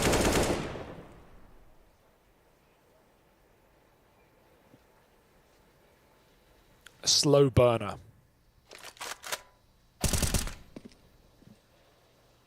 Yeah, just 1 man left to finish off. So this is a nice start for OG.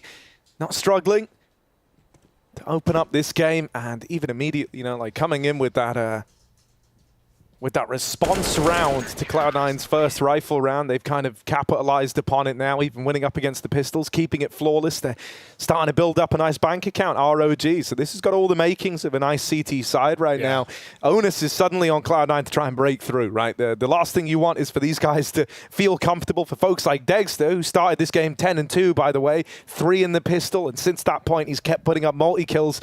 You don't want Dexter to get comfortable, because he is the sort of player that even if everyone else is having a bit of an off day, he can step up and rise to the occasion and make games competitive single-handedly, right? Not even seen an AWP either. So yeah, still, he's been rifling so far. Yeah, he's even calling for things. We know Dexter likes to tell his team what he wants exactly and decisively. Boosted up into ladder instantly.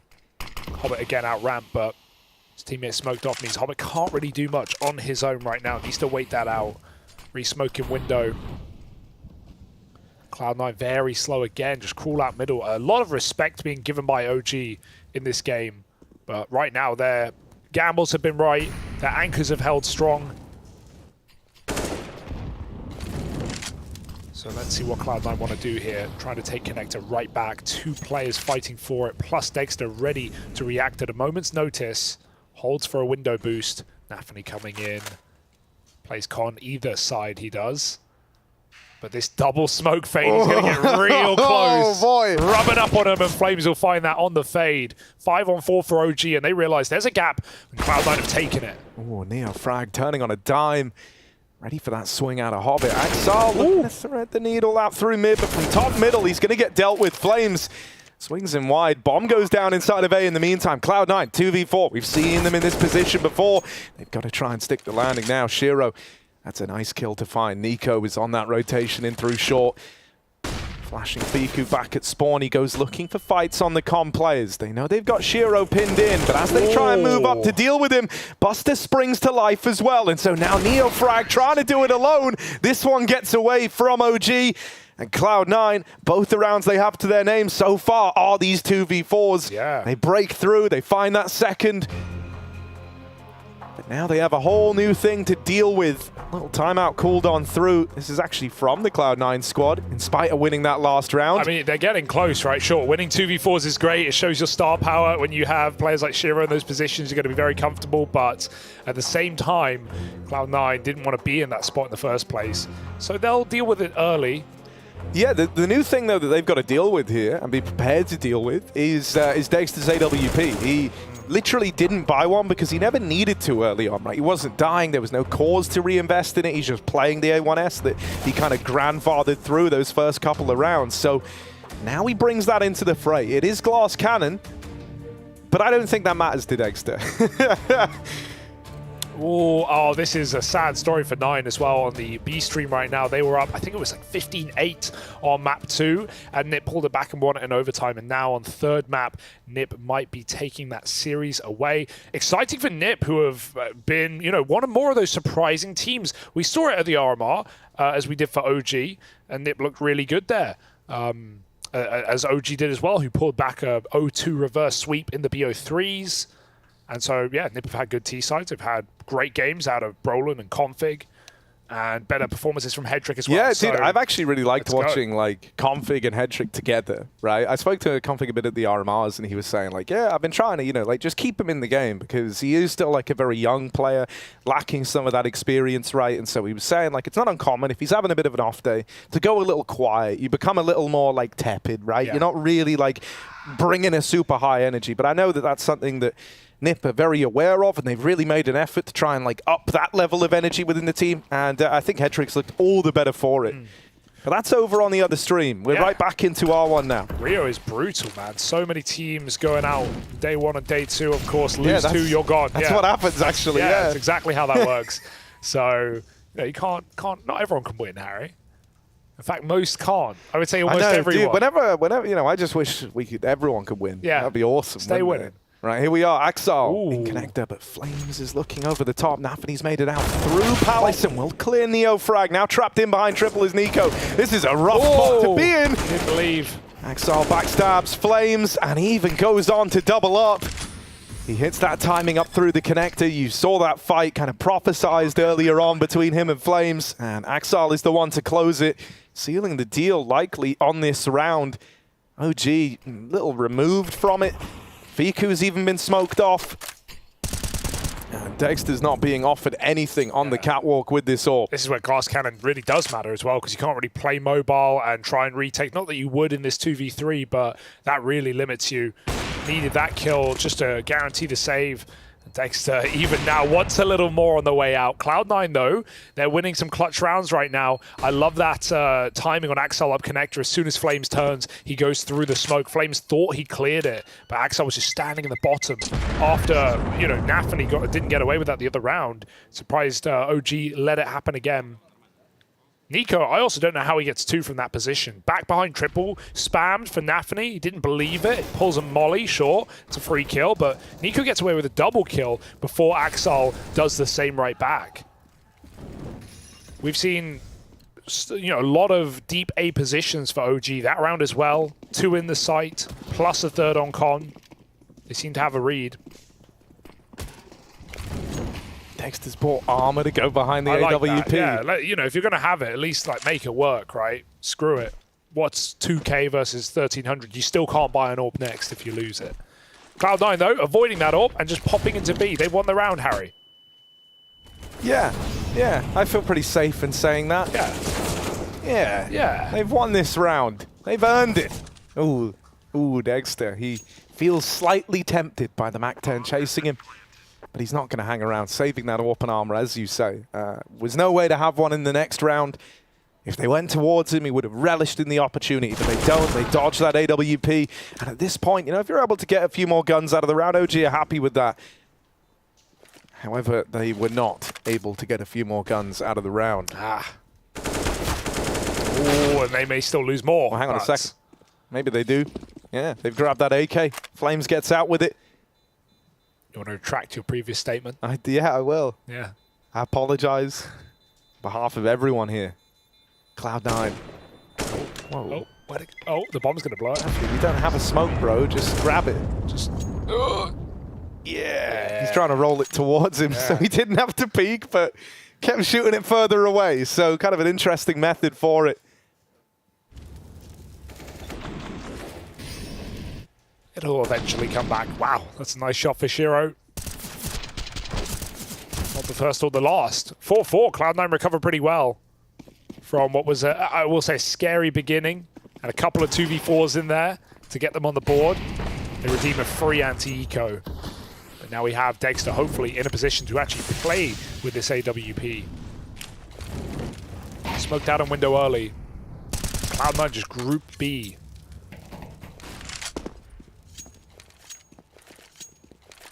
Or maybe retaking middle.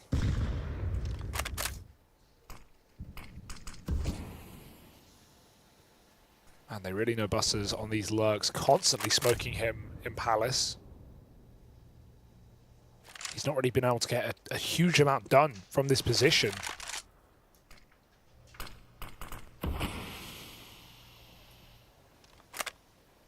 Yeah, Hobbit, even another guy who quite likes some of these solo ventures over towards A, right? So you kind of know and expecting that Cloud9 are going to have this in play. They're looking to group for the A hit right now. They're going to leave Nafany over in middle to try to get away with something late up through the connector. Nice Dexter with an important trade brings this back into an even odds bout, but Buster's about to get involved here.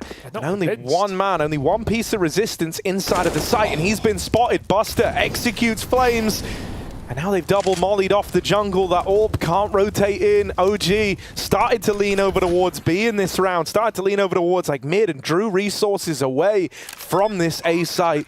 Cloud9 hit that perfect timing, and they're now up in the lead. Yeah, everything about that was perfect for Cloud9, because if Hobbit goes 2 seconds later after that smoke, Neofrag was getting flashed into ramp for an entry kill, and you know, Hobbit just plays ahead of it, so Neofrag's not ready to make that move. And then, yeah, Dexter trades, but I guess he thinks it's a lurker out ramp, fully rotates around through CT, and Cloud9, they commit. Meanwhile, OG are like lobbing Molotovs at B short. They really thought that was a B split, despite the A entry.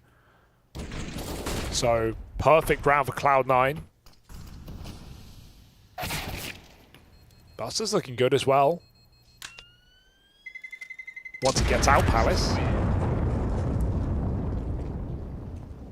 Good signs all round. 5-4, it's OG's timeout now.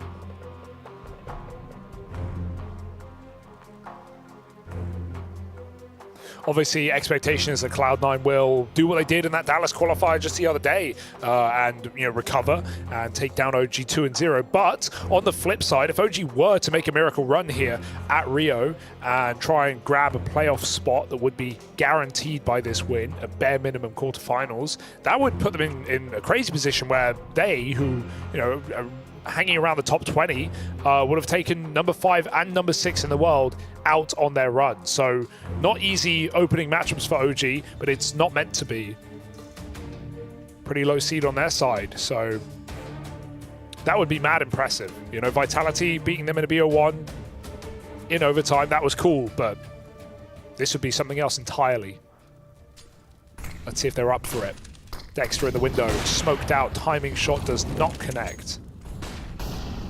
Cloud9, as we know, have been extremely patient on their mid takes. Even Shiro holding under with the orb. Cloud9 want to give nothing away for free.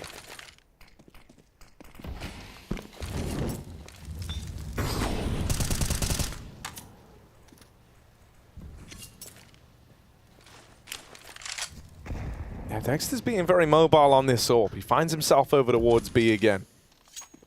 And from the outlook, this felt like the right place, but Cloud9 aren't in a position where they have to commit to this play. Buster is once again lurking over towards Palace, just keeping that back door open. And so now the bomb resets out of the apartments on the back of Nafany. Over towards middle. Fiku trying to make a bit of a mid-round play here, but this is nice and it's well-timed. He's going to collect the information that apartments is clear. So Fiku, even if he doesn't get any kills from this push, it's the info that he's providing that's really important here. It's going to free up OG to reinforce the extremities of mid, you know, the positions that you get once mid is taken. And they also have a lot more bodies over towards A. Oh, they're doing the bench smoke as well, so they can come up con and not worry about that CT orb. They're expecting it in this position, and Fico has basically made that happen. OG are stacked up on this site. Easy opener for Flames, but the trade is allowed, and Hobbit can't go through that Molotov. There's only 15 seconds here, Harry. Busters out Palace, but this might not happen for Cloud9. Are they really taking the bomb on Cat? I don't think there's a world. I don't think there's a way. He does. He has found the gap. Out. Can he really stick this? I don't think so. 4. Oh, I want to say no. I want to say no. Got it. Oh, that's the bomb plant. Hobbit, crazy. Perfect timing. Not another 2v4. Half a second on it, and maybe another 2v4 coming down the pipeline. Cloud9 playing some wild Counter-Strike here. Fiku's come back. He's bearing a lot of the responsibility for this one. He feels like he's given them this gap, so he's looking to make up for it. Backstab on Ashiro. This has got to be all Hobbit. And there's Fiku sticking the landing on the round. He breathes a sigh of relief at the end of that one, right? He says like, oh, and I might have let them in, but I'm also the one to show them the door. That's a ballsy rotate for Hobbit. I mean, what, you know, what else can he do? But he's denied in that molly at 17 seconds, climbs back up Cat and plants with no room for error, literally no extra time.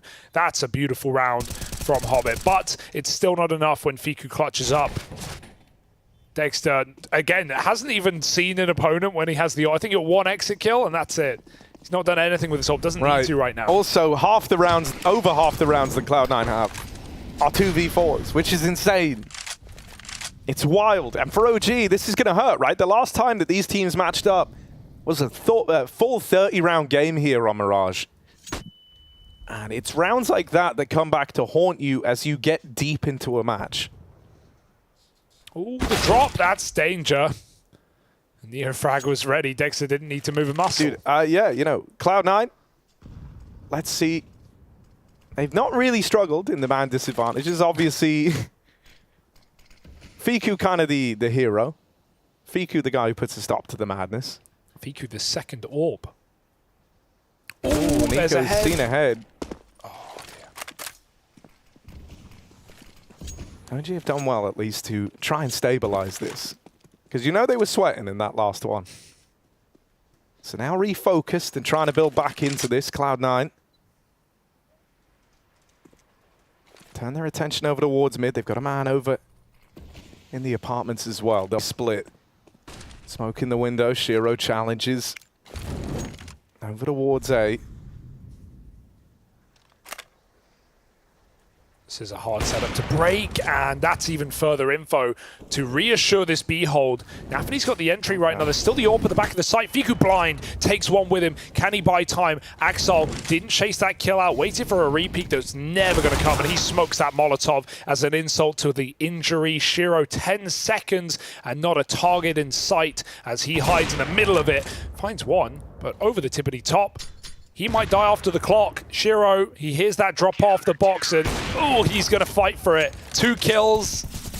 Oh, he just about survives, but OG, again, hold on. It doesn't matter if the rounds aren't pretty, as long as you're getting the rounds. No, and you know, that's kind of at least the growing difference here, right? Is like you weren't actually worried in that 4v2 for a change. So there we go. They're getting a little cleaner, putting a stop to some of these big rounds that Cloud9 have been able to put up. And so the tides may be changing on that one. Now after breaking that 4-round streak from Cloud9, OG look to embark on one of their own, right? 2 in a row. The money in a kind of weird place for Cloud9. Yeah, they might just buy up here, get 2 more AKs. But this is nice, OG. I could try and match that streak that Cloud9 were on. This is, yeah, this money really is ugly. It's kind of lose-lose with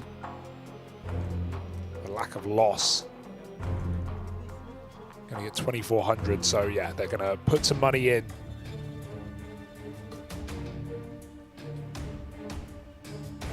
Go all out.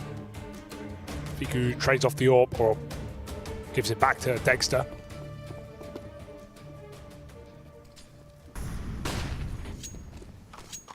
Ooh, faster mid-take here, but of course supplemented by the smoke. OG have not been able to stop Nafany from getting out. Oh, there's 4 players they here. Are fully committed to fighting They're for checking, middle. yeah. Nafany, you're a dead man. Sorry, bud. Ooh, he really like committed. He did not move. Just hope they forget mid-spray. You know, that's the... It's only 20 bullets, man. If he whiffs, maybe there's a way. I mean, he's dead, no matter what he does. That's a good pick for sure. Yeah, nice pick up there. Just waits for Dexter to walk into his crosshair. That hurts considering how much they've been smoking Palace to avoid Buster as well. Pressure is good for OG. They molly hop it out. 2v4, no one's ever won one of these rounds. I've so heard here that, we go. yeah, Buster and Shiro left in it. But what can they really do? Shiro Zorp gave us a little taste of what he wants to try and attempt in the clutches, but locked out at the first hurdle by Nico. And so it's going to fall to Buster single-handedly, having to get this one over the line. Shoot them a smoke. Maybe it rolls towards you. He's dead. And Nico makes it so. OG 7-5 right now, saving the double AWP as well. They're feeling pretty good. It's gone swimmingly for OG in this game, despite a couple of shaky rounds that we can forget about. I'm still, you know, Cloud9, yes, their T side has been pretty horrific at times, especially on Mirage, but with 5 rounds, you'd like to think that's enough. If things go really badly here for the rest of the half, they're a solid CT team. Cloud9 have nades. Where are they going? On the ramp cross, perhaps. They're going to hold off. Where do you lob these? Over stairs? On triple? CT? Yeah, maybe. Dexter got to get him off the angle, and that shot will do so. Now they go flying through, and Dexter's got 2. Yeah, the nades did go CT, but nades. Dexter ain't there. Dexter's on triple, Neo Frag helping him out, and so this one's going to get dealt with nice and easy. Dexter. Oh, it's a farm game yeah, for Dexter. These are the sorts of rounds as well that just help warm him up. He's a very snowbally player, is Dexter. 1 kill from Shiro's nice, but that was always going to be the end of the line. They're having fun. Dexter's 17-4. Viku's holding really solid on B right now.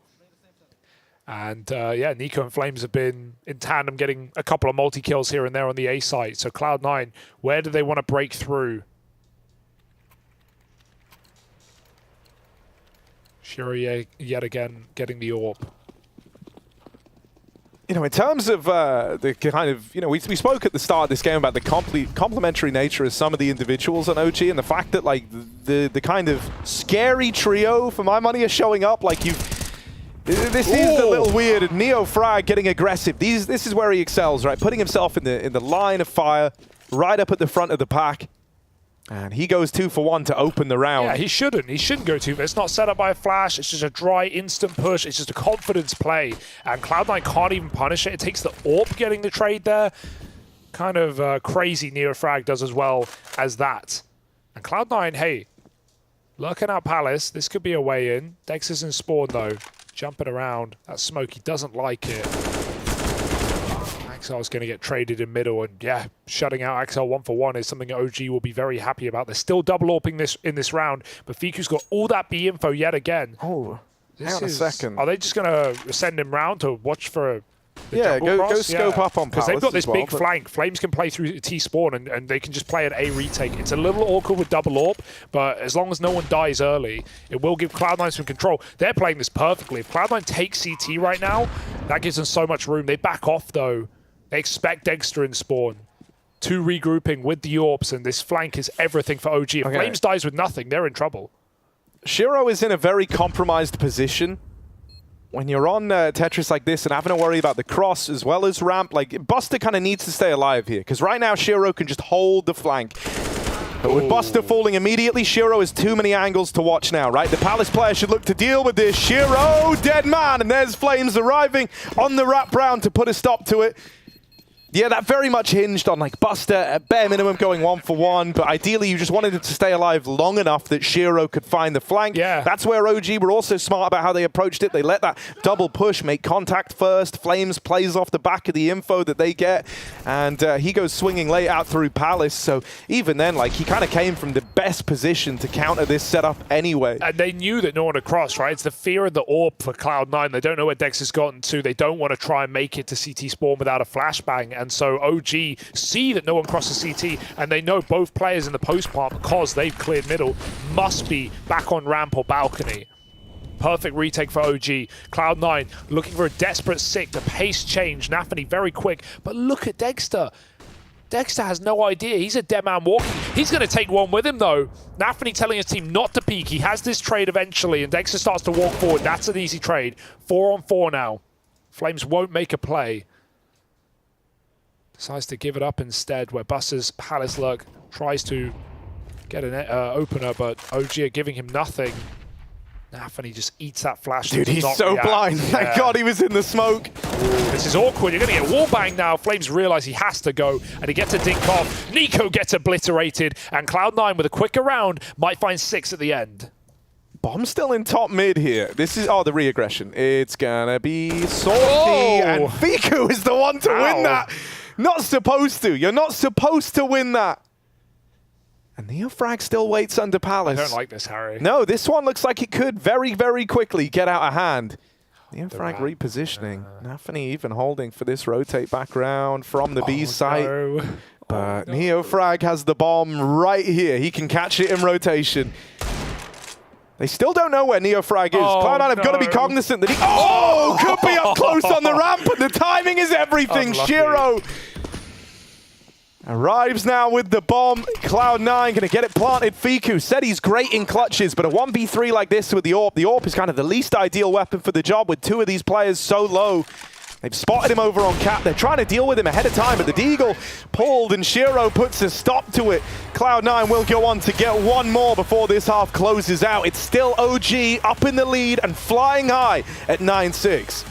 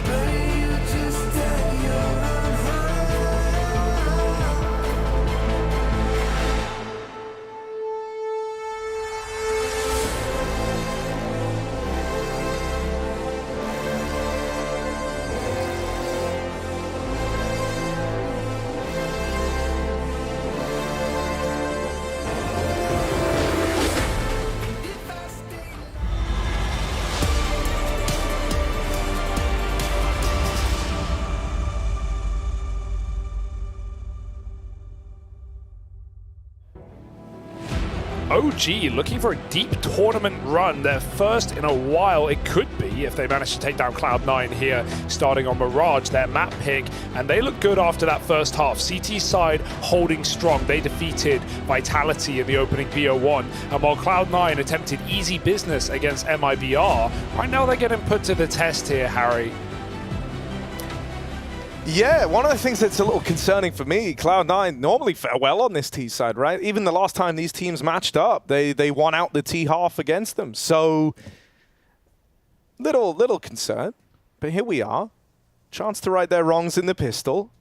OG, they're very spread out right now. 2 down through lower, looking to crunch upon mid, while Flames is trying to get involved over in the apartments. Axel is, I was going to say ready for that. He was not ready for that, as it turns out. Neo frag with the opener.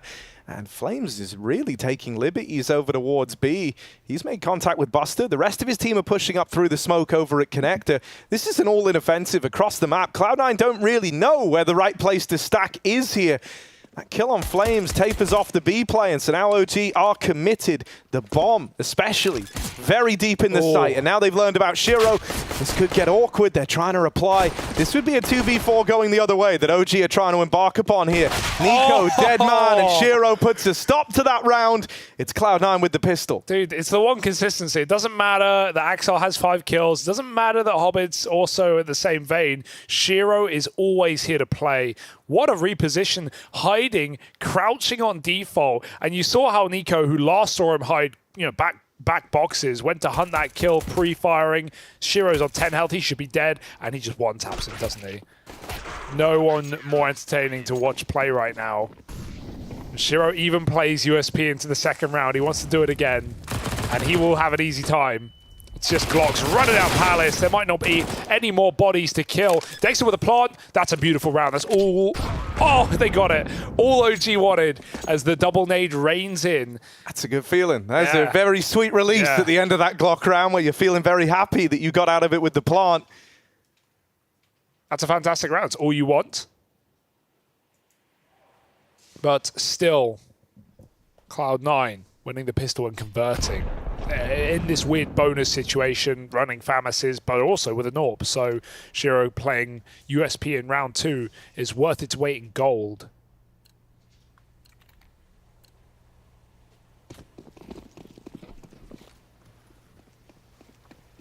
Shiro's got the big green, and with where he sits on the scoreboard, I like that he's bought it out straight away. Shiro provides the opener. There's one thing you can rely on. It's this guy right now. Flash through the smoke. Gonna get Flames out into the site, but into the sight lines of this AWP. Up through the connector, Neo frag will at least give them a way into the A play. Shiro now repositions, trying to stay mobile on the AWP, trying to keep them guessing. But Dexter's going all the way back through T-spawn with the bomb. What's the idea here, OG? 3v3. They kind of fell away from the A play for a moment. But Shiro on this big brain reposition on the AWP is teed up perfectly to shut down the bomb as it moves up through middle. And he's the guy you're like really trying to avoid right now. Smoke down. He hears that bloom though, and he knows that he's about to have contact. On players trying to get up through the connector, but he's missed that tiny window, that tiny chance to tip the scales in favor of Cloud9. This one's going to be... Oh, he hit that. That's crazy. Couldn't see a thing. No. Tags Neofrag down that much lower. Post plants are so powerful here for OG. One man down in the connector, right? He can look to win this one in the post, in the later stages of the round. Neofrag had no business winning that. He's at 16 health from where he caught that stray through the smoke. Buster equalizes at least. Shiro's going to be needed here. He's not done stepping up. 2 in the round is not enough. Buster with the tap. Shiro, here's the molly burning. No scope needed. Shiro misses that second shot though. And outside of doing everything in the round, it's not going to happen. That one bullet that sails past is all it takes from a guy that is on fire. Shiro had to nail that short shot. Yeah, I don't think it even would have made a difference as well. They had no kit. It was dropped back at ramp. So even if he instantly connected that, it would have been a very close defuse round. OG, a dangerous wrap round on ramp late as well for Fiku, but it's enough to win it out in the clutch. Right now, they are really taking Cloud9 on.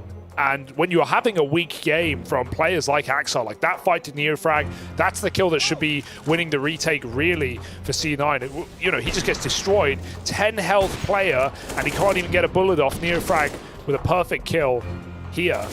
And that wins the round really for OG.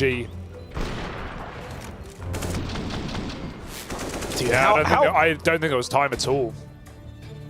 How heartbreaking is it though, man? Like, you're 23-9, having this fantastic game. All it takes is one shot missing. It's at 141 ADR is Shiro.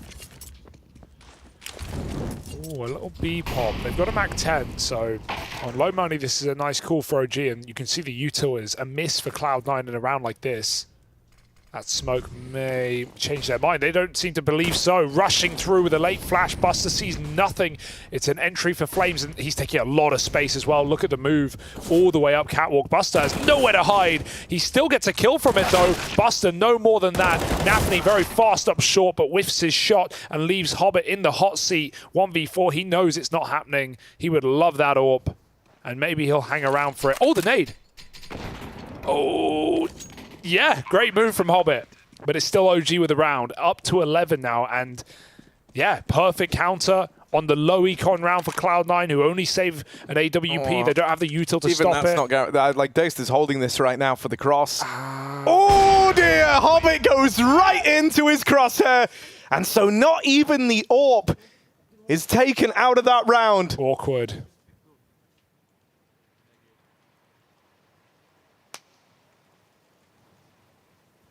OG, man, they've come to play. And this is against CT side Cloud9 as well. Easier said than done, where many teams have tried and failed.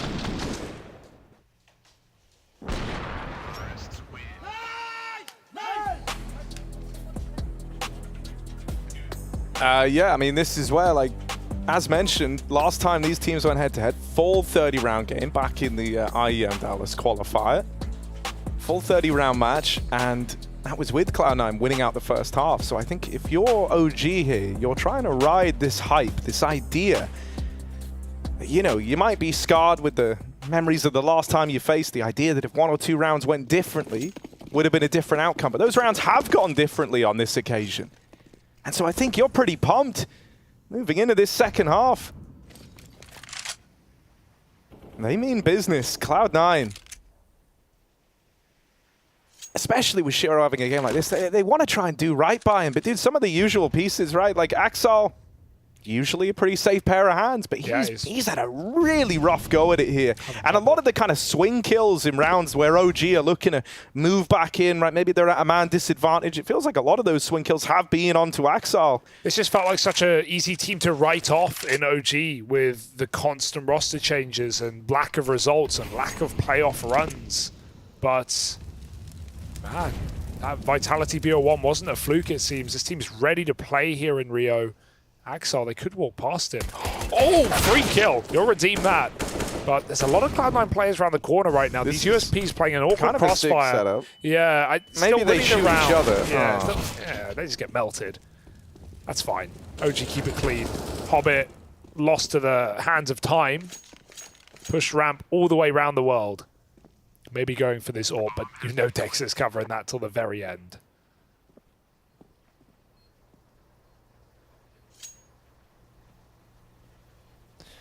OG, their last IEM playoff run was back in the online era, Harry. It was back in 2021 at IEM Summer.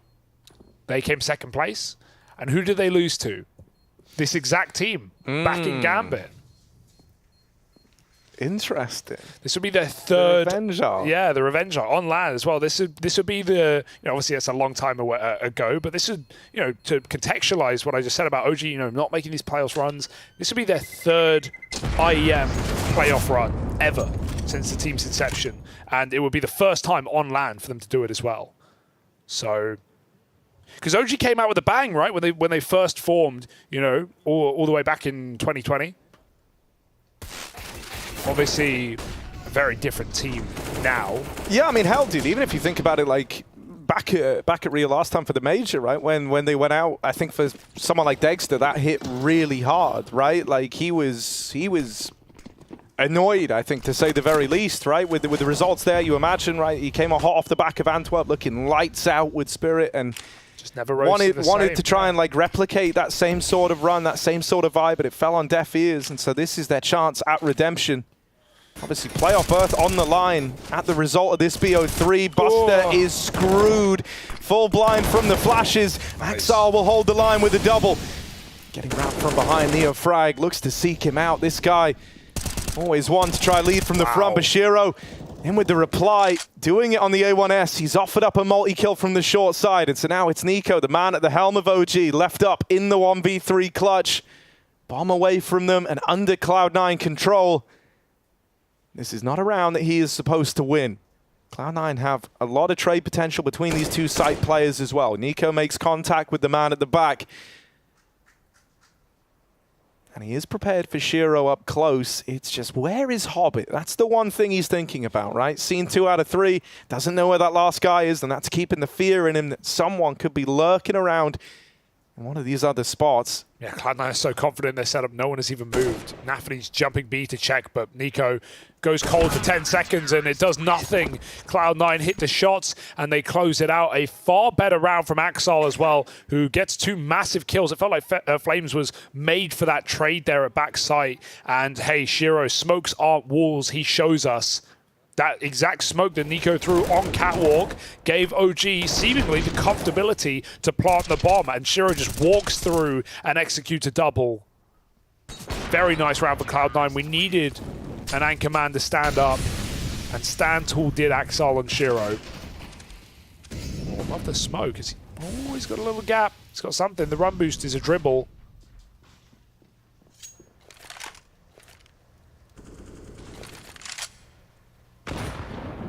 0 damage somehow off that nade. Sails right by Shiro. And OG do take that mid-control.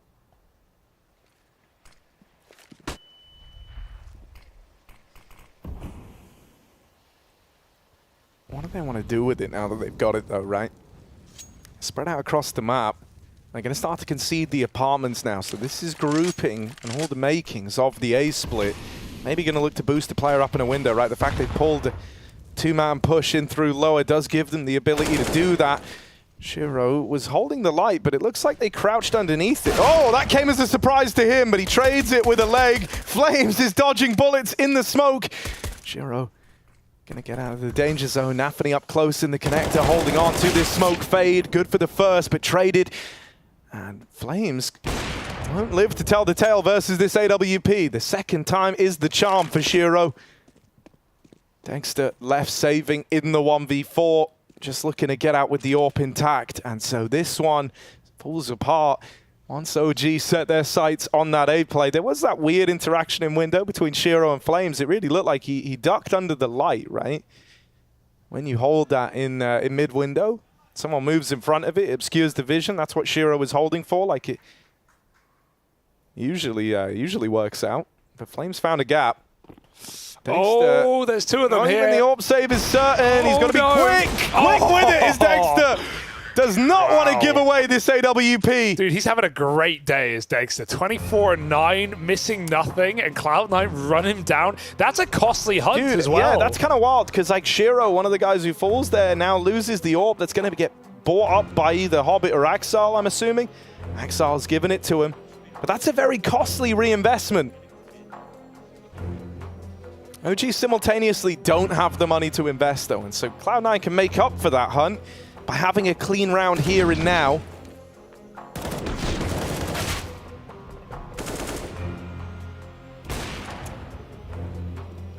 Is this where the cracks begin to show for OG? With low money, with Cloud9's quiet players stepping up a little bit now on the CT side. What you would always expect from this team. And a late game activation. Better late than never. Third timeout for OG. They're feeling the pressure just as much. And Groove is trying to keep the team calm. As Cloud9 slow and steady close this gap.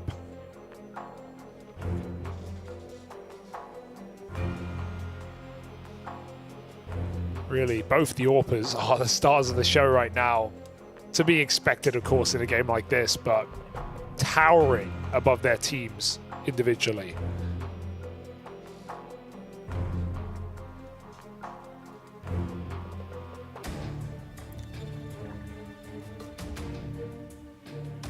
Yeah, Shiro is very much trying to be the guy keeping Cloud9 in this, that kind of hero player to keep the game competitive. Because that's the other thing, right? Dexter might sit top of the board for OG, but there's been other pieces to it to pick up rounds, right? Shiro is bearing a lot of responsibility for Cloud9. Now, even though this is a pistol round, it's made more interesting with the AWP save. You have to kind of play this like it's a rifle round if you're Cloud9. You want to try and keep it as clean as you can, especially losing those players in the hunt in the round prior. Even Nafany just gets that early info on where the AWP begins with that flash, right? He throws a nade dangerously and a flash dangerously again into top middle, but it makes Dexter shoot, which gives Cloud9 so much info. They know it's the only gun in this round. So sure, he's rerouted, but they've spotted him again. Okay. Cloud9 are playing to contain this AWP. They know the only way OG can win this is flood out with Glocks or give Dexter the room to go for an opening kill. And now his 2 attempts have been denied by utility. So Cloud9 keeping Dexter boxed in right now. And soon that box will be a coffin. There's surely no way this hero gun can spiral this round out of control. Flames has got the one flash. But really, surely not. Well, it's one of those rounds that relies on Dexter going huge. Shiro in the right place with his AWP gets involved. And with Hobbit answering the call inside of the site. Honestly, Dexter probably just looking to save. Doesn't even really want to go for this. Just take that AWP with you into the next round. He tried to make the opening moves, but when they fail, when they don't work, at that point, it's just kind of sacrifice the pistols and keep this AWP in play. Yeah. Him surviving is the only way they're going to have one in this follow-up round. Considering the hunt for Cloud9 in the previous round, right, running down Dexter in the B apartments, Cloud9 could not have played that round better in trying to build up their own money here in the late game. 5 alive, playing very safe, not swinging the pistols, making them come to you, and no one made a single audacious play to try and chase that AWP again. No one swung stairs, no one swings out triple or tries to flash peek it. They let Dexter do nothing. They know he can't win that round. And so Cloud9 build up money with 5 alive. Ooh, pre-molly. Shiro misses the jump though. It looked like he was going up cat. He now has to reroute quick back to this A site. They're popping fast out Palace. That's awkward. Hobbit blind, but he still gets away with 1. Flames doesn't. No way. He shouldn't win that kill. 10, 20 health, hits the head all the way across the site, and now they're jumping over. Now they're chasing down Shiro. OG getting out of control in this gun round. Buster trying to fight back for this, but now they've got him pinned in, and they just look to finish the job right here, right now. The bomb's actually going all the way back over towards B. OG are trying to keep this as safe as they can. And they've got Buster trapped here. He was tagged by the AWP, so it's not a round he can attempt. Buster is just looking to hold on to this gun. OG maintain the lead. They don't want to give up a tie game. And I like the way they play it, man. Fast out through Palace. Just a swarmed A play. I think this makes sense, you know, like kind of play to your strength, right? The floor for OG right now is higher than that of Cloud9. Yeah. And so I think, you know, the best way to beat an AWPer that's on fire is just look to swarm him, right? Look to throw a lot of bodies at the problem grouped and together. That AWP can only fire off one shot at a time. And it's the pace changes. It's something Cloud9 even realized towards the end of their T side. They had a lot of default rounds, slow mid takes, and then they went quiet for 5 rounds in a row, and they throw in one really quick, aggressive A split, and it wins them their last round of the half. So yeah, OG have done that really well. They've thrown in 2 rushes in this half, and both times they've completely caught Cloud9 off guard. So yeah, another round where the entry players, Neofrag and Flames, find a lot of value in the early round. And why not do it again? Yeah, love that. Oh, Shiro! Right place to deal with it, right? CT, nice place to have the AWP for this Palace rush. He can just go through the motions, take a shot, fall back. But right now, these shots are falling on deaf ears. This is not the time for Shiro to start missing. His teammates trying to pick up the pieces. Nafany on a multi-kill here over towards jungle, has a smoke in his way now. That's going to cause him to taper off a bit. Looks like he maybe wants to come through it, which is a pretty ballsy way to go about it. Shiro just waiting back in the spawn, and Nico wipes him out. Second man even brought down low. Buster tagged up, so this one's got to fall to someone else, and Nafany seems up for the task. Dexter now in the clutch, but he is the man topping the charts for OG. Brought down and knocked out by Hobbit. And so there's the reply from Cloud9. Yeah, it didn't even take Shiro digging deep there. He had a couple of chances. They all fall short. And it's Nafany to pick it up. Yeah, Cloud9 certainly don't look satisfied with that round, but they'll take it. And yeah, Shiro certainly with some missed shots, trying to hit some fancy flicks. And Flames has some nice footwork as well, getting up that ladder. Very quick repositioning. But still, Nafany does what he must. Puts Cloud9 in his backpack for at least one more round. Neck and neck, Cloud9 trying to break it again. That was a very risky buy for Cloud9. If they lost it, they would be playing for overtime almost certainly. But it works wonders. It keeps them in this one with a full buy again.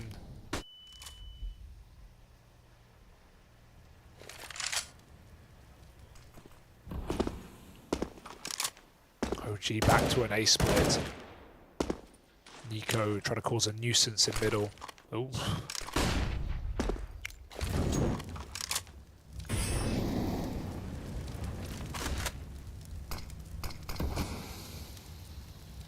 I actually do seem to believe that the way in is these A plays. Nice angle for Hobbit over in the window. Yeah. This is a good fight for the man. Nico could get through the smoke without being seen right now. But he's playing with Neofrag. He'll wait for the fade. Hobbit, perfect position, but the cover is there. It could not be better. 50 seconds now, and they're going. Oh, Nafany does not hold the line this time. Can't replicate those heroics. Dexter knocks Shiro out of the round, and Axal's missed this timing. He's left chasing ghosts in middle while the sight is lost. He can't pick up the pieces. Flames. The way he's gotten these kills over the last few rounds is wild. And this leaves it on Buster again, who's just surplus to requirement in some of these rounds. Left saving back in the spawn, but OG not in a forgiving mood. They want to try and hunt this gun down, and they will find him. And now he is boxed in. Like, you're working with not even a meter of freedom here. They are coming in from both sides, and they're going to pincer him, removing that gun from play, and now accelerating towards the finish line. You said that the investment in the round prior was a risky one because if they lost it, they were playing for OT. Well, that's a delayed fact now for Cloud9. The money is broken, and so OG looking for a free path to that 15th round. Also, got to give Dexter some credit, right? Because Shiro is having a fantastic game at nearly 30 kills deep, but over these last few rounds as we've embarked into this second half, Dexter has been besting him in that head-to-head more and more. Yeah, and I love the way OG are playing these rounds right now. Very quick again, dude. The pace, they win rounds, they just start flying through. Flames' footwork once more as he leaps into the connector. They'll have to trade that kill. Hobbit underbound, they expect it. They know every position harbored by C9, and they put them all to bed. Shiro scout and spawn does hit a tag. Fiku, gotta be careful. Don't want to give this away. Smoke shots could get him off the bomb. He flicks to find the orb. Shiro, this is not the round you're meant to save, but him and Buster are putting it in the right direction. 2v2 now, no kits. This actually is a round that Cloud9 have to win. They fully invested, right? So they are all in on the prospect of upsetting with the pistols, with the low buy. Shiro putting the hero back in his name, and there's Buster alongside him. How do they win these rounds? Right when you think Cloud9 are done in this map, right when you're ready to give up on this team, they do that. That's twice now.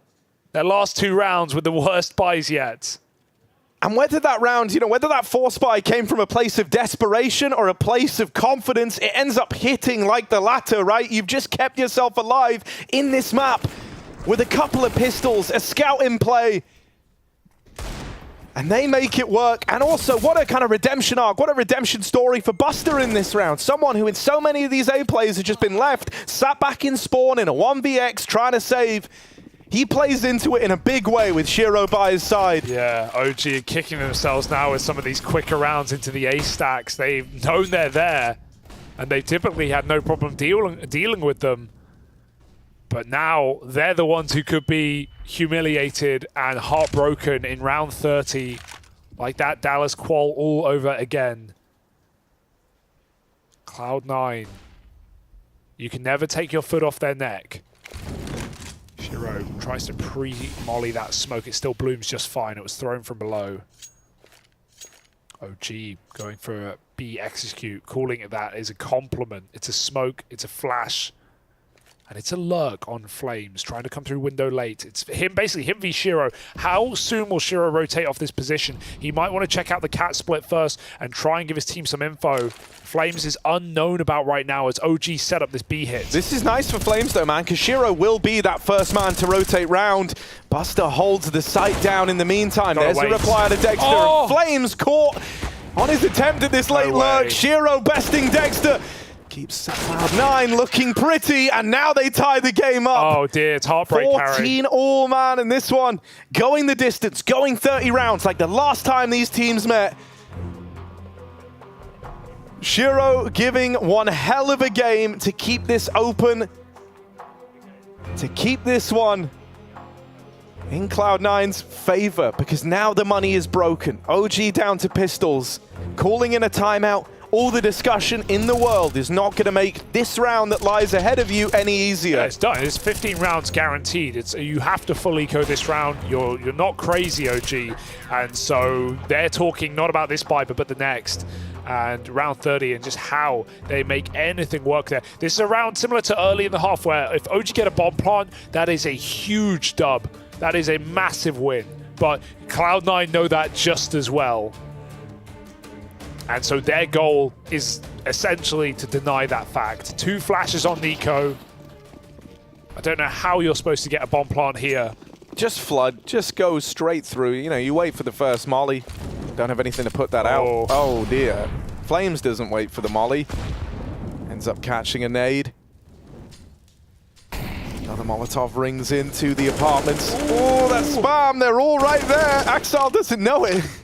C9 know what's going on. There's no doubt about it. They've dumped all their util early on this B hit. There's no smokes down. They don't want anyone to get weird. Just stop this from ever materializing. C9 make it so.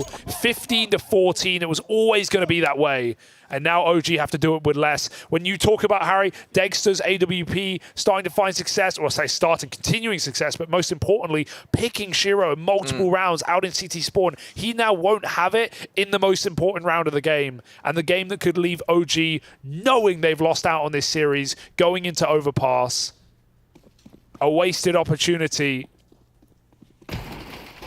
And Cloud9 laughing all the way. Can they finish what they've started?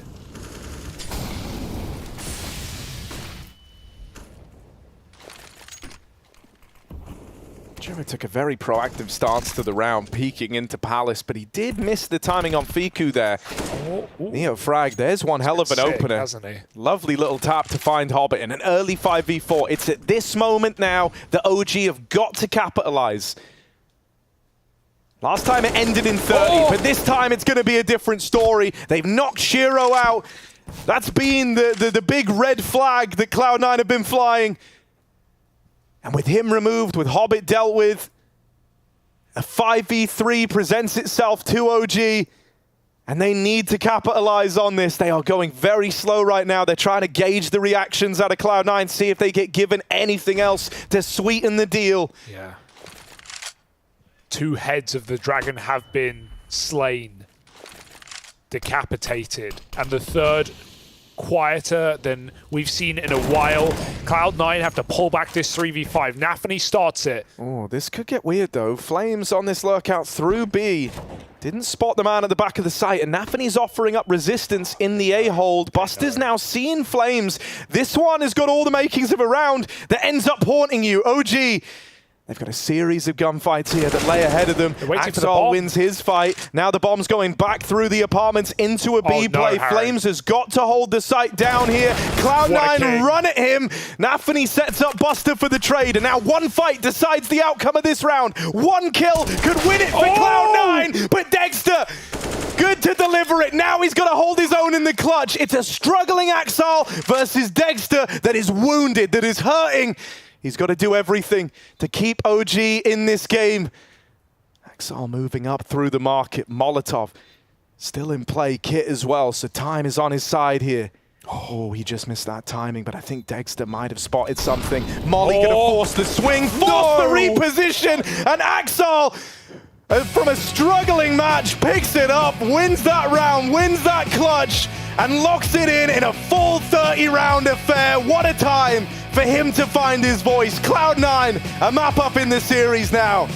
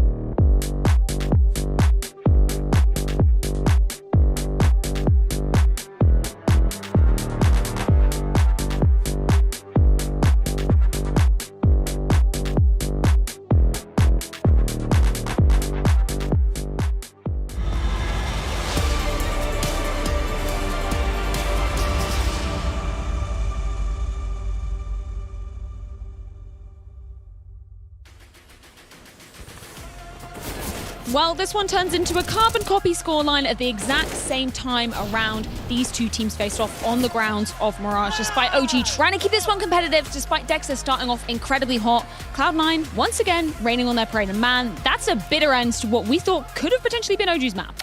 I wanted to say Cloud9 finds a way, but I think it's more OG finds a way to lose. Because towards the very end, they had the game in their hands. They were playing against the V5, 14-13 up, I believe was the exact scoreline, and they just let that round slip through their fingers. Even in the end, 5v3 in round 30 to get into overtime. They mess it up. Cloud9 Break your dreams. Take it in regulation, yeah. Yeah. Shiro, though, holy hell. Yeah, like, the guy just comes to play. And it seemed like the stars had kind of aligned for OG. Like, Axel was having an uncharacteristically very, very quiet game overall. Like, there was one point where Shiro was like 26 kills, and everyone on the team was like 10 kills and below, right? But I think they just had what they needed in the first half. 6 rounds were able to accrue. A lot of clutch rounds coming out as well. I think Buster was very impactful, even though he didn't really top the server, so to speak. So, you know, the small little things kind of working out in the end for Cloud9. Let's go to 2 moments where we actually saw Buster having huge impact alongside Shiro. We're going to start off with round number 6, which kind of gave Cloud9 a lot of momentum back in that first half. Yeah, and it's important because the scoreline was 4-0, then Cloud9 wins the round, and then we have this round, right? So a reset round, very important for the economy. They were in a 2v4 situation.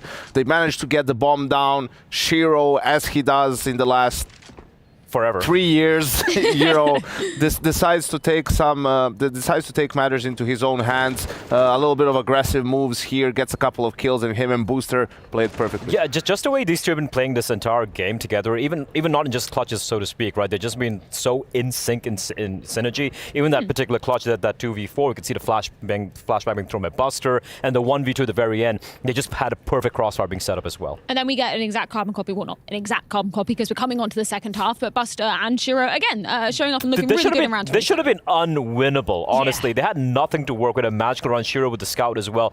And this is one of the rounds you said, OG, you had no business losing that, and you saw the way it played out in the end. Right, yeah, it's a little bit of a 5-7 action in connector. Then they're coming over. I think they were even in a 2v3 really in the end. Yeah. Shiro and a Booster, and then it's. They just managed to make it down and get it into 14-14. We were kind of joking about the 3-headed monster, I guess, coming off of Cloud9's game versus MIBR just yesterday. And Axel, as you mentioned aptly, was quite quiet. But then final round, he did what he needed to do, man. He closed it out in regulation. Yeah, I think that there was I love the play from Buster in that final round, right? He knew exactly where one of the T's was in the corner right there, tucked in. He waited, he didn't go for the duel. He knew the bomb was going to be coming his way. And then Axel in the 1v1 eventually. He had a very quiet game, but he needed that one final kill, and he nails it. Any thoughts? Yes. Yeah, yes. Agreed. That is exactly what happened. Cloud9 wins, and it's going to be 16-7 again on overpass, and that's it. Yeah, is that exactly what you're reading as well, looking into that crystal ball? It's a FURIA Cloud9 final. Wow, we're already calling the grand final. Yes. Yanko, you know we're not even in playoffs yet. We're in the arena, Freya. It's true. It's true. Everything's a playoff game to us. Overpass, are you looking and seeing that same scoreline that Yanko was there? 16 single digit. I'll just be a little bit more, like maybe 69 or whatever. If they get to 10 rounds, I'll be pretty happy for them. OG did show some promise against Vitality. They did get that win, so you can't discount them. But Cloud9, this is their playground. Once they got the win over here in Mirage, they should be feeling much more comfortable. And I don't usually see Axel having such a quiet, sort of performance like this against a team like OG 2 maps in a row. This should be over. Yeah, lightning doesn't not strike twice, I think. That's how the saying goes. I don't know. Anyway, let's move on to our Air Force Aim High head-to-head, because it was the AWPers coming into things that we were really looking at. Dexter starting off incredibly hot, and as we keep on saying, Shiro, standing up tall in this first map, and I think we're expecting the exact same performance coming into the second one too. I mean, it's just insane, the level at which Shiro is playing, and I think, this not being the RMR and him being a little bit less emotionally invested in some of these games. I mean, you saw in some of those camera shots at the RMR, I mean, he's almost tearing up, or he actually is tearing up mid-game. Yeah. Like, you can't have that happen. Like, people who say, oh, look how passionate it is. No, that's bad. Like, you can't be crying in the middle of the game, and you shouldn't be like jumping out of joy in the middle of a game either until it's over, right? So here he's taking a little bit of a step back. He's managing his emotions a little bit better, still playing on an insane level, right? That's what you want to see from Shiro and from Cloud9. And the crazy thing is, even though Dexter was he was getting a lot of kills as well, but he was being ably supported by Fico, by Neofrag. Yes. Especially, man, Flames was hitting some absolutely insane shots as well, single-handedly. And for the side of Cloud9, it was seemingly only Shiro, but then at the end, even though the kills weren't so much from Axel, from Buster, at the end it was just enough, And I think it's interesting when we're talking about the emotions from kind of both sides of the equation. We're looking at OG and talking about, a team that we just don't see making it to playoffs, but for Cloud9, they aren't making it to the final CSGO major. So much on the line for both of these teams, but you're still seeing it written in the Cloud9 stars. Yeah, I think, listen, it was going to be one of two things. Either they were going to bomb out completely of the tournament, or they're actually going to have a deep run, right? Because the pressure is off for Cloud9. They failed miserably. The biggest of fails that you could have had, it happened to them, just like it happened to G2 in the previous major cycle. And lo and behold, after that, what did we see from G2? a completely different lineup that started playing incredibly well and is now one of the best teams in the world, right? Not saying the exact same thing is going to happen for Cloud9, but there's a bit of release in hitting rock bottom. You know, there's nowhere lower to go than not even making it to the major for them, and having that sort of freedom to play with and seeing how incredible, you know, knowing how incredibly talented they are and skillful. They have a perfect opportunity to simply showcase that and not overthink about what ifs and other results and just play the game. Yeah, I mean, that's what even Groove said as well in the interview earlier on, right? Like, they've hit rock bottom, and at this point, you just have to accept what happened and move on. Right now, what you have to do is just play Counter-Strike. You have, like, everyone else is going to be playing the major. You have nothing else to play during that time, so might as well at least go for the win. Just go all out, all in. You have the players, you have the individuals, you have what it takes. Again, like you said, pressure's off, and that makes Cloud9, in my opinion, more dangerous, actually. Yeah, Overpass under the microscope specifically. Obviously, you did allude to that game versus Vitality yesterday for OG, which was pretty surprising for to see them swing it back in their favor, particularly with a 9-round T side. But it sounds like you're saying that that's not going to happen again versus Not against Cloud9 CD side. Not today. Yesterday. Yesterday? Not today. Not today? Yeah. I don't know. I think that was more Vitality not dropping really getting into the game properly, that's fair enough. And not being fully focused. Then it was OG showing up in a miraculous way. Of course, props to them. They took advantage of that sort of vitality and managed to win the game. I think here against Cloud9, they're not going to have the same sort of experience. Well, Overpass is on the horizon, and potentially time for Cloud9 to secure their spot in the playoffs. We're going to do a quick break, but when we're back, it's all the action going down.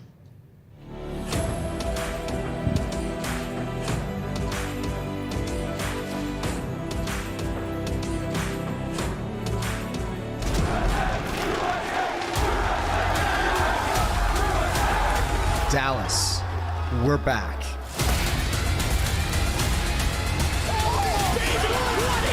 Counter-Strike is in our DNA. It always has been, and it always will be. And now we are once more returning to where it all began. Melbourne, Australia. Home of the best Palmers, the Flat White, iconic trams, the Yarra River, and CSGO. 2, 3, ha!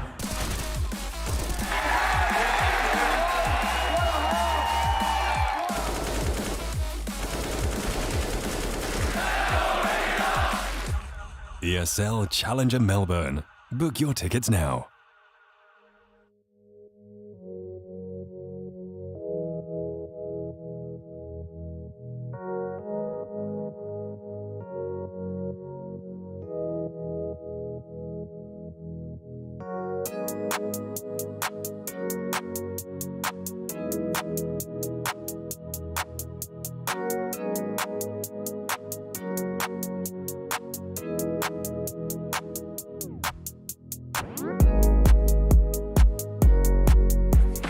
Hello and welcome to CS Justice. This is the courtroom of Counter-Strike, and I've got none other than Fiku and Flames.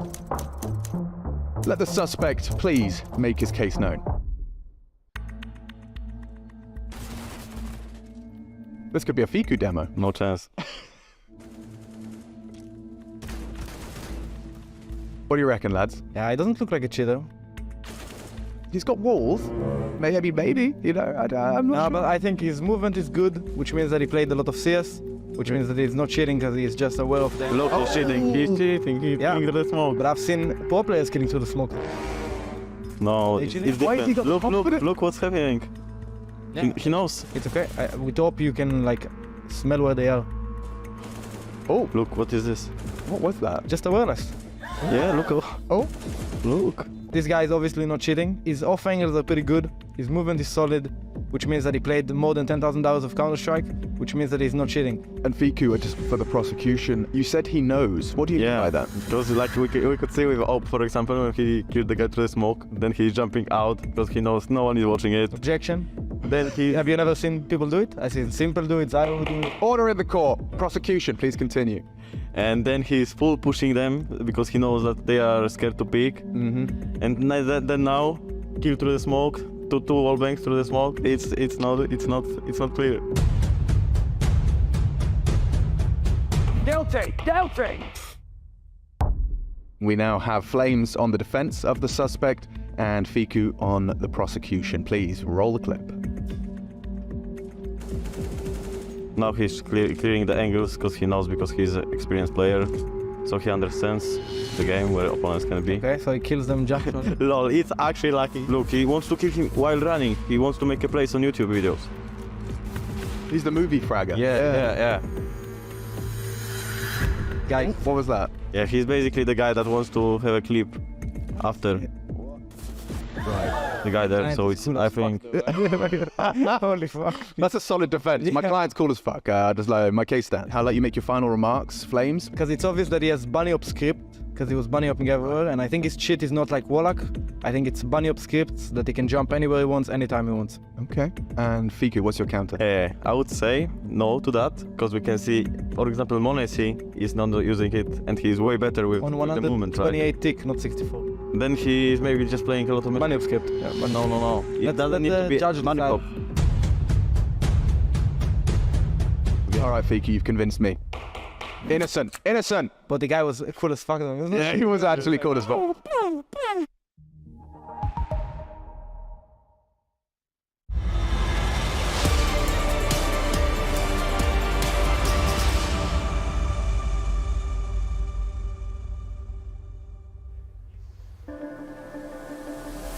Well, innocent from the judge, but guilty are Cloud9 in taking that first map of Mirage, 16-14. They shut it down against the odds, against the expectations of OG, who seemingly were in control of that entire map. And then right at the bitter end, Cloud9 finished the job. We now go to Overpass. We already had this series just days ago. Online is where Cloud9 managed to dominate on Overpass after winning 16-14 on Mirage. It was a bit of a running back today, Harry. We'll see if OG can perform better. Spirits are high. They certainly had a strong first map. It just hurts to lose the way they did and maybe miss out on yet another opportunity at playoffs for OG. Of course, this would push them back into that lower bracket where they get another chance to fight forward. You know, the one kind of nice thing here for OG is this was a map they had very recent good results on in their opening game versus Vitality, one that they were able to close out there in overtime. So maybe that gives you a little more faith. If not, this is going to be a series of missed opportunities for OG. Cloud9, the big bad on the other side. And embarking on the T side of their map pick, they are more than comfortable here. NeoFrag gets the info that they're already up down the long side, and he tries to get involved early. This is going to start to shuffle around the OG setup. You can see players rotating up from B. They've still got this double con hold coming into the fold a little later, but for now, NeoFrag had to hold the line, and with him falling immediately, this gets awkward now. Shiro adds more to the tally inside of the site, but they do start to break away into OG. In the blink of an eye, this one's leveled up. The backstab now starts to arrive. Nafany deals with the first man, but there's Fiku from the bank getting involved. This falls onto the shoulders of Hobbit. Meant to be on the shoulders of Giants, but he will swing out and find that first kill. Fiku, normally the clutcher, normally the closer. Kit is dropped on that bomb. Hobbit's playing a little further away, calls his bluff. Moving up, not expecting the full commit. Hobbit has read this one well.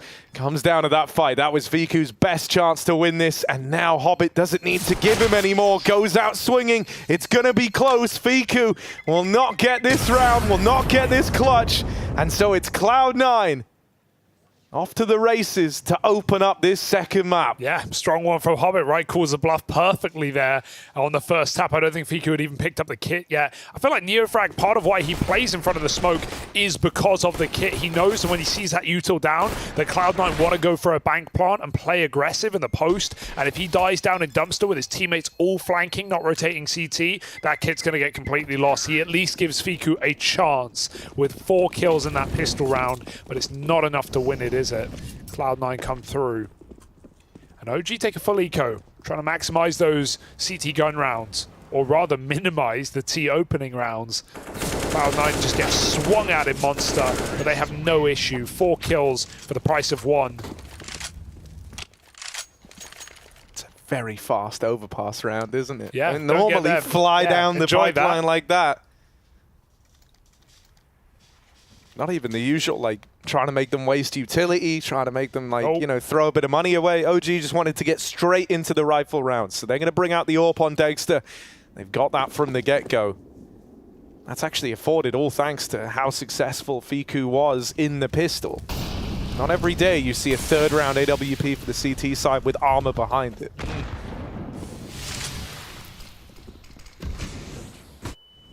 He starts B as well. Not even the most common pathing to begin on the CT side. He's got the right read. Cloud9 being quite loud outside of B. Axel backs up. He got spammed, so Nico knew for a fact he was there, but Axel just goes wide and takes that kill. Oh, spammed on his retreat. Meanwhile, Dexter hit his towards connector, and Cloud9 get picked apart a little bit. A 3-on-4. Crept through that smoke. What a play for Shiro. Neofrag trying to retreat off toilets. It's Flames behind the truck as well, but everyone is here and OG have no support. Flames, can he call for a flash? Doesn't look like it. They're just going to be running up CT. He's got that gap. He's given away his position. They're running him down, and the pressure's getting put on paramount from C9. Shiro's trading every single kill right now, and it's Dexter on a flank, changing guns to try and win this clutch. Yeah, had the AWP out, but not going to get to play it. Instead, it's the AK for Dexter. Shiro out of the round now. And this falls onto Buster's shoulders to try and carry through. Set up at the long side, doesn't feel pressure to peek. He's going to wait for Dexter to bring the fight to him. But this is a Dexter that's found his footing in the clutch. Can be tricky to put a stop to him here. And he will check the long angle, but Buster will close. And so Cloud9 in that first rifle round, it comes down to a tense clutch that they're able to close out. This is all the makings of a good T-side already.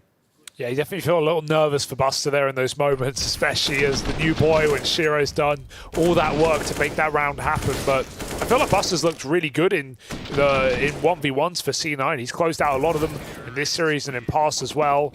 So does right by his team. And OG back to pistols. This is about to swell out of control on the T side. You can feel it. They do not feel the fear, I'll say that much. Quicker towards B yet again. Axel very early looking for this opening kill. Oh, that nade would have and will be pretty good. Yeah, that's the one armored player in this round for OG, getting brought down to half.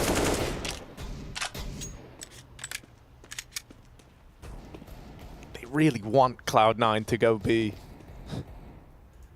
They really want this full 5-man take. They're set up here with pretty much everyone in the round with the exception of Neofrag, who's just jump spotting for info over on A. And, you know, if there ever was a way to win one of these low econ rounds, it's by Cloud9 walking into the stack. However, they're going to do everything right on the openers, just Dexter remaining. And he is ran through by Buster over on short. Neofrag giving us a bit of a head shake. Knows that this one is too far gone. Yeah, they haven't quite got the bomb, so get given some time to get in position, but with the door shut, the opportunity is as well. Sure, 1v1 to the low HP Hobbit here, but who clears this? Yeah, you're not. Yeah. Well, of course he's there. That's what you're thinking of yourself if you're Neofrag. Of course, that's where he is. Hobbit sat in his little Hobbit hole. Locks in the round. And so Cloud9, chance to keep building upon this, right? The longer you can stay in this power position, I always think it's easier to be here off the break at the start of the game, right? The longer you can stay here, the more you can milk this position of OG getting put onto pistols at the end of every round that you win, the better. You can amass a T-side that is already enough of the legwork being done. Oh, look on the break of the first few rifle rounds, but Neofrag wants to change that. Flashed in for a mid-fight. Shiro hanging around looking for this trade, but Neofrag knows how important this is, how important it is to maintain the 5v4, and so he just ducks out of there. You don't want to go toe-to-toe with Shiro right now. Oh, they're popping up B right now at the same time. Axel, he is in the sight, essentially. He goes a second too early off of Nafani's flash, looks right into the sun. Hobbit attempts his trade, but smokes down, OG not offering up anything. And this is overpass. This is the worst place to be on the T side. 3-on-5, even with utility, OG don't need to give you any openings right now. And there's simply so much of the map to clear, so many positions to play, and not the manpower to play the trade game. They're still spread out. Shiro's going to attempt this kill at long. Ooh. Oh, dude, I don't know how he does it. I really don't. He makes it look so easy. Let's take Neofrag out of the picture, but still, OG grouped B. Dexter has that AWP in the jump spot, giving him info. The way back in is kill Dexter with no casualty. Suddenly they have the A site. Hell, bro, even going 1-for-1 here still sets you up for a chance at the plant. Important rotation from Flames. Yeah, making his way up just in the nick of time. Dexter tucked in. Oh, he eats that flash. Nafany a little slow to get here, but he will still find it. And there's the double opener. No way. The captain leads by example here. He's opened up the A play in the dying lights of this round, and OG can't justify going for it. They're going to bow out of it. You should not be winning that round if you're C9. You shouldn't. Sure. Okay, Neofrag, yeah, he pushes on long in the mid round when Shiro was still middle. Like, you can write it off. It's not the end of the world. They thought they were heavy B. Cloud9 were at the start heavy B. But Dexter, this position is crazy with the AWP. He has this long smoke fading, and so he's playing between the signs. Yeah, especially in like the final, it was like 9 seconds left on the round as Nafany, failed that first jump up onto the flower pot. So man, like that, yeah, it's a very, very forward position. I think a lot of AWPers would have just looked to play behind dice, go through the motions, right? Peek out, take a shot, go back to bank. Maybe you do end up giving up the site, but at least you don't completely concede any chance of winning the round. Yeah, you don't want to concede a plant in a 5-on-3 there, but there's nothing wrong with it. And if you're patient and you hold a bank angle, you can surely catch a over-aggressive Cloud9 player, maybe pushing towards truck. But Dexter really wanted to stop that plant in the first place, and he's just going to get caught playing a very awkward position. Nafany, fantastic entries. I think he had a great map as well. Back on Mirage, and we were just talking about during the break, even that play, throwing it back to right Mirage, at the end, right at the 30. end, that when they knew Flames was E-box and he jumps through market window and sets his teammate up. It looks silly, but it was the play to win them as well as Axel, to win them the round, to give them position in what was initially a 3-on-5. The Cloud9 clawed back as they just did here. So again, Nafany comes in a crucial moment for Cloud9 on a T side, no less. Let's see if they can keep it going. Because right now, this is a fantastic start to the map. Scout out for Deg. But Shiro will take the angle with the AWP. Nades get thrown at B as Flames jumps up. Could not have been worse timed. And so, Cloud9, 5v4. Every bit of util used. And OG know they have to make a play happen here. Oh. Nice shot on the scout. OG are going to walk out B. Take that short control.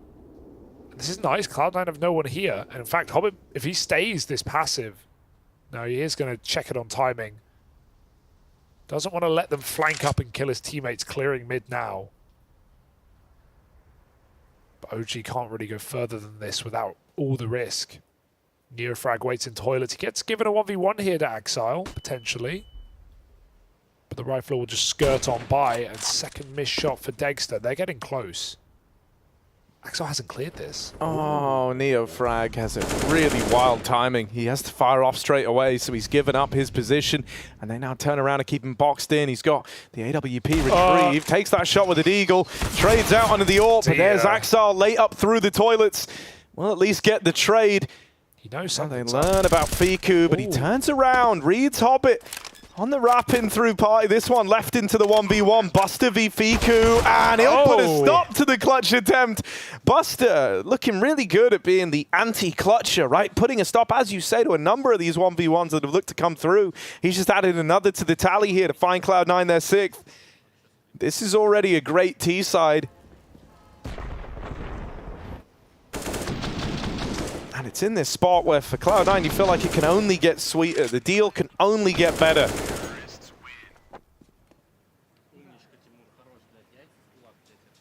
These are feel-good rounds.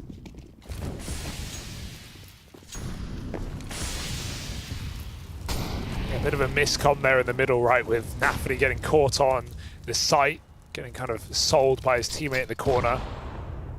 But hey, when Buster's picking up 1v1s like this, Cloud9 are in a very good position. This is a nice B setup though. 3 players ready to play. There's a flash over the top, but blind spraying is perfect. And 3 players tasked with holding this one down. They even smoke off Nafany on his exit. Okay, OG have to win this one now. I'm going to say that. There is no excuse anymore. Another 3-on-5 for C9. They rotate early A. And this is a good move, knowing that C9 probably won't recommit into that hellhole of the B hold, and Dexter not wanting to be left alone. They reinforce this position. It's nice to see.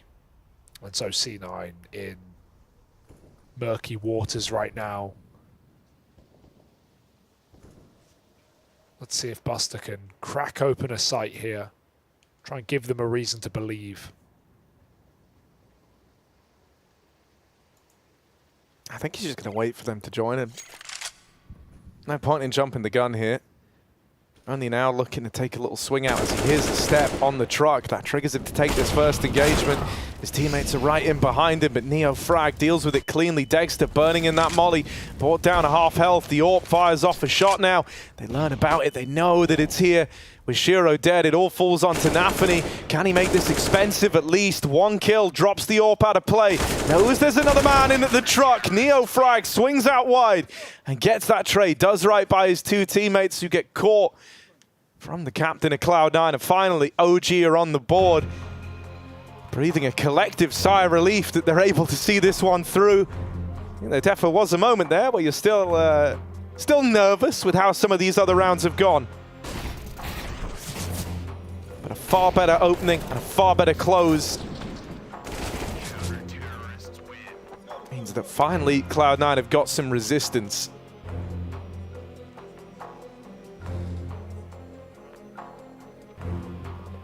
Yeah, better late than never. And it can be so much more for OG because these rounds getting close and costly. Cloud9 lose 1 more, suddenly OG gets a redeeming anti-eco. But that goes both ways, you know? Sure. Cloud9 is still in that power position. There's still the chance to keep a lot of pressure applied. That's why we see this like reinvestment here, even though there's some lack in players. Hobbit with no util, but then that frees him up to play at the front of the pack. There's ways to make that work. Swing round here. Yeah, this one really decides, you know, whether or not this first half is going to get away from you or if OG can recover. And that's not a bad way to start. Also, Buster was one of the players with full utility, so losing him early is far from ideal for Cloud9. Now it's Nafany with the full belt, but other than that, there's next to nothing.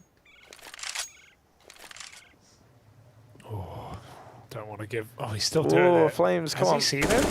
How many chances are you going to give him, man? Yeah. He's still jumping around. Nice flash. But it was all to tee up NeoFrag with that flashbang. And so another 5v3, this time 5v2 as they even catch Axile trying to retreat back from Monster. Slipping the net. Nafany has made it past NeoFrag as he moves back up through the connector.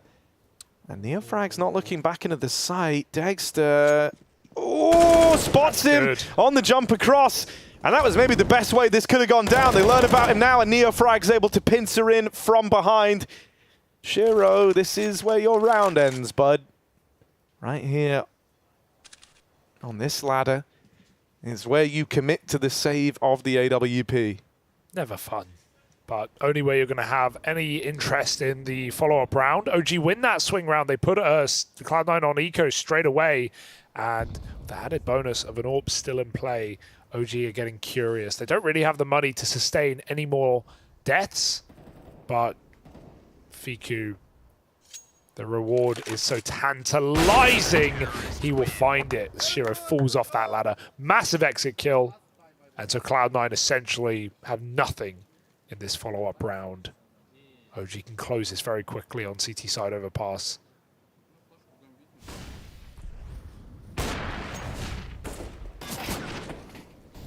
OG starting to make some plays, right? Dexter looking for mid picks, flash to Con. We've seen them walk out B short. Not playing scared right now. Kakafu bringing the energy as well, which is a nice sign. Fast flash out B for C9. They're running rampant. Good flashes. Fiku so blind. No one's actually in the bomb site. Flames will hit a lovely spray. Getting a plant here still seems unlikely, but they plant on the right side of the site, and they've got that money. That's all Cloud9 wants. Now you're wondering if you could just make this prettier by knocking another gun out, and it's quite the weapon to find. Now, I hope they delay the defuse. Oh, they will. They're not. They are. Someone will call it, yeah. No, it's mine. Get that extra molly, get the AWP, get everything. Okay. He's got it. I thought he was dropping more nades, dropping more nades down. All right. Every penny helps, Harry. Dude, I just heard him jump after not picking up the AWP, and I was like, oh, if he just jumped down. It'd be a good troll, wouldn't it? Big troll. Self-sabotage, nothing quite like it. OG. 3 away now. Yeah, building back into the CT side. Better late than never.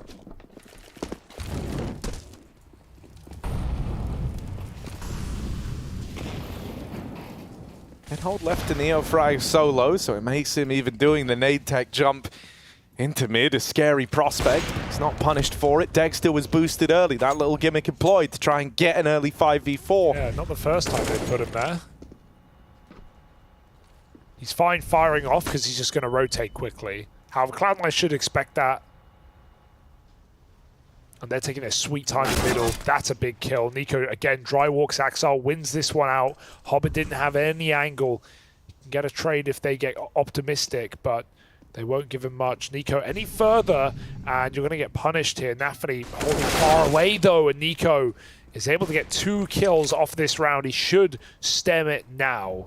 He's got full nades, and a 5v3 again presented for OG. Sure, Cloud9 did win that crazy 3-on-5 back into A, but that is not typical. This should be yet again Cloud9 written off when OG have this much space and this many nades. They will not waste this opportunity again.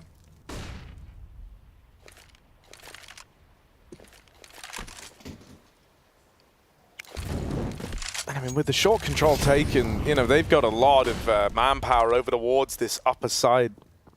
3 players, right, with like a late lurk at a NeoFrag over at long if Cloud9 get in, and that is a pretty big if. With 10 seconds, they've written this one off already, and they will just be looking to save. Shiro lands that tag, but just looking to keep the AWP in play is the goal here for Cloud9. You know, I feel a little rough for Shiro over these last few rounds. He's kind of been, you know, not involved in the early round, never really given a chance to play across the last few for OG while he's had the AWP intact. Right, oftentimes the rounds are kind of getting decided by these players on the extremities falling for Cloud9, and Shiro's always left as kind of the man in the middle, right? And when you're down 3v5, sure, you can say, well, you know, that's where Shiro can try cook you up a solution, but I just think with the game he's having, I want to see him involved in some of these early fights.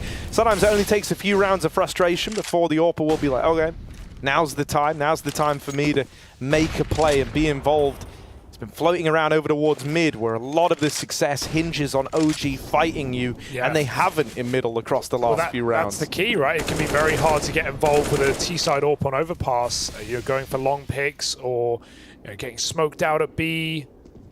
Dex has been playing fullbacks very early, been back behind boxes, and he is again.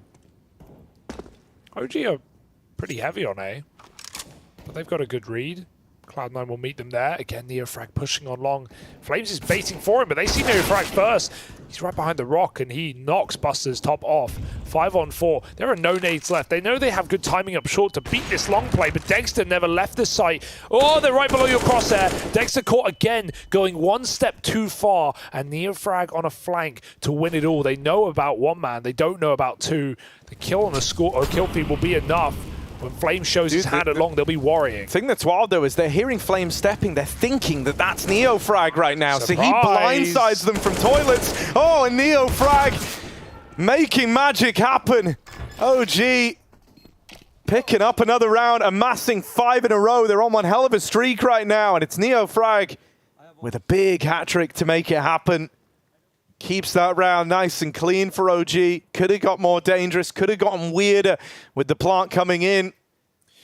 Yeah, everything's going perfect. Dexter's even started this round with a mid spawn as well, so it's all coming up OG. Oh, like, dude, man, like just to continue on like the feeling sorry for Shiro train. Of course, the round where he might get this fight in middle is the round where he can't field the AWP. That's like what he's been waiting for at the start of so many of these T-side rounds, is for someone to try and meet him there in mid. In fact, he's begging for it. And so this time he's got to do it with the AK.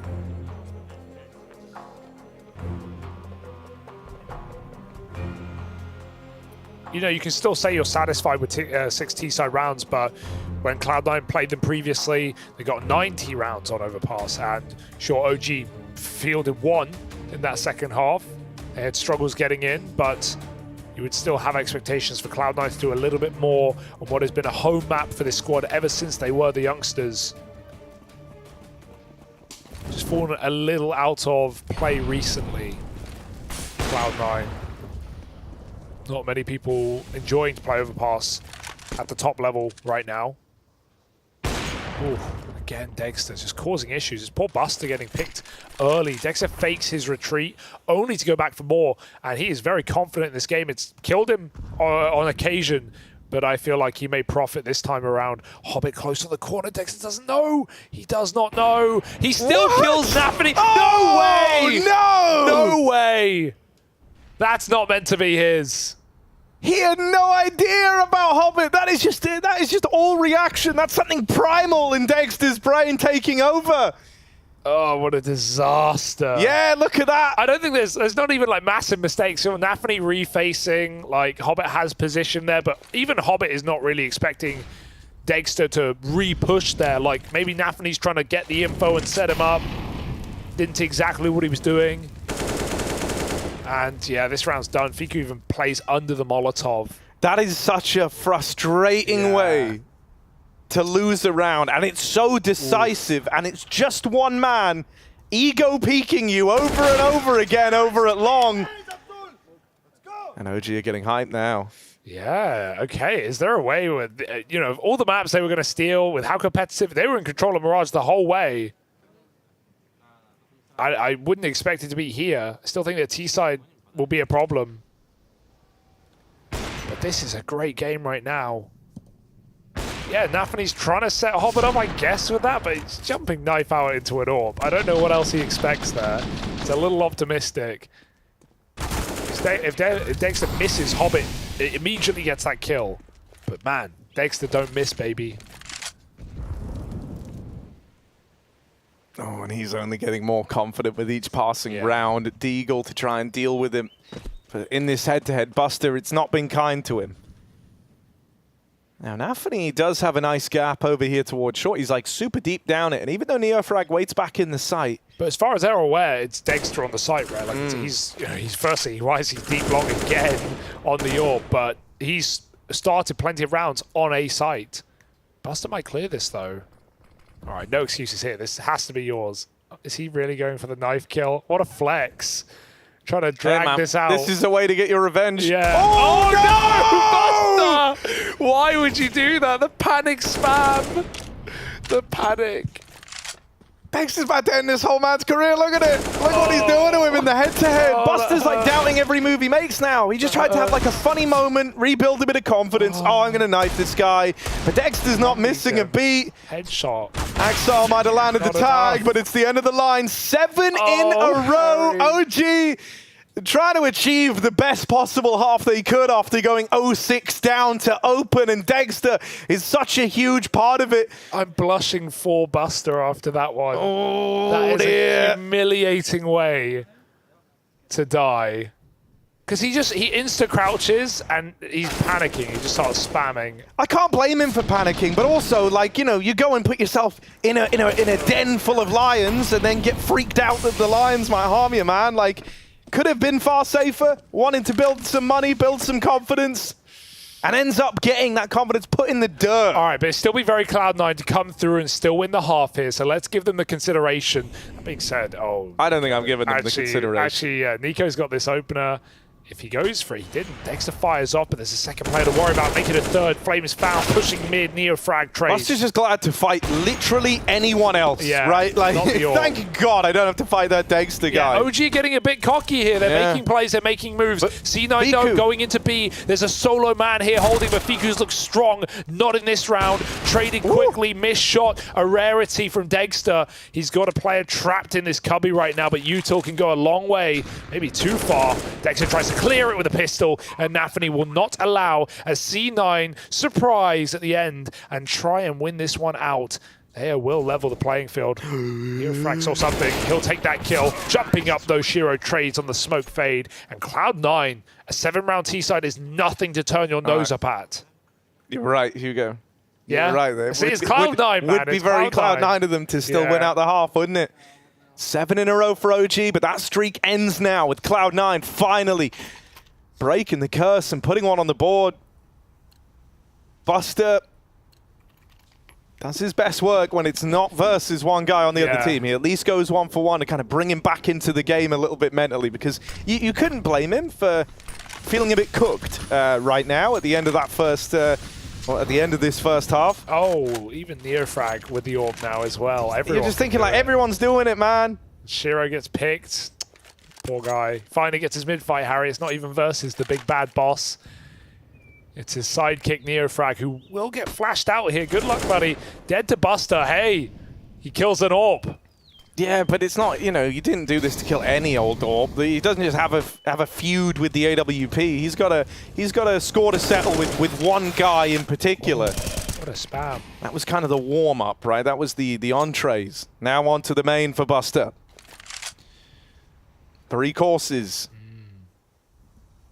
Well, he is deserting his entire team right now, going on this A play. Flames 2 and 10, and it's not going to get better. Buster is scaring them right now. They still double set up on Monster, and Dexter can rotate B quick because they're about to find out the object of C9's desires. Into the doldrums they go. Hobbit does get a crucial trade, Bogdaning it low on the orb. Kakafu not happy about that one. Meanwhile, Buster still trying to sell this. He's at least got a second player here. And OG just rely on Nico holding down this lower site. Dex is just trying to kill the lurker right now. Who's the lurker?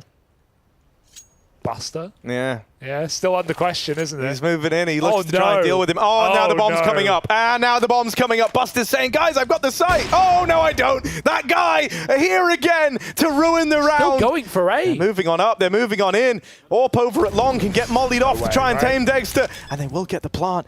Right now, Hobbit's still all the way down on the B site. Nafany is in this one all alone. And he will deal with Dexter. The point man gone. Flames could have stopped it. Flames doesn't know that it's just one man playing with them. Their hearts and minds on the line as Cloud9 look to win out this first half. Nafany in with another, and he steps up massively to deliver for Cloud9. They win out their first half, and now they're one step closer to that playoff appearance.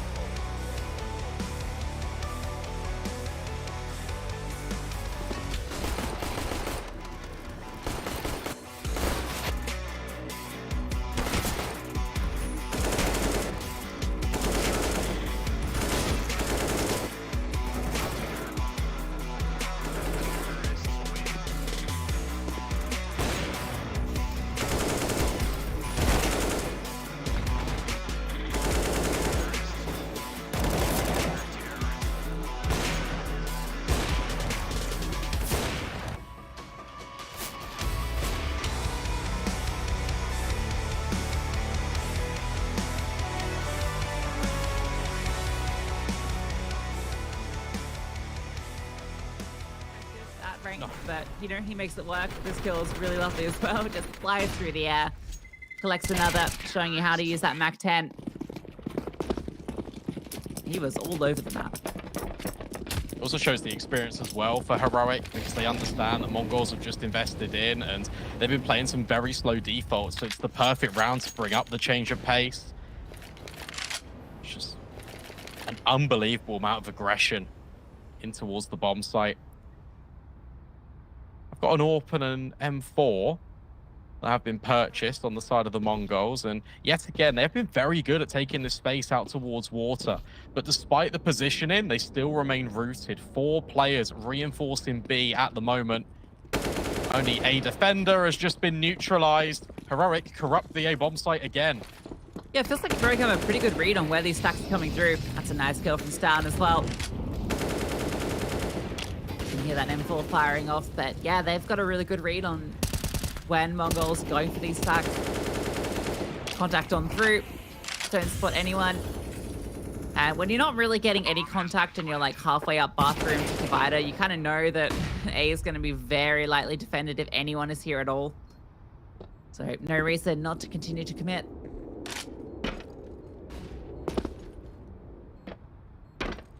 Hands off the keyboard for Yabi. That's how comfortable it feels.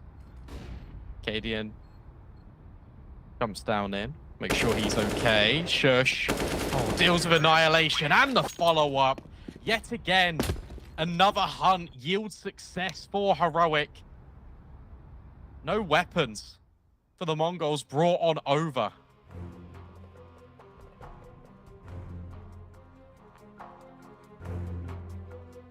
Yeah, a little painful. You can kind of see if they kept one of those rifles, or the AWP specifically, they'd be feeling very comfortable into this next round, but they'll still likely invest. I mean, they've got enough for everyone to get something out. Looks like a little techie coming through. Hopefully not something that lasts too long. At least the rounds are fast when they come through. Yeah, that's also 5 rounds in a row for Heroic. They have stopped the momentum that the Mongols were providing. And as soon as Cadian equips himself with an AWP,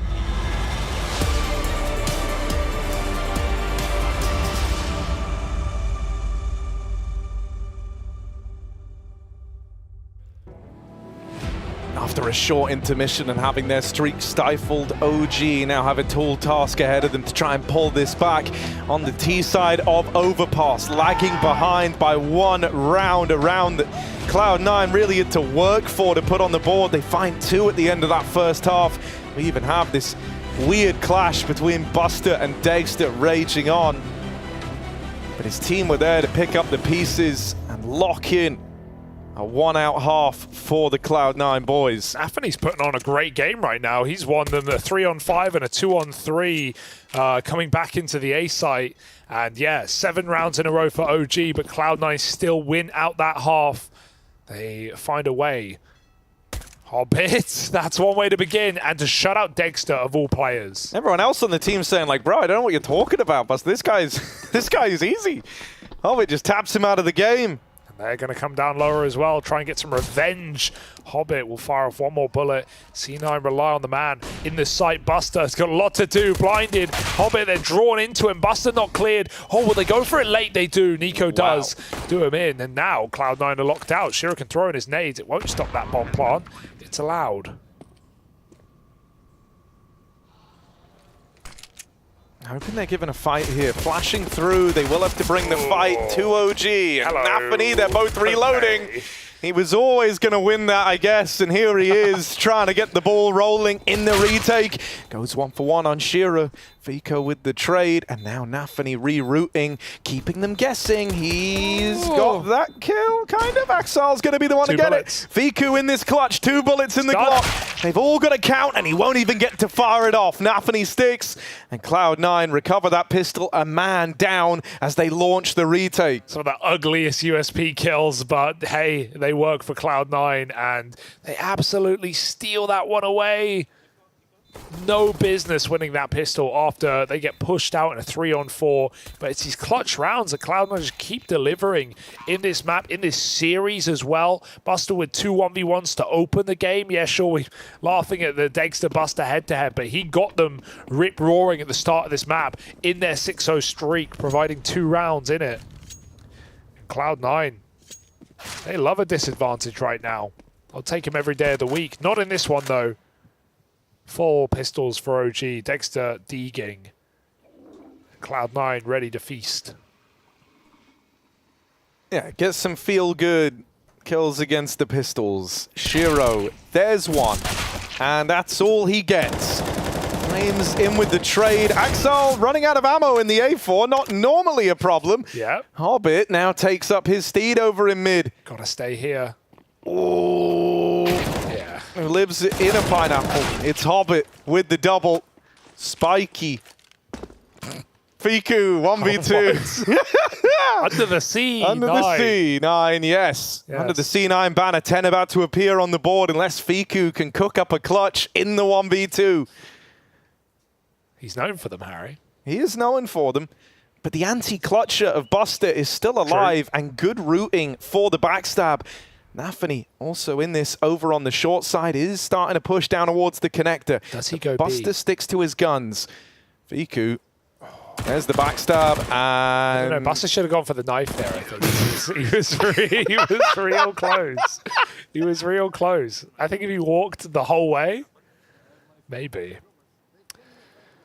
Well, Cloud9 are winning this game right now, Harry. And maybe it's not surprising. Maybe it was always meant to be. But there have been some shaky moments, without a doubt. However, definitely got their tenure on this map and on this matchup. Texas T-side AWP. We saw Shiro even having trouble doing anything with the AWP on T-side of this map. So I want to see how Dexter compares, where his openers lie. Get that mid smoke in, retreat back to B, hoping that they're not smoking Monster. Ooh, Shiro with some jump spots. Looking for a wallbang. Nico will reply. Axel jumps into connector, but Fiku keeps it even. Keeps it up, actually, for OG. Wow, I can't believe Nico spotted that and went for it. And OG just keep it simple. Grouped outside of B.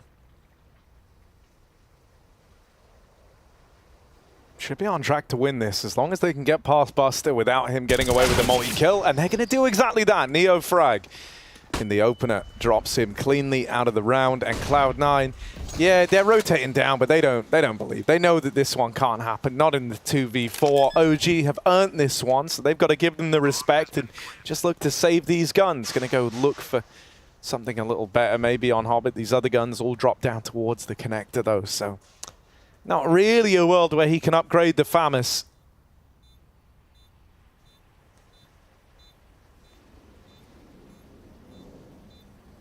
This is a tall task, having a comeback in the second half on your T side.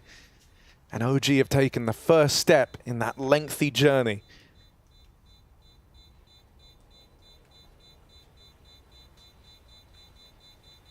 Yeah, of course, FURIA wait in that upper final, which is, of course, a seeding match for semi or quarters into the playoffs.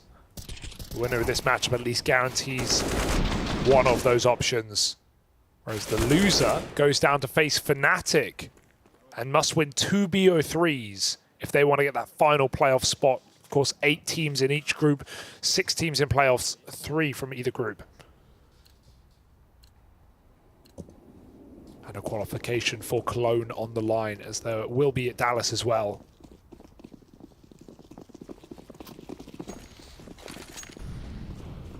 Force into this one for Cloud9 around these saved guns, but it's not the prettiest of buys. Shiro saving some extra money, putting that aside for a rainy day, looking to bring the AWP out if this round falls on deaf ears. A lot of respect given to OG here, right? They've got a lot of real estate over towards mid. Connector's not being contested. It's just Nafany spamming. You will get away with a good deal of damage, but it's traded back. Both these players caught up in that engagement. A little lower now, so trading the guns around. Going to give that M4 to Shiro. Good timing for a boost, right? It's on rounds like this, well, you want to try and use as many of these little gimmicks as you can to turn a free man advantage. Yeah. Something OG didn't really do, right? They had a couple of rounds where Dexter went on top of a boost on B, but he never found anyone from it. OG were really good at taking short water control, but the boost is similar to that in terms of getting the info at less of a risk and maybe even a pick. Buster's left solo B. This is a classic Cloud9 gamble right now. 4 on the A site, 30 seconds, and OG committing inward.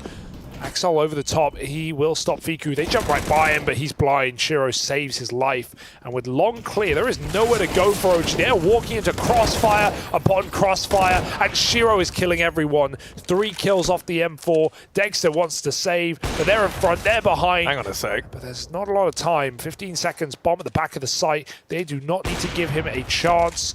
So Dexter retreating and trying to survive. He saw Buster. 1 bullet. And he kind of has to kill him if he wants to save this orb. He won't. Buster gets his revenge and knocks that AWP out of play. It was Thankfully, before the clock. it was before the clock runs out, right? So OG still have that cash injected into these bank accounts. But Cloud9 with an immediate reply to that 1 round that OG fielded. They do it with not much to their name either. So these are swing rounds to win for the Cloud9 squad. Yeah. They're now in a very good position. They can take this next one versus a bit of a broken buy for OG. They're looking victory dead in the face at 12-8 with an eco to follow. They would be swiftly moving towards the finish line. I love how Cloud9 don't overcomplicate rounds like that. They go for a late round boost and they see no one outside of B and they just go, yeah, I believe it.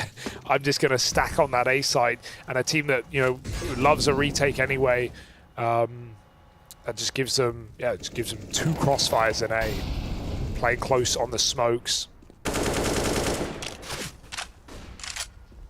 Just a very basic stack for Cloud9. Nice shot. Fiku's firing off. Neofrag needs an entry. Axel won't let it happen. Just trying to hide out now behind the box, try and draw them into Nafni on the truck. He swings out. Axel, confident display, but he's looking a lot better than he did on Mirage. That's a certainty. Nafni, oh, the flash is perfect. Axel does not need support right now. In fact, it's Nafni who needs help. Both get cleared as OG get tagged up in that engagement. The nade, it might be too late. Dexter swings out. And now Shiro moving in. USP pulled. It's been calmed across that Dexter is low. Shiro trying to find him, trying to locate him. He's right here under Shiro's nose. Dexter backing up. That's going to leave him open to the jump peak. And so this gets a little weird now. Shiro bests him with the USP. And it's just Buster versus Flames. And Flames puts a stop to it. A 1v2 that goes his way. Puts a bit of pep back in OG's step. That's a well-deserved slap for Flames. Yeah. Big 3K round for Flames. Definitely was the quieter player. I mean, even in round 15, could have swung out bank and stopped the bomb plant and stopped Nafni from winning that 2 on 3 there. So huge round for Flames, even shutting out Buster, who's won both of his 1v1s. He's been having a bit of a rough go at his Flames across this game, right? Even though OG have been very competitive, Flames has been the kind of one struggling player here. And rounds like that, they do wonders for bringing you back into the game. You know how important it was. You're even theorizing about how OG's money was just about to be broken when now it's the other way. We've got nades, sure, but they're ahead of any util that Cloud9 might throw with that Mac-10 rush. Great trade for Fiku there. Flames has space taken, but the scout rains down from above. 3 on 3. OG don't need to commit, but they choose to anyway. Trying to take these range fights for Deagles favors them, but the scout a little further out hits another 2 on 2, and OG, they don't like it. They see both players at B. They're going to take that space on upper. I guess Axel's looking for an upgrade, but that will give away a plant. It's just going to be a little bit later. Yeah, right now, if they actively flank, they catch the bomb. That's very true. Fiku taking a lengthy path in on this rotation. Gonna slow down the plant. And Cloud9 are playing this grouped. They know this, but they also probably know that they're not going to catch that bomb in time.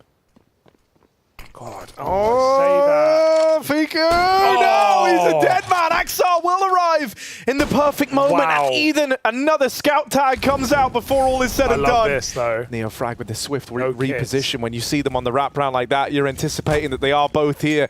Cloud9 now giving chase. They're hot on the heels of Neofrag. They're right in behind him. One man up against it all. Guns retrieved for Cloud9, but it might not matter. Neofrag wins the first and the second. What a way to win the round, and it's another clutch. 2 in a row now for OG to keep this pipe dream alive of the T-side comeback. That's despicable. He shouldn't win that in a million years. Both players bearing down from the heavens, and Neofrag pops 2 balloons. That's unbelievable. Great shooting. And OG know it matters. They know that that's, you know, this was the money game right now. We're playing this back and forth. OG finally break it. And sure, it's off the back of an individual. It's not clean, but OG can start to run away now. And this round is a perfect example. It's going to be 11-11. Cloud9 realize just the same. They aggress B, they see nothing. And OG keep everyone tight.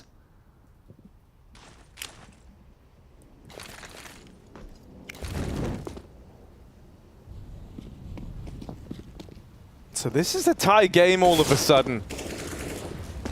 And with OG finding a lot of momentum over on this T side with a couple of clutch rounds going their way to switch on some of the more quiet players here. The individuals starting to believe, and they're getting very, very hyped up on the side of OG. Now, they've really started to come around to the idea that this series, this map is not out of reach yet. Yeah, you're still never going to get me doubting Cloud9's comeback ability, as we saw in Mirage very late in the game.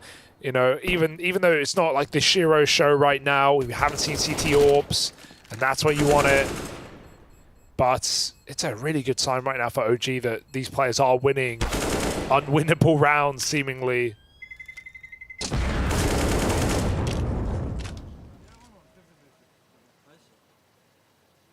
And now you take a clean one like that, right? Up against the USPs, you build up your T-side money a little bit. Now you've got staying power. Cloud9, they might not want to admit it, but this could get out of hand very, very quickly. In the same way that they were able to kind of, ride the high of the early rounds and resetting the CT's money in the first half, that same deed can now be dealt their way. Fiku's just having a monster game as well.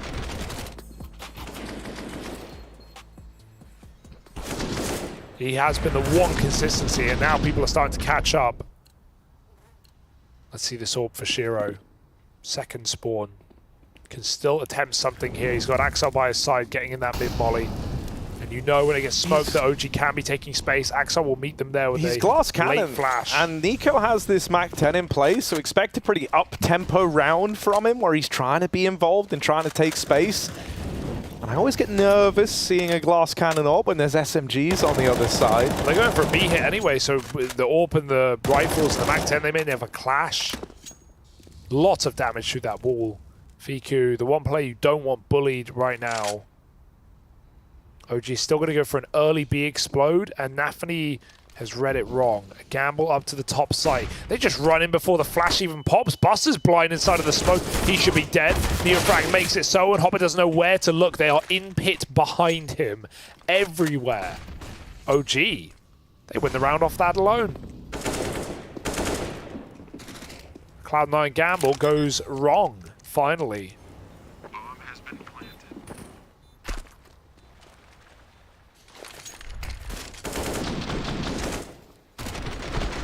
Yeah, I think we might be hitting that point where Buster, he's been on the receiving end of some very, very rough moments throughout this game, and as we've gone onto the CT side, these woes haven't eased up. He's had a number of deaths at barrels where he's just crouched down and been killed by players that he never even got a chance to fight. He didn't even really know they were there in a lot of the rounds where he's been dealt with. He's tried to remedy that in this round by playing a little more aggro, close to the smoke over towards Monster.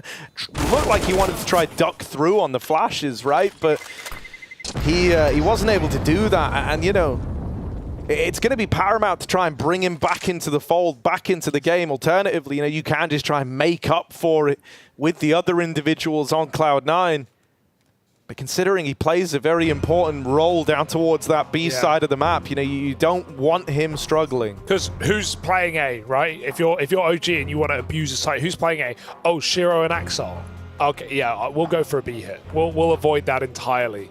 Especially in this round now, it almost feels expected that OG will do that again because Cloud9, they save their A players, don't they? Plus Nafany. So, right now, OG know where that AWP should be, but that's where the mind games begin. Does Shiro start lower?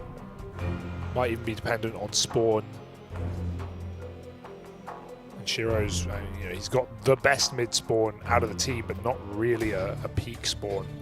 So he might just go B anyway.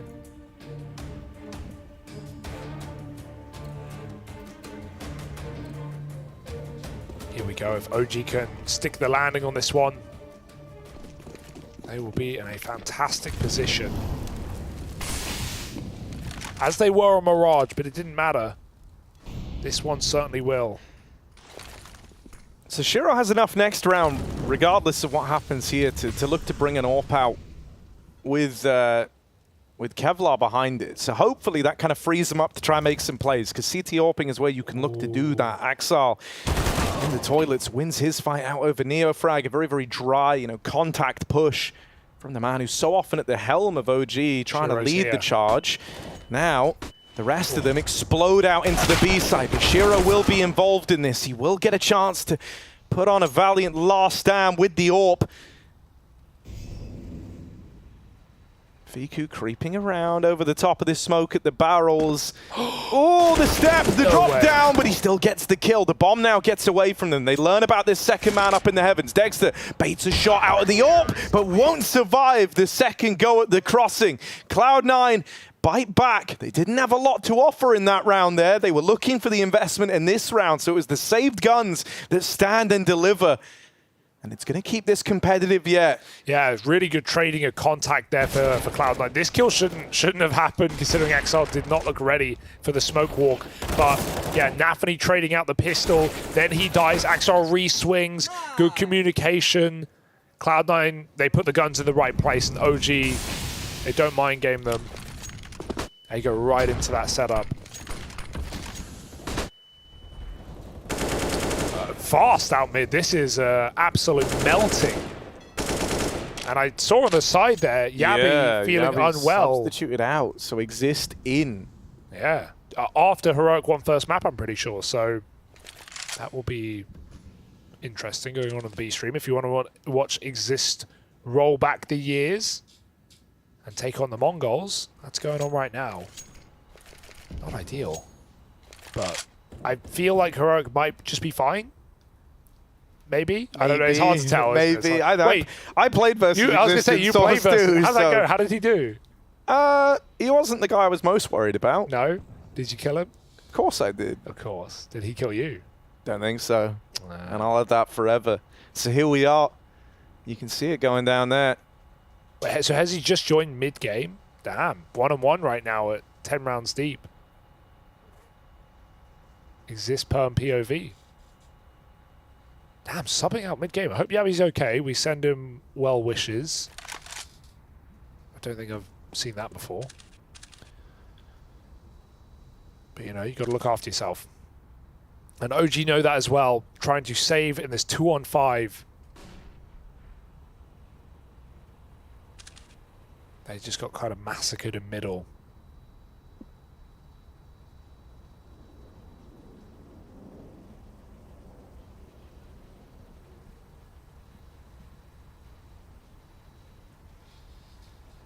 And is it another heartbreak like the end of the first half where OG string together quite a streak? I mean, it's got to be coursing through their minds, right? You kind of hit this point where you're thinking like, no, this can't happen again. We can't have been so close to besting this squad, to kind of rise into the occasion, only to have it snatched away. Cloud9 have been doing this in a very brutal fashion, right? Full 30 rounds back on Mirage. Maybe more of the same here on Overpass. Cloud9 just retake the lead now.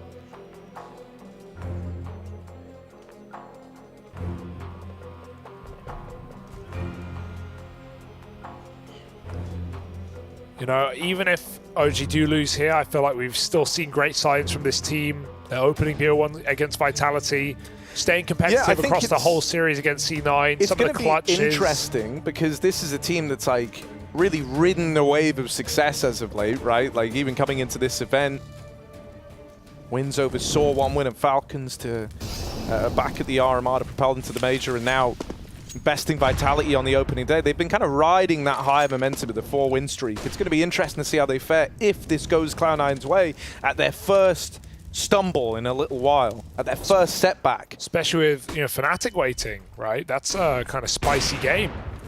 2 international squads.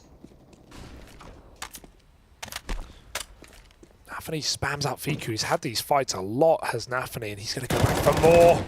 Oh, Flames getting lit up again.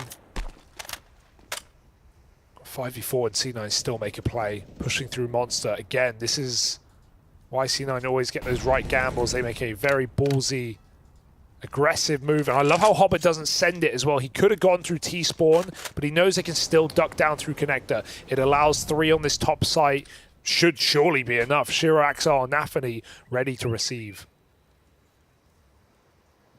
Yeah, the info he's providing is what's the important thing, right? You don't need him to make a play yet. You're not the ones feeling the pressure, and just by allowing this stack, you can meet OG in an even bout fight over in the A site, and Shiro extends that advantage even further now. The second shot will miss, but there's more than enough players here to pick up any of these misses and really drive this one home. Nico dead and Dexter left saving his AWP, but not even that's a certainty. He's getting hounded down here, and they've spotted him on the retreat. They've said, Hobbit, mate, this is your time, this is your moment. And there's the kill that removes the AWP from play with 14 to Cloud9's name, and the money bottoming out for OG. They are looking to snatch this one away at the 11th hour again, just like we saw back on Mirage.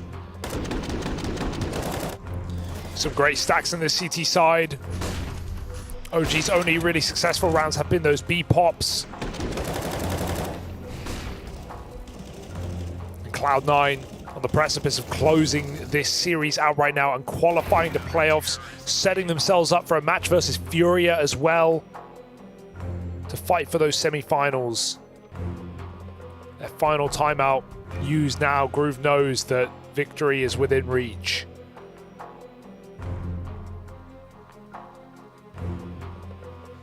Cloud9 get a freebie as well. OG have to play for overtime at this position. Not fun. Not ideal.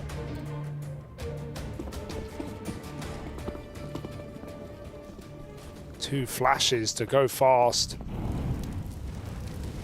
They don't even have a mid smoke for the Molotov. They were going to play a pass it. The mid molly actually doesn't go that deep. So maybe this will be a surprise to C9, but Shiro's holding on. Neofrag starts walking at a really good time.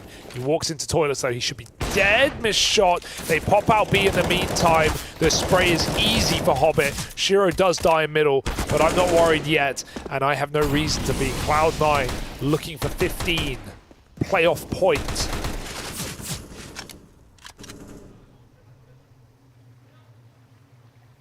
And after having, you know, their worst fears, their worst nightmares come to fruition by missing out on the major, you know, every tournament past that point becomes hyper important to Cloud9 to show a good face, to put their best foot forward.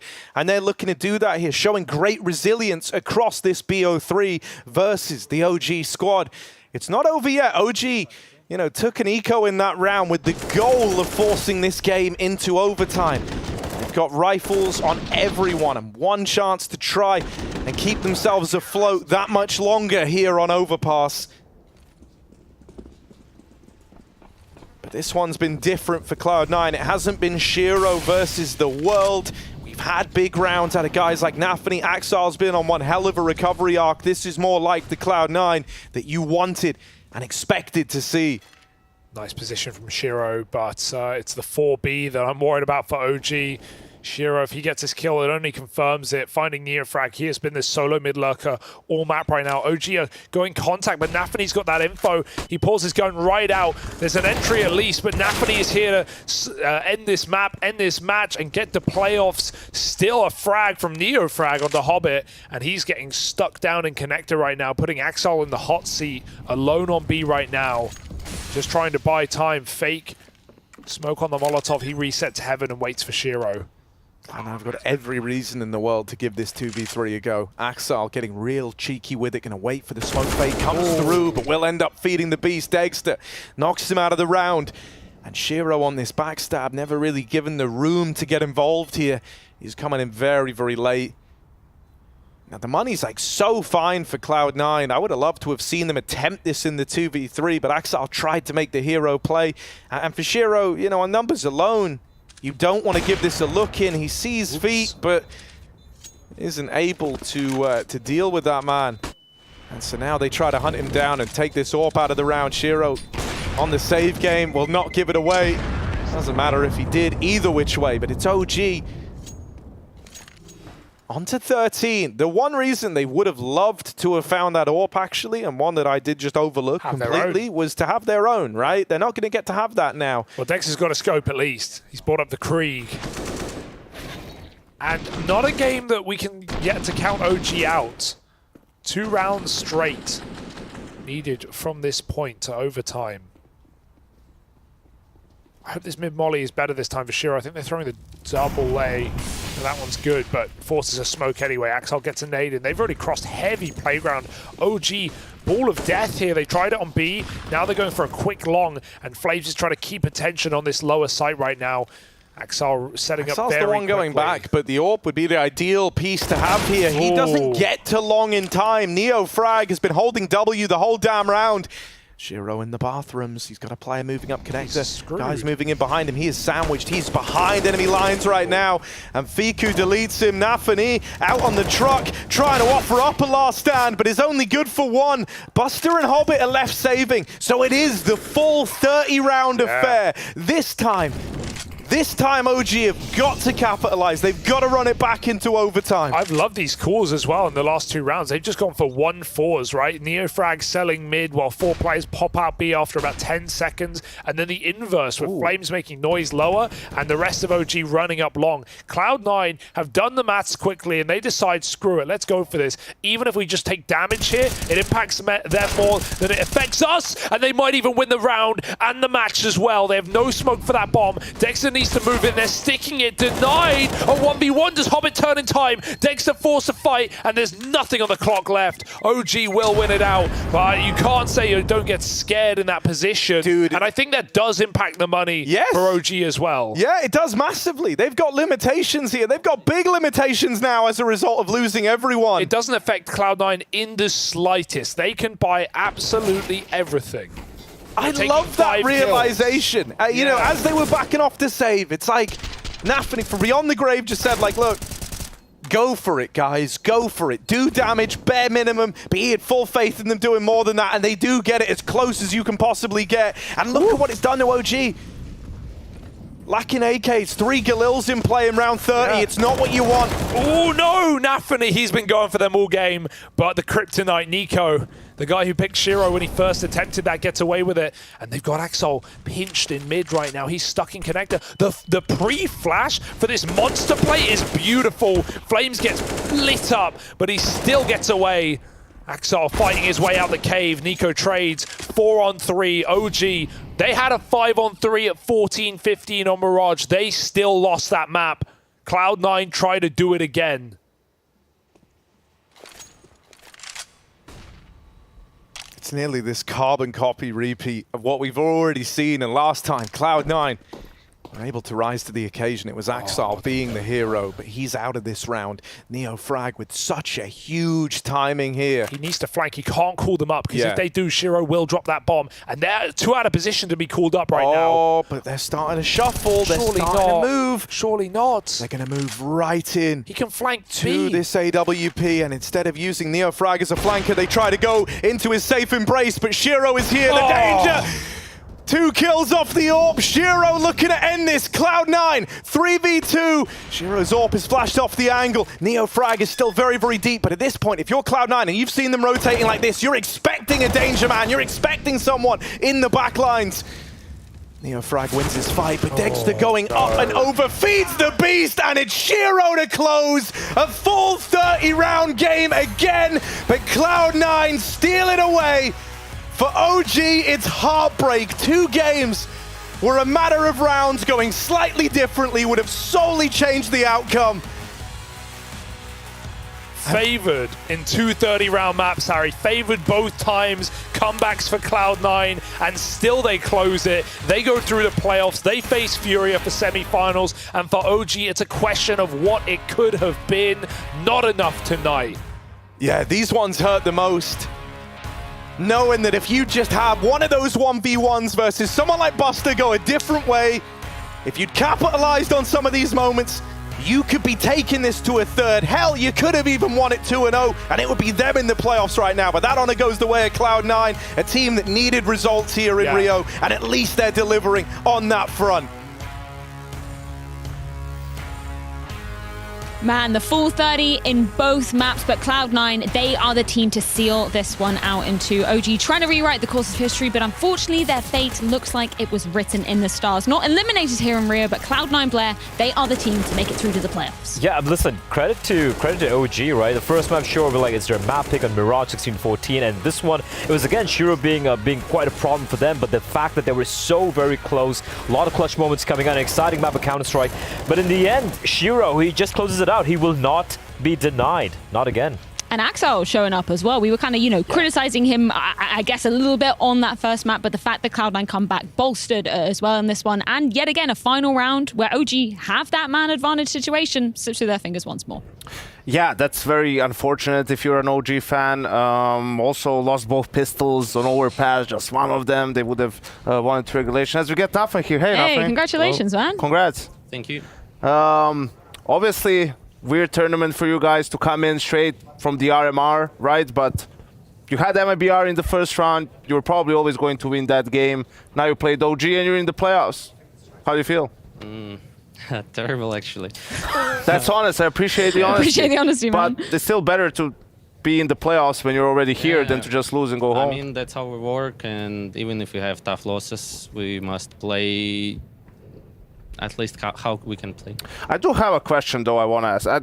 I hate that I ask you how you're feeling. That's a dumb question to ask. But I want to ask you, like, what was the conversation like traveling here and coming here? Like, what's the mindset for this tournament? What's the goal for this tournament for you guys? Is it just to get through it?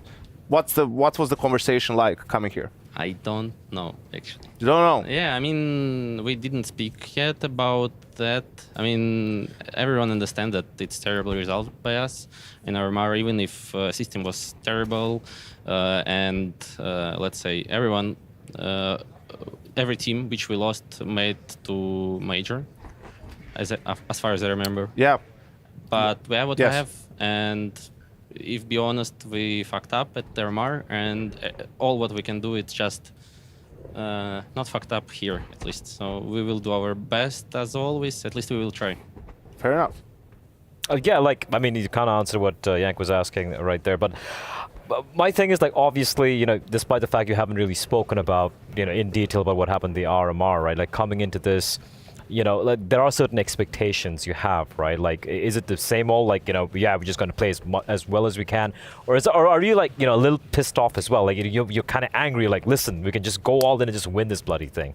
Like, has that come into your mind at least? Actually, we have, like, 12 hours of flight to think about what happened and what we want from this tournament. So, as I said, we didn't speak with team yet about this tournament. But from my perspective, it's I'm kind of angry, but more about myself. I knew what I did wrong, where I must push my team somewhere in some decisions. So, and I didn't. So I think I can't speak about this tournament, but I'm truly know how we will figure out everything, what happened. And I hope that we have, like, bright future, let's say. Okay, so it sounds like you guys, it's been more of an independent, I guess, individual kind of reflection upon what happened at the RMR rather than coming together as a team. So for you as the endgame leader in the server today, like, how much better did it feel for you personally? Obviously, you're getting the W here, you're making it to playoffs. Again, it's hard to say about this tournament because we have, like, even if we won, it's kind of still sad because we lost chance to compete at the major. And for everyone who ever lost their chances to compete in the major, everyone must understand what this feeling. I mean, even if we will win this one, I mean, this tournament, still, I think we will be, let's say, not happy, as we can be happy. Yeah, no, I mean, that's completely understandable, right? Like, you're missing out on the final CSGO major. That's going to be a bit of bill for you guys to swallow. Up next, though, I do want to focus your attention on your next opponent. Obviously, made it to playoffs, chance of the semis, potentially FURIA up next. I think that's going to be an interesting one. How do you feel about them at the moment? FURIA, it's a good guys. And it's kind of sad that we're playing in Rio, and again we're playing versus Brazilian teams. Hey, at least there's no crowd this time. Yeah, at least. But I'm sure if we will manage to go in the arena with crowd, everyone will support any team but not us. It was like this in Rio Major, and I think it will be the same again. But it's fine. I mean, sometimes people support you, sometimes not. We have 2 tournaments in America in the future, so I hope this crowd will support us more. At least you got NA, right? Yeah. Well, only one NA team in Washington, as I know. Maybe no. FaZe Clan, but... Yeah, no, Liquid isn't there. Yeah, there are no NA teams. They lost to Pain. No, it's just you guys. It's only you guys. And They have no choice. They have to cheer for you. Maybe FaZe Clan. Because twists. True. But in Dallas, it was more about... But Cloud9 as an org is way bigger, like in that sense, than FaZe in LA. At least I had that feeling. So True. Fair enough. Thank you, Nafany, for your honesty. It was great to get to catch up with you. Yeah, I'll let you get off and go and prepare with your team. Thank you very much, man. Bye. Bye. Bye. Man, what a gentleman. I appreciate how candid he was there as well. It's I respect it. Like we won, but like, man, we still feel like shit. I just love the fact, like, there's so many teams you ask in the same situation as they are, you ask the same answer. Like, yeah, at least if we win here, we'll feel a little better, et cetera, et cetera. He's being very honest. It's like, he literally said, we haven't really spoken about it. We haven't, dissected what really went wrong there. Right now, just playing our game, hoping to do better. He's been critical of himself as well. That was a very real interview, which you rarely get to see, actually. Yeah, and I think, for people listening to it and saying, what do you mean you didn't have the talk? I think actually physically, from the moment they finish the game, and then it's like the next morning you're flying here, then as soon as you get here, it's a little bit of media, then it's the games. Like, there's not really a point when you have to play so soon to have those sort of conversations, right?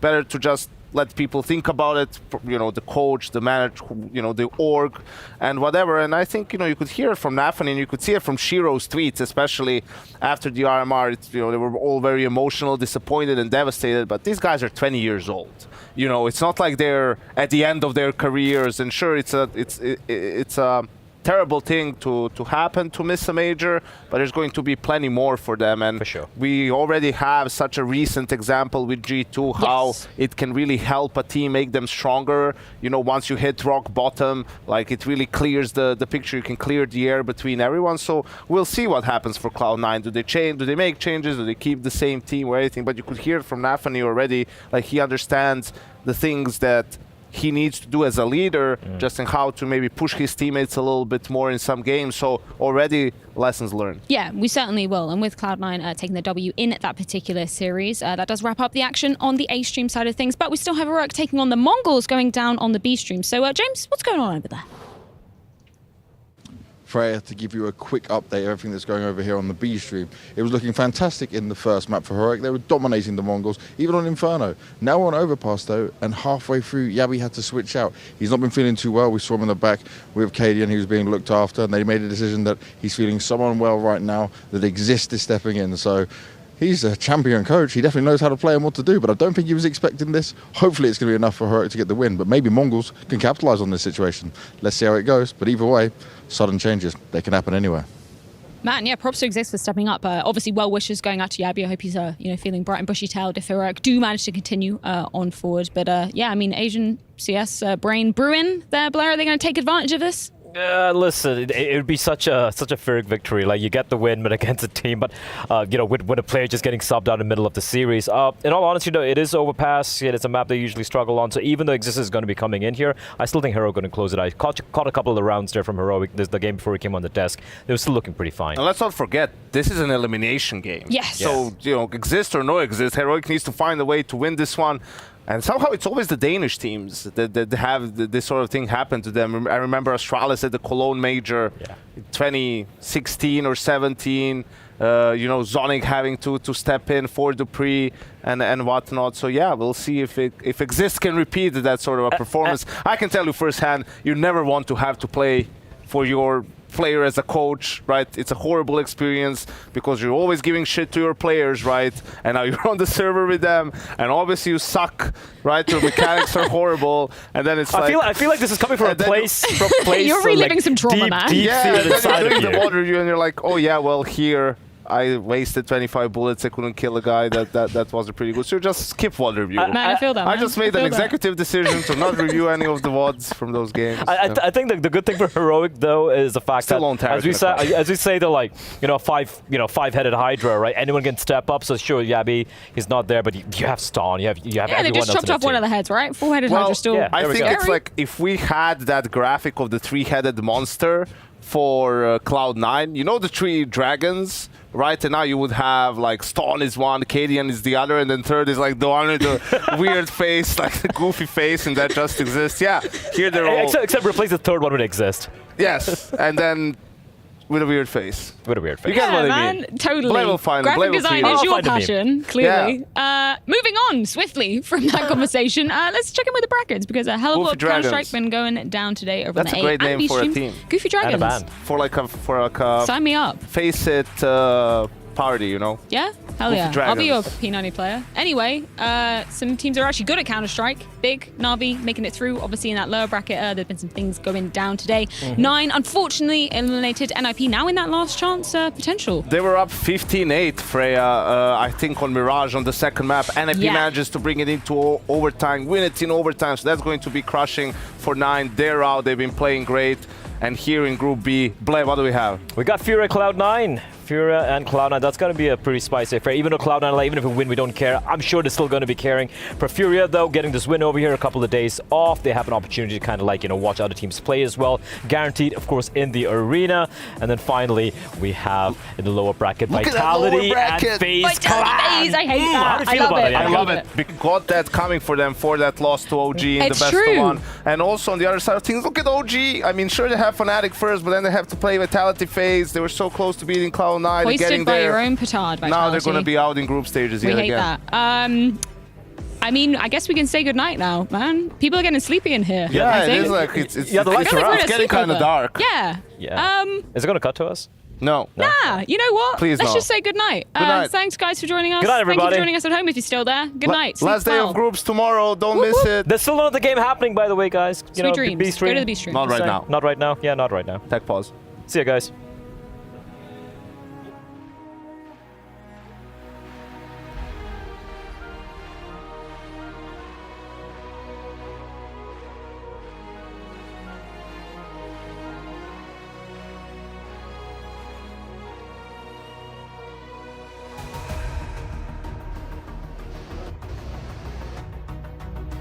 How are you? Good?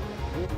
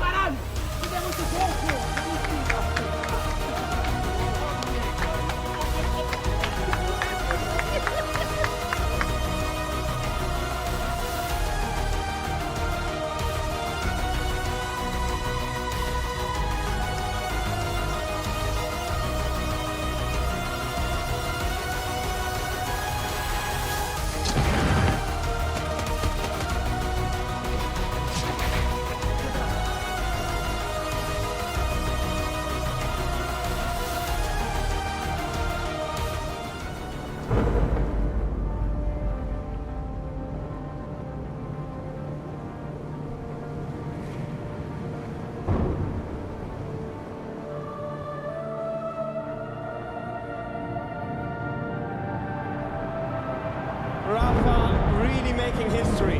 Absolutely phenomenal. And Ace is the champion of the Intel Extreme Masters World Finals. Storm still not quite done. MC is going to take this fight, though. 3 seconds left. Last 2 rounds of passion's got to start it well for ESC. And this is a massive move for CEST, but he's not content with just a Nexus kill. He wants to win. And it's all done. A flawless win. Unbelievable Rogue with a 4-0 victory over Classic. And they did it again in the grand finals. It's Norby! Give it up for your Intel Extreme Masters World Champion!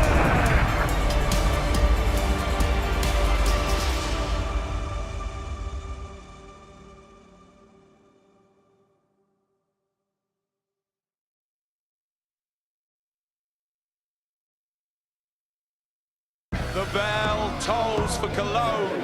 This cathedral, a cathedral that is stacked from the earth to the heavens with the greatest of all the fans, the most passionate.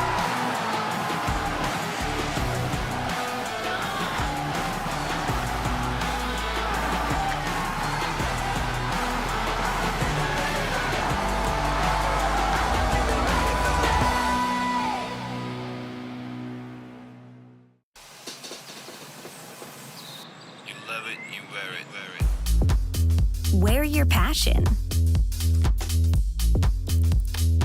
Share your passion. Wherever, whenever. Gaming is a lifestyle. Get your merch at shop.eslgaming.com.